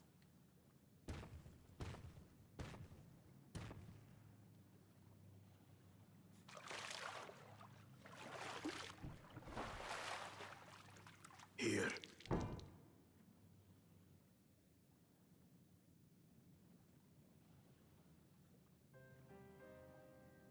This vessel holds the remains of a two-headed Mamulja.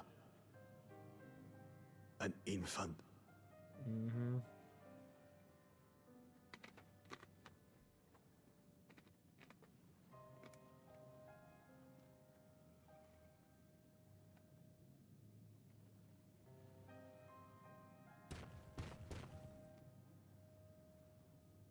We converted the ruins into a cenotaph, so the souls of these children wouldn't return as vengeful spirits. Do you know how blessed siblings are made? I've heard that they are born to Hubago and Bunawa parents.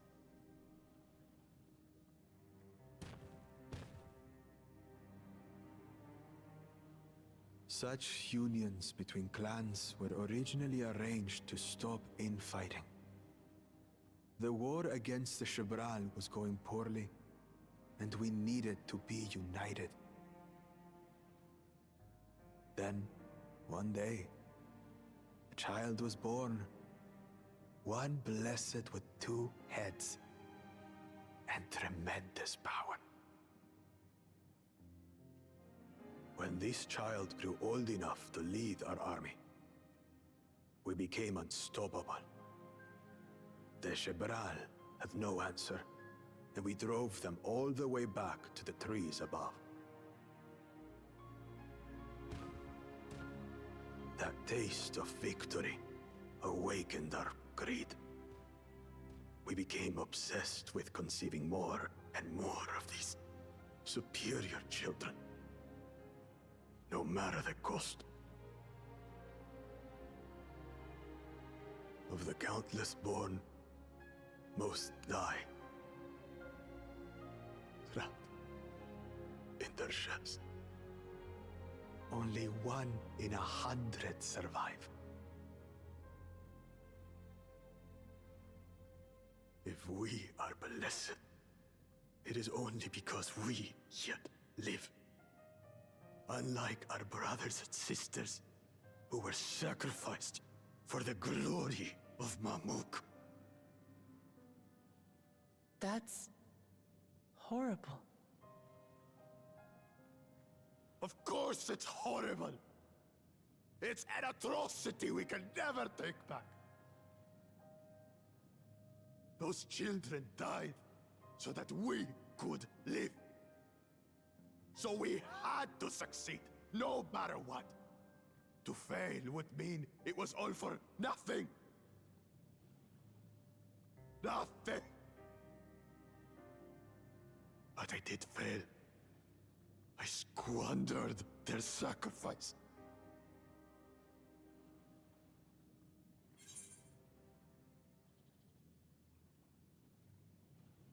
Don't use them as an excuse.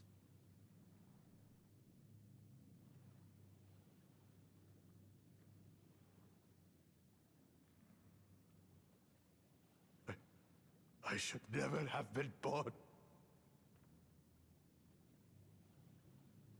You're wrong. You didn't ask to be born as you are, and you aren't responsible for your siblings' deaths. The people obsessed with blessed siblings are. They made their choices, but they don't make yours. Since when do you let others push you around Bakul Jaja? What do you want? Say it!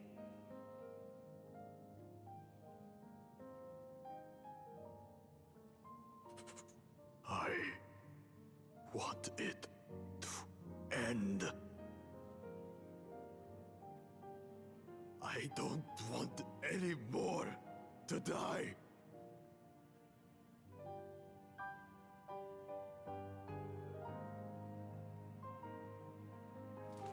Then you have my word. We'll put a stop to this madness.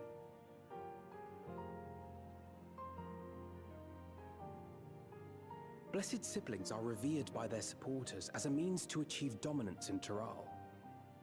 If we understand why they harbor such aspirations in the first place, we would be better equipped to treat with them.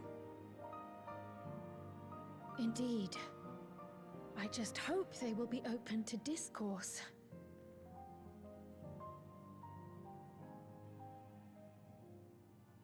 Take me with you.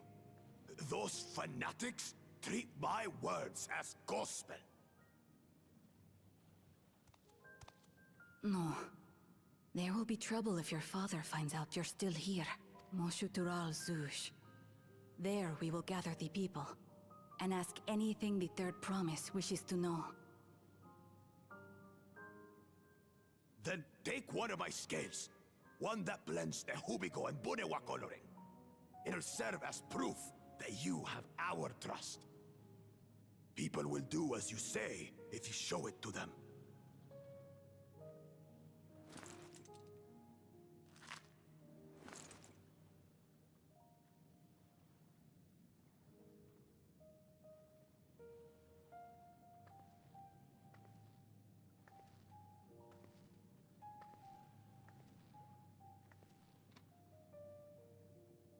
I'm sorry for what I've said and done.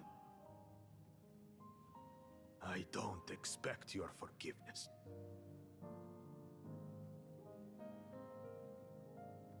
You had your reasons. I'm glad I could know them.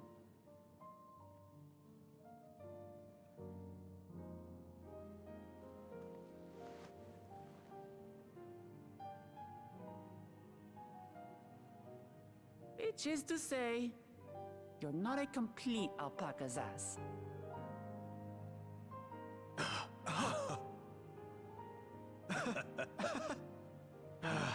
Thanks, Lamat. Well, maybe it's for the best. Hatred is exhausting, after all.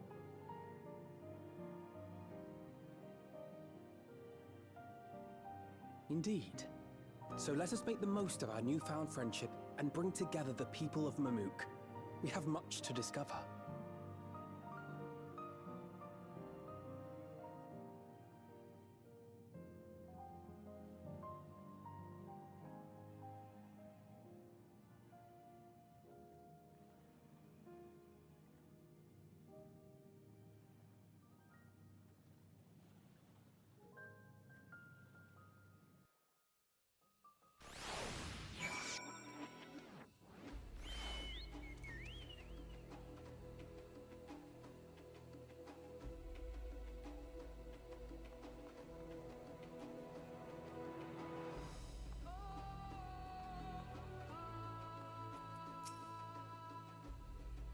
Before we rejoin the others, can we talk a moment?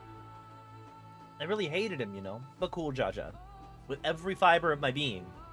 No, big same, Lamat. He tried to ruin Ihihana, sabotage us on the river, kidnapped me for my keystone, and released the most vicious Tural Vidral of all time. Anything he could do to cause us pain, he did. Never in a million years would I forgive him. But the moment I understand why he did what he did, the pain he's been carrying this whole time, all my anger just evaporated.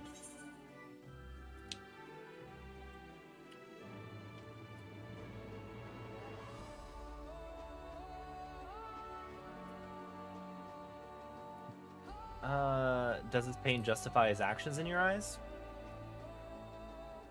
I hear you. Bakul Jaja's motives don't absolve him of his crimes. He must answer for them like anyone else. But right now, my duty is to ensure that no one in Mamluk feels desperate enough to go to such lengths ever again.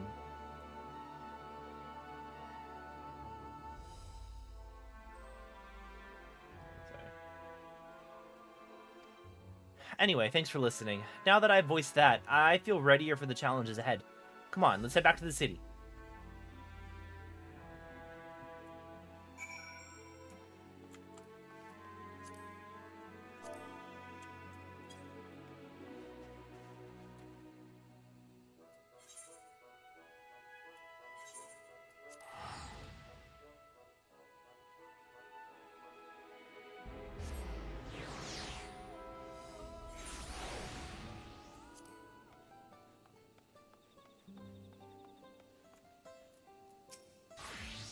It's amazing how Lamat can connect with anyone. She has an incredible gift. Sometimes it's best to just forgive and move on. It can be difficult. Gods, don't I know it. But that's all the more reason to try your damnness and look past how you were wronged and let bygones be bygones.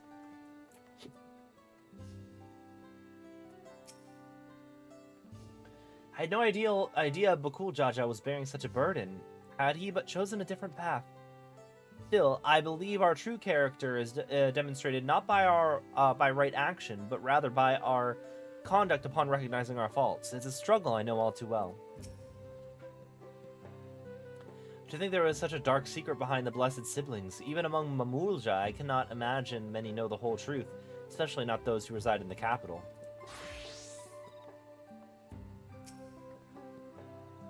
Bakul Jaja's scales represents his faith in us.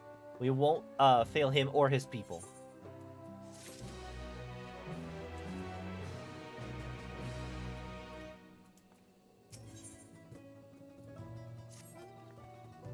We haven't a moment to lose. According to Mililja, Tural is an abandoned settlement northwest of the city. It should afford us the privacy we require. We must work quickly lest Zerilja discover our intentions. Fortunately, Bakul Jaja thought to give us additional scales so we might cover more ground in less time. Everyone should take one and get going. Use them to gather as many people as you can.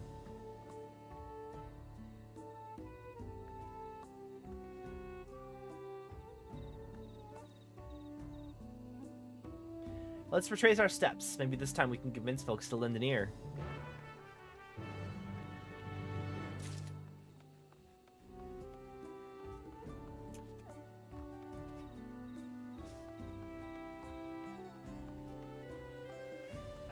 I want something sweeter. I'm gonna get the last of the strawberries that we have. BRB.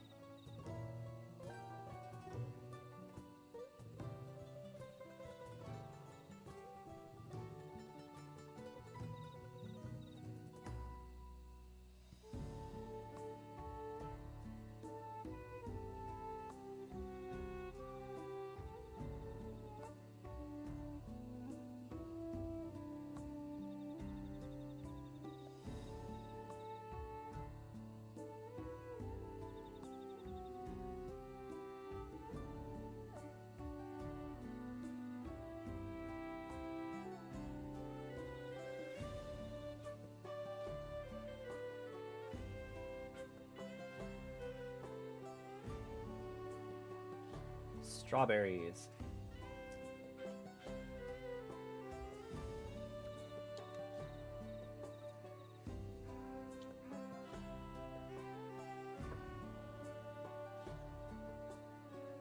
Got a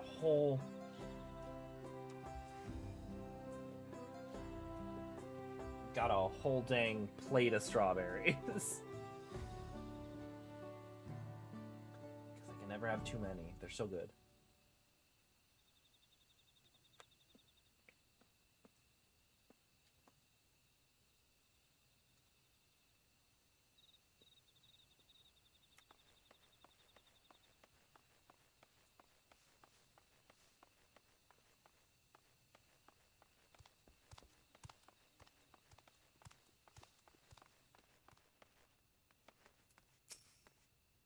Did I not tell you to move along? I can't be seen talking with the likes of you.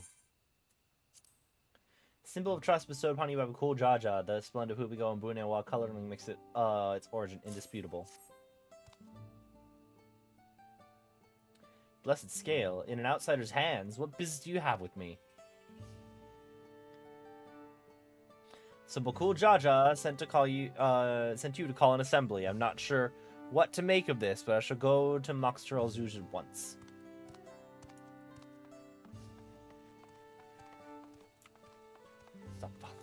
I do love how all the NPCs here are programmed to just fucking hate you. Look, I've already made a new friend.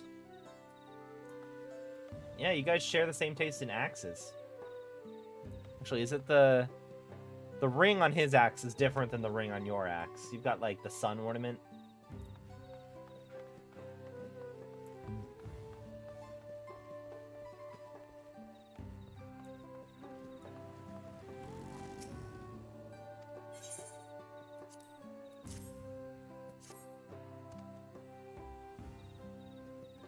Scale, if the blessed trust you, then so will I.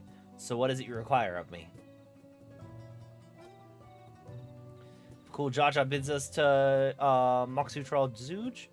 A strange place for an assembly, but very well. I will not refuse he who fights for our dreams.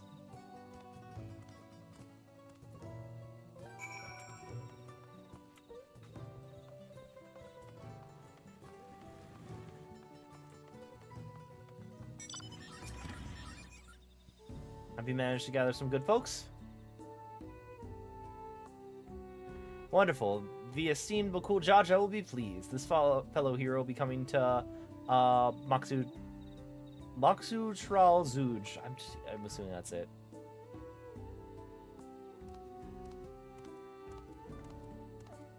Apparently, there's a Najul nursery to the west called Gojamak Grove.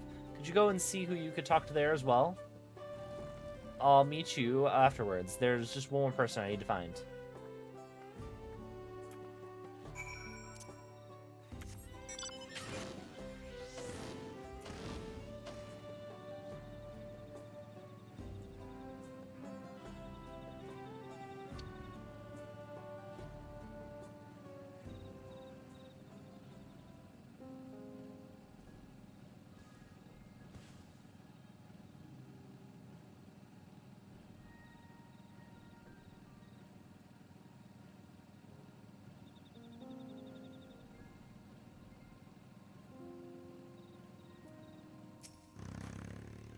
I have nothing to say to outsiders. Leave this place, outsider.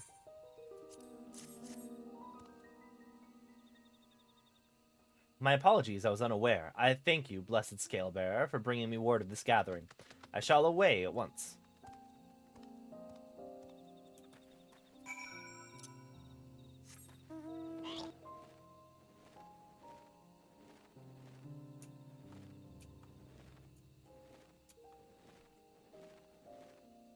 Is there a...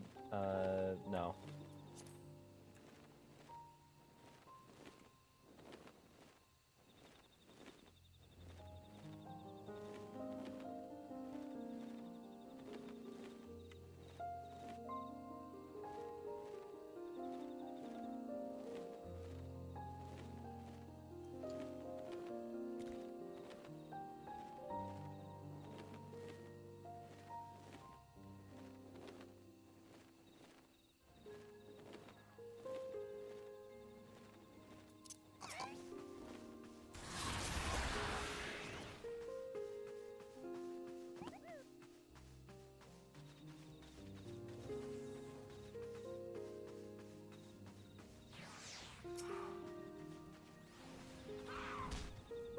not have...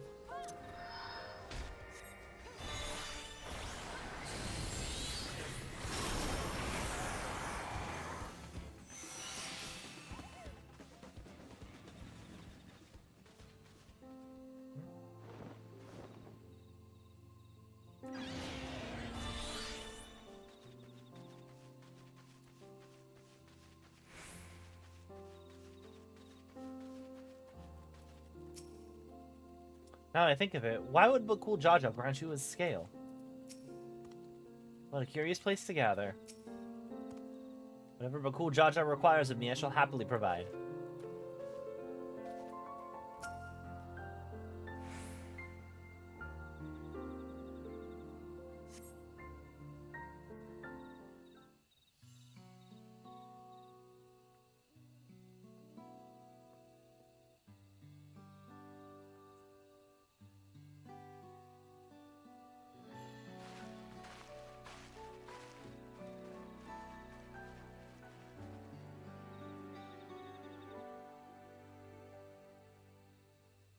Where's Lamat?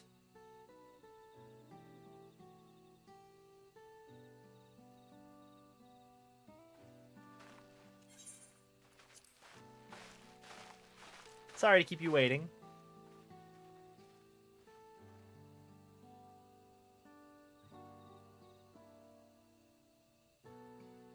You invited the second promise as well.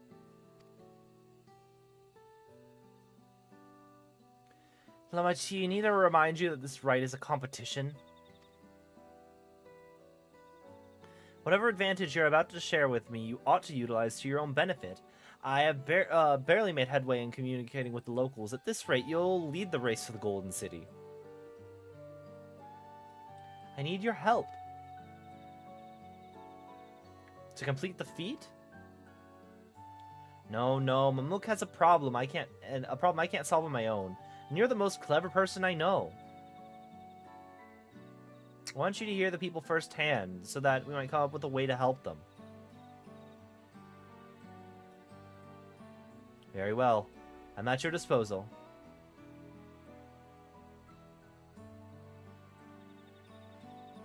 Everyone, thank you for gathering on such short notice. I'm Lamat, third promise of Tuliyola. Promise? I thought you served Bakul Jaja. You deceived us? No, they did not.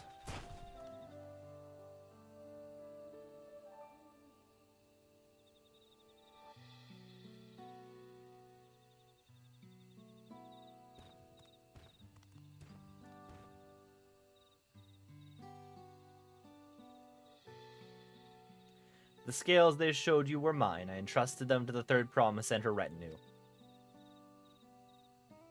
Why honor these outsiders so? Because Lamat has won my trust. Now you will hear her words.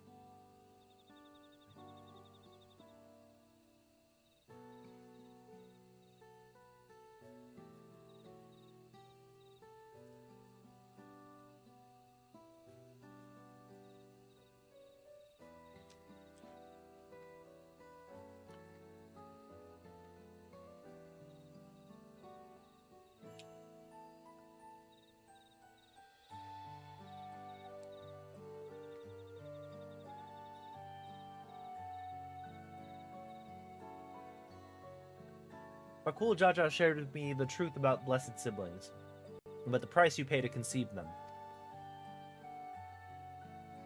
As an outsider to your community, it's not my place to judge you or your culture. Culture is born of the experiences of its people, of their lives and their land. But it breaks my heart to know that yours has brought you all so much suffering.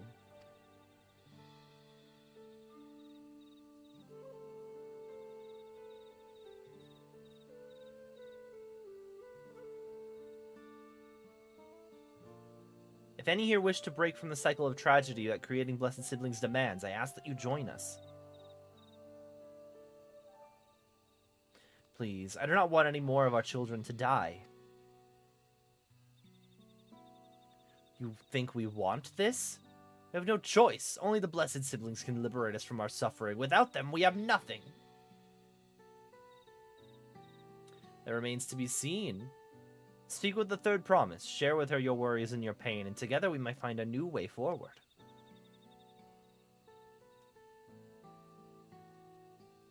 Together.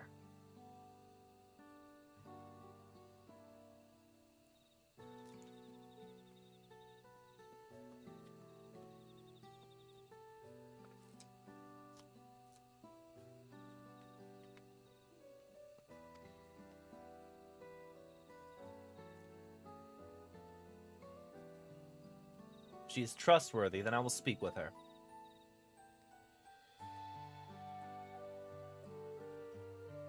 It would be best if you withdrew, my son. Many cannot yet speak freely in your presence.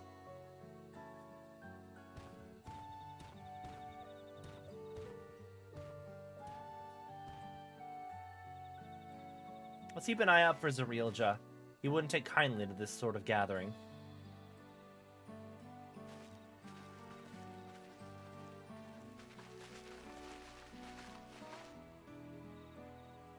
Once we understand everyone's concerns, we'll be better equipped to help them. Let's make sure they feel heard.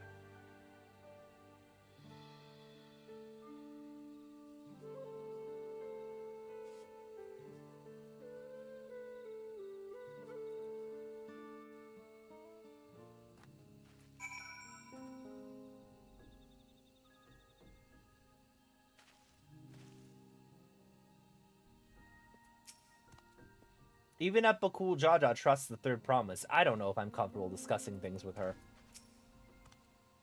I'm sure my son would have preferred to stay, but his presence alone greatly sways our people's behavior. An end to blessed siblings. I don't know what to think or how to feel about this. What about hearing? What do you hear about this? Belief in blessed siblings and the salvation they would bring has sustained me for years and years, but if there's another way, if the third promise can truly help us. Now we come to the heart of it.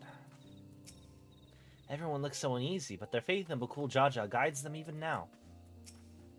Will Lamat risk her standing in the right to attend to her people's needs? It is a degree of selflessness few can claim to share. Not even I imagined that my sister would one day befriend Bakul Jaja. I'm glad Kona agreed to help us. He's always been good at solving complicated problems, me not so much, but I'll support Mamluk's people however I can.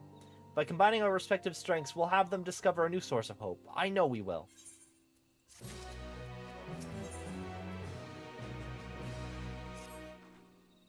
Alright, before we start, let's make sure that we're remembering our history correctly. Mamulja and Zirbal fought for centuries over land in the upper forest. Due to infighting, Mamulja forces struggled to make any significant gains. In order to promote cooperation, the Hubigo and Bunewa clans intermarried, and that's how blessed siblings were first conceived. With that in mind, let's talk to the people and learn why they rely on blessed siblings. Blessed siblings promise us more than strength, they promise us the sun. The forest is dark and inhospitable. When given the opportunity to live in Tuliyola, most people didn't even think twice. Still, the prospect of being among so many outsiders was intimidating enough to keep many of us here. Blessed siblings are meant to deliver us from this accursed forest, to lead us to the fertile land above, where we might make a place for Mamulja to abide in peace and plenty. So you desire fertile land that's all your own. As you'll have noticed, this forest is very dark. Hardly any sunlight makes it through the canopy, so it feels like it's always night. We plow, we fertilize, we irrigate, yet our crops shrivel and die as though cursed. The only one that grows well is Najul, Jatika banana in Turali. Try living on that and little else for a few centuries and you'll see how you like it. A forest where nothing grows. It's not hard to imagine why you'd want to leave. Those who have known only the open skies of bountiful land cannot comprehend our plight. To thrive, we must take what we lack by force, and for that we need the might of blessed siblings. There have to be other ways to thrive, ways that don't require fighting. This land was once rich with ore, but the Yakui did not stop digging until all the veins were spent. Meteorites are only good for so much. Even if we made overtures to traders, we have little to offer. Nothing would make me happier than to make a good life for my family in the place where I was born, but that's impossible. So resources as sparse as they are, you don't have good prospects for trade. Well, I think I'm starting to understand. Everyone has their own perspective, but all their concerns are about the forest itself. Dark, infertile, and cursed. Hearing that, it's little wonder people here wish they had better land. And who better to get it for them than blessed siblings? It's hard to convince people to stay in a place that can't provide what they need. You'd think the meteorites at least would have value, but apparently not. Hold on, didn't Aaronville mention something about the meteorites? That aether they emit makes the plants glow blue? A rather significant physiological effect, I would say. If we were to study these meteorites, we might discover other ways they influence the local flora. I noticed a curious amalgam of tree and meteorite just south of here. Determining precisely how they interact with one another may yield critical insights. Everyone, I really appreciate you for sharing your thoughts with us. Thanks to your insights, we have a promising idea already. We just need a moment to investigate it further, so please bear with us. We'll be right back.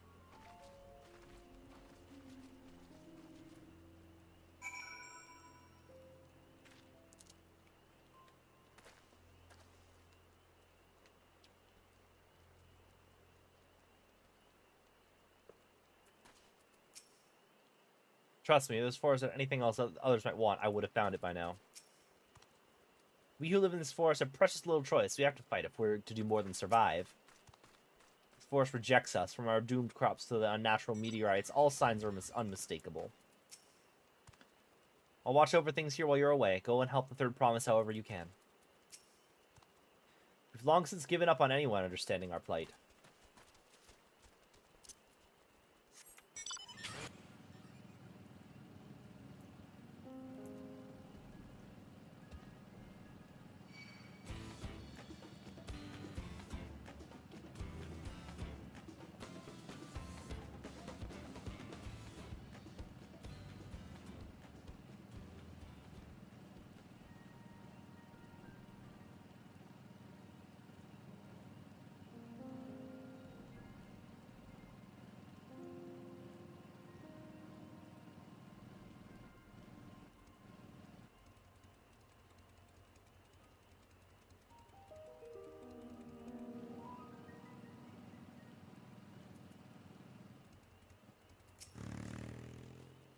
At first glance, this forest seems a haven of mysterious beauty, but the reality of living here is quite another matter.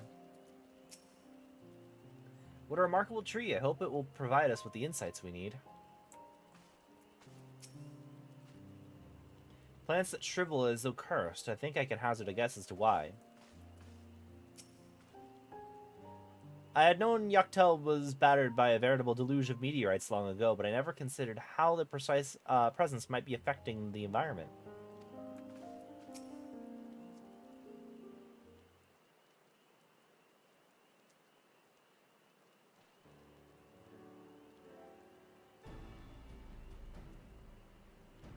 It really is incredible how a tree could support such an enormous boulder.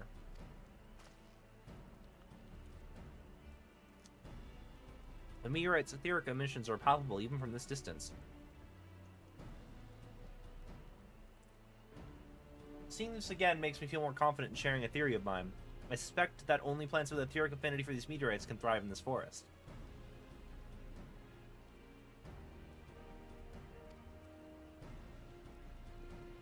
If so, gargantuan trees that create the dense canopy would by necessity possess the same affinity, as well as the aforementioned Najul tree. Indeed, I should like to analyze samples of these meteorite before drawing any definitive conclusions, however. I carry with me a few devices that would aid in this endeavor, but perhaps you and Tural could lend your expertise as well? I'd like to join you. The etheric signature of those meteorites may be crucial in determining what manner of species might fare well here.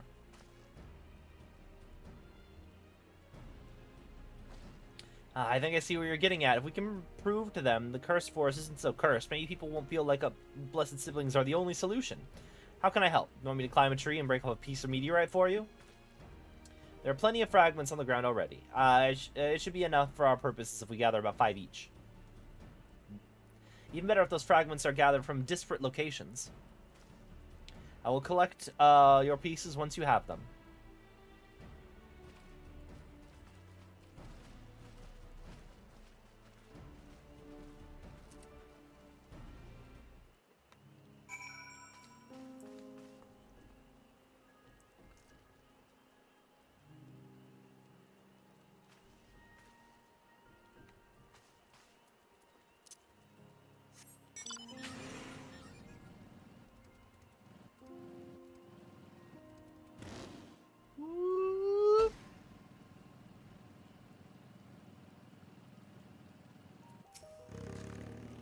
So the reason the tree grew so big is because of the meteorite's energies?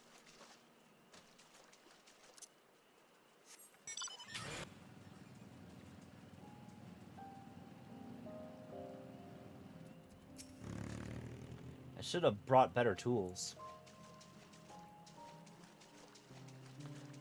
The meteorites are going to be the key to whatever the fuck's going on in the second half of the expansion, isn't it? The more fragments we gather, the better. We can all do what we can. There you go.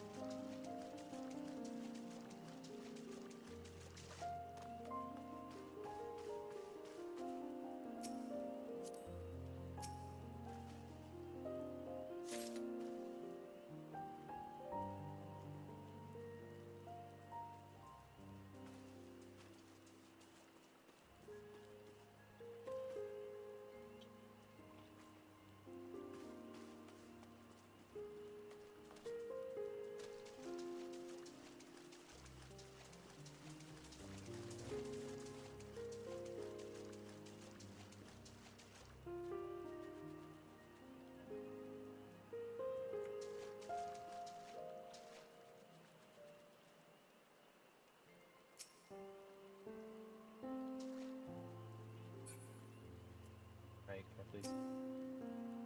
Can you please take thing? There we go.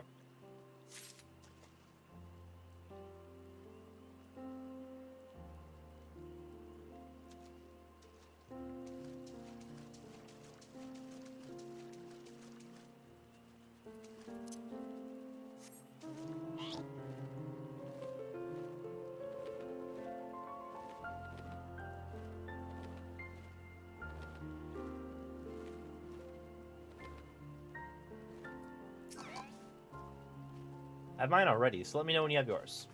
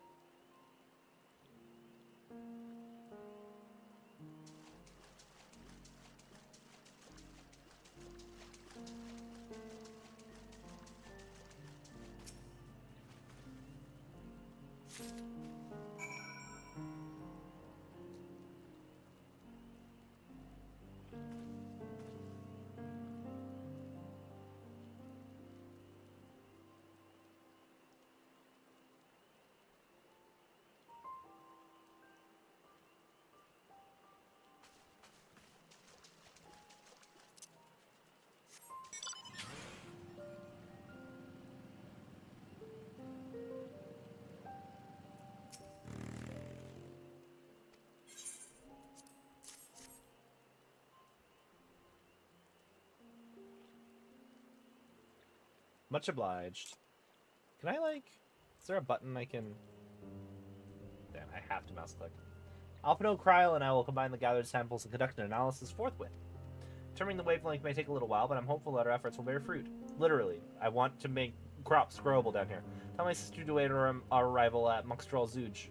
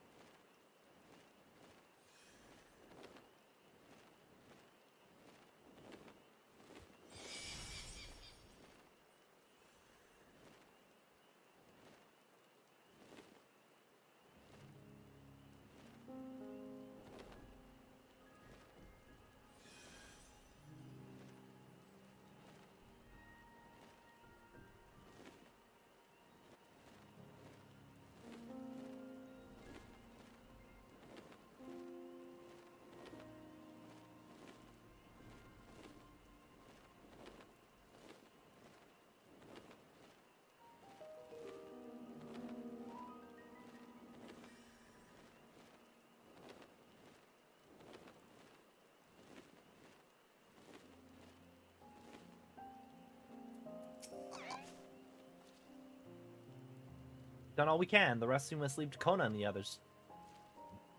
I don't know the first thing about those Charlian devices of his, but he can be of help to Mamuk, then I'm glad he has them. There's hope for this forest yet. I can feel it.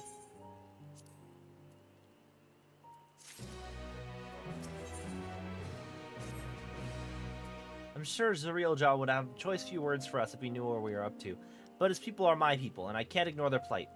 If I'm to call myself Dawn Servant one day, I have to bring an end to all the tragedy here.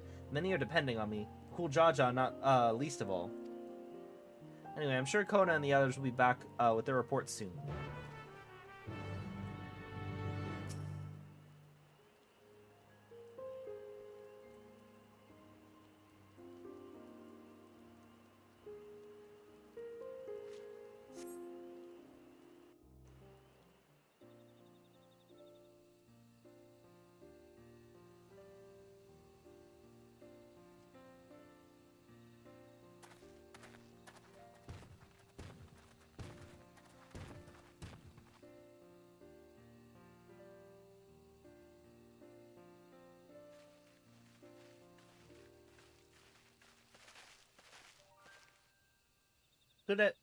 Good, everyone's assembled. In light of our news, I thought it only right to call the others.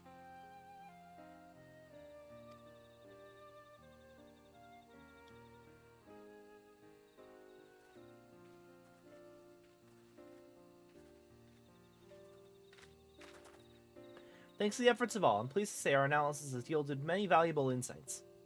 And I dare say the prognosis is hopeful.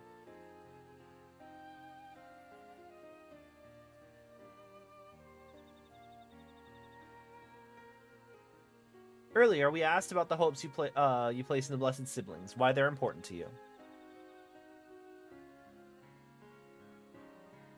Your overwhelming response was frustration towards this forest. From a lack of natural resources to the inability to cultivate crops, in all respects you have ever struggled to build a prosperous home, thus your understandable desire for new land. However, this would be an unfortunate dismissal of what makes your forest uniquely valuable. That is, the soil. Our tests have proven without a doubt that the Jatika heartland is abundantly fertile. This may be surprising to hear, as you have seen the crops fail time and time again, but we discovered the root of the problem as well. The meteorites scattered throughout your forest emit an unusual energy that greatly influences the development of surrounding plant life. Some plants thrive on this energy, like the Najul and the giant trees that create the canopy, but others, as you well know, are sickened by it. Fortunately, the solution is simple.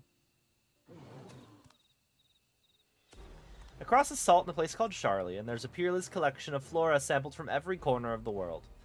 Now that we know what energies are most prevalent in your forest, we can offer you seeds and starters guaranteed to thrive here. I took the liberty of contacting a few colleagues via Link Pearl. Should you desire them, a sample of our best candidates can be shipped here in short order. Just as Eorzea acquired the Popoto and tomato from Tural, so too might Mamuk benefit from foreign crops.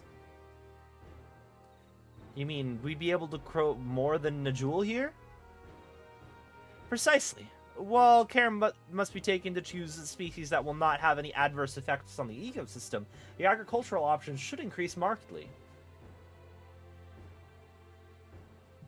With the right crops, Mamuk will have all it needs to prosper, both at home and in trade. Blessed Siblings don't have to be the answer anymore. And there's never any need to fight, never any need to sacrifice. We can't change the past, but we can try and make the future better.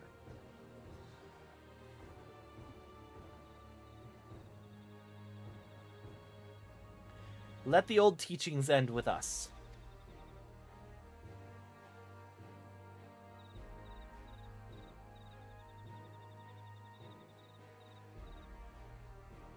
I know Blessed Siblings represent absolute strength to you. Letting go of that idea can't be easy. But I'll prove that when we work together, our combined strength can achieve anything. Show us, promise. If there's another way for our children and our home, then we'll no longer need to suffer in silence.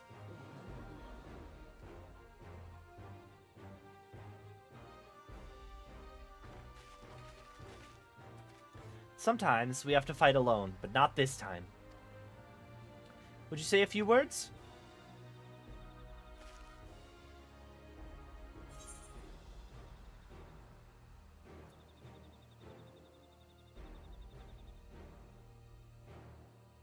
Anything's possible when you work together. Our victory over Valigarmonda is proof of that. I think bragging about the fact that we murdered the giant murder snake.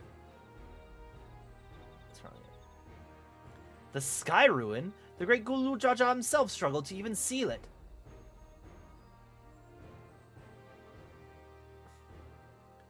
Well, you said what we wanted to say. Now all that's left is to defeat my father's shade and defeat the Brotherhood and clear the way from Amuk's bright new future.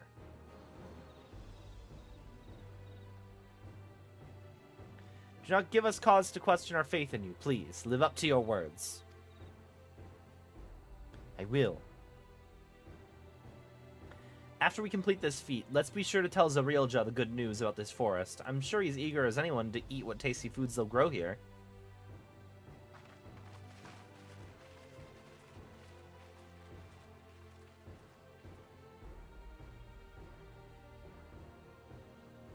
Compassion even for the likes of him. You continue to eclipse me in every way. Then it's a simple choice.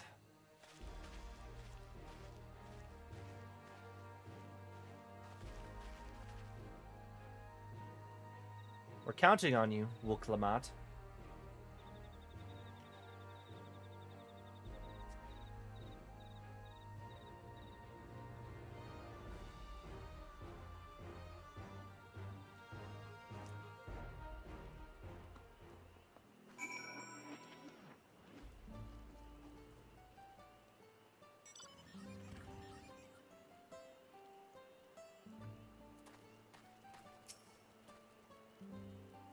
Lamat's gone ahead to announce her readiness. I never imagined the samples were so feverishly collected. Feverishly collected for the Exodus would find new purpose here. But if they help people improve their prospects, all the better. Anyway, we should go meet our comrade where Zarielja made his attempt. The final feat awaits.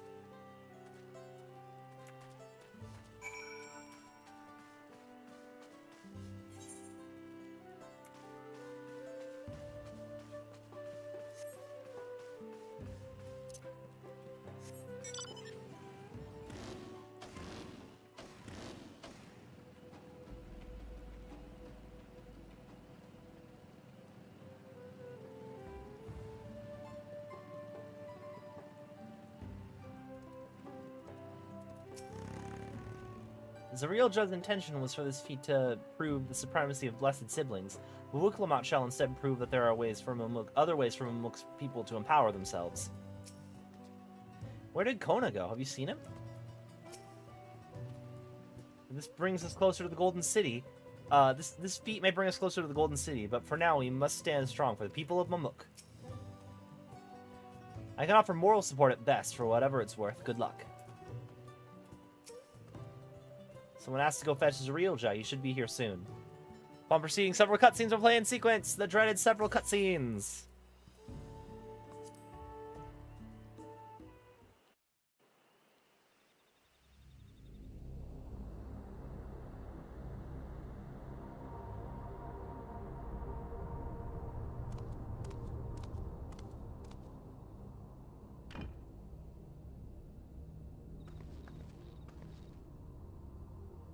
Zarielja, I'm ready for the final feat.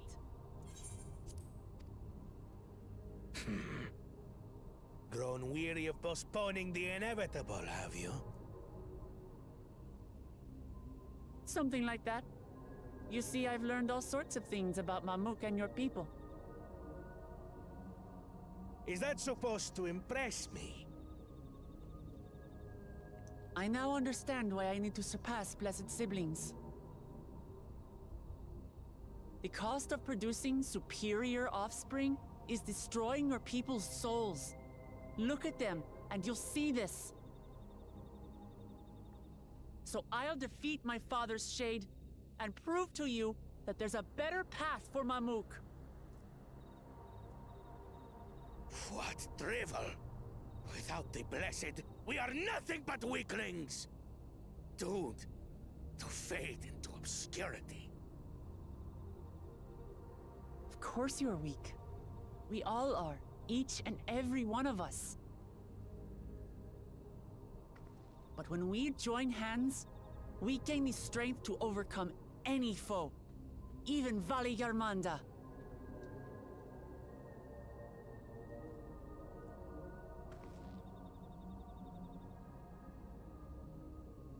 Enough talk.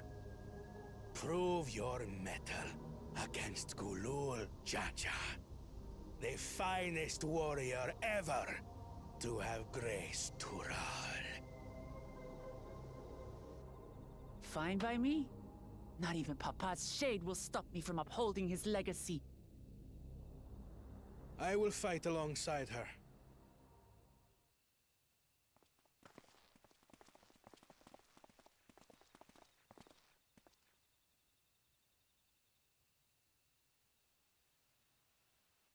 Claimants are not permitted to assist one another. Second promise.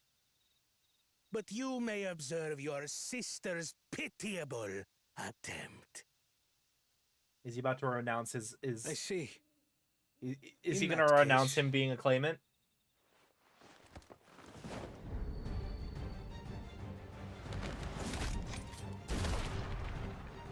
It seems I'm no longer a claimant.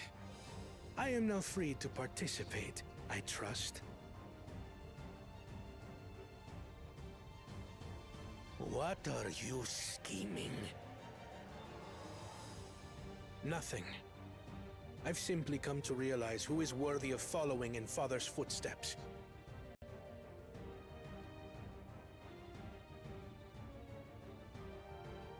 Not our brother. Not Bakul Jaja. And not me. You have always held the happiness of our people closest to your heart, Lamachi. So I will do everything in my power to ensure you ascend to the throne. We're never gonna fight Urianger This and is how I shall Thancred? repay Father for his kindness.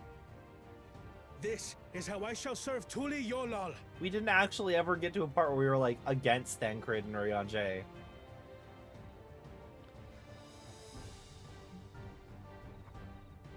I could always count on you, Kona. Thank you. It will make no difference. Numbers matter not in the face of true might.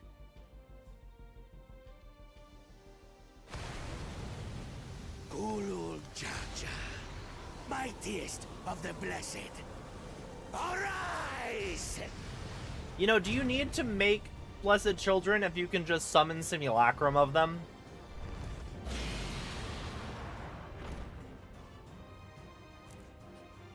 Everyone ready?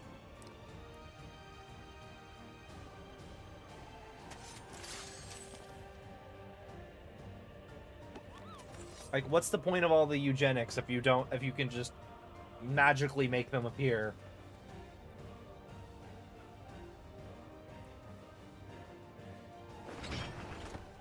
No hard feelings, Papa. I've got a lot of hopes riding on my shoulders, and the only way forward is through you.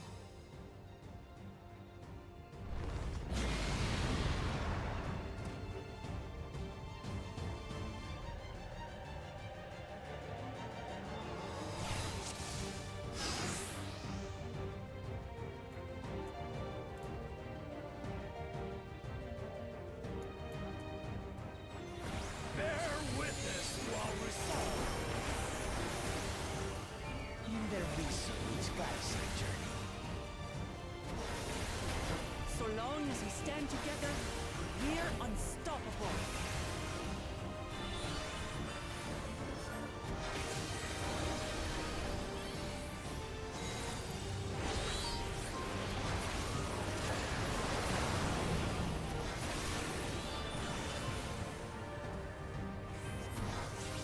Oh, those surroundings. Oh, I thought I was in between them.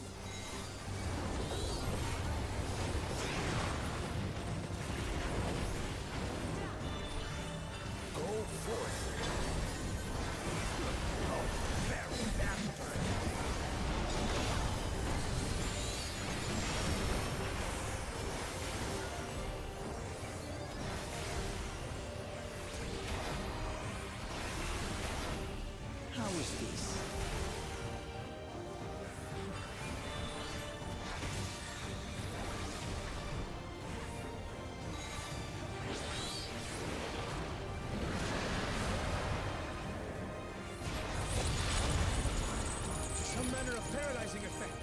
Defend the afflicted. We must free them! Target the constricting flames. None can outrun my flames.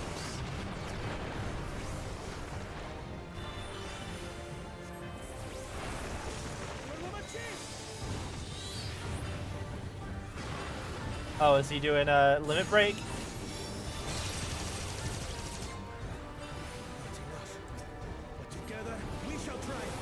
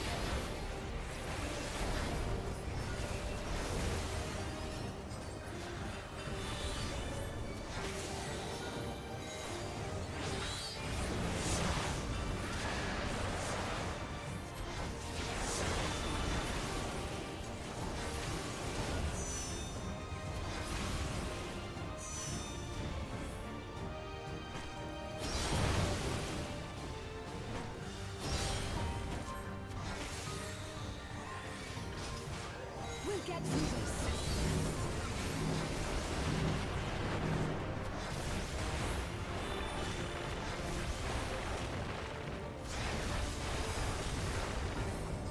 I have your back. I shall assist you.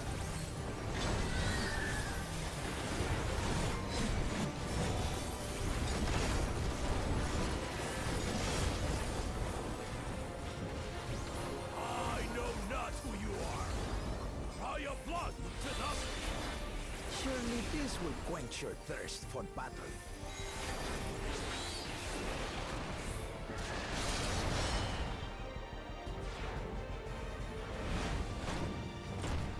A test of our reflexes. Resolve the reason all. My crimson wrath be sundered.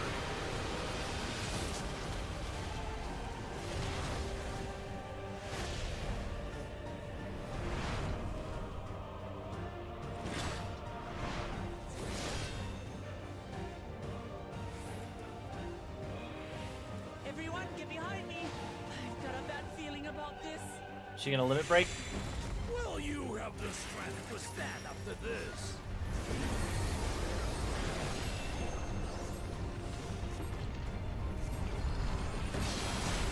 I will be the next dawn servant. I will protect my people.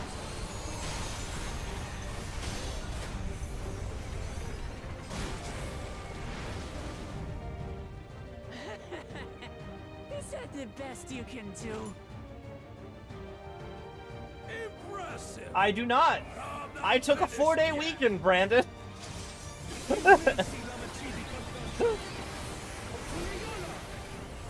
I got a vacation in fantasy Brazil.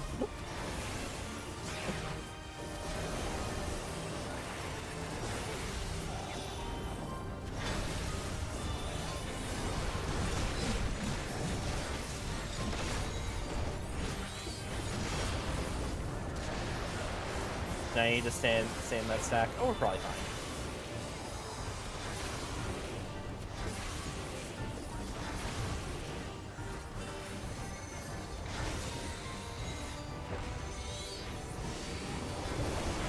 Got it.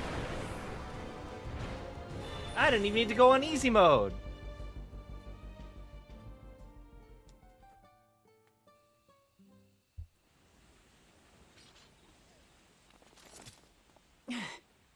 That's my old man for you.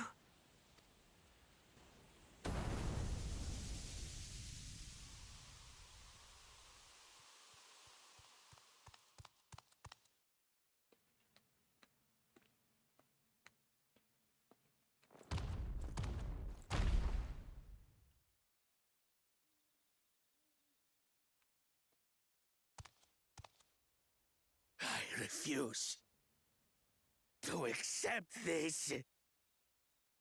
Ain't that a bit stubborn? Even for you. Oh! Is this the adventurer, Captain Rem? Erugadin? It couldn't be... Tanqua! It's been too long. It has indeed. You're looking more imposing since last I saw you, Lamat. Tanqua? My Turali moniker. Galul Jaja insisted I take one, saying my birth name was too cumbersome for the local tongues. That The birth opposite. name being Kettenram, I presume. The opposite of anglicization.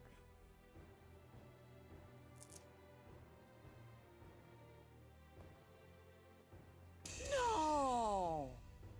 Kettenram's that legendary Eorzean sailor. The one with the pickled cabbage. We can talk about me cabbage later.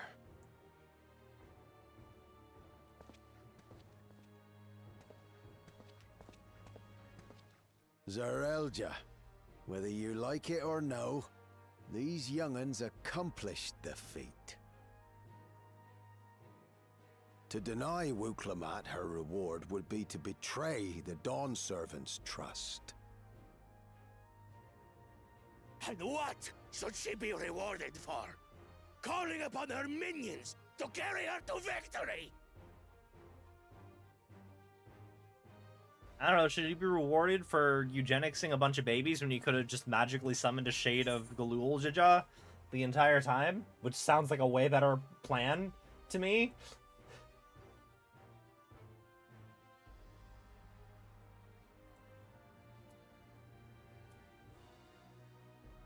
You're the autarch of a Mook, show some dignity. I don't have dignity. Not anymore. I wagered everything on this feat. And by the same token, I understand the enormity of your accomplishment.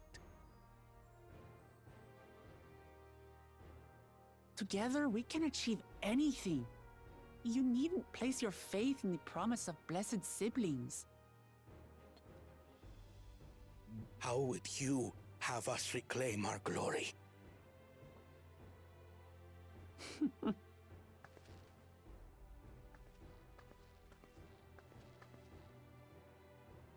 With friendship and community. With us.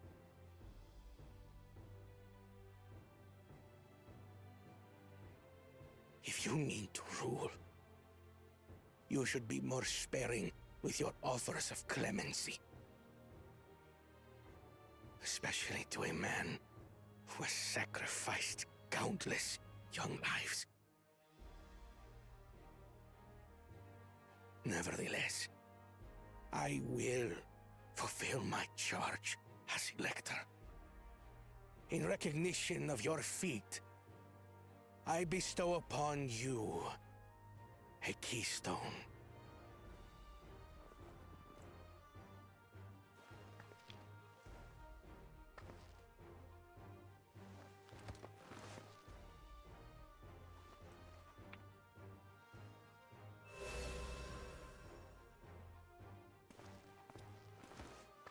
Congratulations are nearly in order, I suppose.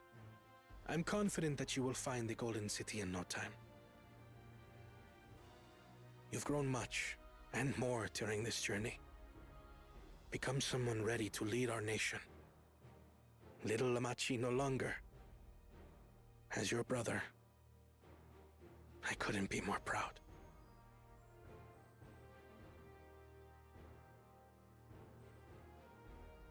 Kona. Thank you.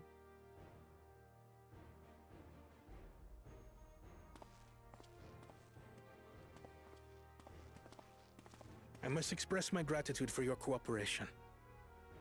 And my regret for failing to live up to expectations. Nonsense. If you believe Lamat is the woman for the job, then you have our wholehearted support.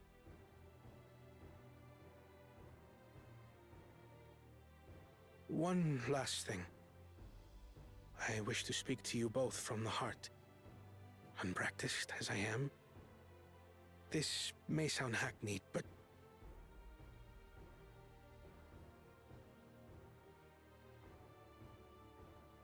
I am truly grateful to have met you.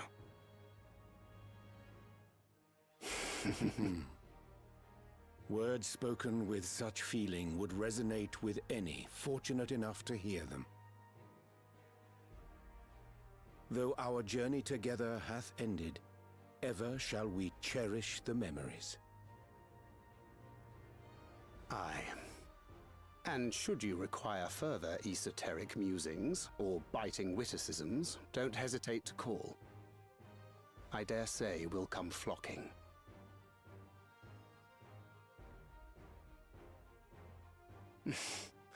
But I get ahead of myself. As I recall, our contract remains in effect until we've escorted the second promise back to the capital.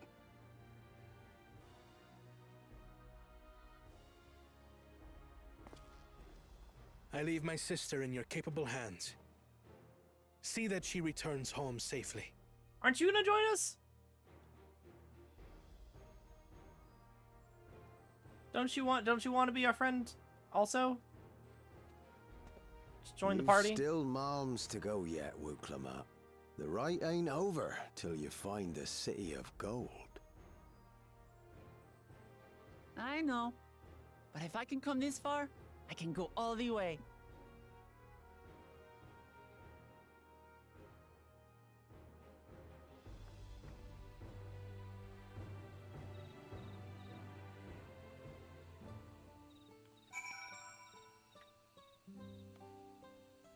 What is this dude's coat?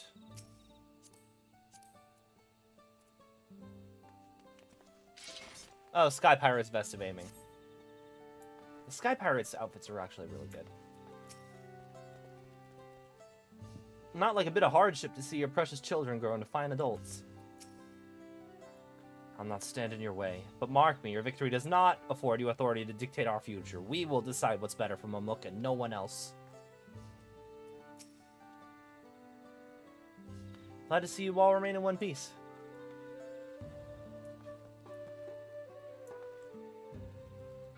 Is that the appointed jacket? No, that's just the jacket of fending, right? Diodoko's jacket of aiming, not fending. Joyed though I am by this outcome, I'm eager to speak with Ketten and Ram while we still have the chance.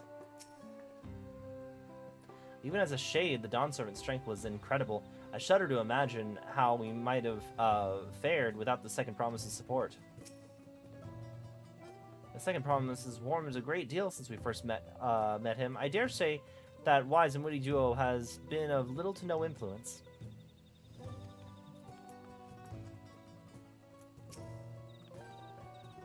Let's go and tell the people of our victory.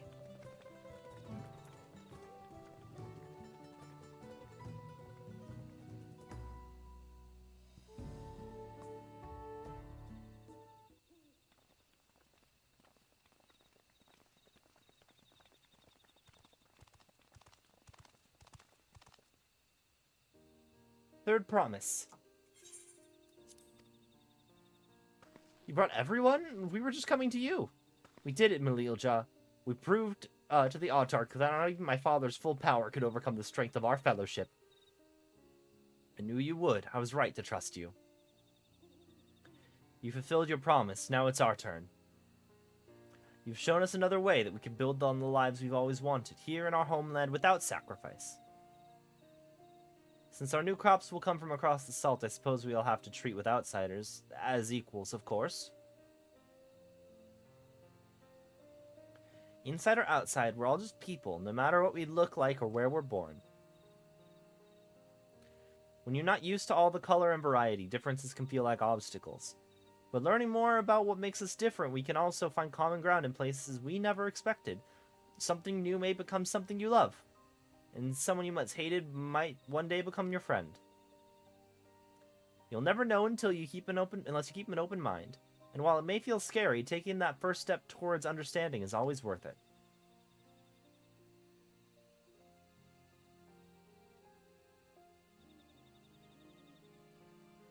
Of course, learning about outsiders may well help them grow. What happens when they learn about us, about what we've done? They will not.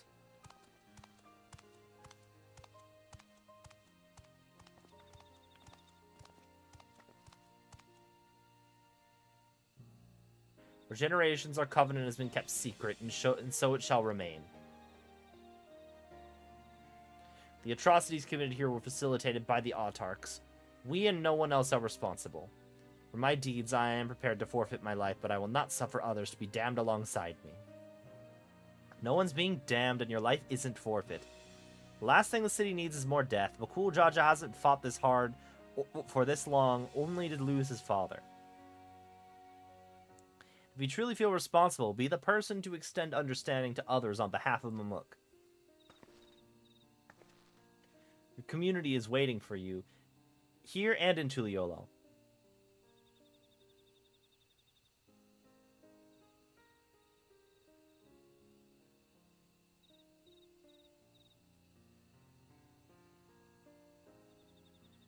We can still make things right, my love. Choose a different side of history.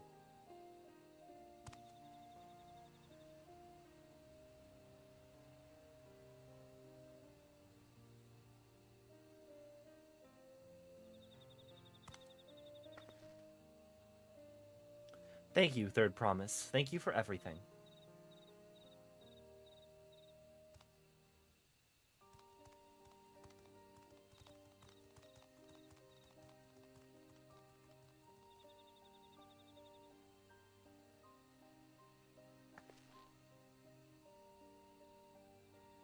You still owe me an explanation about that cabbage, you know. I feel like I'm forgetting something. I've forgotten the pickled, like, if there was a pickled cabbage thing, a joke about it at some point. People in Mamuk have accepted you. Merchants and menders are now acceptable, available. Words.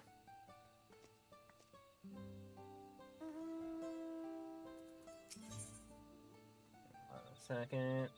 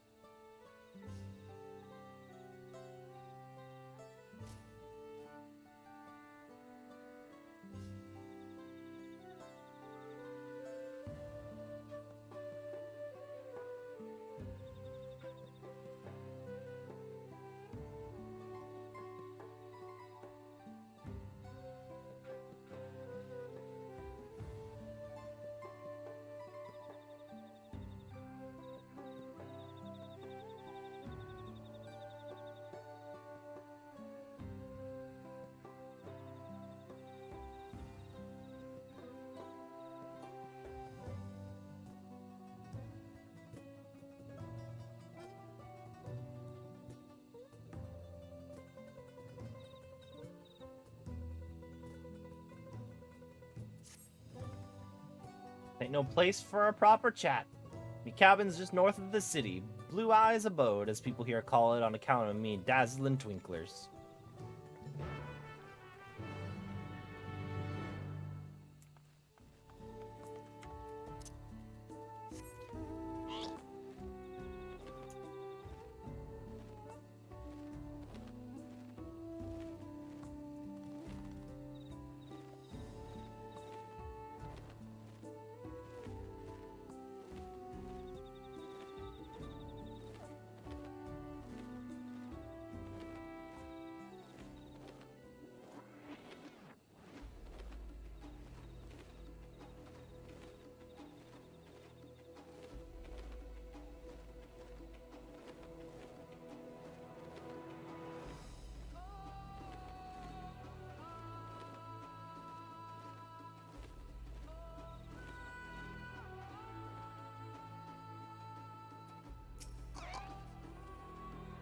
Man values his privacy. Rather humble residence for a legendary explorer. I would have expected a manor decorated with exotic treasures. I've heard that upon Ketenrem's disappearance, explorers from across the Eorzea banded together in search of him, but I doubt they ever thought to look here. I wonder how long it's been since he settled down here.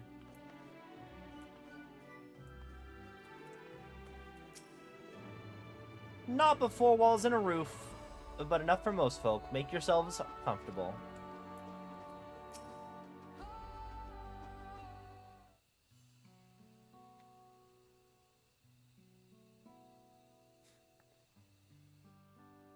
Why'd you choose to settle down in Mamuk? They haven't exactly been welcoming to outsiders, legendary explorer or otherwise. All the more reason to keep a weather eye on them. Though seeing how you won him over, methinks I have less need for vigilance. I'm here at Galulja's behest to ensure his hard-won peace is kept, and incidentally to remind Zarailja of his duty as elector, should he have forgotten it. My old man ordered you to stay here? That's no way to treat an honored guest. Heh. I'd say I'm more than your father's guest by now, or did you see that the sepulcher atop Workhor Zormor? That's right, Ketenram was one of the names. Your father and I fought shoulder to shoulder in many a battle, Valley Garmanda being one of our triumphs. He and I are brothers. So when your brother tells you to stand watch, you stand watch. You trust in his judgment and in strength of will, even if that means you have to sit out the occasional scrap. Surely you understand such a bond, surrounded as you are by all these bright and eager faces? I do. My comrades are my strength, and I think it's thanks to them that I understand Papa's hopes for the nation, what I must continue to protect. And that proves your readiness for the throne, Lamat. Find the Golden City. Oh, I will. With these ones behind me, even uncovering a legend should be child's play. Especially since I believe I already have. All by yourself? How? When? Well, as you know, electors are forbidden from giving unfair advantage to claimants. So when Homu refused to divulge why my grandfather passed through Ikbrax 20 years ago, his silence spoke volumes. You think Galuf's visit had something to do with the Golden City? I mean, we know that because the letter specifically said that it did have something to do with the Golden City. Precisely. Moreover, only the Yakhui who lived in Yaktel ever dreamt of those golden dreams. When exposed to certain triggers, those with magical aptitude have been known to receive visions. And if Gerfler's abilities are at all representative, the Yakhui are no stranger to the arcane. Which means the dreamers of Eld likely owe their experiences to their inherent qualities of the proximity to the city itself, here, in these forests. Then all we need to do is search Yaktel from top to bottom, right? It would behoove us to try and narrow our focus. To that end, I propose we return to Mamuk and make inquiries. While there, we can all take an opportunity to see to any necessary travel preparations. When everyone is ready, let us assemble at the Aetheryte.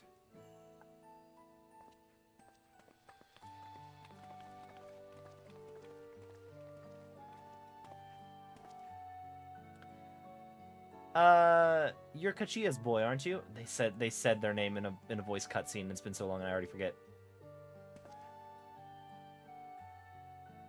She told me about you. Said she tasked you with finding the Golden City.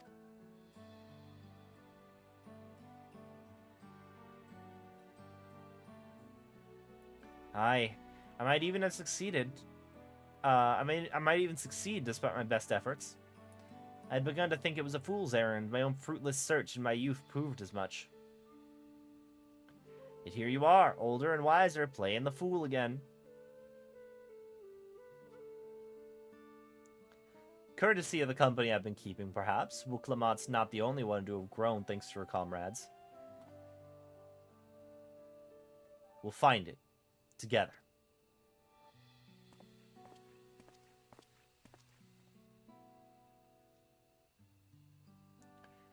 Was I ever that young?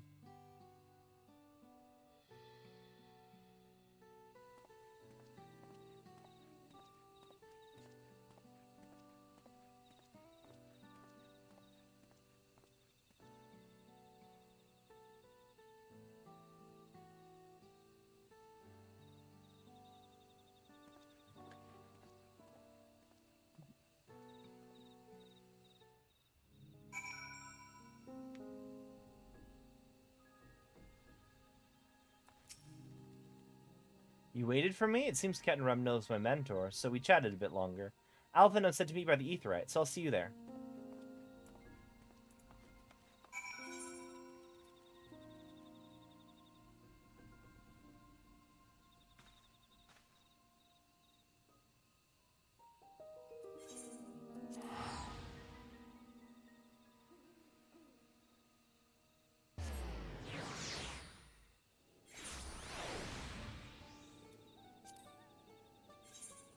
So, like...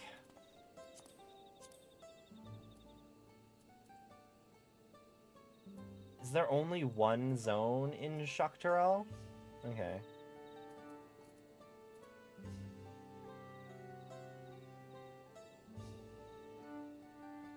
That's 1, 2, 3, and 4. There's a 5th zone that we do not have on here. I'm assuming the 5th zone is the Golden City.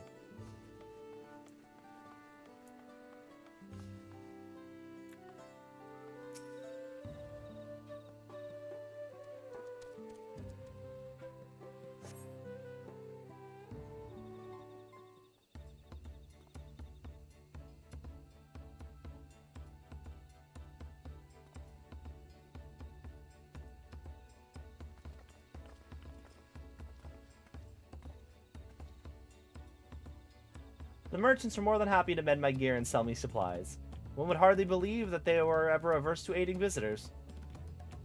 You wouldn't believe how many Najul they gave me. Now all we need is a hint to point us in the right direction. City of Gold, here we come. I think I can offer that much.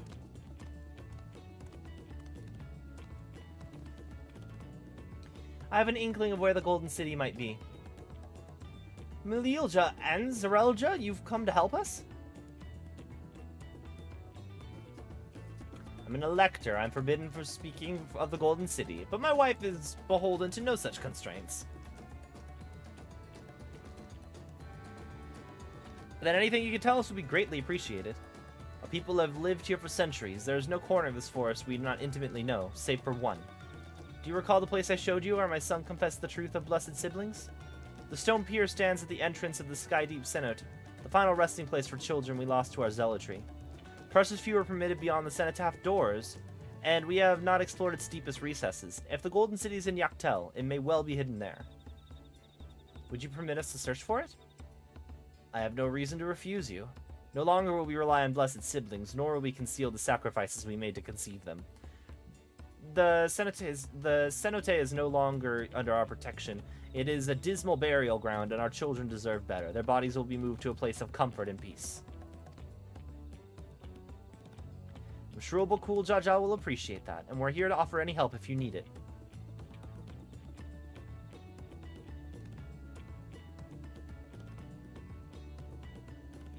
Your father also visited the cenote, come to think of it. It was many years ago now, but a notable affair due to the foreigner he brought with him, a mage, I believe. Truly? The Dawn Servant did not disclose his reasons, but he descended past our cenotaph into the old Yakui quarries.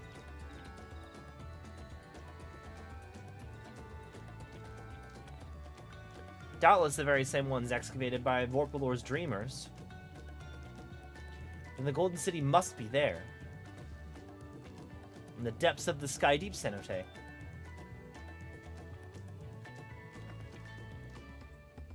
Thank you, both of you. We'll set out straight away. You'll find a winged beast or two lingering in Drak Descent. They will carry you below. I believe in you, Third Promise. You will make a magnificent Dawn Servant.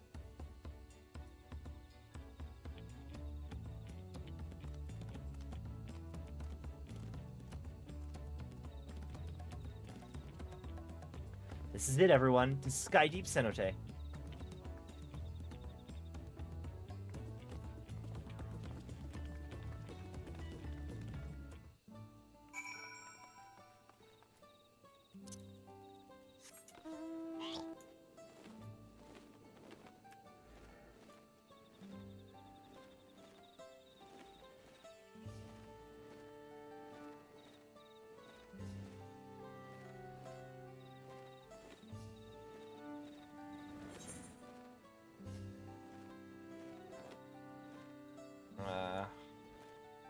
go all the way there manually.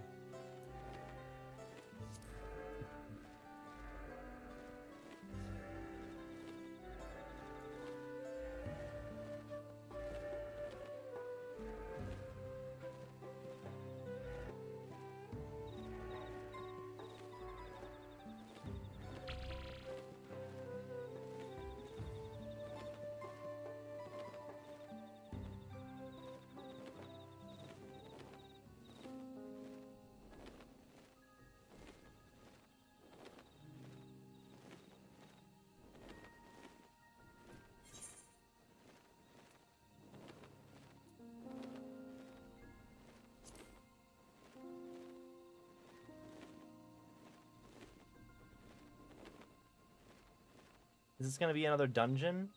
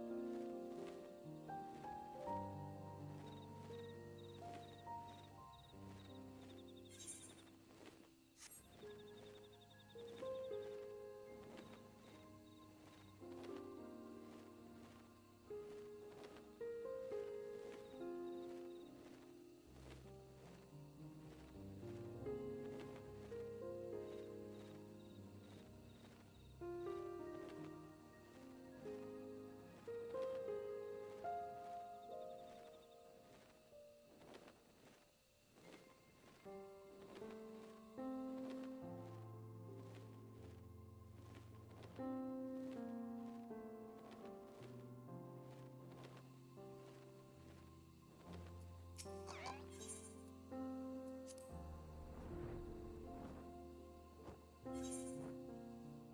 Oh, there is a map down here.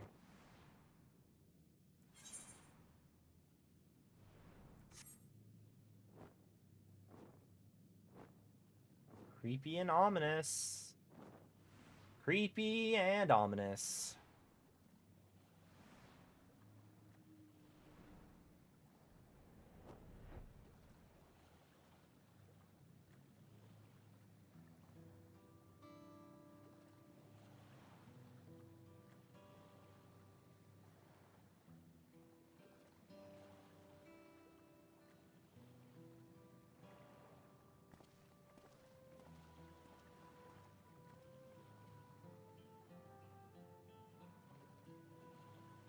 This is the cenotaph, which means beyond these doors is the right of succession or no, disturbing the souls that rest here feels wrong.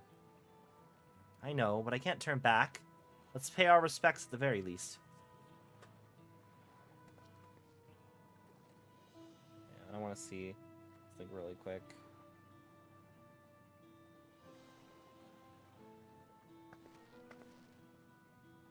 Let's go.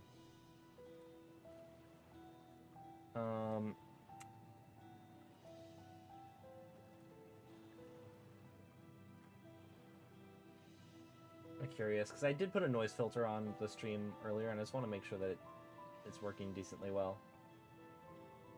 I'm curious, because I did put a noise filter on the stream earlier, and I just want to make sure that it's working decently well. Yeah, it seems like it's working.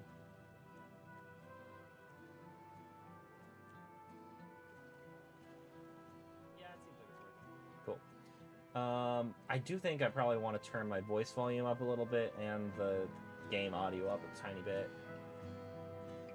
Okay. Let's move forward. I'm ready to complete my journey.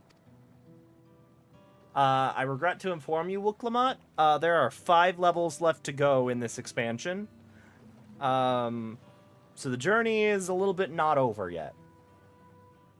By a little bit not over yet, I mean like very much not over yet. Skydeep Cenote now available.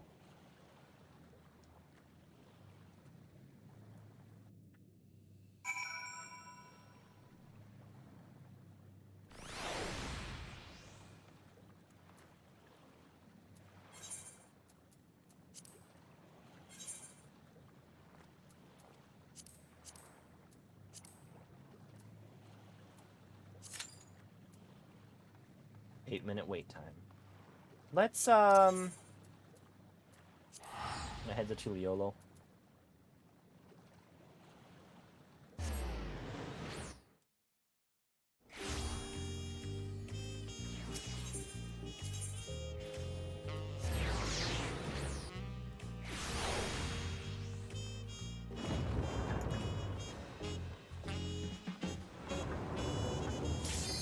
Well, that was fast. I was gonna try the jump puzzle, but well, let's just continue.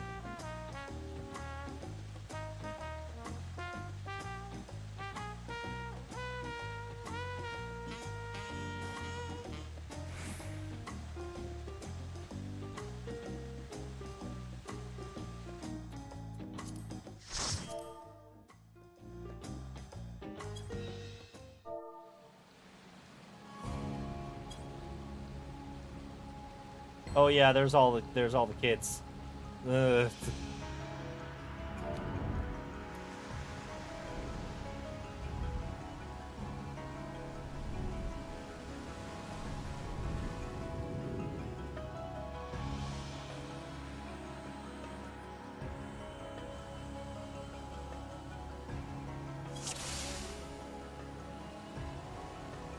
Why again did it not save my...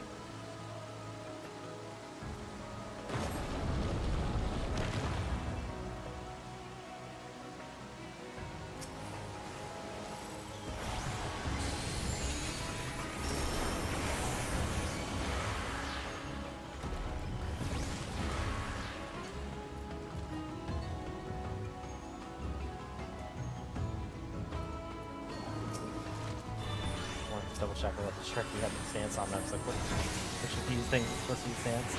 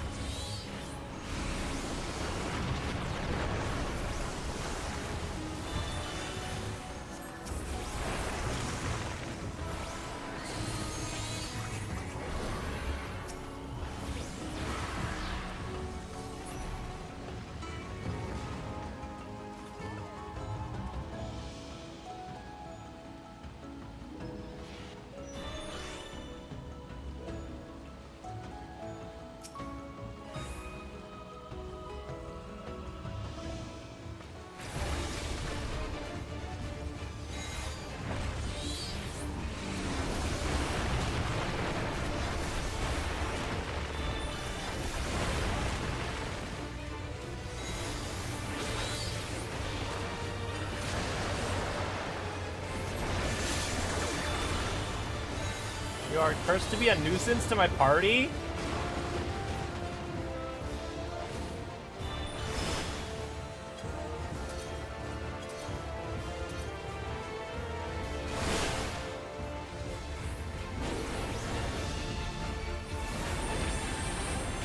Oh, is it trouble?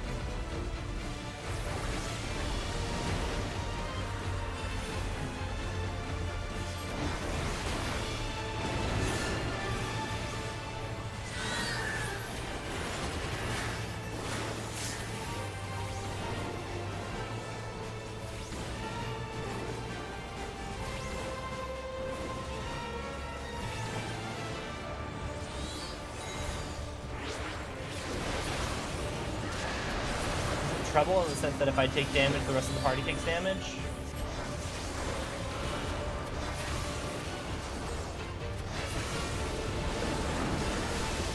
Oh, that's how that works. Oh no.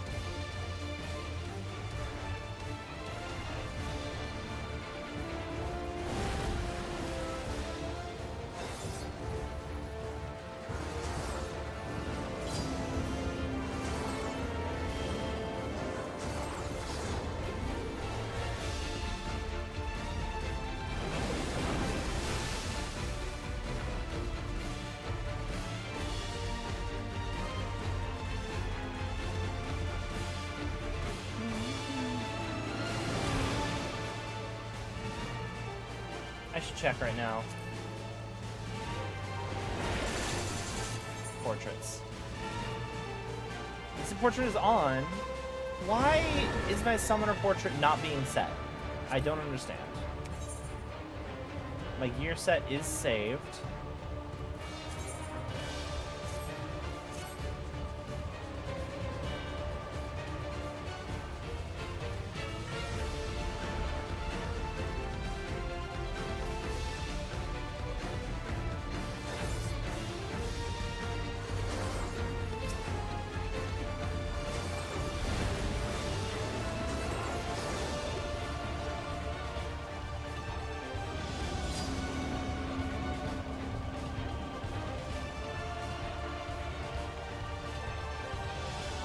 Can this man solo the entire boss fight?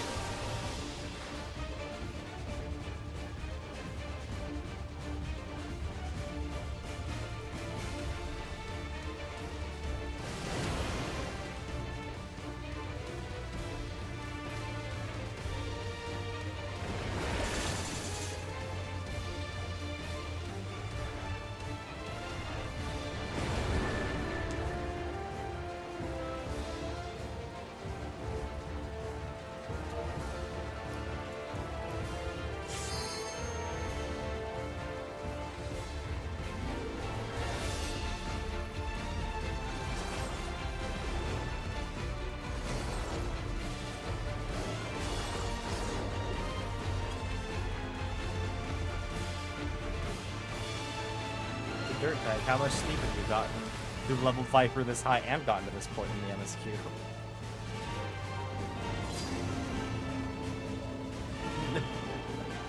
I was wondering the same thing, says our healer. I've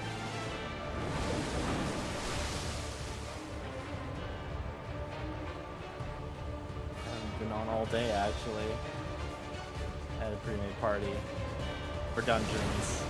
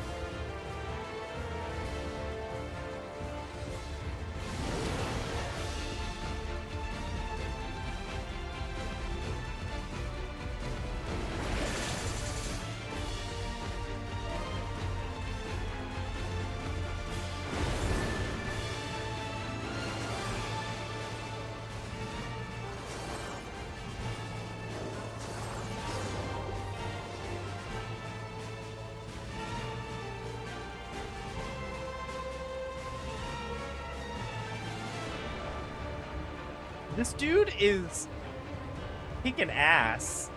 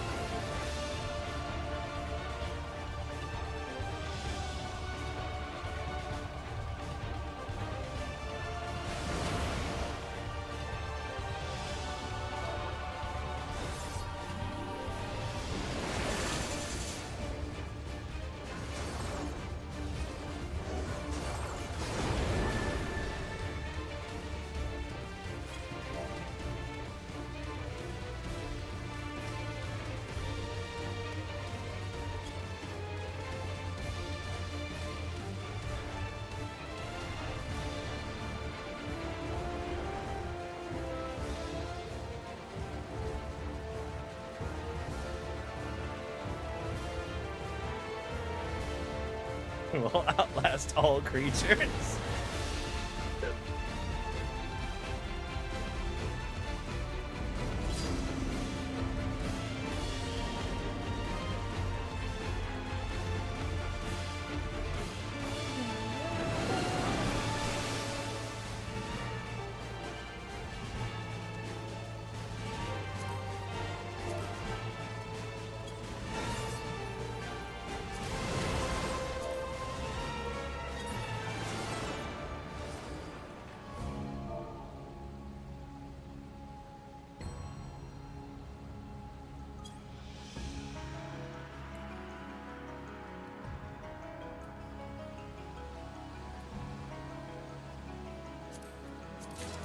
Shoes. I'll pass on that.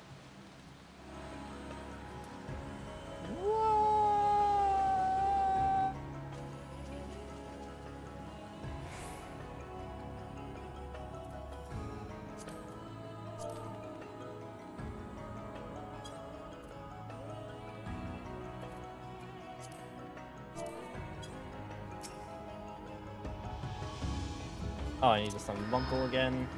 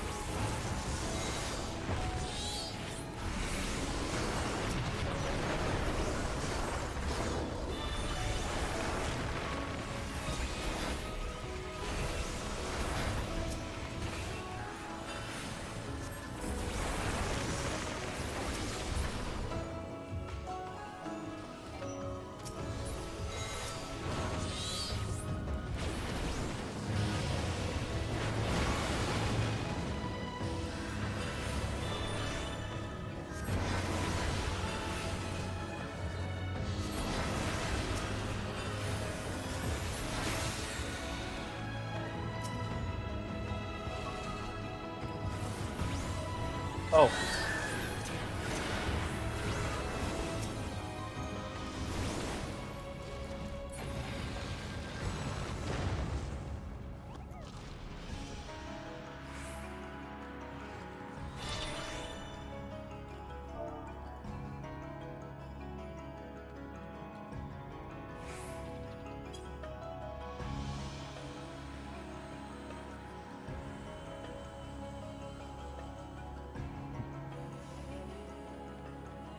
There are rats.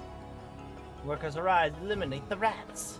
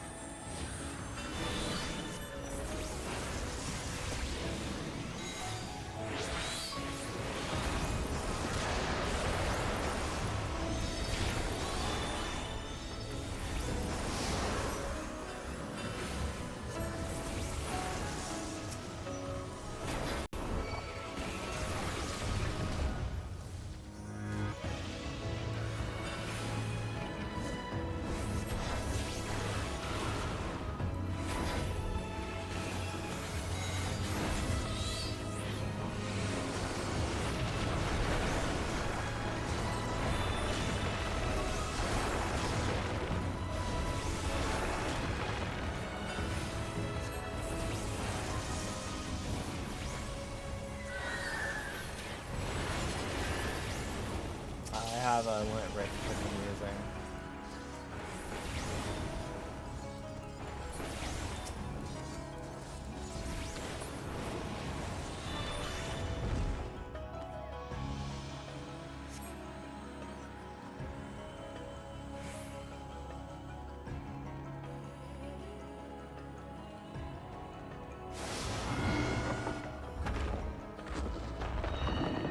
Firearms rhythm.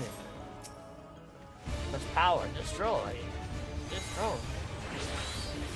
Like Chocobo.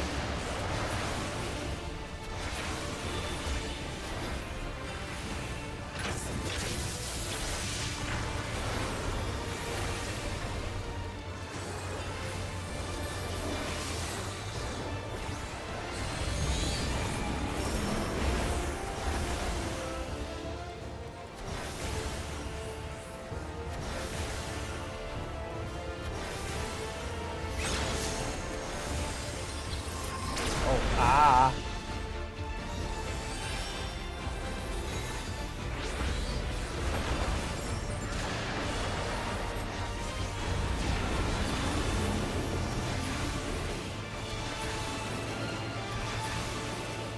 Assuming I go here, because then it's going to spread outwards.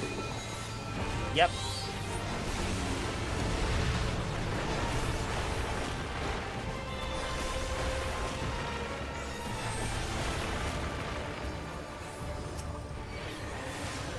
Oh, Carbuncle Shield only goes on myself. Good to know.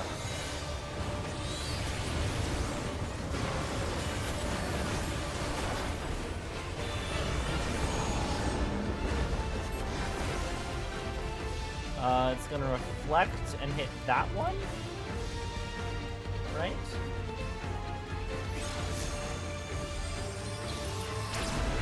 I got it.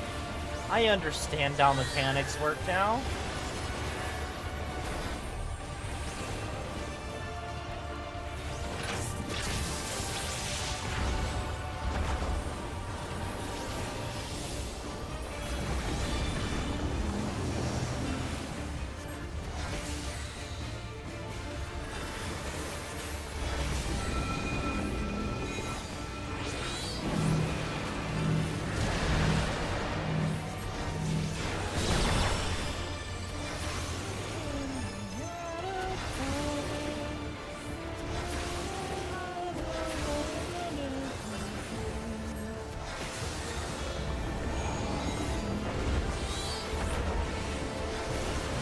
Reflecting it, it's gonna go over to that one, it's gonna go over here. Oh shit, no, wrong way, wrong one. Ah, shit.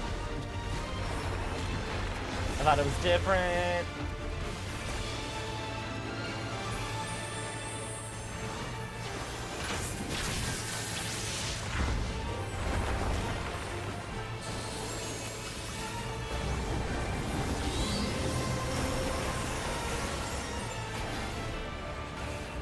Here? Yeah.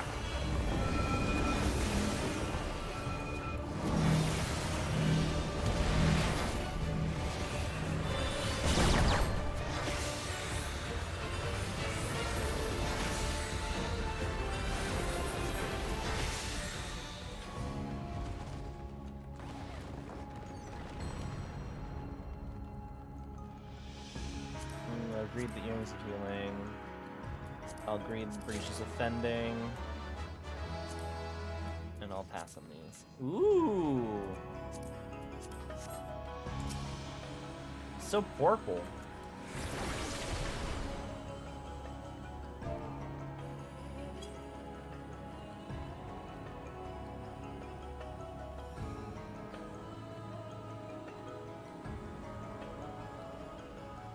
Ah, City of Gold.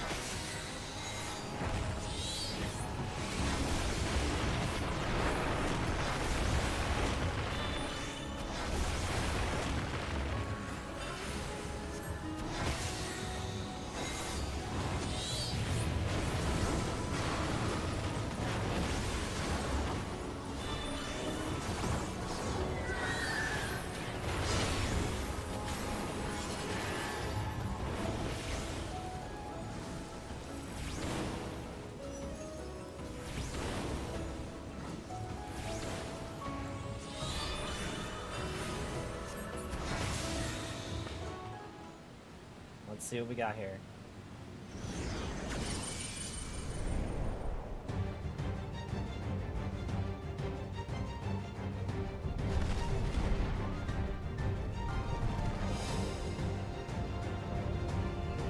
Sculptor of Silence, Maul Skull.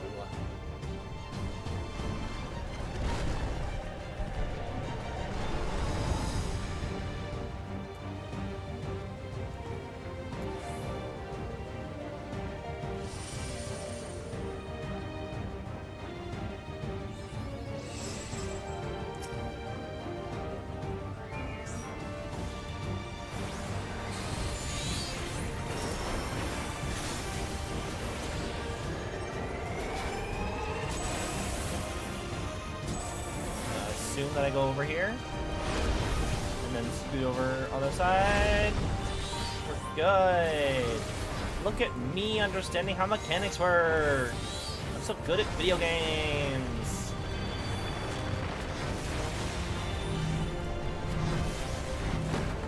No, I'm not good at video games. I'm actually really bad at video games. I'm very bad. Oh no, and the healer's dead. Everything is awful. Ooh, well,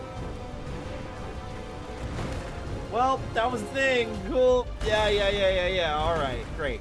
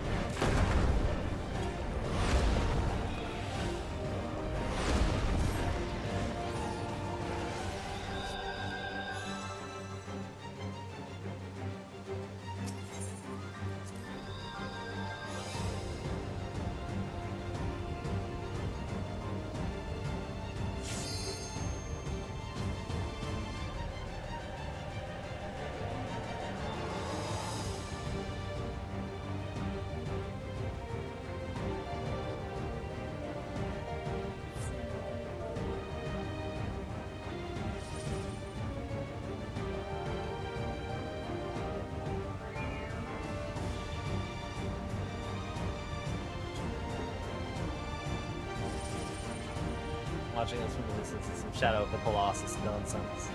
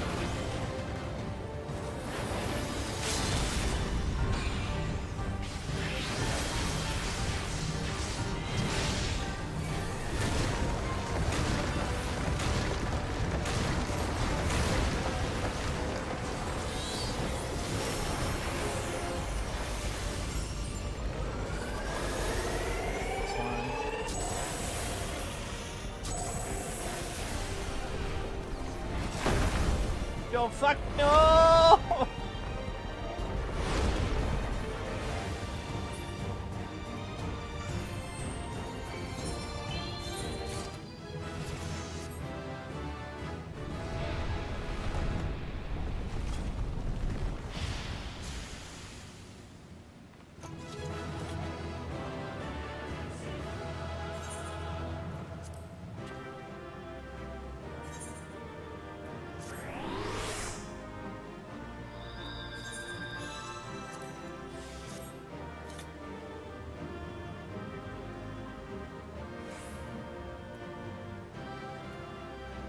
No, I don't have that pass. I'm not gonna be a monk.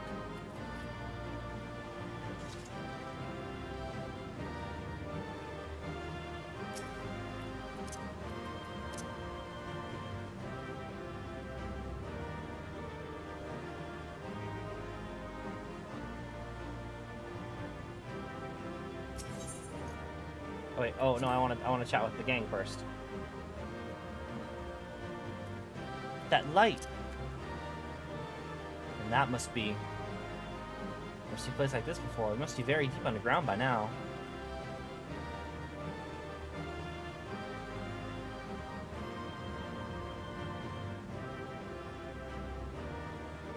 Does Alpino have anything to say? Strikingly different from the rest of the cenote.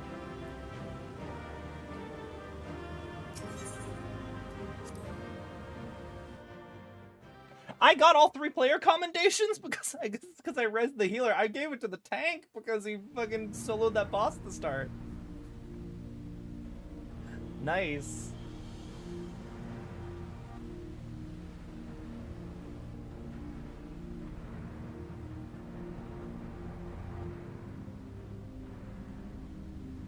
I thought this place was of Yokwi origin.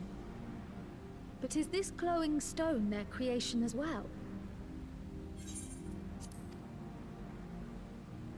I don't believe so.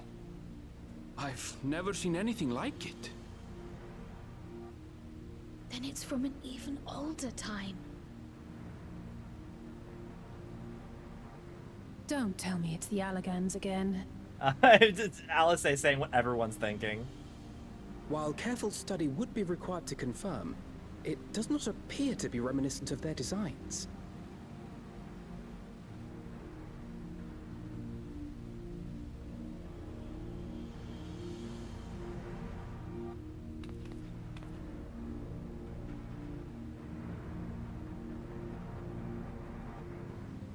A golden light. Could it be?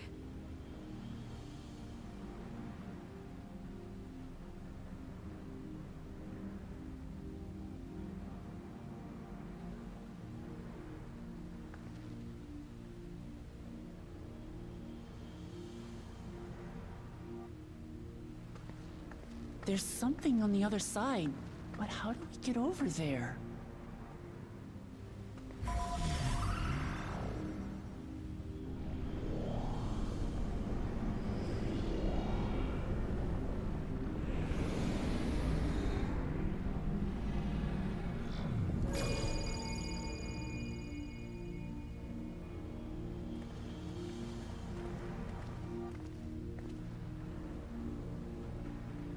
That's how, apparently.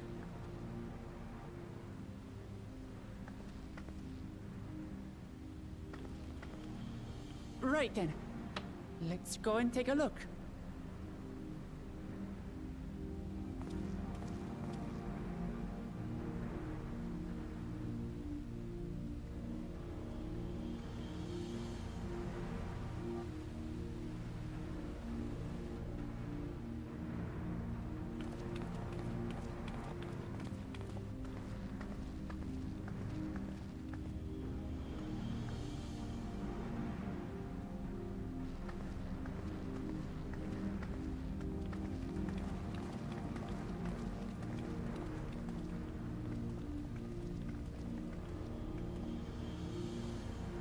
That seal.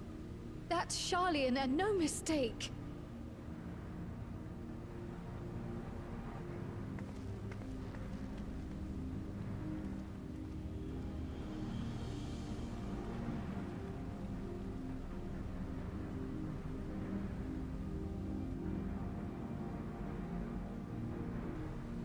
How do we open it? Come and look at this.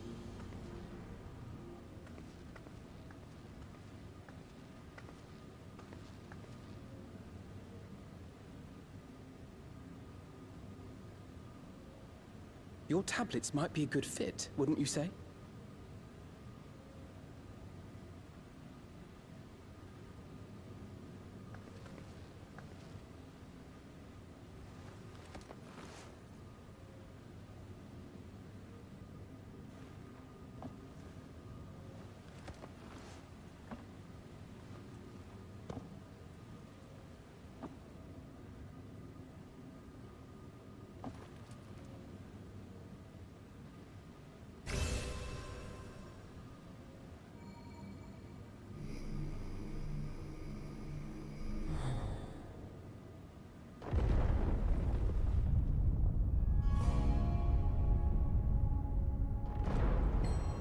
Leave it to Alfino.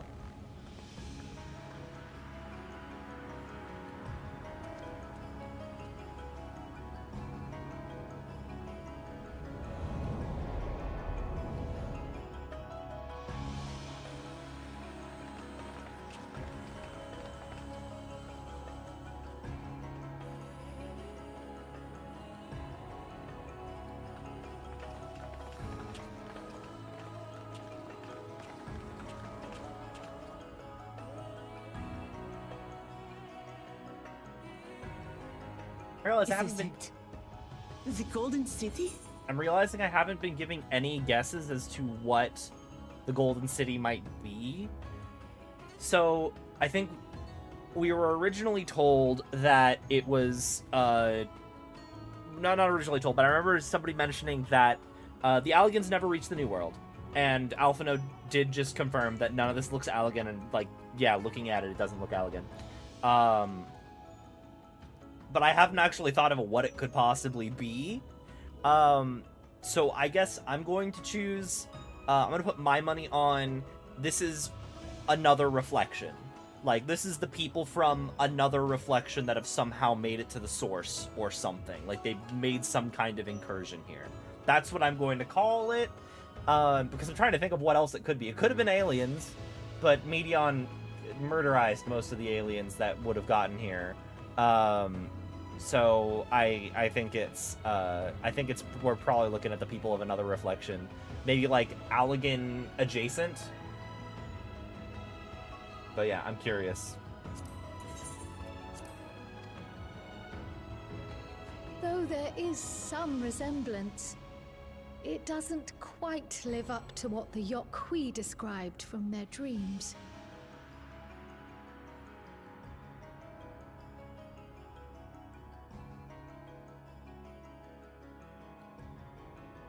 Ah, ha, ha, ha. Well done! Well done indeed.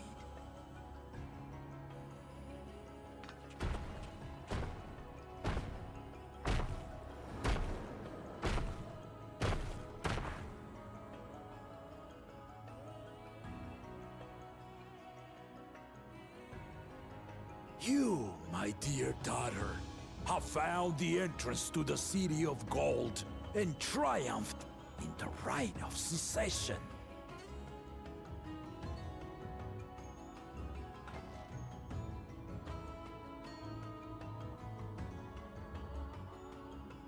So we did it.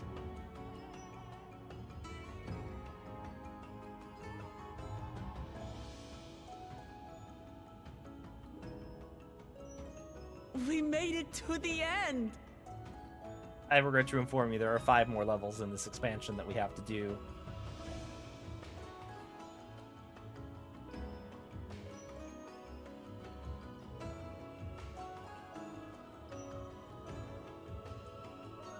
You seem more perplexed than joyous.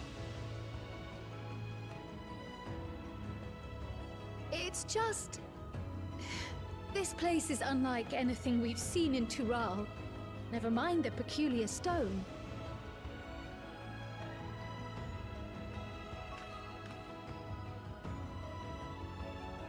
So I am given to wonder, what exactly lies beyond that gate? Nothing less than the Golden City of Legend, I assure you. The circumstance prevents us from opening the gate. As to what the city is and what Gall of Valdesium discovered all those years ago,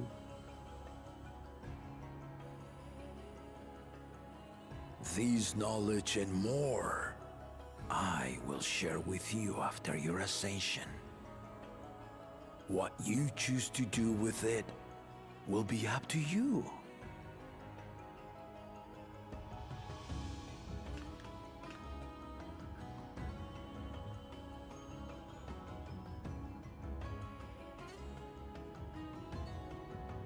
The Golden City is real.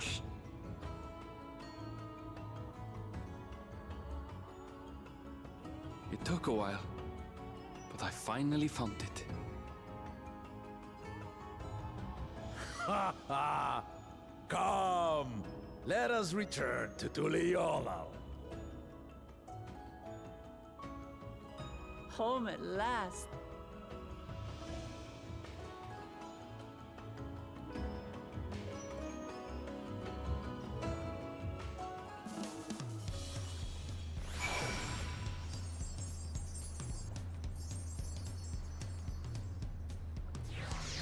I want to figure out what the fuck the Golden City is. I understand now why the students of Valdesium were petitioned, but what was my grandfather's findings, not only regarding that stone, but that gate? Feels as though we've had more questions than we set out with, but now, returning in one piece is cause enough for celebration. That was wholly unlike what I imagined in my youth. Since when did a place like that exist in Tural? Well, we've done it. We've seen Lamat to victory in the rite of succession.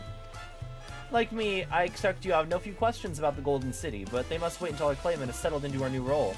Even as we speak, she prepares for the Ascension ceremony back at the palace. I'm given to understand it will be held in a few days' time. In the meantime, let us all enjoy some well-deserved rest.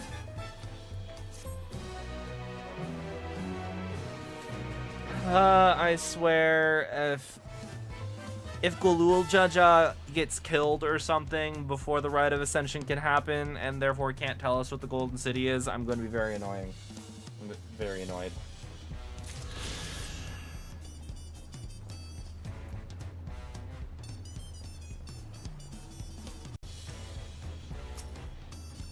Several cutscenes will play in sequence. Welcome back. I'm going to congratulate you on Lamat's victory in the Rite of Succession. It's our great honor to host the comrades of the future Dawn Servant. Such a grand journey has doubtless left you fatigued. Please relax and enjoy your stay.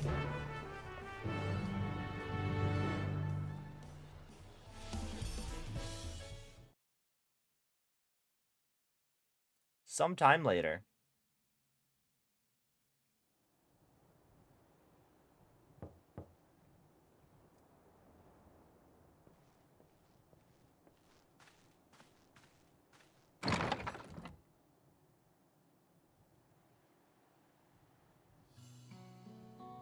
Surprised to see me? I suppose that's only natural. May I come in?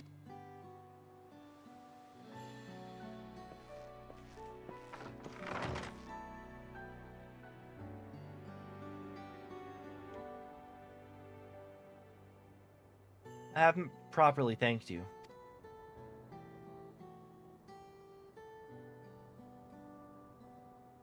That my sister was able to realize her potential is testament to the quality of her traveling companions, particularly you.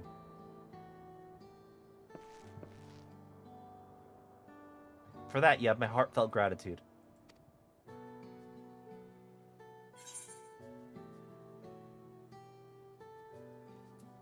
Lamat did all the work. I was just moral support.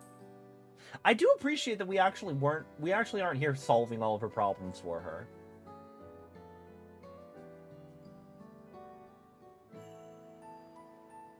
My primary business in calling is to deliver a message from Lamat. As you well know, after the Ascension ceremony, she will officially take up the mantle of Dawn Servant. She has expressed a desire for you to accept a post within her administration, while making no mention of me.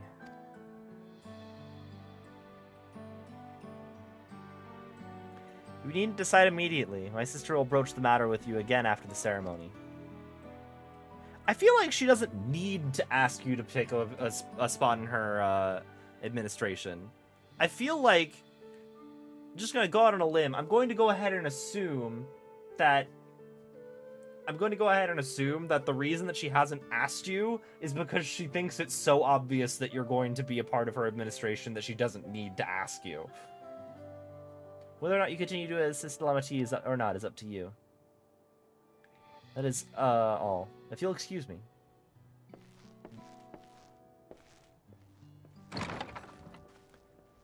Honestly, I feel like Thancred or Urianger would be a better fit. I'm no, like, politician. You have become someone irreplaceable to her. As her brother, I acknowledge that with no little jealousy. But believe me when I say that I hope you will stay by her side. Oh, congratulations, Zulu. How'd you like it? I think I'm at the halfway point now, because we just saw the City of Gold. At the moment, I think... So, I have not finished Dawn Trail yet. And thus it arrived. I've not finished Dawn Trail yet. So at the moment, the day of the Dawn Servant Ascension Ceremony. Again, I swear to God, if Gulul Jaja dies before he gets to tell us what the Golden City is, I'm going to be very annoyed.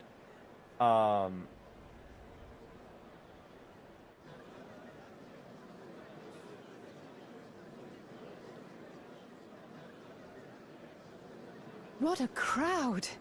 As befits the changing of Dawn Servants.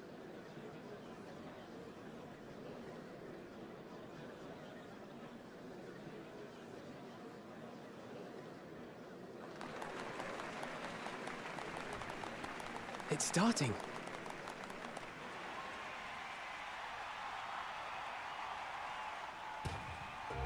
I'll give more thoughts later after I'm watching the cutscenes.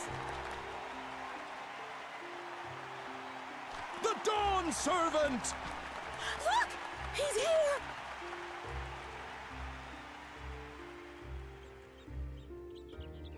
The head of reason is resting again. Thought he'd grace us for this occasion at least. Has the head of reason just been dead? Is the head of reason just dead? And they've just been pretending this entire time?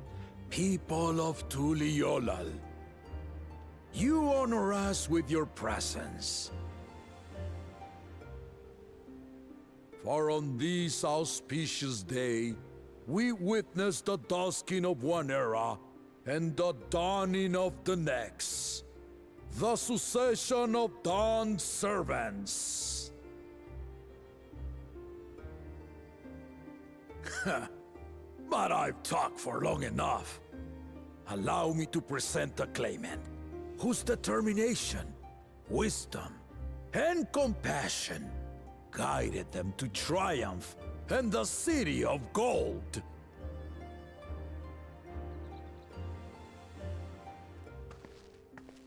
So you're confirming to everyone that the City of Gold is real, before telling us what the fuck the City of Gold is.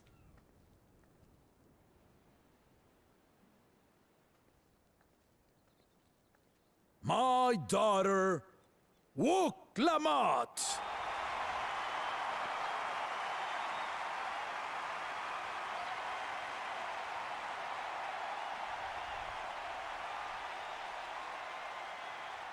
Huzzah! Huzzah! Long live the Dawn Servant! Long live Tuliolal!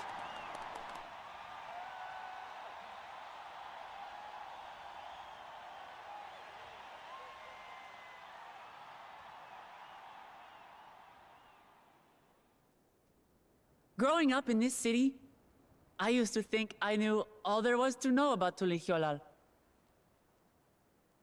But my journey showed me how much I had yet to learn about the cultures, histories, and aspirations of this nation.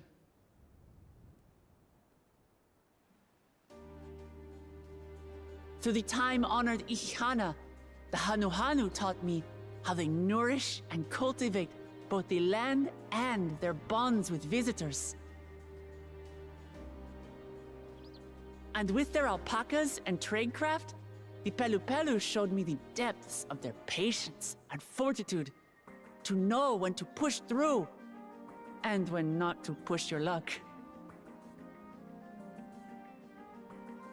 From the moblins and their artisans, I gained insight into the power of creativity, that it is when we are filled with passion and bolstered by the support of others that we produce our best works.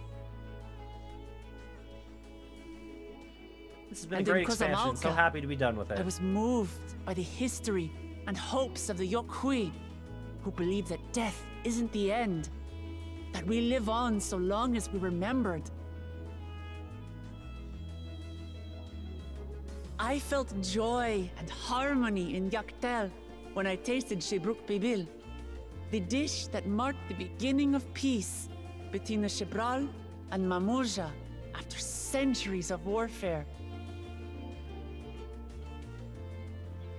And I felt sorrow in Mamuk when I met with those who placed their faith in the promise of blessed siblings, and for this were burdened with great suffering.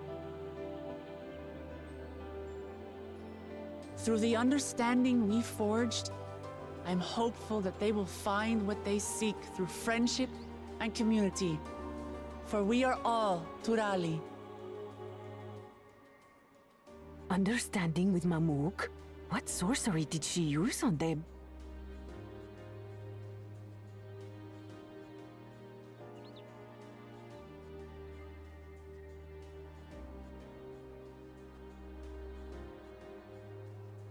All of which is to say that, as I've come to know our nation, I've seen the ways in which we thrive, and the ways in which we still struggle. Some in Kozamauka must resort to banditry to survive. A faction of Yokhui still cling to dreams of conquest. Not everyone lives in peace and plenty. And there's still so much of Tulihyolol I don't know. Places I haven't seen, and people I haven't met. That's why I hope to keep learning about and from you, that we might build a nation where everyone knows happiness. Because if there's one thing my journey has taught me, it's that your happiness is my happiness! Oh.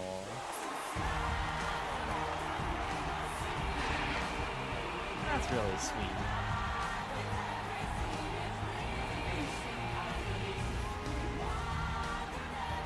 I feel like I'm at a very cheesy amusement park show though right now. I say with mine, this music. but the Dawn Servant doesn't need to be a single person, does it?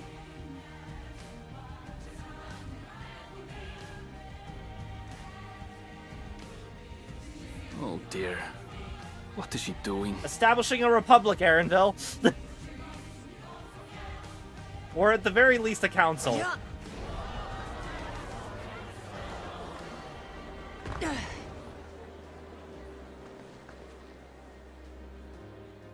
My father led Tulihyolao to prosperity by the resolve and reason of his 2 heads. But my one head can only get us so far. To further change our nation for the better, I'll need someone else. Someone with the knowledge and insight that I lack.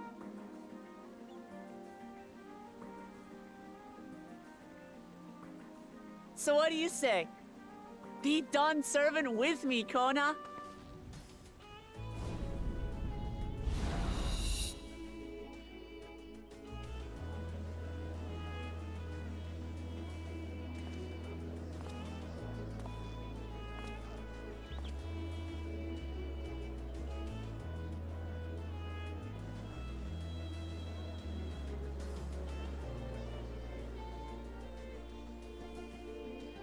Lamachi, are you certain? Absolutely. You take reason, and I take resolve. Together, we make a full Dawn servant.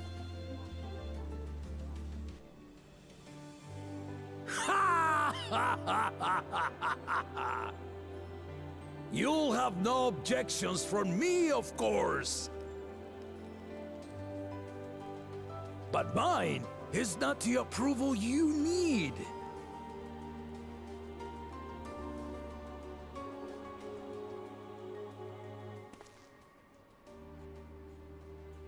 During my time abroad, I experienced the benefits of foreign technologies, some of which I introduced to our nation. Dirigibles now soar the sky in the south, while locomotives traverse the land in the north. I'm excited for more train fight. I want to fight on a train again.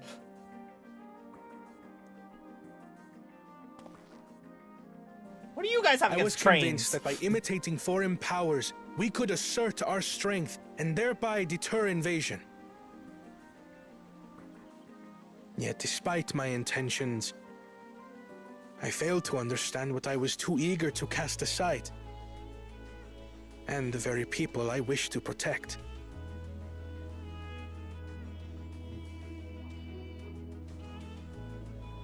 My own journey has taught me that culture isn't a hindrance to progress, but a shared value that binds us, connecting lives and generations.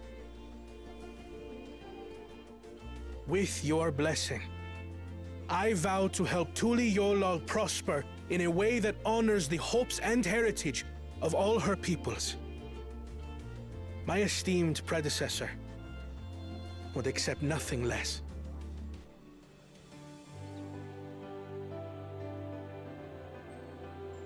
Who are these two cat boys? For ultimately, I harbor the same wish as my sister. To give you cause to smile. That is my heartfelt desire.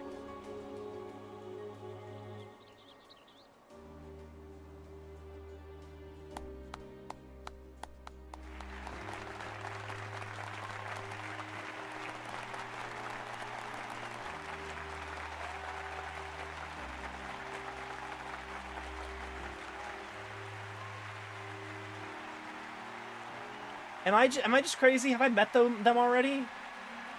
Are they like role quest NPCs that I haven't met because I haven't done the role quests?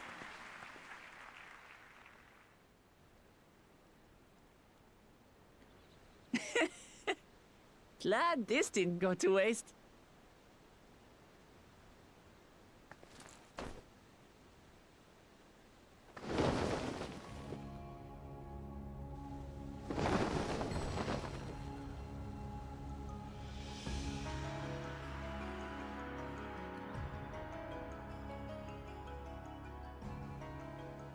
This is the Lay of Legacy, the part of the Tulihyola saga where you and I become the next Dawn servant.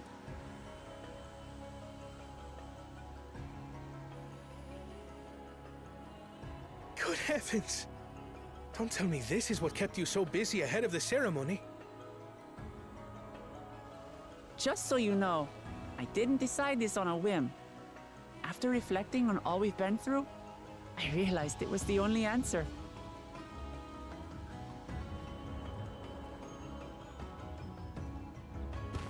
With this, both my brother and I have worthy successors.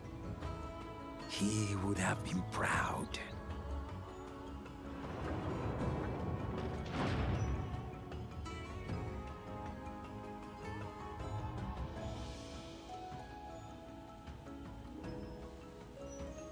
Is the head of reason literally dead?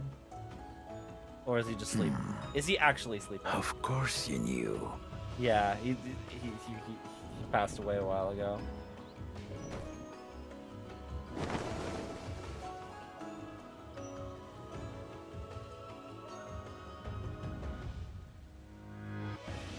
It's been 3 years since my brother left us.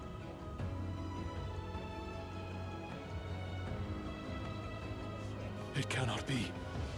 The head of reason is no longer with us. Oh, tragic tidings.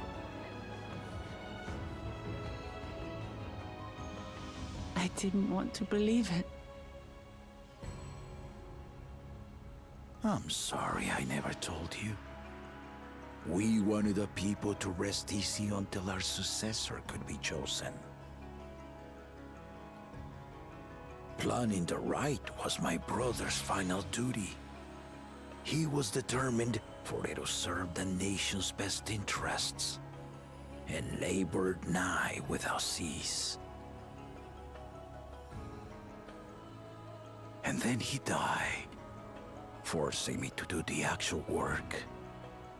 A sneaky bastard. But he did well. I have to give him that. The outcome speaks for itself.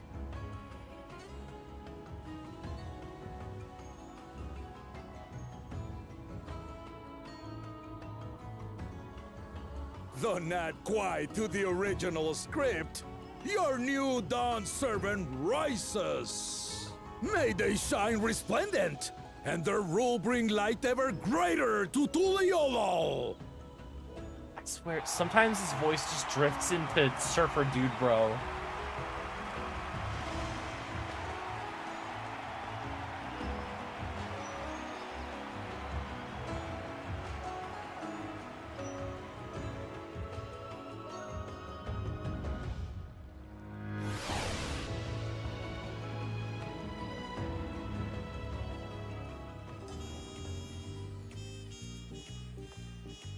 Okay, now that the cutscene's over. Yeah, so I'm only halfway through the expansion at this point. But I have to say, from what I've experienced so far, I'm enjoying it. But I think my tier list of expansions still goes Shadowbringers, Endwalker, Heavensward, Dawn Trail, Stormblood, or Realm Reborn. I think, depending on how well the second half of the expansion goes, Dawn Trail might scoot itself above Heavensward. But a lot of the messaging and themes have been very, like, straightforward stuff that kind of feels like we covered already in previous expansions. Just the general, like, oh man, things are better when you get along, helping people and relying on friends is great. You know, general JRPG stuff. I do put it above Stormblood because I feel like Wook Lamat is Lyse if they made the arc work better. I find Wook Lamat a more entertaining protagonist than Lyse is. Alright, gang. Head of Reason was very wise indeed to devise something so elaborate and meaningful as the Rite of Succession. 'Tis a shame he could not be here to bear witness to its end. Bittersweet celebration to be sure, but I'm glad Lamat finally got the recognition she deserves. She might have told someone what she was planning, but Lamat does not act without the best interest of her people in mind. Lamat was brilliant up there, wasn't she? The part with the second promise was surprising, but between the two of them, I dare say our new Dawn servants will be capable of anything. The future of Tural is bright indeed. I don't know, I'm expecting their brother to be really pissed that he's getting cut out of the family business, so to speak.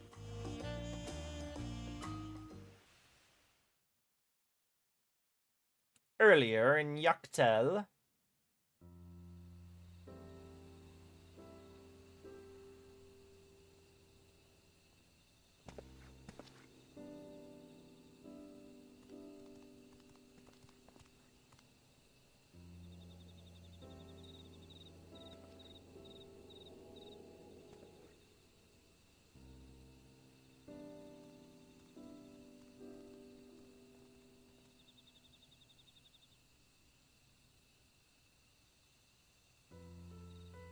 Changes in the air, and it's all because of our little firebrand. yeah, no, I don't think this expansion is bad at all so far. And again, I haven't Every finished Ilmer it. So. father's daughter, that one.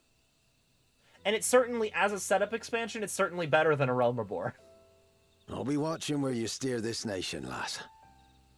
With what time I've got left.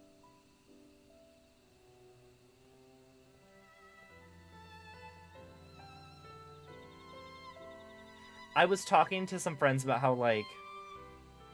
So the whole, like, idea of skipping expansions in 14 is really contentious. Because, obviously, like, so many of them build upon each other. But I was talking about how, like, daunting it is that the story is, like, 500 hours long or so. I think dramatic stuff's about to happen. Yep.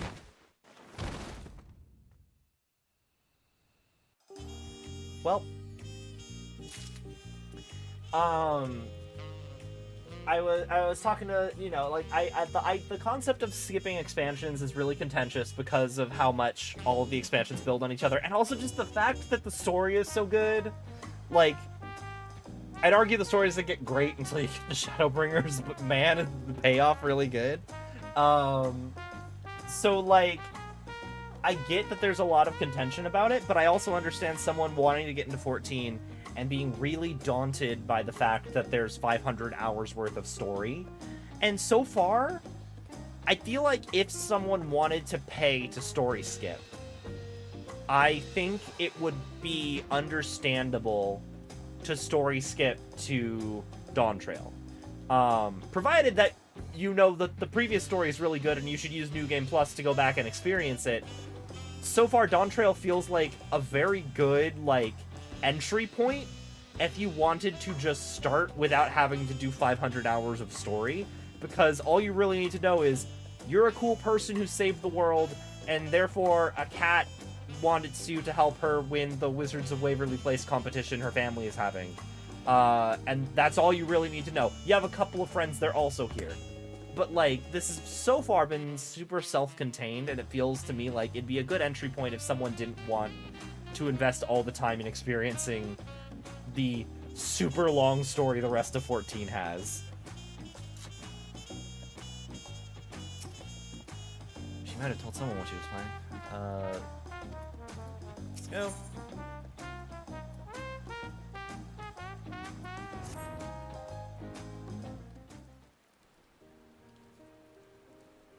Well, Lamat has truly come into her own, has she not? Indeed.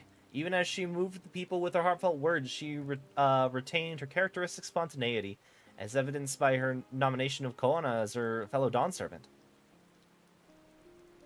As sudden as it was, I would like to believe she gave it all due consideration. I mean, I legitimately, I mean, anybody could have called that. It's late. I don't want to have my door open. I feel like anybody could have called that Kona would have been a part of the government regardless of this.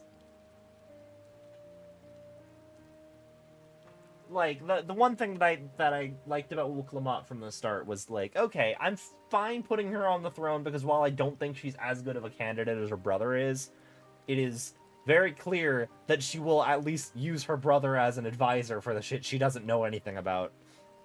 She could do far worse. Kona completed every feat except the last, and he only forfeited to help Lamat secure victory. I look forward to seeing how Tuliyola will prosper under their care.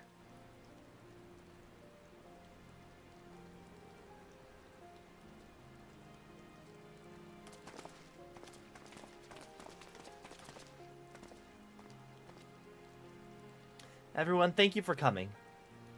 I can see you all perfectly from up there. That was an impressive speech, Dawn Servant. I told you, no titles. Besides, after everything we've been through together, you're nothing less than family. So, like my family does, I'd like you to call me Lamati. Try to pronounce it. Okay, Lamati is one of the few things that I can pronounce correctly. I don't personally mind if someone skips the story or not. The only problem I have is when people skip the story and then immediately go story bad because I don't know what the fuck is going on. Like, no shit, you skipped it. Yeah. You can get some idea of it, but the story builds on itself. People want a good starting point now. It would be Endwalker post-MSQ. You would have to learn some characters and concepts on the fly, but most of what happens pre-Endwalker is hasn't affected anything yet. Yeah. We have one of my friends, I've got her into 14 with us, and her boyfriend was about to start Heavensward, and she notoriously does not like Final Fantasy. Mostly because she doesn't like it when fantasy decides to go suddenly all sci-fi, and Final Fantasy loves doing that. And so I bought her the game and a story skip from for A Realm Reborn, because I was like, I don't want her to have to go through A Realm Reborn and potentially fall off, and her boyfriend is about to start Heavensward, so we may as well go through it together. And it's been fine, because we've only been doing the story together, so anytime she needs context for something, we can step in and be like, oh, this is... She's like, oh, what's an icon again? Oh, it's just what the Garleans call primals. Okay. We gave her, like, the TLDR of A Realm Reborn, and she's been following well enough. We just finished Heavensward. We're going through the patch content now. We're doing all the raids first, and then we're gonna do the patch content. But, like, yeah, like, as long as... You need the context. I would say if you story skip, it is still worth going back and using New Game Plus to experience the original story. But yeah. It'll be my honor, Lamat.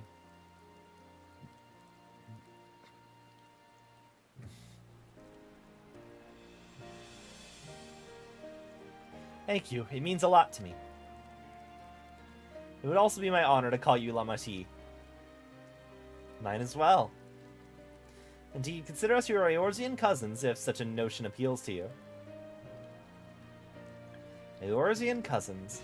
It's a little embarrassing, but not in a bad way.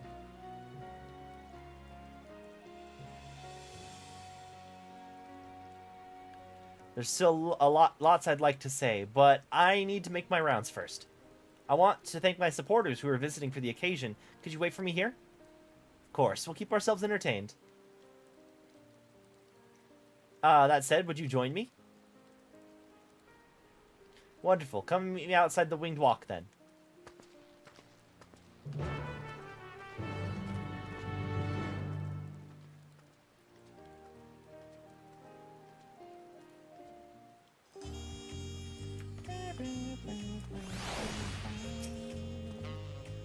I don't believe I saw Kettenrem in attendance, did you? Lamat. Lamat? Don't worry about us. Go on and have fun with the Lamat. She'll always be Wook Lamat to me, no matter how important she gets.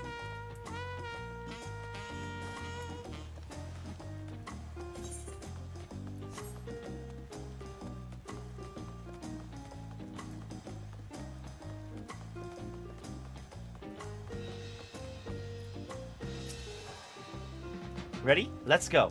Our first stop is Auntie's Tacos, and not just for a snack, I promise. Wook Evu and Mablu should be there.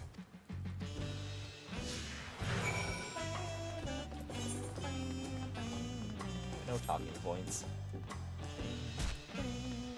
I really like Chiliolol as a city.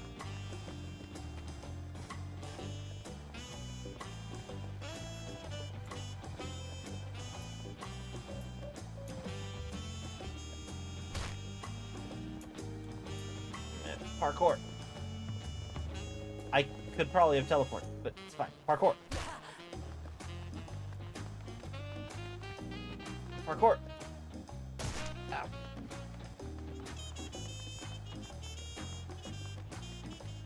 Linuhanu! Oh ho Kali, these tacos are delicious. They're no doubt even tastier if topped with reeds. It's been a while since I made it to the capital. I'm glad I find it so lively. Dawn Servant Wook Lamat! Oh, she was so marvelous up there, wasn't she? I simply wept with joy.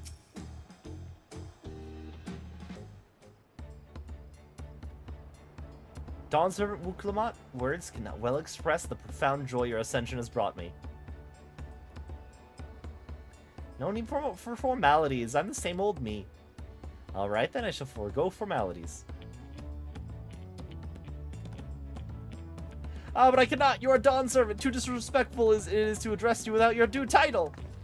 As Dawn Servant, I'm ordering you not to bother with formalities. Alright then, I won't bother anymore. I could more easily converse with a drunken alpaca. Thank you for helping Wook Lamat become Dawn Servant. Political opinions in our communities have been divided, but a Dawn Servant's ascension presents But a Dawn Servant's ascension presents us with a prime opportunity, which is why I convince everyone to participate in a commemorative sales campaign. A wonderful plan, no. My first big undertaking as a merchant. I do like the sound of a sale, so long as I'm not persuaded to buy too much. It's so good to see all of you again. I wanted to personally thank each of you for your help. The feat of reeds and the feat of gold were my first true tests as a claimant. If not for your guidance, I would have failed the rite of succession before I fully understood its importance. Now that you've all given me a taste for celebrating culture, I can't wait to see what else Tuliolo has to offer, in Jacques Tural, for instance. As always, you must observe proper etiquette. I would be happy to offer my services as a tutor should you desire them. I could make a no better instructor. I'd be sure to bring Kona as well. Your duties as Dawn Servant will be plentiful, but don't forget that, your promise to attend Ihana next season. Of course, I wouldn't miss it. Then I've made a name for myself as a merchant. When I've made a name for myself as a merchant, I'll come by the palace and tell you all about my biggest sales. I look forward to it. I've been personally attending your alpaca's care. Dare we hope to see you at the ranch again? Tell my fluffy, spit-filled friend that Lamat will visit soon. Anyway, you'll have to excuse us. Oh, you haven't seen Fontaine around, have you? A tall, slim fellow with long, pointy ears? I saw a man matching that description by the weapons dealer in Bayside Bevy, in the company of a moblin and a pair of Yakui, if I remember correctly. Bayside Bevy, got it.